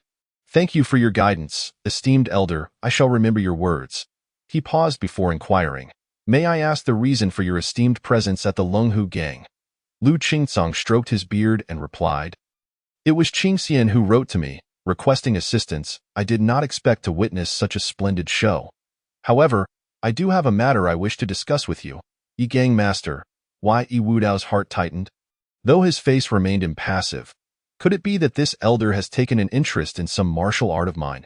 Perhaps the indestructible diamond technique? Or the literally flying dagger? Or even the great transfer of qi? "Please, esteemed elder, I am all ears," Yi Wu Dao said quietly, awaiting Lu Qingsong's elaboration. Lu Qingsong gazed intently at him and asked, "Yi Gang Master, do you have a favored woman? Could it be that this elder has come to play matchmaker?" Yi Wu Dao instinctively glanced at Lu Qingshan. After a moment's hesitation, he replied, "I am solely focused on martial arts and have not considered such matters." Lu Qingsong spoke earnestly. "While martial arts are indeed important, one also needs a companion in life. You are not young anymore. It is time to contemplate your future." Lu Qingsong's gaze shifted to Lu Qingshan as he gently inquired, "What do you think of Qingxian?" Yi Wu Dao, upon hearing the sound, turned to glance at Lu Qingxian beside him. He noticed her cheeks were faintly flushed, and she shyly averted her gaze, her hands nervously entwined. However, her beautiful eyes could not resist the temptation to steal glances at Yi Wu Dao. In his heart, Yi Wu Dao contemplated. Lu Qingxian possesses fair skin and beauty, and she is no mere ornament. If I were to choose a wife, she would indeed be an excellent candidate. Moreover, I have not yet fully matured. Marrying her would be akin to having a solid support behind me. Yi Wu Dao made up his mind. He fixed his penetrating gaze upon Lu Qingsong. "Senior, Qingxian is truly wonderful," Lu Qingsong chuckled heartily, proclaiming, "Then it is settled. I shall betroth Qingxian to you. You must not let her down." Lu Qingxian's delicate face blushed deeper, resembling the twilight glow of the evening sky. Shyly lowering her head, she murmured softly, "Everything is at grandfather's discretion." Outside the grand hall, El Qinghe was filled with elation. The Longhu Gang now has a backing. In the future, if those grandmasters wish to trouble the Longhu Gang, they must weigh their own capabilities. Let us see if they can contend with the master ranked 7th on the grandmaster list. A smug smile spread across El Qingho's face. Fearing that Yi Wudao might change his mind, Lu Qingcong hastily added, "In that case, let us keep it simple. You shall consummate your marriage tonight. As for the dowry, I will return to the Lu family and bring it to you tomorrow." Observing that Yi Wudao showed no signs of objection, Lu Qingcong's face revealed a hint of relief. He, worried that the night might stretch and dreams may linger, quickly reiterated, "It's settled then." With those words, he vanished. Yi Wudao slowly remarked, "Senior is indeed a remarkable person." As night descended, and the bright moon hung high, the Yi family residence appeared exceptionally tranquil under the moonlight. Outside, El Qingho stood like a statue, vigilantly guarding. As the saying goes, a moment of spring night is worth 1,000 gold. Not even a fly should disturb the sect leader tonight. Within the room, Lu Qingxian, adorned in a crimson gown, looked even more enchanting under the candlelight. Yi Wudao, clad in a black robe, exuded an aura of handsomeness and valor. The two sat facing each other, their eyes locking, filled only with each other's reflections. After partaking in the nuptial cup, Yi Wudao gently took hold of Lu Qingxian's delicate hand. "Qingxian, it's time to rest." A rosy hue blossomed on Lu Qingxian's face as she shyly lowered her head. Subsequently, melodious sounds resonated within the room, akin to ethereal music, intoxicating the senses. As the sun rose high, El Qingho stretched and moved his slightly numb body, finally relieved to have endured the night. "I can finally head back for a good sleep," he murmured to himself. Inside the room, Yi Wudao placed a kiss on the still slumbering Lu Qingxian. After last night's tender moments, she seemed even more captivating. Sunlight streamed through the window, illuminating her face, her skin appearing as pure as mutton-fat jade. Yi Wudao was momentarily entranced. Suddenly, a voice echoed in his ear, "Wudao, come quickly. I'm at your door." Upon hearing the call, Yi Wudao hastily made his way to the entrance of the residence. He opened the door to find Lu Qingcong and promptly gestured for him to enter. "Senior, please come in." Lu Qingcong stepped inside, puzzled, and asked, "Where is Qingxian?" Yi Wudao replied, "Qingxian is still asleep. I did not awaken her." Lu Qingcong chuckled, "I, for one, am eagerly hoping to hold my grandchild soon." He pulled out a stack of silver notes and placed them in Yi Wudao's hands. "This is the dowry, 100,000 taels. Keep it safe." Yi Wudao's heart leaped with joy as he smiled and said, "Thank you, Senior." Lu Qingcong waved his hand dismissively, saying, "No need for such formalities. After all, these will eventually belong to you." Yi Wudao respectfully stated, "Senior, I have matters to attend to. Please rest in the residence for now." Lu Qingcong nodded, generously responding, "You go ahead. The sooner, the better." Chapter 63. The pressure of the Qingfeng sect within the Grand Hall of the Qingfeng sect. Song Qing paced back and forth, feeling anxious. "What should we do now?" His gaze fell upon the gathered crowd. The sect's grand elder slowly spoke. "Sect leader, the Tianjian sect has agreed to protect us." Song Qing's face lit up with joy. Which powerful figure from the Tianjian sect is coming to oversee the Qingfeng sect? It is the second elder of the Tianjian sect. By my calculations, he should arrive shortly. The grand elder stroked his beard. Upon hearing this, the second elder's eyes sparkled with pride. With the Tianjian sect backing us, even Yi Wudao would not dare to act against our Qingfeng sect lightly. The third elder revealed a cunning smile. "Sect leader, Yi Wudao possesses unparalleled martial arts. If we inform the Tianjian sect of this, they will surely come to demand it, and with Yi Wudao's temperament, a conflict is inevitable." Song Qing's eyes brightened, and he couldn't help but exclaim, "Experience truly speaks volumes." Just then, a voice roared like thunder in everyone's ears. "Qingfeng sect members, come out." Song Qing slammed his palm down, shattering a nearby table, and angrily shouted, "Impudent! Who dares to be so audacious in my Qingfeng sect?"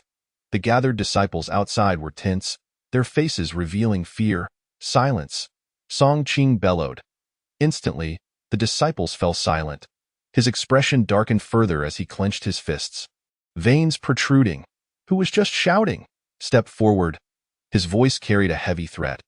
The surrounding disciples shivered involuntarily, instinctively retreating a few steps. A dark figure slowly descended from above. radiating an overwhelming aura that left everyone struggling to breathe. The disciples of the Qingfeng sect trembled under this pressure, with the weaker ones even kneeling down. A master. The third elder's face turned pale. Fear spread across the faces of those present. Song Qing, startled, respectfully bowed, saying, "Senior, may I ask what brings you to the Qingfeng sect?"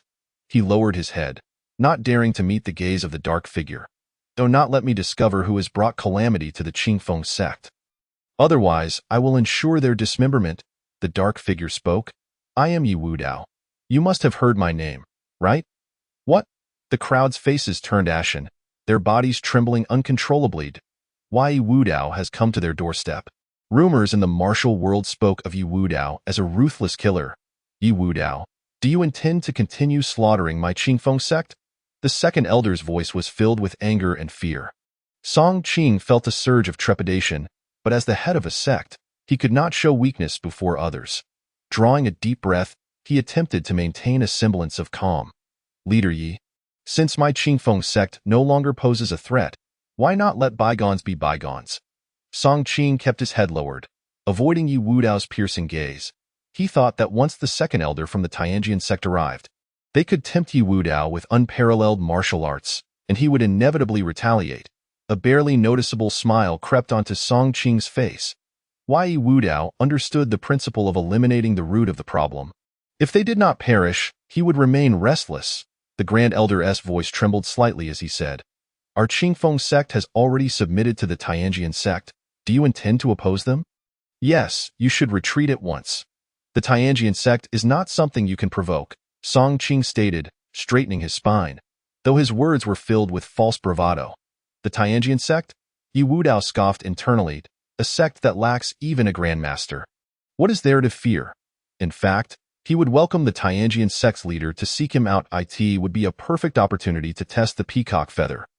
Otherwise, it would soon rust from disuse. Moreover, if things continued this way, he would quickly sweep through all masters. Why then? The peacock feather might no longer find a purpose. With these thoughts, a glimmer of anticipation flashed in Yi Wudao's eyes. He could hardly wait to witness the moment the peacock feather would bloom. "Tianjian sect, I am so frightened." Yi Wudao feigned a look of fear. Instantly, Song Qing and the others displayed expressions of triumph. The disciples of the Qingfeng sect also sighed with relief, their bodies no longer tense, as if a heavy burden had been lifted. "Thank goodness we have support." Yet, just as their expressions of triumph lingered, a sudden sound erupted. Bang! Song Qing collapsed straight down, his body convulsing violently before lying motionless on the ground. A flying dagger was embedded in his brow, its hilt vibrating incessantly, emitting a buzzing sound. Blood quickly stained his face, resembling a blooming flower of blood. Drip, drip, blood splattered on the ground, creating a jarring sound in the silence. Each drop seemed to pierce the hearts of those present. Sect leader. Is the sect leader dead? The members of the Qingfeng sect were engulfed in sheer terror, their eyes wide with disbelief as they beheld the horrific scene before them. The most formidable among them had perished without a hint of forewarning. Astonishingly, none had sensed when Yi Wudao had struck. The Grand Elder, suppressing the dread that clawed at his heart, trembled as he uttered, "Yi Wudao, do you truly wish for mutual destruction? Are you aware that the second elder of the Tianjian sect is already en route? Mutual destruction? You are not worthy." Yi Wudao moved with lightning speed, appearing before the Grand Elder in an instant. He extended his right hand, grasping the Grand Elder's throat and lifting him effortlessly. "Let me go." The Grand Elder flailed helplessly in the air, like a frog suspended, filled with despair and powerlessness. The second and third elders gazed in horror at this dreadful spectacle, their bodies quaking uncontrollably. "The Qingfeng sect is finished." The second elder muttered, "We stand no chance against him." Despair flooded the third elder's eyes. The disciples, paralyzed with fear, stared at Yi Wudao. The few among them, unable to bear the psychological strain, burst into tears. A young disciple, face awash with tears, lamented, "Why did I ever join the Qingfeng sect?" Another, filled with rage, retorted, "It's all the sect master's fault for seeking revenge against Yi Wudao. Now the entire sect shall suffer the consequences." Yi Wudao tightened his grip, the Grand Elder's breathing grew increasingly labored, veins bulging on his forehead. He desperately attempted to pry Yi Wudao's hand away, only to find it as unyielding as iron. Just then, a furious shout rang out, "You dare, wretch!" A piercing glint cut through the air. Hurtling towards Yi Wudao, it was a long sword, its aura sharp and menacing. Just as it was but a foot away from Yi Wudao. He swiftly extended a finger, pinching the sword as if it were a mere twig, halting its advance entirely. He stopped the sword with his finger. The disciples of the Qingfeng sect gaped in astonishment, witnessing an unbelievable feat following the direction of the sword. Yi Wudao beheld a middle-aged man clad in flowing robes, soaring through the air. This man was none other than the second elder of the Tianjin sect. Upon seeing the sword trapped between Yi Wudao's fingers, a flicker of surprise crossed his eyes. The members of the Qingfeng sect displayed expressions of hope, as if beholding a savior. "Hurry, Yi Wudao. Release the Grand Elder," the third elder urged, anxiety lacing his voice. The second elder looked down upon Yi Wudao with an air of superiority. "Young man, do not be foolish. Surrender now, and I may yet spare your life." Crack! With a sharp sound, the Grand Elder's head slumped, his eyes still bearing the shock and terror of his demise. Yi Wudao casually discarded the Grand Elder's body to the ground. "How dare he?" A voice gasped in disbelief. The third elder felt a chill grip his heart. This man was a madman, brazenly slaying the Grand Elder before the Tianjin sect. Seeking death, a fierce glint of murder flashed in the second elder's eyes. Yi Wudao sensed the sword in his grip quivering, as if striving to break free from his hold. What was happening? He turned his gaze toward the second elder, who was now pinching his fingers together. Gesturing fervently. "It is the sword flight technique," someone exclaimed. The second elder's expression darkened. Despite exerting all his strength into the sword flight technique, the blade remained ensnared by Yi Wudao's fingers. This technique, a supreme art of the Tianjin sect, was notoriously difficult to master. After half a year's seclusion and relentless practice, he had barely scraped the surface of its potential. Yet, once perfected, it wielded tremendous power, allowing practitioners to strike from 1,000 meters away. "Taking lives unseen, is that so? Watch as I shatter it," Yi Wudao roared, a glimmer of golden light flashing in his eyes. In an instant, his entire being transformed into a radiant golden figure, his muscular arms swelling with immense strength. Clang! The sword shattered into two pieces. How is this possible? The second elder's face fell into a mask of horror. This blade was a divine weapon, yet it had been broken with sheer brute force. What kind of strength was required for such a feat? Yi Wudao's gaze was icy, fixed upon the second elder. "What other tricks do you possess?" His voice was frigid, sending the second elder stumbling back, his countenance shifting between fear and uncertainty. "You possess remarkable skill. The Tianjin sect will no longer intervene. You may proceed as you wish." The second elder forced a smile, addressing Yi Wudao. With that, he turned and soared into the distance. Yi Wudao watched his retreating figure, a smirk of disdain curling his lips. He chose not to pursue the second elder, knowing it would consume precious time, and by then, the Qingfeng sect would have vanished without a trace. As the members of the Qingfeng sect witnessed the second elder flee, their faces turned ashen. "Why, Lord, I beg you, spare us. We are willing to do anything for you. Just grant us our lives." They fell to their knees, pleading with Yi Wudao, their voices tinged with desperation. Yi Wudao, hands clasped behind his back, replied coolly, "Only half of you shall survive." The members of the Qingfeng sect looked up at him. Confusion and bewilderment etched upon their faces. "What fools you are!" Yi Wudao shook his head. "You have half a stick of incense. Only half of you will remain. Decide amongst yourselves." The third elder's face drained of color as he murmured, "He means for us to turn on one another." Despair washed over the disciples. None wished to die, yet they were paralyzed by indecision. A young disciple cried, "Brother, I don't want to die." The elder beside him comforted, "Fear not, brother.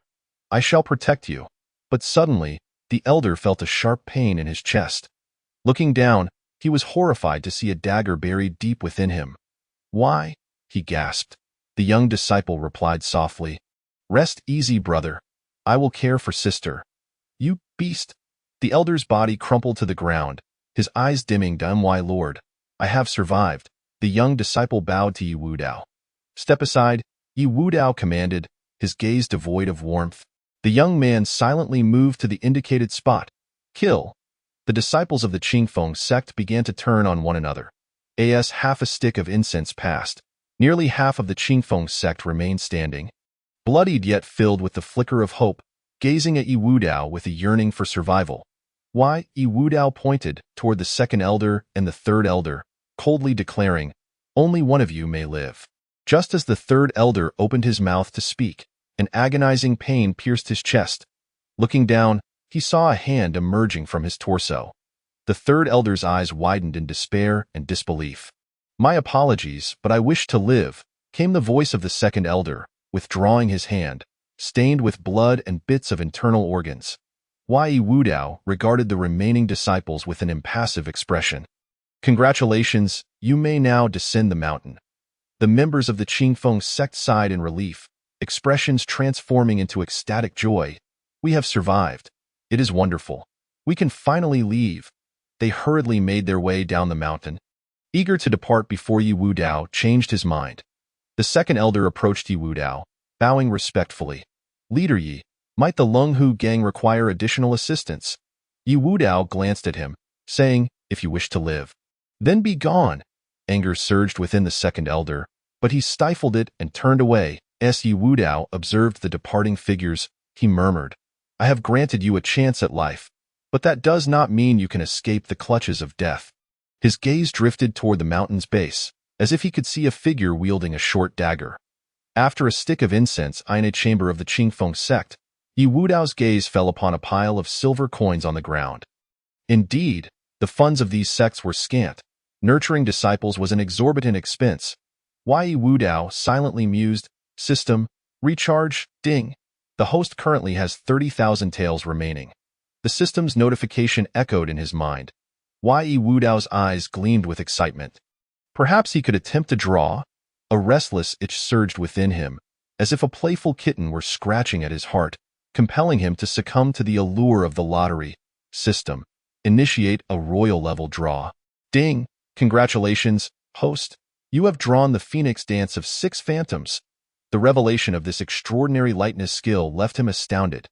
Yi Wudao's eyes sparkled with excitement as he eagerly exclaimed, "System, I wish to acquire the Phoenix Dance of 6 Phantoms." Instantly, a figure of a man clad in white appeared in his mind. The man, adorned in flowing white garments with light feathers on his right shoulder, had 2 trailing ribbons that danced in the wind. Suddenly, the man's form flickered, transforming into 6 distinct silhouettes, each identical to the original. Before long, Yi Wudao comprehended the entirety of this agile technique. The Phoenix Dance of 6 Phantoms is a skill that, through rapid movement, creates 6 tangible afterimages. These 6 afterimages can strike at foes just as the original can die. In essence, the afterimages are the original, merely manifested in various positions simultaneously due to the swift motion. "Let us give it a try," Yi Wudao exclaimed, dashing out of the room and leaving 6 afterimages in his wake. Liu Qingho happened to ascend the mountain, gripping a short spear, from which blood dripped ominously.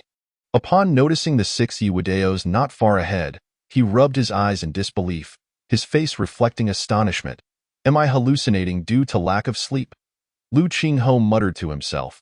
Just then, amidst his daze, the 6 figures coalesced into one, leaving Yi Wudao standing quietly in place. "Indeed, it seems my rest has been insufficient." Liu Qingho shook his head. "This agile technique is truly remarkable." Yi Wudao felt a sense of satisfaction at Liu Qingho's reaction. Subsequently, Yi Wudao set fire to the Qingfeng sect, and the 2 departed. The Yi residence in Nanling City. Lu Qingsong rose promptly upon seeing Yi Wudao enter. "Young Yi, you have finally returned." Lu Qingshan approached as well, her eyes brimming with tenderness, inquiring, "Husband, was your journey smooth?" Yi Wudao clasped Lu Qingshan's delicate hand. Everything went well. At that moment, Lu Qingsong's expression turned grave as he fixed his gaze upon Yi Wudao. "Young Yi, I entrust Qingsong to your care from now on." As Yi Wudao observed the seriousness in Lu Qingsong's demeanor, an ominous premonition surged within him. Why does this feel like a farewell? Yi Wudao responded earnestly, Senior. I will ensure that Qingsong is well looked after. Then I can rest easy. Lu Qingsong glanced at Lu Qingshan with affection. Qingsong, grandfather is leaving. With that, Lu Qingsong vanished. Yi Wudao's foreboding feelings intensified. His brow furrowed as if sensing impending misfortune. Qingsong, does your family have any enemies? Lu Qingshan pondered briefly before shaking her head. I do not know. Grandfather never spoke of it. What of your parents? Lu Qingshan's eyes reddened instantly, tears welling in her gaze as she choked out, I have never met them. Grandfather said they went to a faraway place. As dawn broke, Lu Qingho drove a carriage out of Nanling City. Inside the carriage, Yi Wudao and Lu Qingshan reclined upon soft cushions. Chief, there are people fighting ahead. Lu Qingho suddenly spoke, warn them. Those who dare obstruct our path will pay with their lives. Yi Wudao's voice resonated from within the carriage. Liu Qingho acknowledged with a nod and cracked the whip, accelerating the carriage. Ahead, a group was engaged in fierce combat. Liu Qingho shouted, those in front, heed my words. The Longhu gang is passing. Anyone who dares to obstruct us will be dealt with mercilessly. However, the combatants, blinded by rage, paid no heed to his warning. If they do not value their lives, let them perish. A glint of murderous intent flashed in Lu Qingho's eyes as he seized a nearby short spear and struck out. A sharp beam of spear light sliced through the air, emanating a chilling aura as it surged forward. Those obstructing the path were instantaneously cleaved in half, their anguished cries snapping the surrounding onlookers back to reality. Did he just say Longhu gang? The gang that has slain 3 masters? Panic-stricken, the crowd scattered. Clearing a path for the carriage, Liu Qingho expertly maneuvered the carriage through the throng. Near Yunxi town, by the riverside, Su Xiaoxiao tossed a dead chicken into the water. The lifeless bird floated for a moment before sinking beneath the surface. Brother, do you think we can defeat the river demon? Su Xiaoxiao asked, a hint of trepidation lacing her voice as she inched closer to Gu Feng. Ji Feng, equally uncertain, furrowed his brow, intently observing the water's surface. This river demon has devoured many. Since we have encountered it, we must eliminate it at all costs.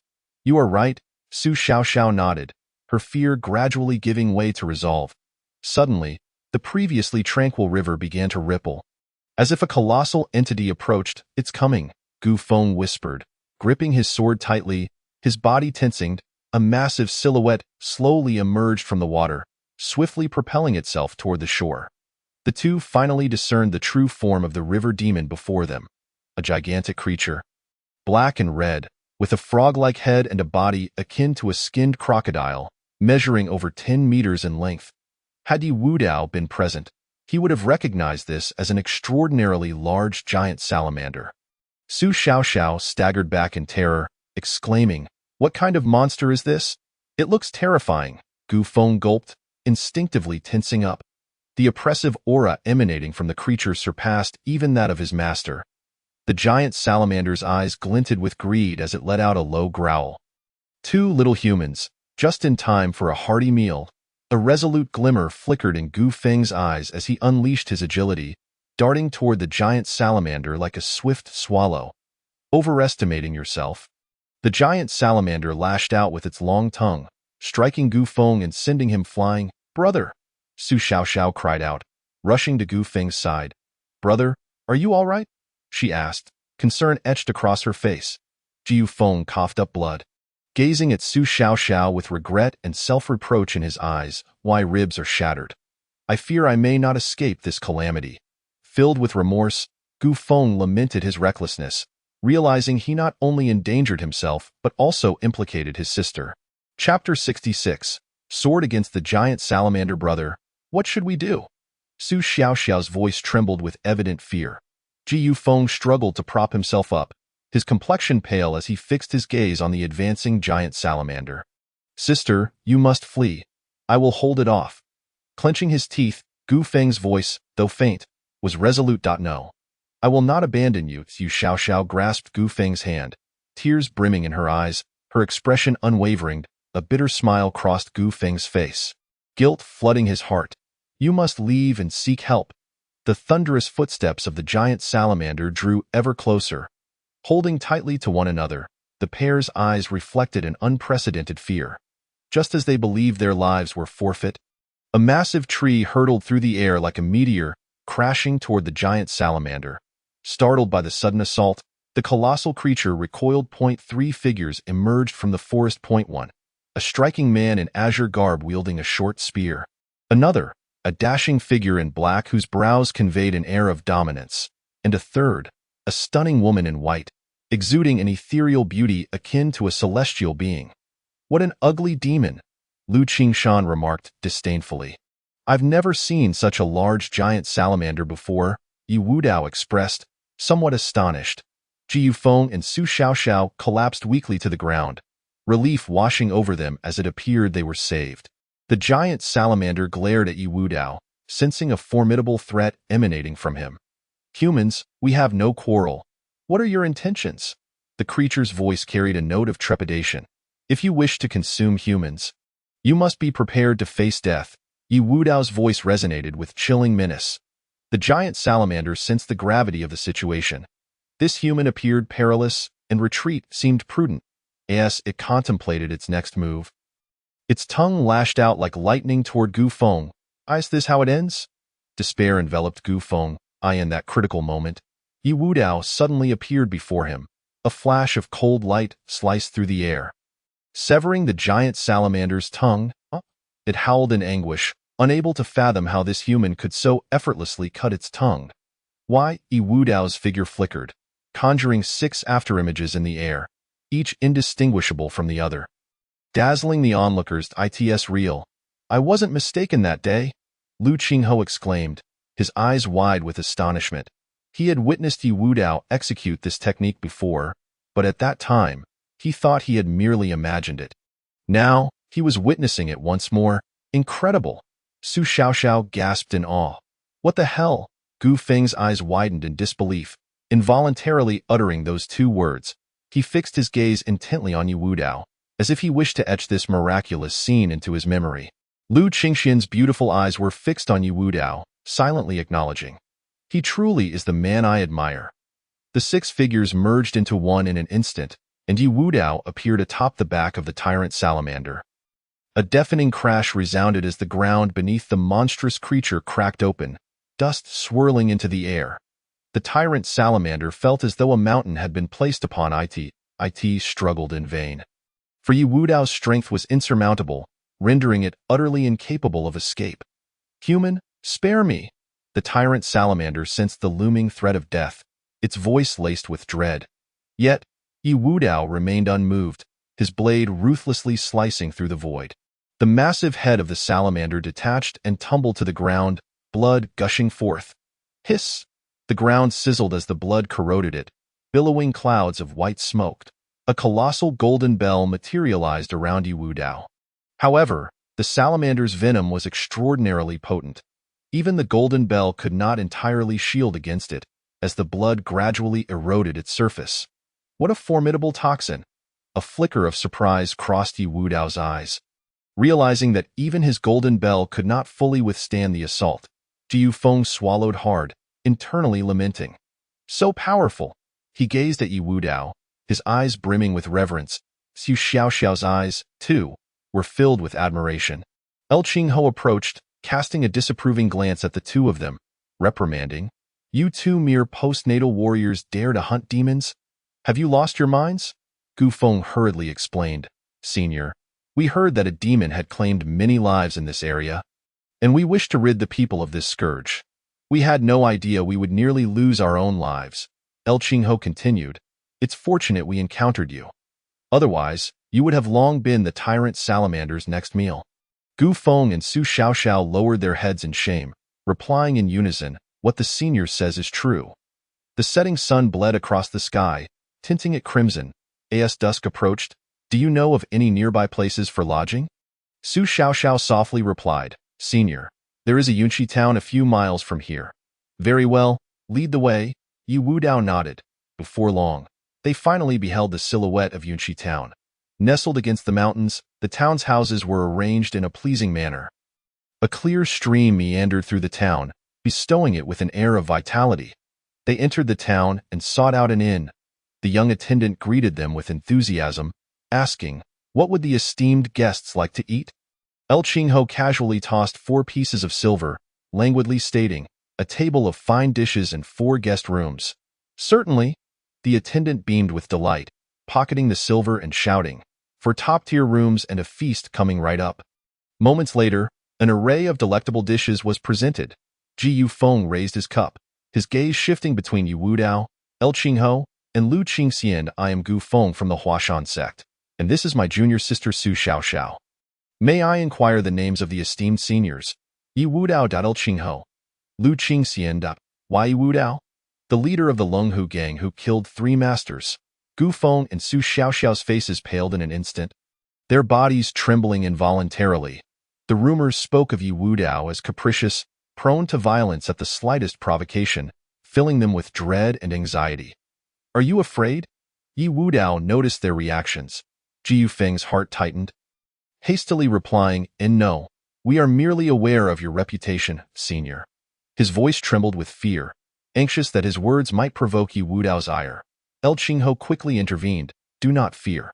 As long as you harbor no ill intentions, the leader will not act against you." He raised his cup, saying, "Since we are fated to meet, let's share a drink." Ji Yufeng and Su Xiaoxiao dared not refuse, cautiously lifting their cups and drinking with Yi Wudao and the others. They refrained from speaking further, keeping their heads down as they silently consumed their meal. Chapter 67. Their fate is sealed the next day in Yunxi town, at the inn where Yi Wudao and his companions were staying. A group of young men clad in green robes, embroidered with the characters Bin Lei, strode in. At the forefront was a man with slanted eyes, his gaze landing upon Gu Feng, a mocking smile curling at the corners of his mouth. "Gu Feng, I didn't expect you to still be alive. Seems you haven't encountered that river demon. Or perhaps you never even went." His tone dripped with sarcasm. The disciples of Bin Lei men erupted into laughter, their faces displaying scorn. "As you Xiao, I find Gu Feng rather unimpressive. You might as well follow Senior Brother One." "Indeed, Senior Brother One is the young master of Bin Lei men. Following him will surely lead to a bright future." Wen Chong brazenly appraised Su Xiaoxiao, lingering his gaze upon her bosom for a moment. His lips curled into a lewd smile. Although Su Xiaoxiao was still young, she possessed a modest figure and was quite attractive. "That's right, Su Xiaoxiao, follow me, and you'll enjoy a life of luxury." As Wen Chong spoke, he advanced towards Su Xiaoxiao. Terrified, she stumbled backward, fear flashing in her eyes. Ji Yufeng swiftly positioned himself in front of her, his expression darkening as he clenched his fists, bellowing, "Wen Chong, don't go too far. Get lost." Wen Chong's face contorted with malice as he clenched his right fist and struck Gu Feng's chest with force. Bang! Gu Feng's body flew backward, crashing into several tables and chairs. "Senior brother!" Su Xiaoxiao cried out in alarm, rushing over to support Gu Feng. She noticed blood trickling from the corner of his mouth, nearly bringing her to tears. Ji Yufeng struggled to rise, his eyes ablaze with anger and defiance. "Wen Chong, you scoundrel! How dare you strike so ruthlessly?" Just then, Yi Wudao and his companions descended from the second floor. Upon seeing Lu Qingxian, Wen Chong and his cohorts were momentarily mesmerized. Their gazes were filled with greed and desire, some even drooling as the young master of Bin Lei men. Wen Chong had encountered many beauties, yet he was still taken aback by Lu Qingxian's beauty. Straightening his attire, he stepped forward, feigning politeness. "I am Wen Chong, the young master of Bin Lei men. May I ask for the young lady's esteemed name?" "Seeking death." El Qingho's eyes flashed with a chilling, murderous intent. With a swift motion, he seized Wen Chong by the throat, lifting him effortlessly. Now that Lu Qingxian was the leader's wife, how could he allow others to approach her so casually? Wen Chong's face turned crimson, veins bulging on his forehead as he grasped El Qingho's hand, struggling in vain against his grip. "Let go of Senior Brother One. Do you know he is the son of the sect leader?" The Bin Lei men disciples shouted angrily, "Kill them!" at Yi Wudao's command. A sharp crack echoed as Wen Chong's neck was brutally twisted. His eyes widened in disbelief. You are doomed. The sect leader will not let you go." One Bin Lei men disciple exclaimed in terror. El Qingho frowned, inquiring, "Who is your sect leader?" The disciple's lips trembled as he stammered, "Our sect leader. is known in the martial world as Binlei Shouwen Tai. Binlei Shouwen Tai? El Qingho replied coldly. I had expected a more formidable figure. His gaze turned icy as he fixed it upon the Binlei Min disciples, a glint of lethal intent flickering in his eyes. How do you wish to die? His tone was frigid and merciless, sending shivers down the spines of the Binlei Min disciples. You still wish to kill us? Aren't you afraid of the repercussions from Binlei Min? The disciples looked on incredulously, unable to fathom how this man could be so audacious as to challenge the authority of Binlei Min openly. At that moment, an elderly man in a silver robe, bearing a scar across his left eye, entered the inn. His steps were steady, each carrying an invisible weight of pressure. The elder's gaze fell upon the lifeless form of Wenchong. His pupils constricted, and the muscles on his face twitched slightly. Young master. His voice resonated with sorrow and rage. The disciples of Binlei Min, upon seeing the elder, immediately displayed expressions of joy. Elder, they are the ones who killed the young master.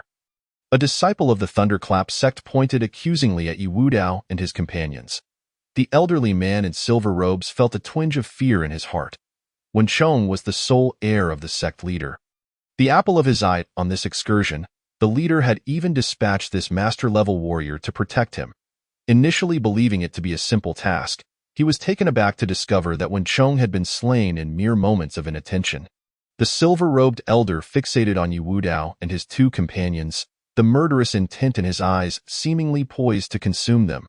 You shall pay for this, he bellowed, instantly materializing before El Qingho. Unleashing a palm strike towards him, the gust of his attack howled, causing El Qingho's garments to flutter violently, his hair whipping about in the wind. Help me, sect leader. El Qingho's expression shifted dramatically at that critical juncture. A solitary finger appeared, landing upon the palm of the silver-robed elder. This finger, seemingly unremarkable, harbored immense power. The elder's face blanched, and he staggered back several meters. The Grand Elder has been defeated?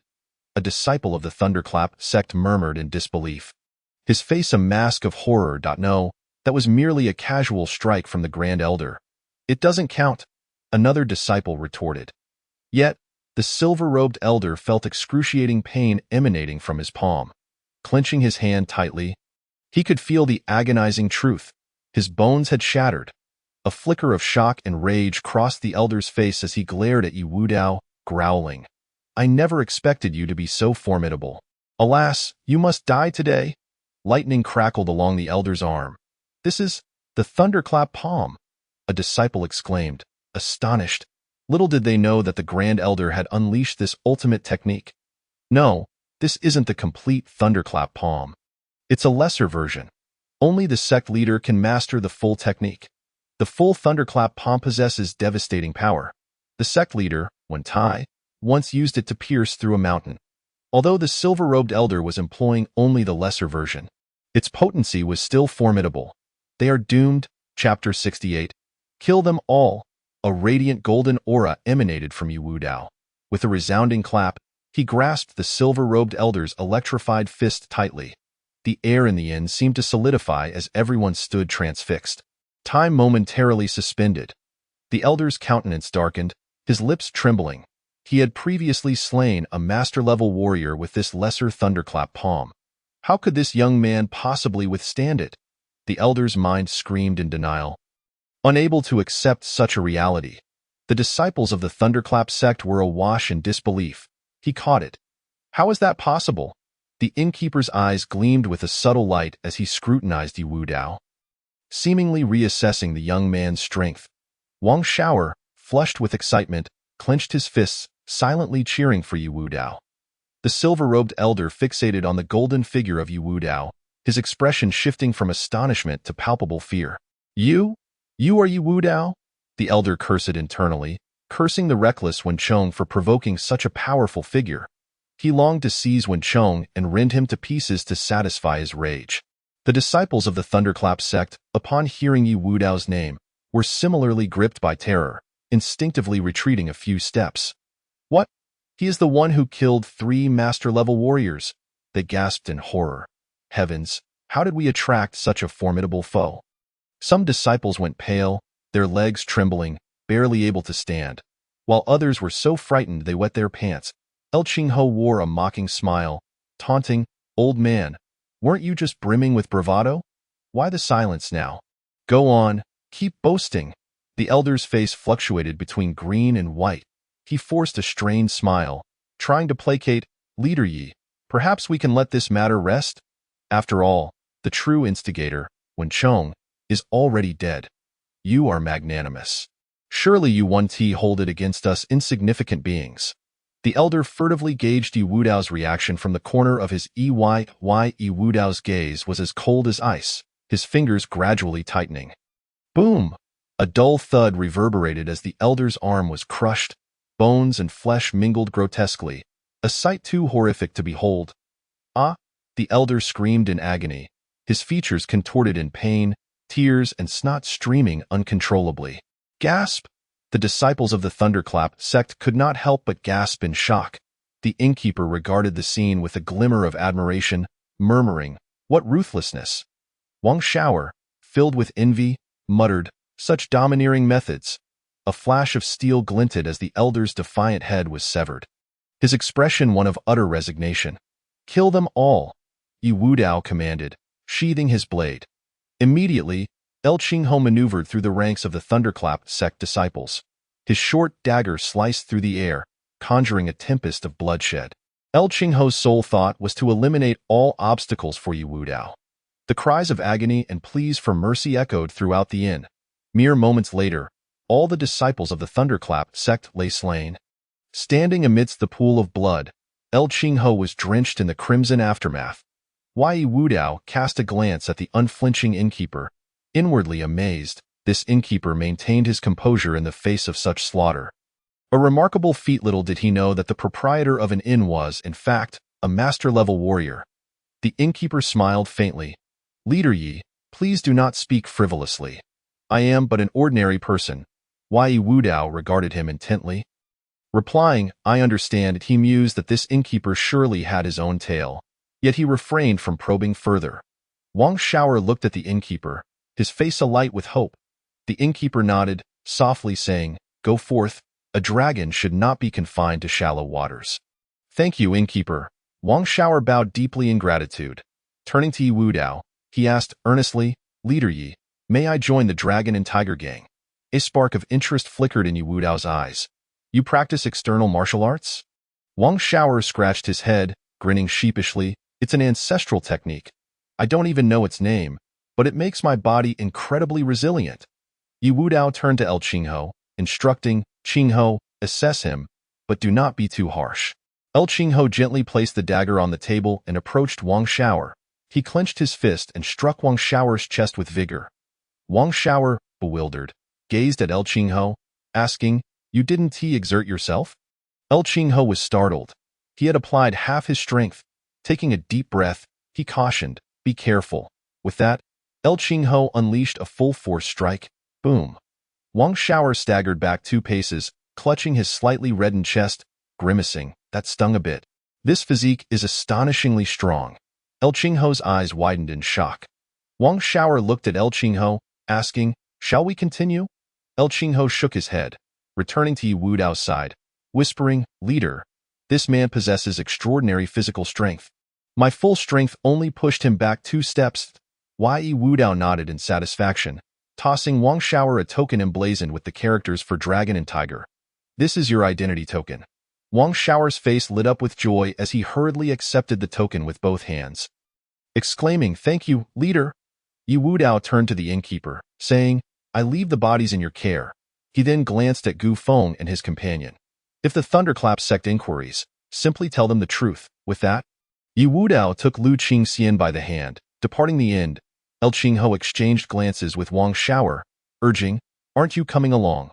Wang Shower, jolted from his reverie, quickly bowed to the innkeeper before hastening to follow El Qingho. The innkeeper watched their retreating figures, sighing in resignation. He then beckoned the inn's staff to begin cleaning up the aftermath. Not long after, a one-armed elder entered the inn, his gaze landing on the innkeeper. "Has Wang Shower left?" The one-armed elder spoke in a low, gravelly voice. The innkeeper nodded, replying softly, "He has departed. This is not a place for him." Perhaps it is for the best. The one-armed elder furrowed his brow, his deep voice tinged with concern. That beast has been striking the seal with increasing frequency. The innkeeper's expression turned grave, anxiety etched across his features. For over 300 years, that beast's vigor remains alarmingly robust. Had it not been for Wang Er's sacrificial blood offering, it would likely have broken free from its shackles by now. Let us go. Summon the cripple, and we shall reinforce the seal. We must not allow this beast to escape and wreak havoc upon the world. The one-armed elder stated resolutely, a flicker of determination in his eyes. Chapter 69. The beggar gang's old leader blocks the way. Wang Shower sat comfortably atop a gray donkey, appearing remarkably at ease. As he savored the scenery along the journey, he inquired, brother, where are we headed? Wang Shower raised his voice. The driver, Lu Qingho, heard the sound, glanced back, and replied loudly, we are heading to the Wanbao Merchant Association's auction. Upon hearing this, Wang Shower felt a surge of energy and gently tapped the donkey's head. The gray donkey seemed to comprehend its master's intent, quickening its pace to catch up with the horse-drawn carriage. At the entrance of Yushui City, 2 rows of soldiers stood with long spears, their chests puffed out, exuding an imposing presence. A young soldier spotted a gray donkey and a horse carriage approaching slowly. He immediately raised his spear, ready to stop them for inspection.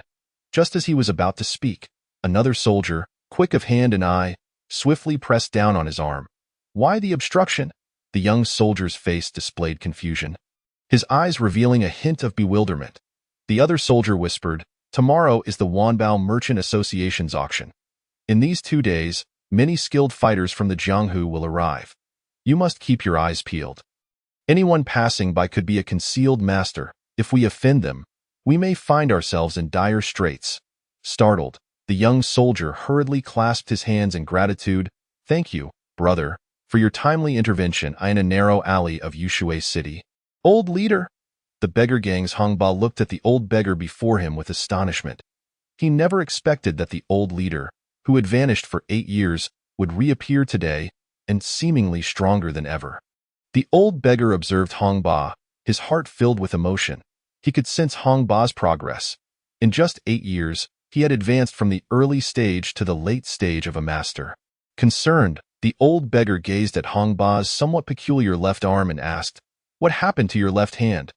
Hongba, his face tinged with shame, replied in a low voice, Old leader, I was injured by a thief, and the blade's intent has lingered within me.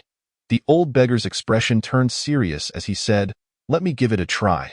With that, he placed his hand on Hongba's left arm.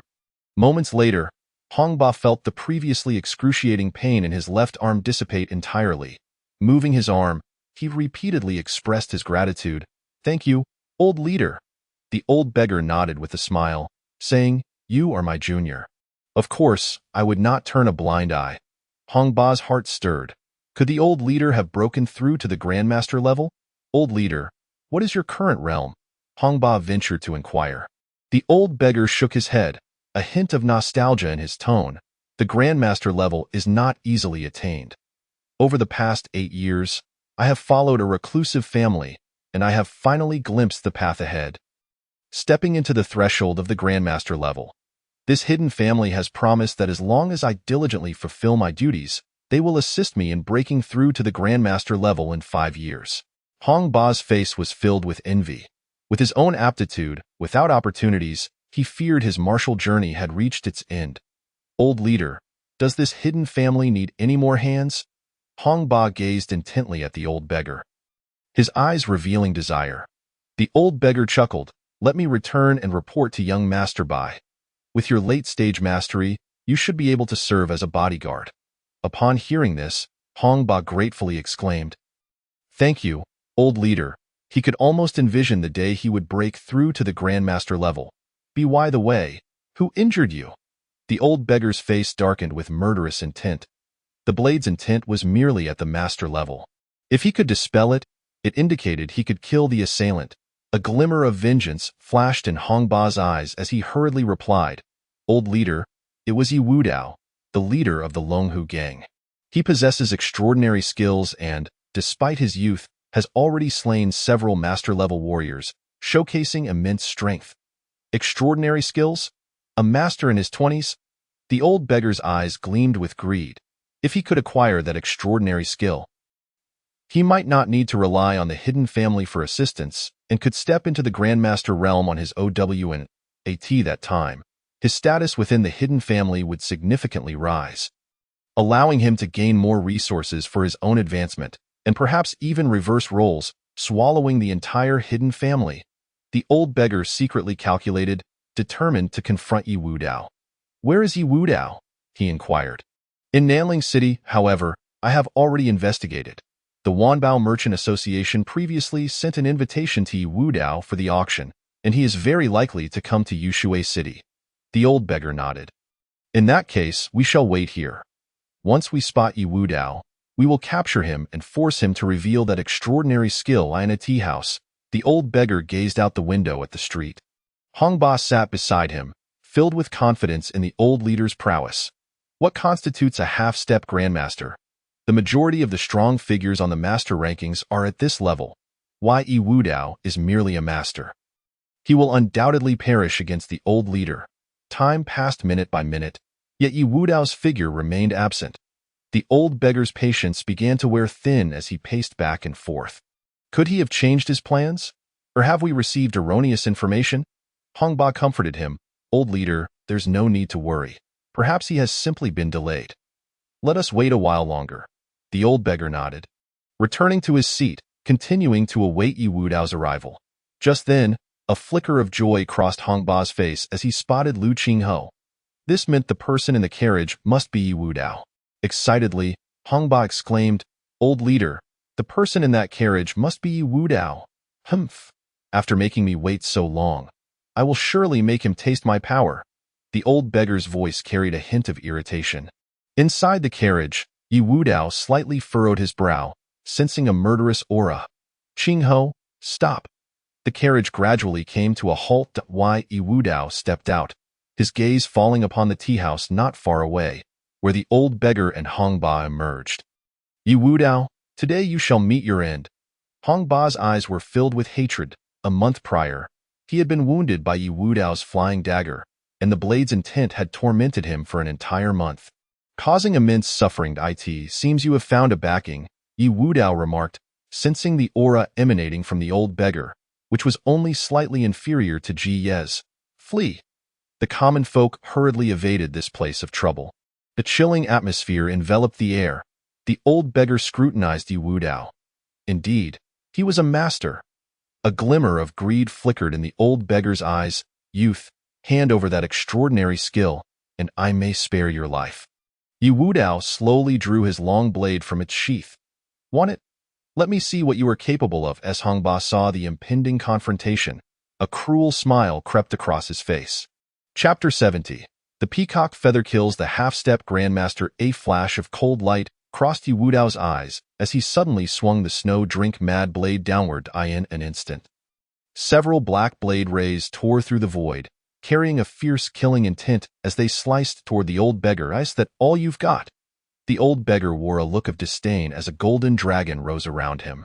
The golden dragon met the black blade rays. Boom! The golden dragon and the black blade rays intertwined, neither yielding, leading to a stalemate. "Dragon subduing 18 palms?" Yi Wudao frowned, displaying a puzzled expression. "What nonsense, it is my dragon subduing technique." The old beggar retorted, but a flicker of killing intent flashed in Yi Wudao's eyes as he coldly declared, "Regardless of what it is, you shall die. Ha ha ha ha, you are merely a mid-stage master, yet you dare to boast. I am a half-step grandmaster." The old beggar laughed heartily, his laughter laced with mockery. After the previous exchange, the old beggar had already discerned that although Yi Wudao's combat strength far exceeded that of a mid-stage master, at most, he had only reached the late stage of mastery. To the old beggar, Yi Wudao was simply not his match. Hiss! The onlooking Jianghu figures collectively gasped, their faces displaying shock. A half-step grandmaster. This young man is no simpleton. He has already reached the mid-stage mastery. What does mid-stage mastery matter? Before a half-step grandmaster, it remains utterly insignificant. Someone shook their head and sighed. He is destined to die here today. The well-dressed middle-aged man shook his head and sighed softly. What a pity, such a talent, yet he is to perish here. I had intended to recruit him. Yi Wudao slowly sheathed his snow-drink-mad blade. What? Has he lost his mind? Someone exclaimed in astonishment. He couldn't even defeat that old beggar with his blade, and now he is putting it away? Is he giving up? The onlookers were filled with confusion, unable to comprehend Yi Wudao's intentions. Dear husband, you mustn't come to harm. Lu Qingxian's beautiful eyes were filled with concern as she anxiously watched Yi Wudao. Liu Qingho reassured her, Do not worry, my lady. The leader has never faced defeat. Hong Ba was ecstatic. Yi Wudao is doomed. Yi Wudao's action even surprised the old beggar. The old beggar squinted his eyes slightly and said, It seems you have given up. Die. The old beggar unleashed a powerful strike, causing a majestic golden dragon to soar towards Yi Wudao. The overwhelming force sent those nearby staggering backward, retreating several dozen meters. How formidable! Is this the might of a half-step grandmaster? Under his command, I feel akin to an ant, who claimed that the sword was my most formidable weapon. Yi Wudao bellowed in fury in an instant. His body was enveloped in golden light, transforming him into a golden figure. Is this the golden body technique? Gasps of astonishment rippled through the crowd, disbelief etched upon their faces. Wasn't this technique in the possession of Chu Batian? Boom! Yi Wudao, with his indestructible physical form, collided fists with the golden dragon.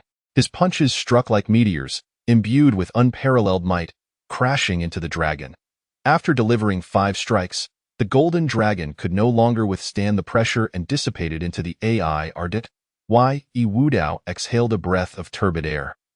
And in the blink of an eye, he vanished from his original position. 6 identical figures emerged, making it nearly impossible to discern which was his true self. What kind of movement technique is this? How exquisite! It is astonishingly swift. This man possesses numerous extraordinary martial arts. Some gazed at Yi Wudao, their eyes flickering, plotting unknown schemes. The old beggar, witnessing this, laughed heartily. Excellent, excellent. The stronger Yi Wudao becomes, the more potent his martial arts are. This only deepens my desire to acquire these skills. In a moment, the old beggar struck out with 3 palms. 3 golden dragons appeared out of thin air, lunging towards 3 of the figures. Those 3 figures vanished like phantoms. The remaining 3 figures approached with an unimaginable speed, instantly reaching the old beggar's front. Merely some residual shadows. The old beggar understood this in his heart. His expression unperturbed. Bang, bang, bang. A series of dull thuds resonated. The old beggar's defenses shattered like glass. He was struck with such force that he stumbled backwards several steps, leaving deep impressions in the ground where he tread. How is this possible? These shadows are all real. The old beggar's face was a mask of horror. Hong Ba's eyes widened, disbelief etched across his features. The old leader was actually forced back. Yi Wudao is terrifying. Quietly, Hong Ba stealthily retreated a few steps, positioning himself behind the crowd. He resolved that should the situation turn awry, he would make a swift escape. At that moment, a glimmering light seemed to traverse space, carrying a potent intent to kill, instantly appearing before the old beggar. This is bad. The old beggar's heart raced, his pupils constricting sharply, his chi surging within him. Suddenly, a colossal golden dragon manifested, encircling the old beggar and firmly blocking the flying dagger. Boom! The golden dragon shattered instantly. The dagger too splintered, transforming into countless fragments. Cold sweat drenched the old beggar's forehead. Yi Wudao is exceedingly strange. Despite only possessing mid-level master cultivation, he exerts such immense pressure. Here it comes, the leader's flying dagger! Lu Qingho exclaimed. The surrounding crowd of martial artists stood dumbfounded. Had they been in his place, they would have likely perished beneath that dagger, never to comprehend the circumstances. The old beggar resolved firmly. He could not afford to underestimate this. He must exert his utmost to suppress Yi Wudao. Yi Wudao was dissatisfied with his own performance. He sighed inwardly, feeling his strength still insufficient. Without hesitation, he unleashed the peacock feather. The dazzling, multicolored light radiated like a peacock displaying its plumage, charging towards the old beggar. The old beggar was filled with terror. He widened his eyes, attempting to evade, only to find his body lost to his control. His hands trembled uncontrollably, then his body began to stiffen. Ultimately, he found himself utterly immobile. How can this be? This was the last thought that flickered through the old beggar's mind. Countless beams of light pierced through his body, leaving numerous holes in his form. In an instant, the old beggar's life extinguished, leaving behind only a broken shell.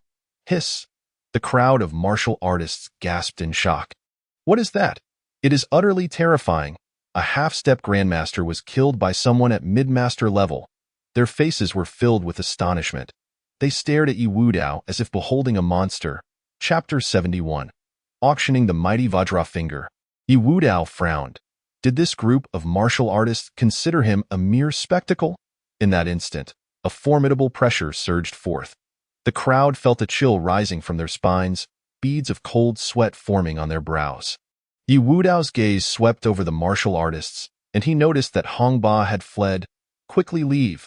Upon hearing this, the martial artists scattered in haste.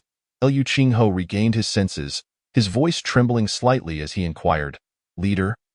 What was that just now?" Lu Qingshan also turned her gaze towards Yi Wudao, curiosity glimmering in her eyes. Why? Yi Wudao smiled faintly, saying, "The peacock feather, the world's foremost hidden weapon." Liu Qingho nodded in agreement, silently marveling. Truly the world's foremost hidden weapon, a name well deserved. Clap, clap, clap. Applause erupted. In walked Shen Shuiying, clad in red, accompanied by a butcher. Shen Shuiying's beautiful eyes flickered as she scrutinized Yi Wudao, a look of inquiry in her gaze. "Leader Yi, it has been over a month since we last met. I did not expect you to have grown so formidable." Shen Shuiying then turned to Lu Qingshan, asking, "Who is this?" Yi Wudao firmly grasped Lu Qingshan's hand, smiling as he replied, "This is my wife, Lu Qingshan." Upon hearing this, a wave of panic surged within Shen Shuiying. She forced a smile and said, "Congratulations, Leader Yi. Miss Shun, I have a favor to ask of you." "Leader Yi, please go ahead." Shen Shuiying wondered what matter Yi Wudao might need her assistance with. Yi Wudao retrieved 200,000 taels in silver notes from his pocket and handed them to Shen Shuiying. "What is this?" Shen Shuiying received the notes, puzzled. "I hope to exchange these 200,000 silver notes for silvered." Yi Wudao stated. Shen Shuiying nodded and replied, "I will have someone handle it immediately." "Thank you," Yi Wudao expressed. He then produced several sheets of paper from his pocket and handed them to Shen Shuiying.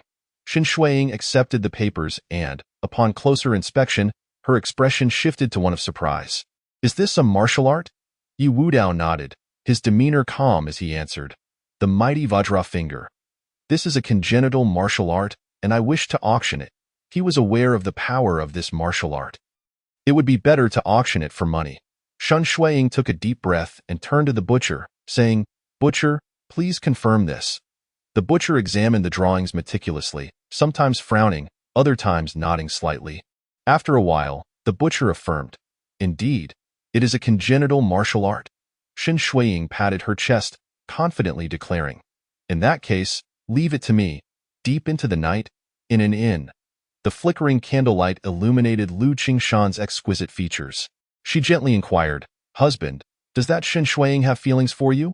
Yi Wudao shook his head and replied, "Impossible. This is only our second meeting." Lu Qingshan blinked and smiled. "With your remarkable talents and striking appearance, any woman would be drawn to you." Yi Wudao reached out and gently pinched Lu Qingshan's cheek. "Are you feeling jealous?" Lu Qingshan's face flushed crimson as she softly replied, "No, as long as you hold me in your heart." Yi Wudao felt a surge of warmth within him, unable to resist lowering his head to kiss her forehead. Lu Qingshan gazed at Yi Wudao with dreamy eyes, whispering, "Husband, I want." Yi Wudao felt a rush of blood to his head. He could not hold back. The candle extinguished. Yi Wudao sealed the entire room with his qi, preventing any sound from escaping. Subsequently, a symphony of enchanting sounds filled the room. The melody resonated like a celestial song, entrancing all who heard it. Meanwhile, Lu Qingho found Wang Shower, smiling widely. "Shower, let me show you the world." Wang Shower's eyes sparkled with excitement. "Great, Brother Lu, let us hurry." The two arrived at the Red Sleeve Pavilion. Wang Xiao'er gazed at the multitude of beautiful women draped in sheer veils, unable to suppress a gulp. Liu Qinghe patted Wang Xiao'er's shoulder, asking, "Xiao'er, what do you think?" Wang Xiao'er stared blankly at the beauties before him, murmuring, "Brother Liu, this world is simply magnificent." The matron sauntered over, her hips swaying, smiling as she inquired, "Gentlemen, which lady would you like?" Liu Qinghe waved his hand grandly. "Bring us 2 lovely ladies. The more beautiful, the better." The matron called out, "Chunhua, Qiuyue."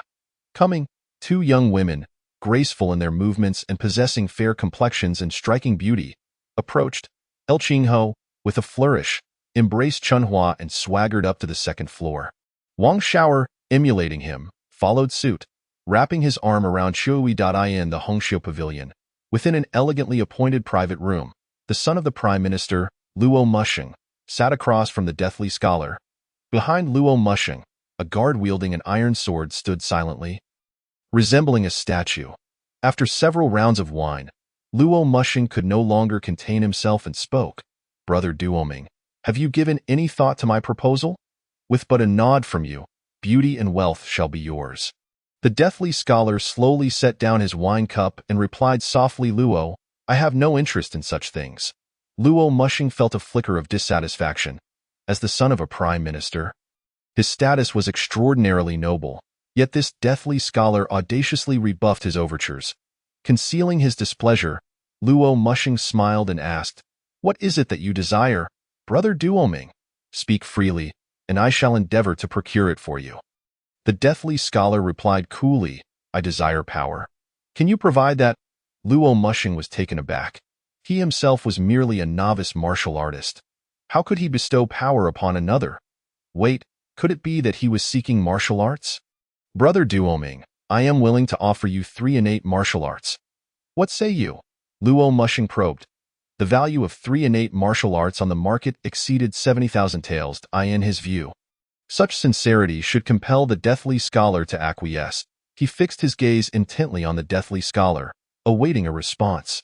However, the deathly scholar shook his head, a cold smile gracing his lips. "Luo, your offer lacks sincerity." Luo Mushing's dissatisfaction ignited instantly.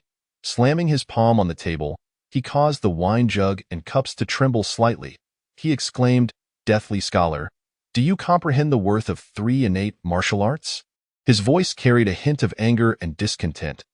The guard behind Luo Mushing revealed a fierce glint in his eyes, his innate late-stage aura unreservedly locking onto the deathly scholar. The guard's hand tightened around the hilt of his sword, the blade slightly drawn. At a mere command from Luo Mushing, the guard would unhesitatingly slay the deathly scholar. The commotion caught the attention of Qinghe and Wang Xiao'er in the adjacent room. Chapter 72. Eavesdropping, the Deathly Scholar versus Wang Xiao'er. Deathly Scholar, do you understand the value of 3 innate martial arts? This sudden voice startled Qinghe, and Wang Xiao'er. A flicker of surprise crossed Qinghe's eyes. He had not anticipated the deathly scholar's presence here. Wang Xiao'er lowered his voice, expressing his discontent. How uncouth to create such a ruckus in such an elegant setting. Qinghe gestured for Wang Xiao'er to be silent, then stealthily leaned against the wall, straining to listen. Observing this, Wang Xiao'er pressed his ear against the wall, eavesdropping on the conversation next door. The deathly scholar narrowed his eyes, radiating an overwhelming aura. Luo Mushing and the guard suddenly felt a heavy sense of oppression. Luo Mushing's face turned pale, cold sweat beading on his forehead, as an uncontrollable fear surged within him. As the son of the prime minister, he was accustomed to the reverence and submission of others. At this moment, he comprehended the chasm separating him from true power and realized how ludicrous his past arrogance had been. "You are a master?" the guard exclaimed in shock. "A master martial artist, regardless of where they went, would be treated as a guest of honor." Luo Mushing was filled with regret. He had dared to pound the table before a young master.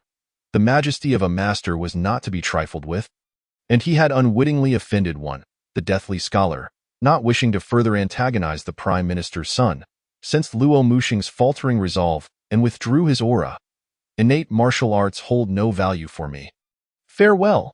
The deathly scholar turned to leave, casting a nonchalant silhouette, as an eavesdropper. El Qingho silently marveled. Truly deserving of the second place on the hidden dragon list, he had indeed broken through to the master realm. At that moment, the doors swung open.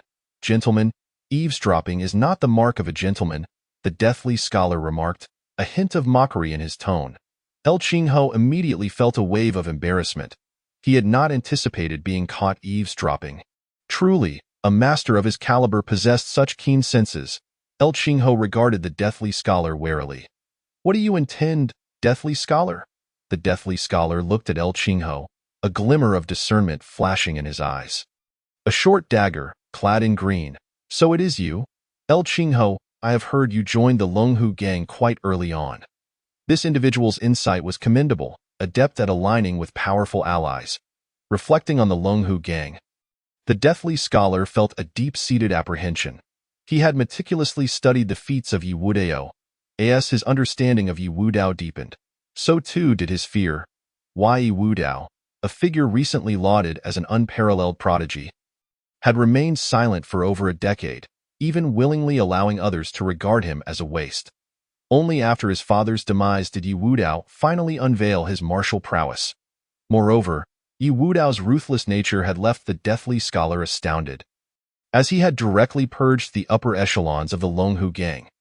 Even more astonishing was Yi Wudao's ability to push through formidable foes, consistently surprising others when his defeat seemed inevitable. Contemplating this, the deathly scholar's expression gradually softened. "Ah, it is Brother El." El Qingho felt a twinge of confusion. Was not the deathly scholar known for his ruthless demeanor? Could he be a smiling tiger? "Deathly scholar, what schemes are you concocting?" The deathly scholar shook his head, replying calmly, "Brother El, do not perceive me as so treacherous. I was once merely a scholar." A fleeting sense of nostalgia flickered in his eyes, as if reminiscing about days gone by. "How about this? If you can withstand a single blow from me, we shall consider this matter settled. What say you?" El Qingho's expression turned grave. The deathly scholar was undoubtedly a prodigy of extraordinary caliber. And now that he had ascended to mastery, enduring a blow could result in severe injury. Wang Shower, however, excitedly interjected, "Excellent. I shall take your blow." El Qingho gasped, "Shower, have you lost your mind? He is a master." Recalling the last time he had struck with all his might, Wang Shower had been sent stumbling back several steps. His concern grew. Would a single strike from the deathly scholar not leave Wang Shower spitting blood? "Brother El, I am confident." Wang Shower's eyes sparkled with assurance. Observing Wang Shower's composed demeanor, El Qingho, although still apprehensive, nodded in agreement. The deathly scholar regarded the young man clad in the attire of a waiter with curiosity. Who was this youth, possessing the confidence to withstand a master's strike? "This place is too confined. Let us proceed outside." The deathly scholar stepped out of the room, followed closely by El Qingho and Wang Shower. The desolate streets of the midnight hour lay before them. The deathly scholar and Wang Shower stood several meters apart, facing each other. Wang Shower's muscles tensed, resembling a coiled dragon.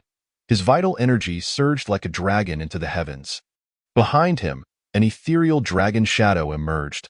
A tempestuous aura enveloped the surroundings, akin to an invisible storm.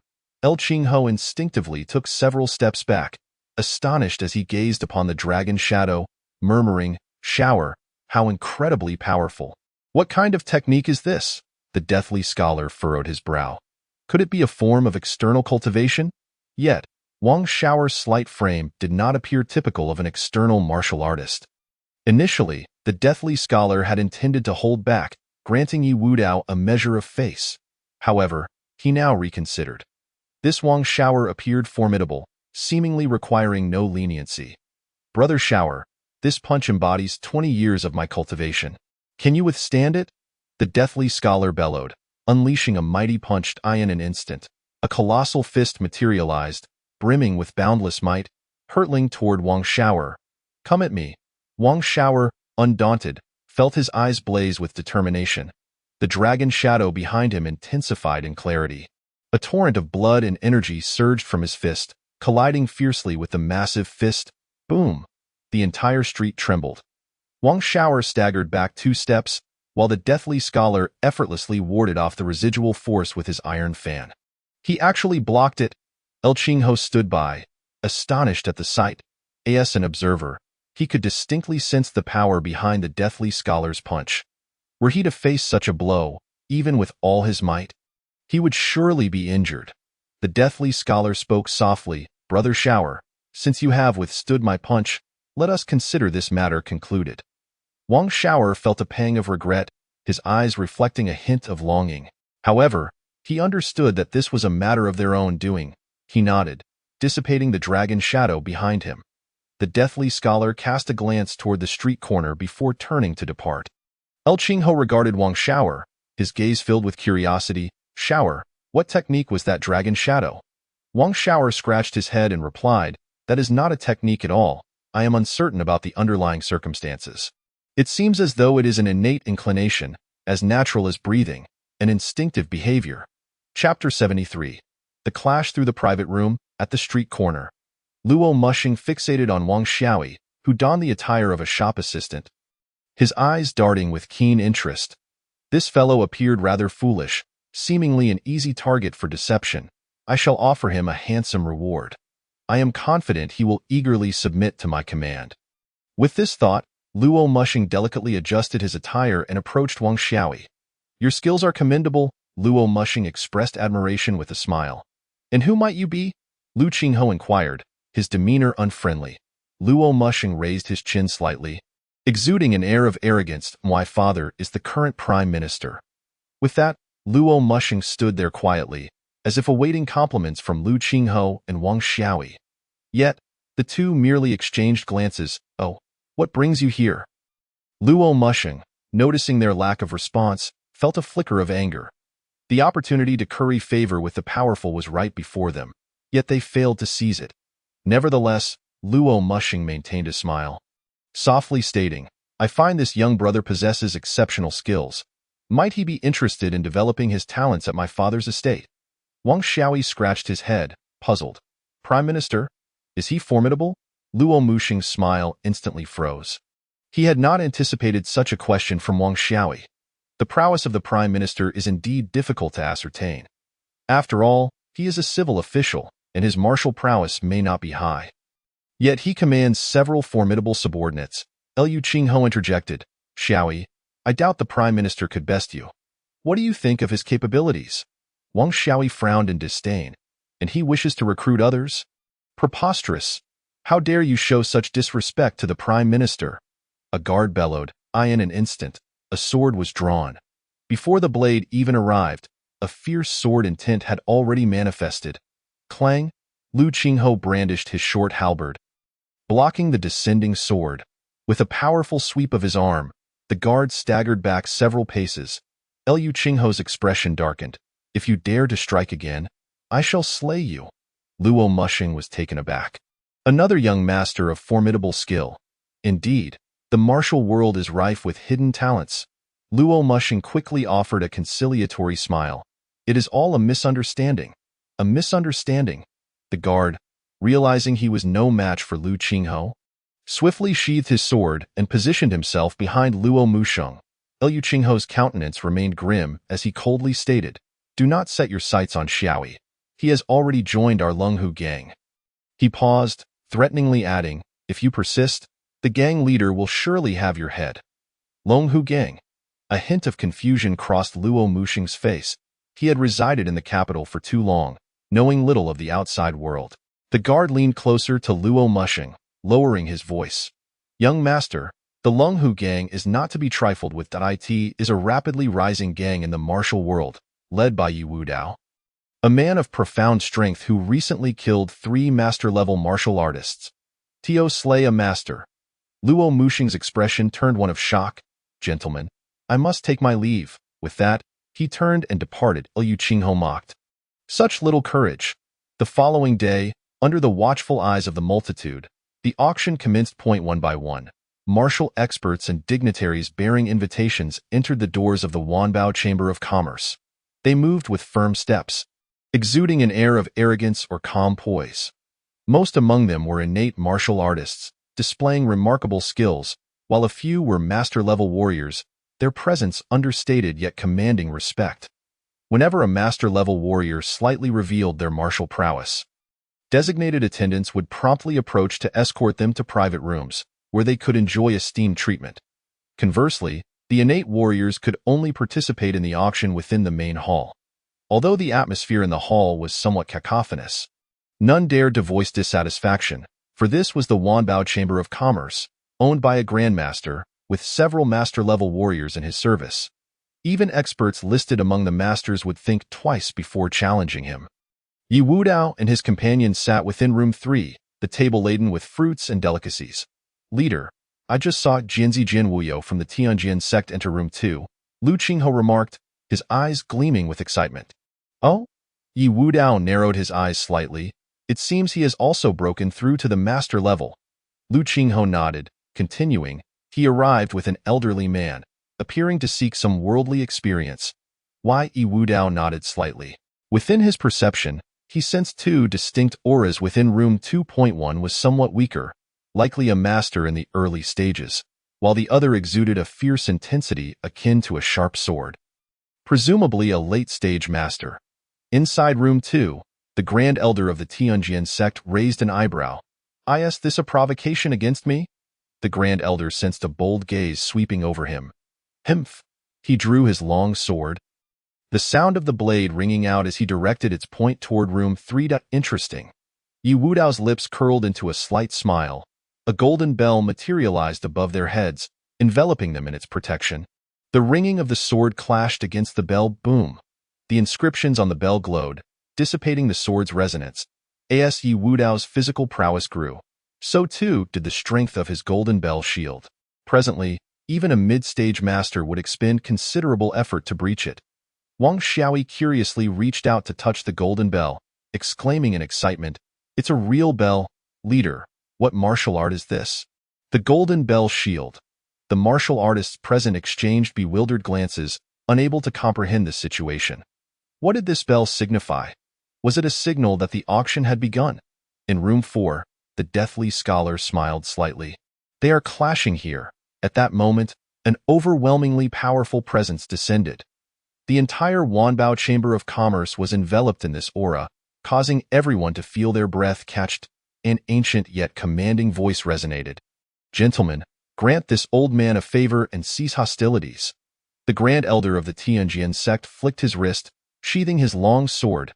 Yi Wudao dispelled the golden bell shield.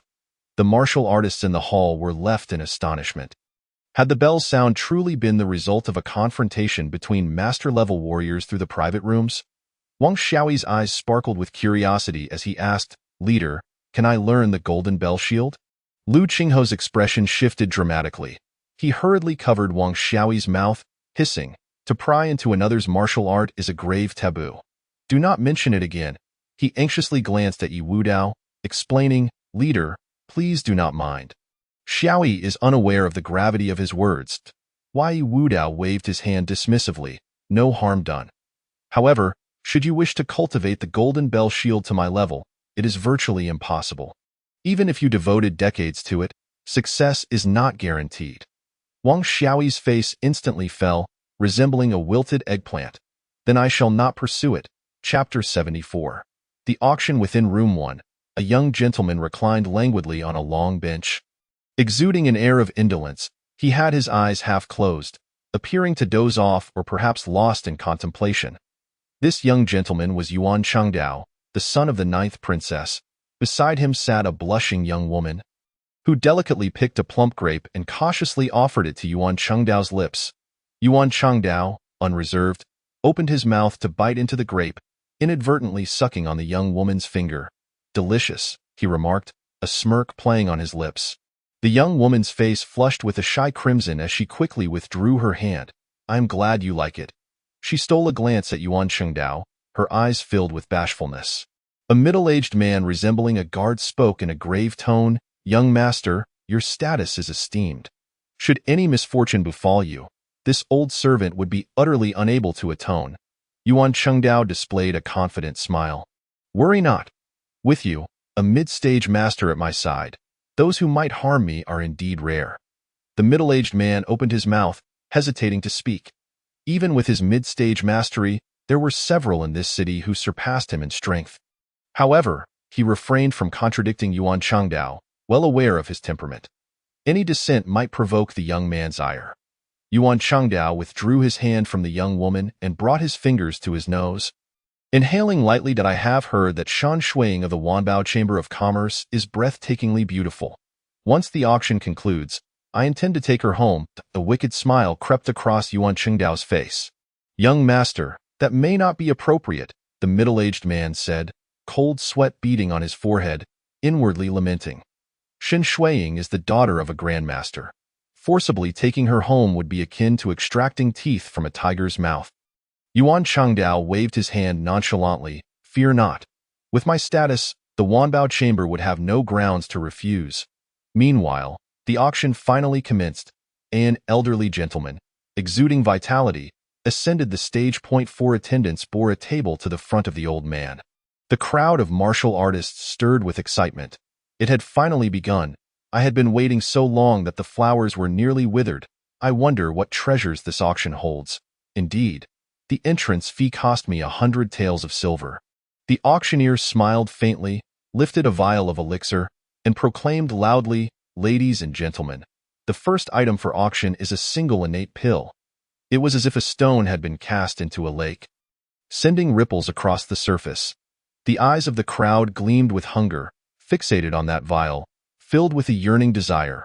It is well known that one innate pill can elevate a postnatal warrior of the 9th level to an innate warrior. However, such pills are rarely circulated in the market, as various factions struggle to meet their own needs.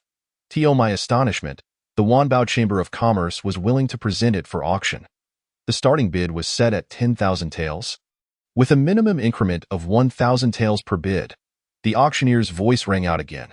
After a moment of shock, the crowd began to place their bids. Although most present were innate warriors. Every family has descendants, does it not? A richly dressed gentleman was the first to call out, 11,000 taels. Humph! Poor wretch. 20,000 taels. 21,000 taels. 25,000 taels. The bids predominantly came from those in the auction hall, while the 5 private boxes remained silent.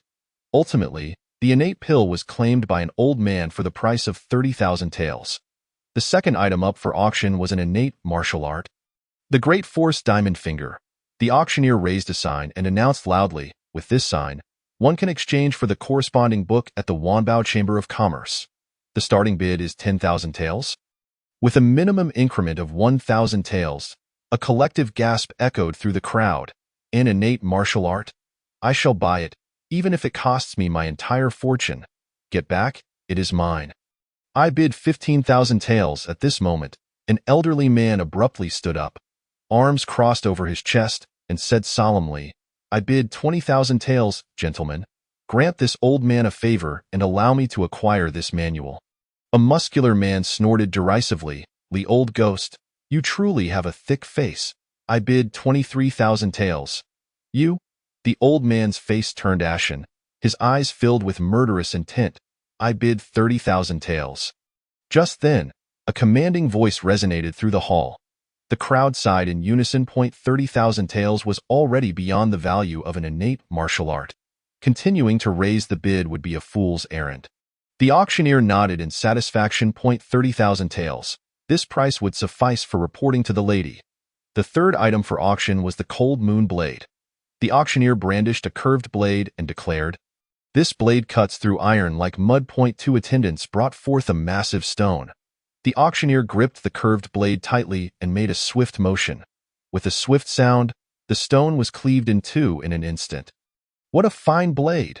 The innate warriors exclaimed in awe. They could discern that the auctioneer had not utilized any blade energy. He had directly severed the stone, proving the blade's sharpness. The crowd's eyes sparkled. A good blade would undoubtedly enhance their combat prowess significantly. Many sword-wielding warriors silently vowed to obtain this treasure at any cost. Observing the audience's reaction, the auctioneer secretly nodded in approval. The Cold Moon Blade began with a starting price of 13,000 taels. With a minimum increment of 1,000 taels, I bid 17,000 taels. The Mad Blade sect bids 20,000 taels. Get lost. Our Fierce Cloud sect bids 25,000 taels. A robust voice boomed. Brimming with arrogance, Iron Box 1. Yuan Chengdao's eyes sparkled. This young master is in need of a suitable weapon. Tai Shu, place the bid. The middle-aged man nodded and solemnly stated, 30,000 taels. His tone carried an undeniable authority. In an instant, the hall fell silent. It was not that they lacked the funds to continue bidding, but because a master-level strongman had entered the fray. To continue bidding would risk incurring the wrath of a master.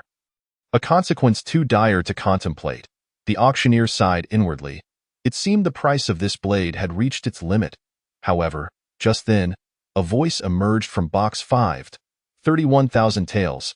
It was the voice of an elderly woman. Seeking death, Yuan Chengdao's gaze turned frigid. Let her have it. Later, Tai Shu, you go and kill her and reclaim the cold moon blade. The middle-aged man slightly bowed and replied, understood. Is there anyone else wishing to place a bid? The auctioneer surveyed the surroundings. After 5 breaths, seeing no further bids, he shouted, sold. The final item for auction was presented as the auctioneer unveiled an exquisite box. What could it be? The crowd gazed intently at the box. Curiosity brimming in their hearts. 500-year-old blood ginseng. The auctioneer gently opened the box. A blood-red ginseng appeared before the crowd. Its vibrant hue and unique form elicited gasps of admiration.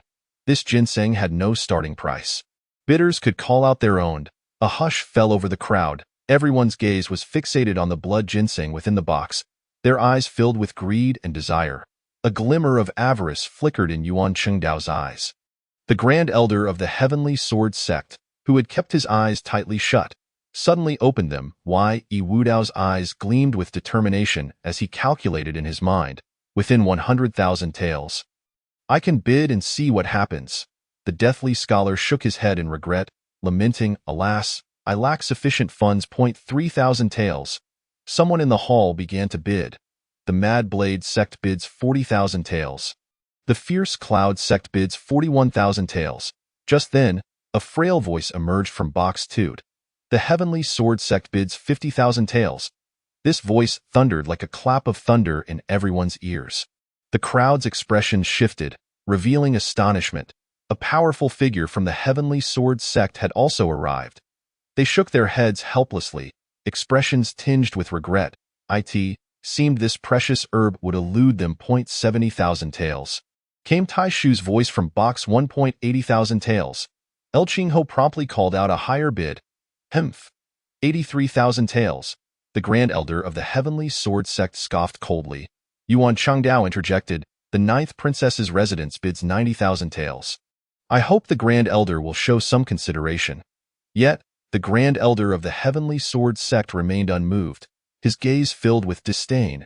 If it were the Crown Prince, he might warrant some caution. But what was the 9th princess? The Grand Elder declared loudly, 91,000 taels. Yuan Chengdao's expression darkened instantly, his teeth clenched tightly as he forced out a response. How dare you disregard my face? A flicker of anger flashed in his eyes, quickly masked by resignation.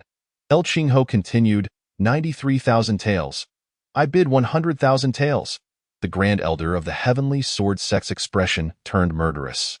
Yi Wudao shook his head, deciding to yield and let the Heavenly Sword sect's Grand Elder claim the herb. The auction concluded. Upon returning to his room, Yi Wudao gazed at the box delivered by Shun Shuiying. A wave of joy swelling within him. System, recharge, ding, recharge completed. The host currently possesses 200,000 taels of silver. Yi Wudao felt a surge of excitement. With these 200,000 taels, he could participate in the lottery again. System, let me begin with the royal level draw, ding. Congratulations to the host for drawing the 9th layer of the 9 Suns Divine Art. System directly infused. The 9th layer? This should be the final layer. I wonder if I can break through to the Grand Master realm this time. Yi Wudao felt a tinge of apprehension. After all, the first 8 layers had only brought him to the mid-level of the Master realm. Ding! Would you like to claim it? Not yet. This was, after all, someone else's territory. If the breakthrough caused too much commotion, it would attract unwanted attention. Suddenly, a colossal explosion reverberated above Yushui City. Yi Wudao's heart raced, and he vanished from his room in an instant. Above Yushui City, Tai Shu and a diminutive elderly woman were locked in fierce combat. The old woman was the master-level warrior who had bid on the cold moon blade at the auction. Himph! To dare compete with my young master for treasures, today is your last day. Tai Shu's eyes glimmered with a chilling, murderous intent, his aura erupting in an instant. But merely a mid-level master dares to speak so arrogantly. The old woman wore a look of disdain. Upon hearing this, Tai Shu was taken aback. Could her strength surpass mine? Impossible, absolutely impossible. He focused again on sensing the old woman's aura, confirming she was indeed only a beginner master. He immediately relaxed, placing his hands behind his back and declaring proudly, "You are merely a beginner master. How can you compete with me? I will grant you one opportunity. Surrender the cold moon blade and take your own life to atone." A sinister smile crept across the old woman's lips as she replied, "When did I ever claim to be a beginner master?" Her aura suddenly erupted. This, Uncle Tai's eyes widened in disbelief. He gazed at the elderly woman, whose presence soared to heights surpassing that of a mid-stage grandmaster, his face etched with terror. Late-stage grandmaster. You have concealed your true realm." Uncle Tai's voice trembled with fear. Meanwhile, Yuan Chengdao's expression darkened as he emerged from the Wanbao Merchant Guild. Driven out by unseen forces.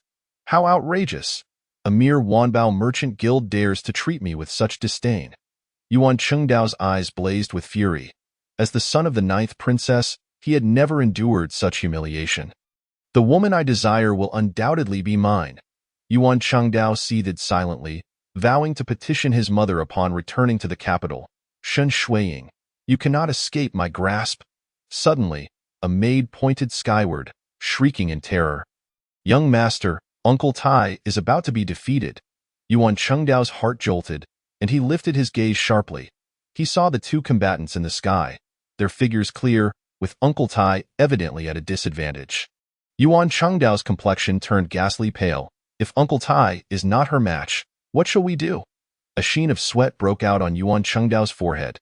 "Let's leave quickly. If Uncle Tai is killed, that old woman may very well turn her wrath upon us." Though Yuan Chengdao doubted anyone would dare to kill him, what if? He could not afford to gamble. His life was singular and must not falter. The elderly woman's eyes sparkled with a chilling, murderous intent. "Now that I have acquired this cold moon blade, you shall serve as its first sacrifice." The curved blade unsheathed, glinting ominously, with a swift slash. The bone-chilling intent of the blade manifested instantaneously, creating an ethereal illusion of a Tinzhong-long sword. The phantom, imbued with unparalleled might, hurtled towards Uncle Tai with a thunderous crash. Uncle Tai's complexion turned ashen.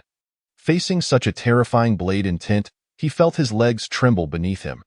How could I possibly withstand such a dreadful force? Just as the situation grew dire, a figure suddenly appeared in the heavens. It was a burly, middle-aged man, his form entwined with crackling lightning, exuding an aura of formidable strength. The man unleashed a powerful punch, and instantly, the lightning coalesced into a colossal hand 10 zhang high. Crashing down, boom! The specter of the long blade shattered like glass, dissipating into the air. A great weight lifted from Uncle Tai's heart. Another expert has arrived. Yi Wudao's expression grew grave as he fixed his gaze on the lightning-clad man. In his perception, while this man's realm was not on par with that of the half-step Grandmaster Old Beggar, his combat prowess was certainly not inferior. Lightning. Could this be the thunderous hand? Wen Tai? A wave of apprehension surged within Yi Wudao.it. Seems I must find a place to comprehend the 9th layer of the Zhiyang divine art. Without hesitation, Yi Wudao executed the Lingbo Weibu. Vanishing from sight, Uncle Tai sighed in relief, exclaiming, "Brother Wen Tai, thank the heavens you have arrived. Otherwise, we would have been separated by life and death." Wen Tai replied, "We shall reminisce later." The elderly woman sensed a hint of threat emanating from Wen Tai, making a swift decision to retreat. However, Wen Tai was swifter still. In a flash, he appeared before her, blocking her escape. The elderly woman's pupils constricted as she demanded, "What do you intend?" "To send you on your way." Wen Tai's tone was resolute. "Oh, not be foolish. I am a guardian of the demon sect. If you kill me, the sect will not spare you." The elderly woman invoked her powerful backing to threaten Wen Tai. Upon hearing the mention of the demon sect, Wen Tai's brow furrowed slightly. If she were merely a lowly follower, he would have no qualms in slaying her.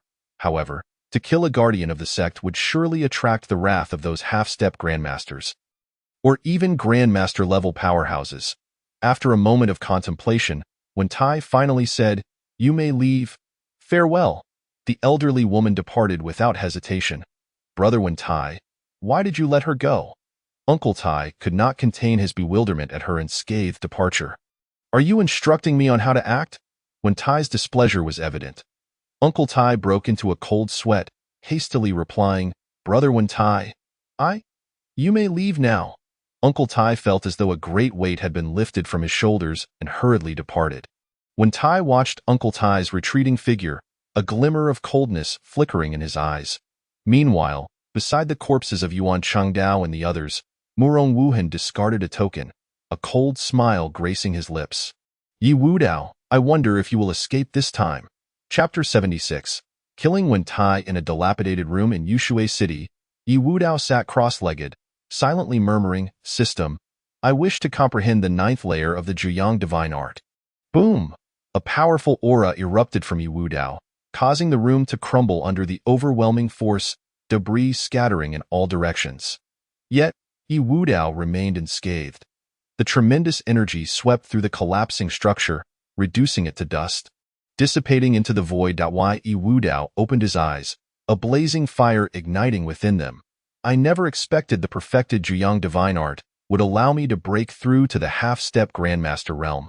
A look of uncontainable excitement spread across his face. In that case, I shall withdraw the remaining 100,000 taels as well. System, initiate a royal-level lottery. Ding! Congratulations, host. You have drawn the breath-holding technique.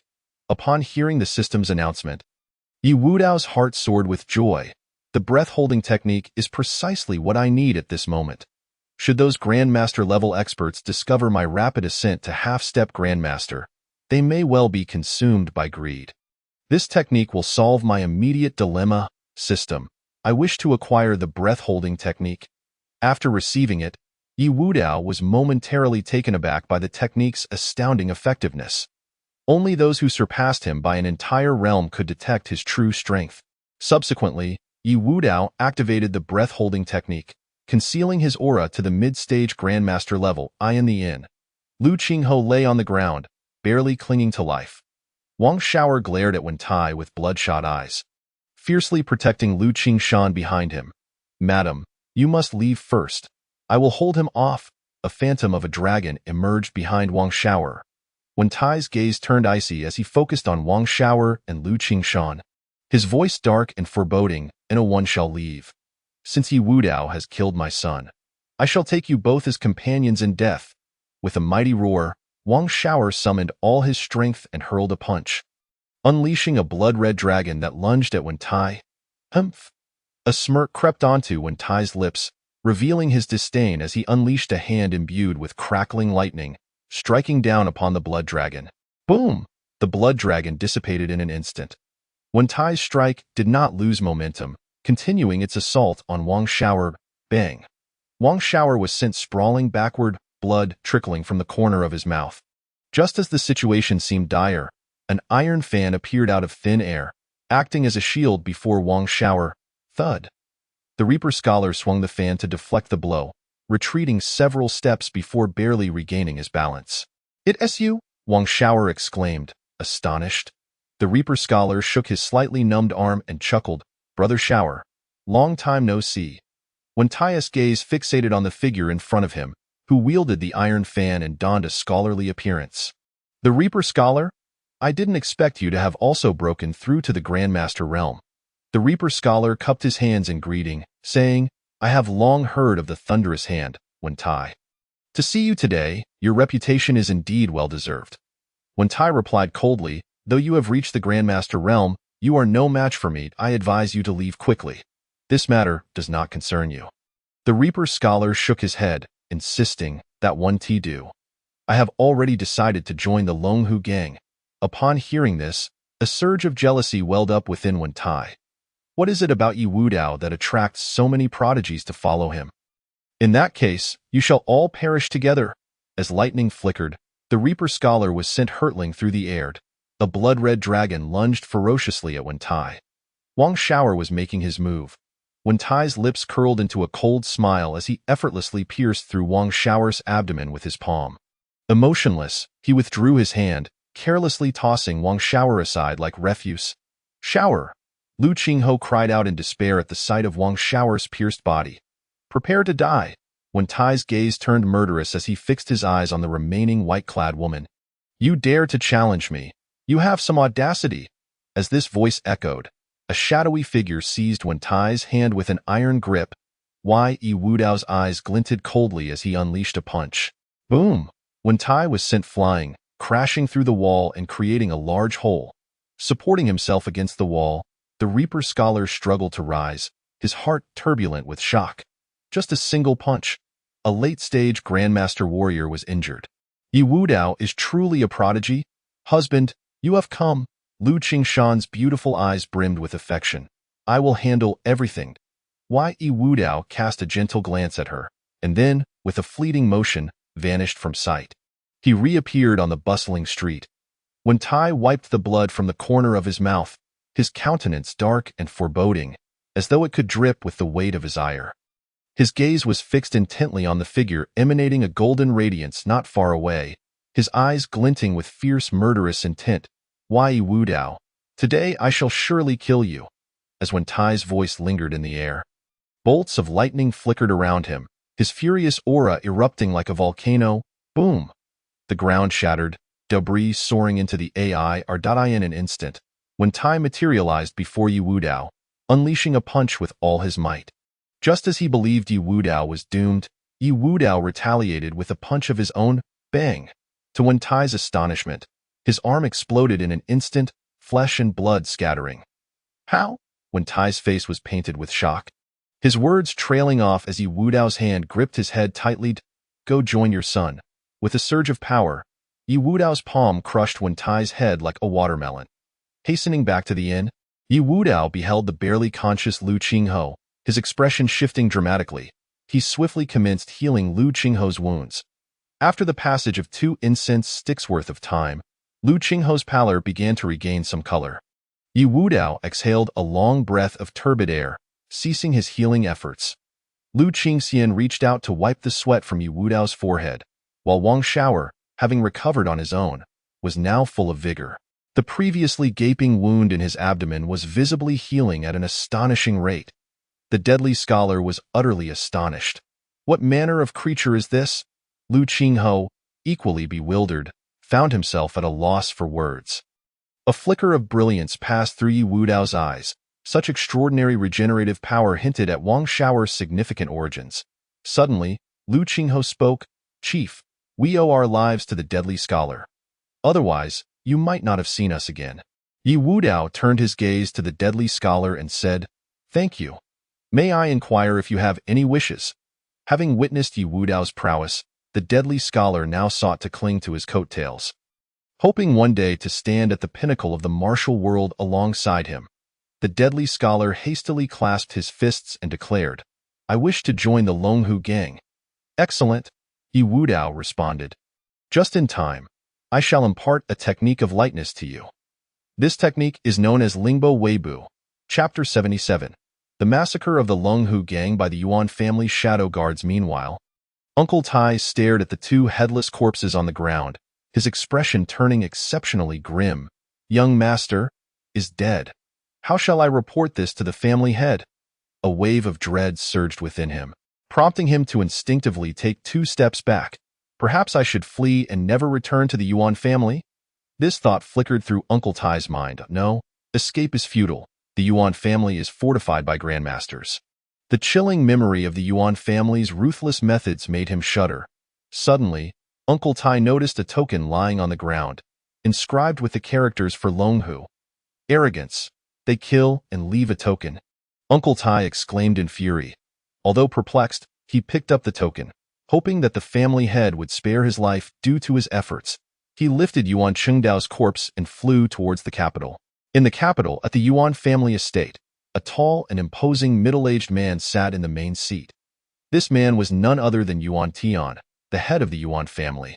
His gaze was as cold as frost, and his voice dripped with iciness as he said, Tai Feng, is this how you protect Chengdao? A formidable aura erupted from Yuan Tian.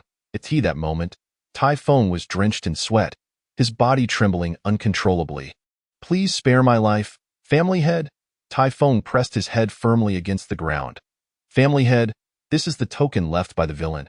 Tai Feng retrieved the token from his bosom, his hands shaking. Yuan Tian waved his sleeve, and the token was drawn to him by an invisible force. The characters Longhu were clearly visible on the token. Longhu.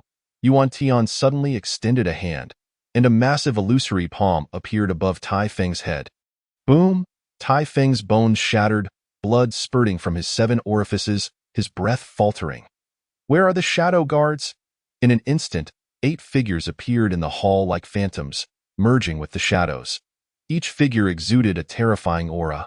All were martial masters. Yuan Tian tossed the token, and the leader of the shadow guards swiftly caught it. Investigate whether the Longhu gang's token in Nanling City is identical to this one. If so, eliminate them without exception. His voice, filled with murderous intent, echoed throughout the hall. Understood. In the imperial palace, at the Yangxin Hall, a eunuch respectfully presented a note. Your Majesty, urgent news. Xiao Wudi unfolded it and frowned slightly. Yuan Chengdao is dead? Longhu, could it be Yi Wudao? Regarding the death of his grandson, Xiao Wudi felt no ripple of emotion in his eyes. The death of a mere grandson was but a fleeting ripple in the vast ocean of existence. Xiao Wudi's only concern was the impending calamity a decade hence.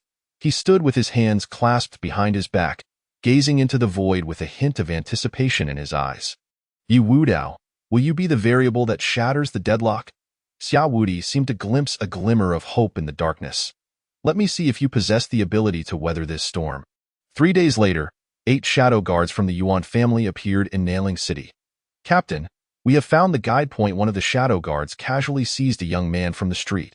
The young man, with a pointed face and a timid demeanor, bowed his head, trembling uncontrollably. Respected lords, I have grown up in this city. I am familiar with every corner. The cold gaze of the shadow guard leader fell upon the youth, causing him to shudder involuntarily. Dio, you recognize the Longhu gang. The other 7 shadow guards simultaneously turned their eyes towards the youth, their gazes brimming with murderous intent, as if warning him. If you do not recognize the way, there is but one path left, death.